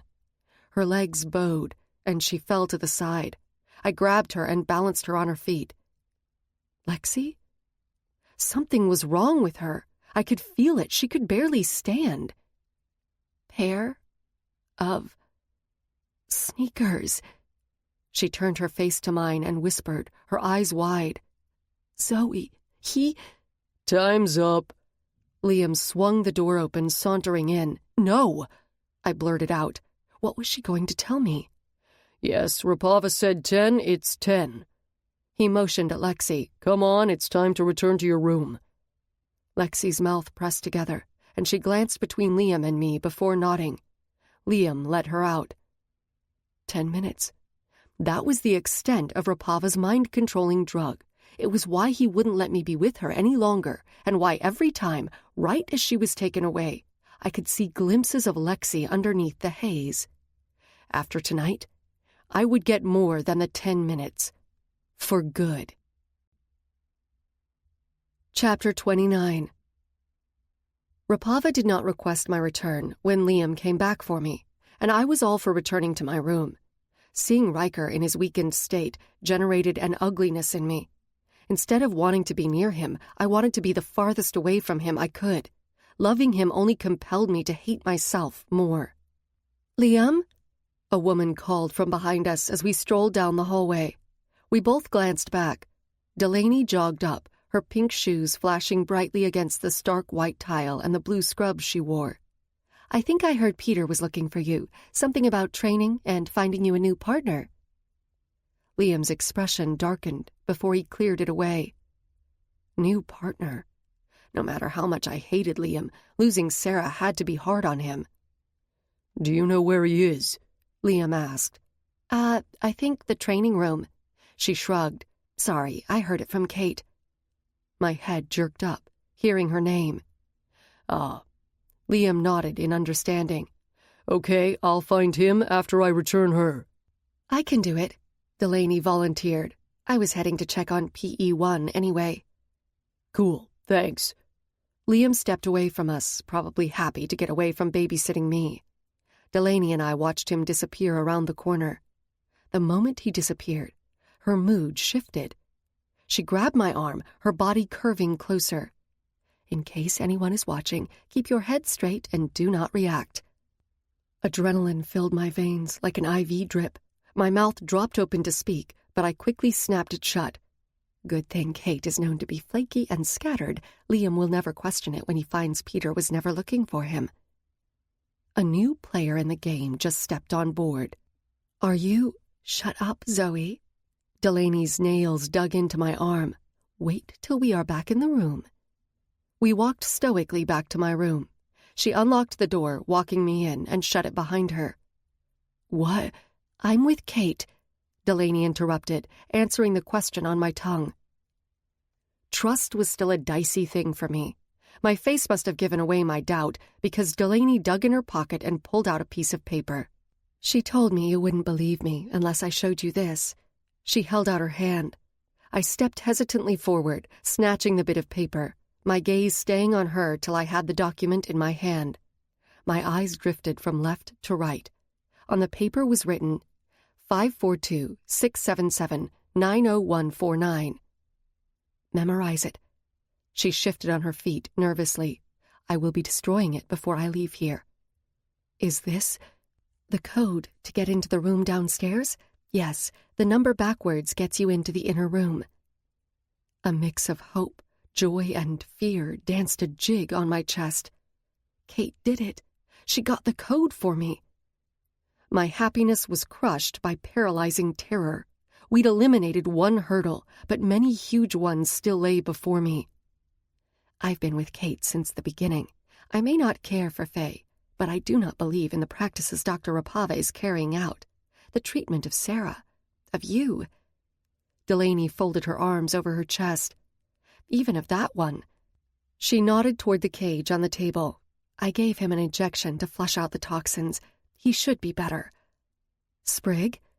I turned and rushed to the cage and lifted the top. I sucked in my breath, fearful of what I might find. He sat in the same corner, but his eyes were open. He hugged his tail like he used to do with Pam when he needed comfort. I didn't check my reaction, only scooped him up and held him next to my heart. Sprig, I cuddled him, kissing the top of his head. You scared me. He nuzzled into me, rubbing his head against my top. Plastic crinkled, and he stopped, pulling away. His finger poked at the top of my sports bra. Honey tits? I burst out laughing. What did I tell you? Sorry, is honey melons any better? No, I shook my head. Nectar juice boxes? Stop. Sugar suckies? You're feeling better, huh? I will. He stabbed at the hidden packages again, his eyebrow lifting. I tugged them out, setting him back on the table and opening one for him. He snatched it from my hand and curled around it, sucking the honey out of the top. I spun back around. Delaney's nose was wrinkled, her face repulsed by what she saw. She noticed me staring at her. I'm sorry. She cleared her face. I'm not used to seeing us interact with them like this. I am one of them. You know what I mean. She watched Sprig lick the honey out of the container. I hate what Rapava is doing, but I still don't feel comfortable around Faye. I could understand the notion, or at least I could remember the feeling. Once upon a time. I couldn't believe I had ever felt strange around Sprig. He was home to me. My world could not exist without him. I understand, but against whatever DMG tries to shove down our throats, Faye have feelings. They have families. They love, laugh, get hungry, and have addictions. I motioned back to Sprig. He was trying to tear open a new honey packet, his tongue between his teeth, struggling. I knew honey would end up on the ceiling and all over him. I walked backward to the table, my attention still on Delaney as I took the item from him, ripped it open and set it back in his hands. Just like us. A smile hinted on her lips. She tugged at the badge holder around her neck, pulling it out from underneath her top. Her tag and a key card were clipped onto it. Give this to your friend. She handed me the card. I think he was trying to get it from me earlier today. I pinched my lips together and tried not to smile as I took it. Croydon failed to seduce and steal it from her. The infamous ladies' man and legendary thief? Oh, I will never let him live this down. Kate told me to be watchful of him. He was a devious one. You could say that. She glanced at her watch. I better go. I'll need the paperback. I need to know it's destroyed. She held out her hand. I repeated the number over and over in my head, locking it in my memory, and handed it back to her. She crinkled the paper in her fist. Kate wanted me to tell you good luck. She wished she could do more. She's done a lot. Thank her for me. I paused. If I need to contact her again, she'll find you. Delaney turned for the exit. Kate knew more about the Fae world than anyone, but I still didn't like leaving without knowing how to communicate with her later if I needed. Oh, I forgot. She dug into her pocket, pulling her hand out. Here. I opened my palm as she dropped a couple of pills into my hand. They are the highest potency you can get. You should not take more than a half, or a person can lose all bodily control. Her eyes were set with underlying meaning. I understand. I rolled my fingers around them and shoved them into my sports bra. She curved back for the door. Be careful. I will, I replied, and thank you, Delaney. She looked back at me. gave me a nod and walked out. Her footsteps moved away from my room. She never relocked the door. "Are there more?" Sprig licked at his fingers, the empty packages strewn around him. "No, sorry." I went over to him, rubbing his head. The dose of sugar didn't drive him into a tailspin sugar rush, which worried me. He still didn't look well. His eyes lacked spark, and his skin was still warm under my touch. But it was better than before. I would take it. "I'd feel loads better if I had about 10 more of those and Azel's pancakes." He blinked, staring at me with hope. "Sure, I'll be right back." "You're intercoursing with me again, aren't you?" Chapter 30. When the lights went out for the night, I put Sprig on my shoulder and went for the panel in the ceiling. Croydon's room was closer to where we needed to go. The eerie dark coated us, tensing my muscles as I slipped silently through the vents, Sprig holding tight to my neck. He was still not himself, staying quiet and holding on to his tail for security. I needed to get him away from the testing and injections. His little body couldn't handle the constant examination and doses of goblin metal. If anything happens to him... I shook my head, not letting myself think past that. "Feels strange tonight," he mumbled next to my ear. I bit my lip. He was right. The space held a density, a peculiar vibration in the air, like it knew something was going to happen tonight. My nerves rubbed against my skin, feeling raw and exposed. We both stayed silent after that, scooting in and out of vents, making our way to Croydon's room. I opened the last vent, letting my legs shimmy down from the opening, touching a ceiling rafter. The moment I dropped from the flue, I sensed a figure behind me. A gasp burst from my lungs as a large hand went over my mouth, clogging the cry in my throat. A body pressed into mine. An arm slipped around my stomach, pulling me in. My heart slammed in my chest as hot breath went down my neck. Rendezvous in the rafters, kinky. I like it. My elbow went back into Croydon's stomach. He stepped back with a heavy exhale, his arms dropping from me. Figures you like it violent. I whirled around, whispering hoarsely, "You scared the crap out of me." Now that is a level of kinky I never got into. Croydon, I sighed. Guess we should have set which room we were going to meet in. Croydon straightened, still rubbing the spot where I hit him. Need to work on our organization skills. So we probably shouldn't open a party planning service together yet. Croydon snorted. There are a lot of things we should never open together. I could feel the underlying meaning soak his words. How did getting the card key go for you? I lifted my eyebrows. How fast did you seduce the nurse? Minutes? Seconds? Croydon folded his arms, his chin dipping to the side. Let's say her hatred of Faye made it a tiny bit harder than I thought. You didn't get it? Not exactly. It's a yes or no. Then, no. I know. I smirked, digging into my waistband. You know? A shocked look of fear flickered over his face. He was probably worried I had found out he wasn't the stud he praised himself to be. I tugged out the 2 cards from my pants, holding them up. It seems I did better getting them from her than you.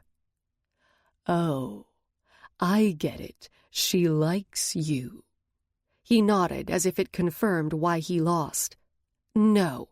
I shook my head and smiled smugly. I'm simply better. His lids narrowed, snatching the card I held out to him. I had a lot going against me. Sure, I winked. Croydon huffed, irritation shifting his feet on the beam. Where's the hamster? You leave his ass behind.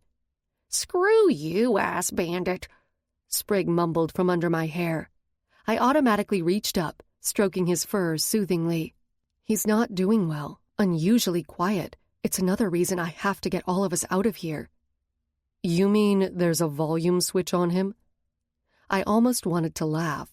Croydon sounded so much like Ryker then. Of course, the thought of the man downstairs only inflicted sadness that weighed my limbs down. What happened there? Croydon's voice was low, pointing at my face. Nothing. Let's get our plan set and go. We have no time to waste. Okay, boss, what's the plan? First, we go get my sister. I placed my hands on my hips. She's near where Sarah was. Croydon didn't know where that was, but I was saying the plan out loud more for me than anyone. There are a couple of face security scanning machines to watch for. When they were bringing me down here, we went through a huge one at the top level. Croydon nodded. To stop it from going off, they punched in a number before I went through and after, turning it back on. Frustration gurgled from my throat. We have no way around it. Our only exit is up the elevators and out the main doors.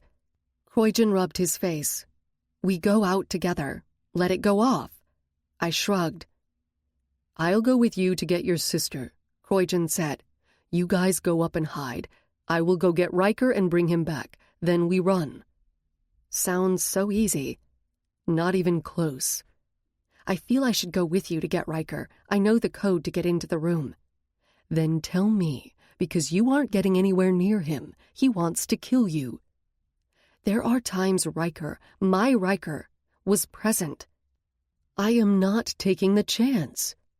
Finally, I consented. Fine, but Sprig will go with you. What? Both boys responded. Sprig, Croydon needs eyes and ears getting Ryker out. I grabbed at his tail, petting it. Don't you want to help Ryker? Sprig sighed, laying his head on my neck. Okay, only so I can annoy the Viking again. I miss that. If you help Croydon and we get out of here, I am sure he will let you annoy him any time you want. But he can't like it. Sprig sat back on his heels. That will take all the fun out of it. I have confidence you will be sure he doesn't, Croydon said snidely. The buttoneer will be leaving us soon, right? Why? A grin hinted on Croydon's mouth. When I bring you so much happiness. Happiness? Sprig sputtered. Oh, right. That's mine. Croydon winked. Your irritation is my joy. All right. I twisted on the flashlight beam, heading for the venting system, which would lead us to Lexi. Let's go. Croydon followed, lifting me to climb into the duct. Whatever's ahead of us, thank you. I looked back at him, for being here, for saving my life. I haven't saved it. Yes, you did. I glanced between him and Sprig. Both of you did.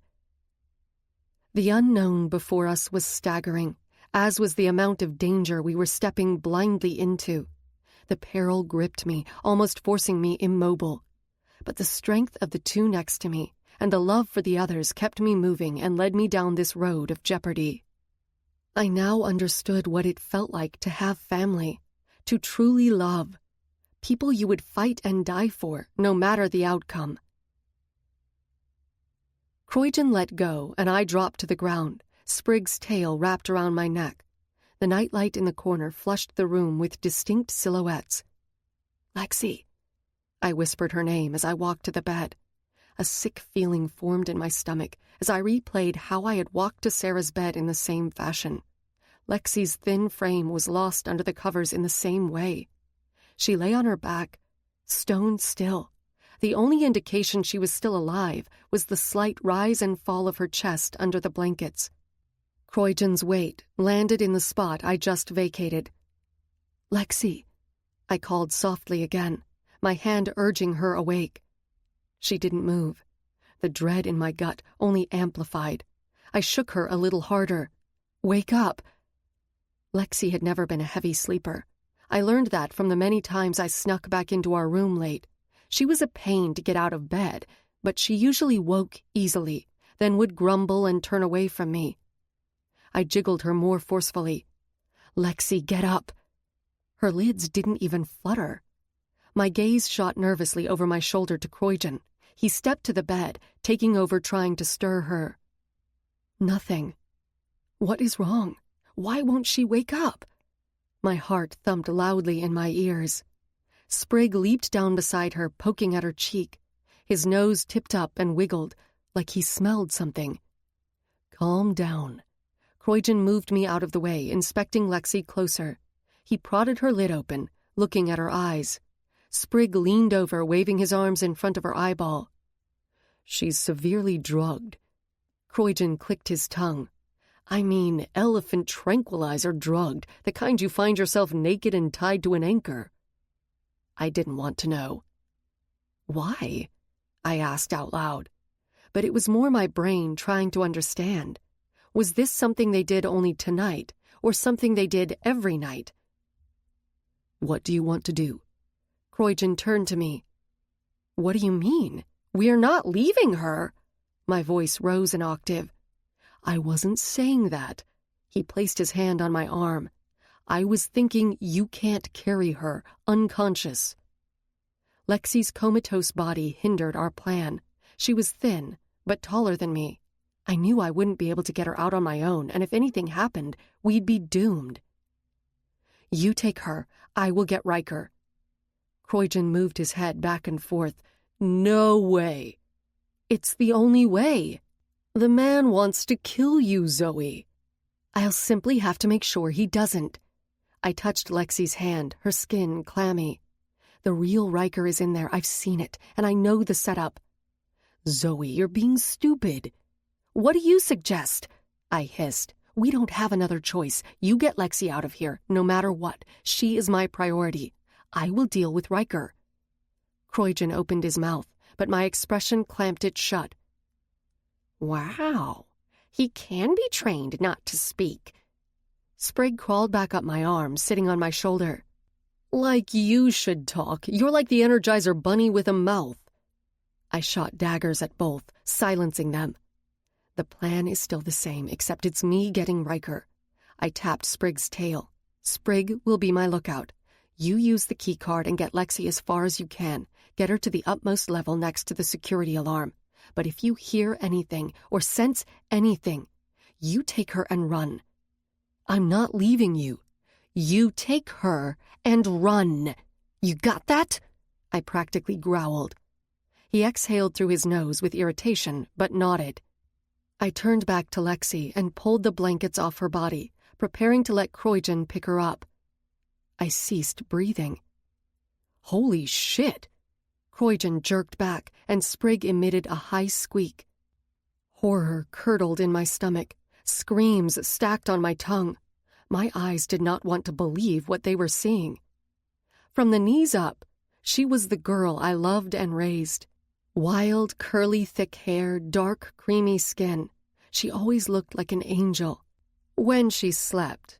Awake was a whole other story. The girl had a mouth and personality on her that was vibrant and unfiltered. Now, everything below was not the same girl. Where her crippled, twisted legs used to be were now someone else's. The legs were pasty white and more muscular than Lexi's 12-year-old frame. They started just below her kneecaps. The deep caramel tint of her skin opposed the pale color of the foreign legs. "That's fucked up." Croydon stretched out, touching Lexi's new toes. I wanted to throw up. I always thought when Rapava wanted to cure diseases and disabilities, it was with shots of magic or medication extracted from Fae. Sprigg was my first notion. This was not the case. Rapava did not care about healing. He was making, with bits and pieces, his new human race. "They're not Fae." Croydon touched the attached legs. "What?" "They're human." "Are you sure?" My seer gift was picking up a very dim glow from Lexi. "Yes." "He's right. I can smell human." Sprigg leaned over, sniffing again. "But there is magic in her blood system." That was why I was getting a faint glow. I stared at the legs. He was using human parts, not Fae. In his mission to save the human race, he was now sacrificing them. He would say it was for the greater good. Sacrifice a few for the many. My eyes caught on a tiny mark on the snowy white ankle. I leaned in, my fingers sweeping over a small SG tattoo by the heel in blue, yellow, and red. Supergirl. My memory flashed to the cape in the closet I found when Croydon and I were hiding. I swallowed back bile creeping up. A thought blistered in my mind. No. I looked back to Lexi's face. I didn't have time to think about anything but our escape. All of this would take some time to sort out, time we didn't have. We'll deal with this later. I nudged Kroijan and wrapped Lexi with a blanket. He stepped up, sliding his arms under her body. She draped limply over his arms. She looks like a soggy burrito, Sprigg snorted, then covered his mouth when I glared at him. Kroijan tucked her into his chest, and I ran ahead of him to open the door. I peeked out. The silent hallway felt like it was strung with watching eyes and traps. Okay, I'm heading down. Please don't come for me. Get her out. If the pledge means anything to you, save her life, not mine. Doesn't work like that. Please, Kroijan. He stared at me. Then suddenly he leaned over and kissed me. Surprise whisked the air from my lungs. His lips were tender, but ardent against mine, capturing the intensity of the moment. He pulled back a breath, his dark eyes sternly looking into mine. Get out. Whatever it takes, even if you have to leave him. Doesn't work like that. Now you understand. He smiled and whirled around, jogging for the elevator.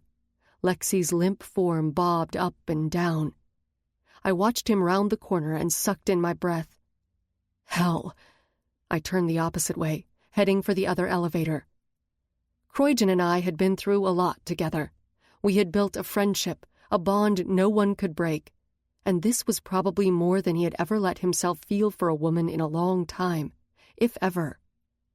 The scallywanker better keep his mouth and other body parts to himself from now on, Sprigg griped in my ear.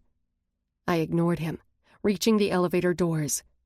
I took in a shaky breath. You ready? Sprigg asked. Are you? For hell? His tail circled my neck. Aye, Matty. This could end badly in so many ways, more ways than it could end well. Let's go get our Viking asshole! He lifted his arms in a battle cry. Shh. I hushed. Let's go get our Viking asshole, he repeated in a whisper this time, raising his arm with less gusto. Every step I took, I tried to ignore the growing anticipation a net was about to come down on me, that I was walking into a trap. As a human or fae, I was a fighter, and this fight I had to win. Chapter 31. The elevator doors opened. Through the darkness, the lights of the lab equipment and monitors sparkled like alien stars. I slipped against the wall and walked as quietly in my boots as possible down the hallway.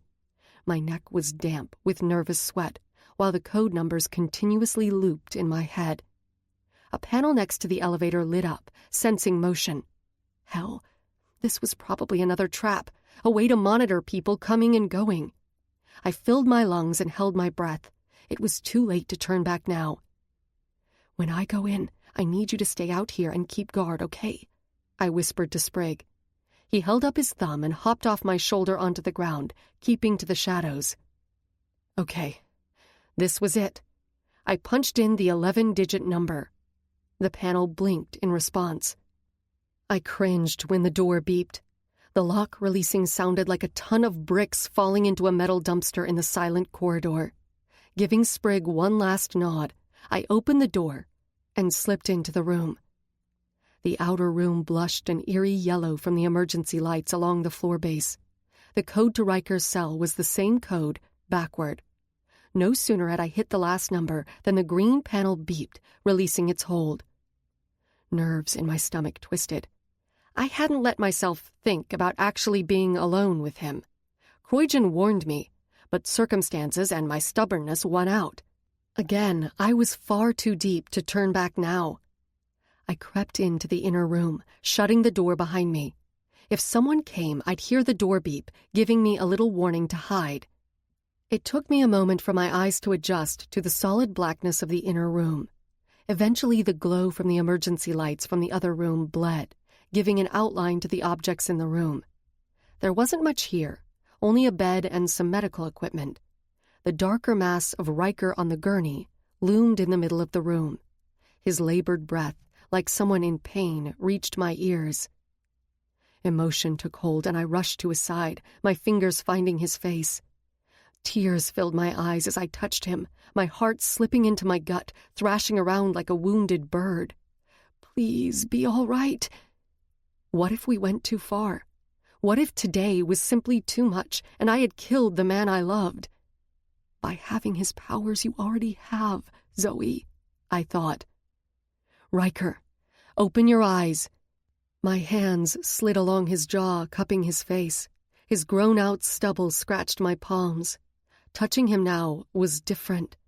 Before, I had only been a husk, not letting myself truly experience what it felt like to have him near again. He stirred under my hand, a slight moan coming from his throat. I leaned in closer and saw his lids blinking, trying to open. Ryker, wake up. We need to get out of here. Not thinking, I unhooked the cuffs on his arms, freeing him. His eyes opened, his white eyes glowing in the darkness. Absent eyes landed on me like we were strangers. He sat abruptly. My arms dropped and I took a step back. He still only wore the gray scrub pants, and his chest continued to leak blood and pus from both new and old gashes, wounds I gave him. You came back for more, human? Disgust twisted his words, his eyes cold and remote.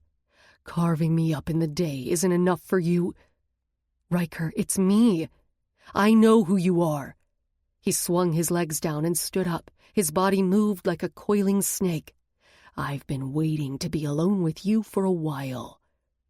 This man wasn't Ryker. A shiver ran down my back. Shit. Ryker, it's me, Zoey. I focused on linking our names, making a connection. Deep down, I believed in those rare moments we had shared, the times his eyes cleared. I felt if he really saw me, he would be able to override the promise. I was extremely wrong. Your name will mean the same to me, dead or alive. His voice was void of feeling. Nothing. He fisted his hands, taking a step. Fight it, Ryker.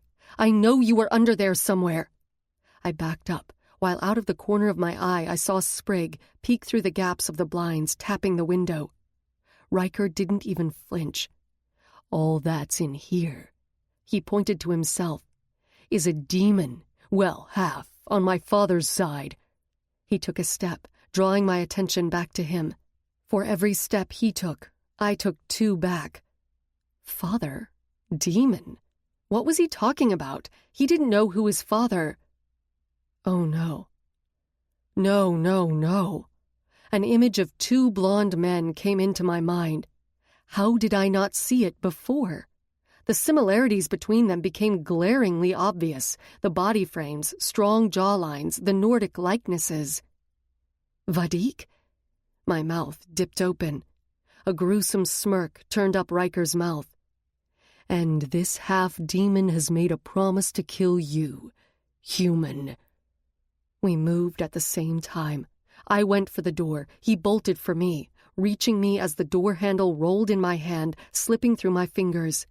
His hand wrapped around my throat, and he threw me back against the wall next to the door. Ryke!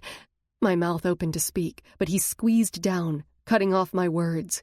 With a grunt, he slammed me again, ripping the air from my lungs. My fingers went to his hands, clawing at them. Ryker! His lids fluttered. His glassy eyes sparked with life. His hand loosened around my throat, giving me a gulp of air. Zoey? He blinked, his voice low. He dropped me to my feet, his hand falling to the dip at the base of my collarbone.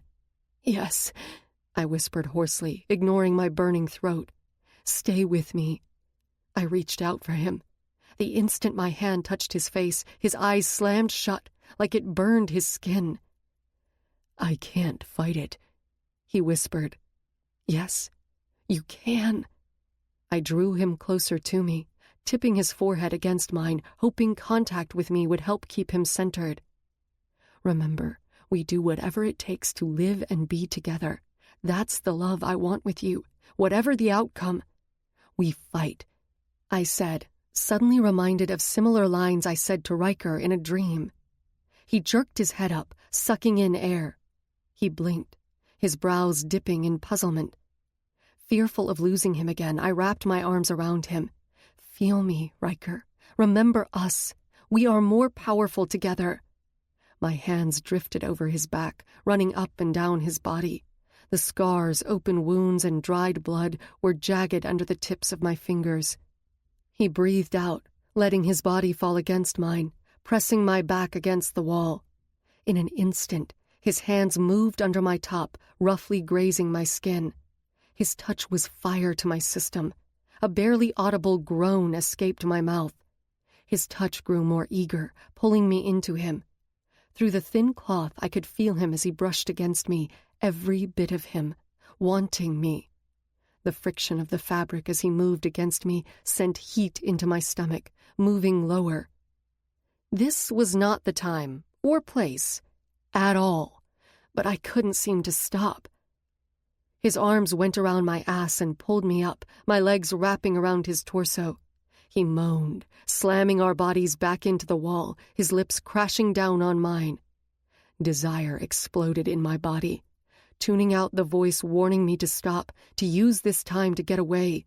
But the months of separation, the weeks of pretending to hate him, the guilt of torturing him, it now consumed me, needing an outlet. He bit down hard on my lip, drawing blood. The pain only triggered more craving for him. I wanted him now. Our breaths became frantic as our mouths moved together with need. He yanked his head back, his tongue sliding over his bottom lip. He reached to his mouth. Blood pooled on his finger. My blood. His gaze went to my mouth. He leaned forward, his tongue slowly licked my broken lip. He watched me as he trailed my mouth. A blaze of need pounded between my legs. Ryker drew back, swallowing. His eyes glinted, a rumble rolled from his chest, sounding wild and threatening.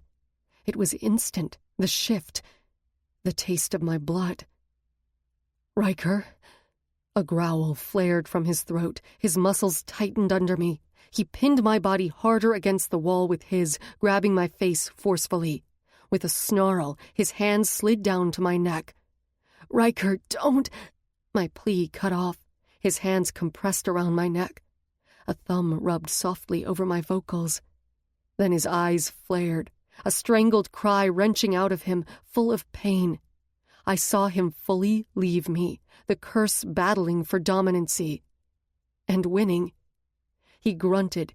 His shoulders grew, expanding with power. The thumb which had caressed my skin was now pushing into my throat. My mouth gaped for fresh air, which would not come. Spots dotted my vision as I fought against his hold. Like a cat put in water, I clawed, kicked, and hissed. But he did not relent. A promise is a promise. He drew close to my ear, nipping. And I never break my promises. He was going to kill me. It was exactly what I asked him to do, but I was no longer willing to go. Instinct to survive was ingrained deep, and when it came down to the moment, I fought.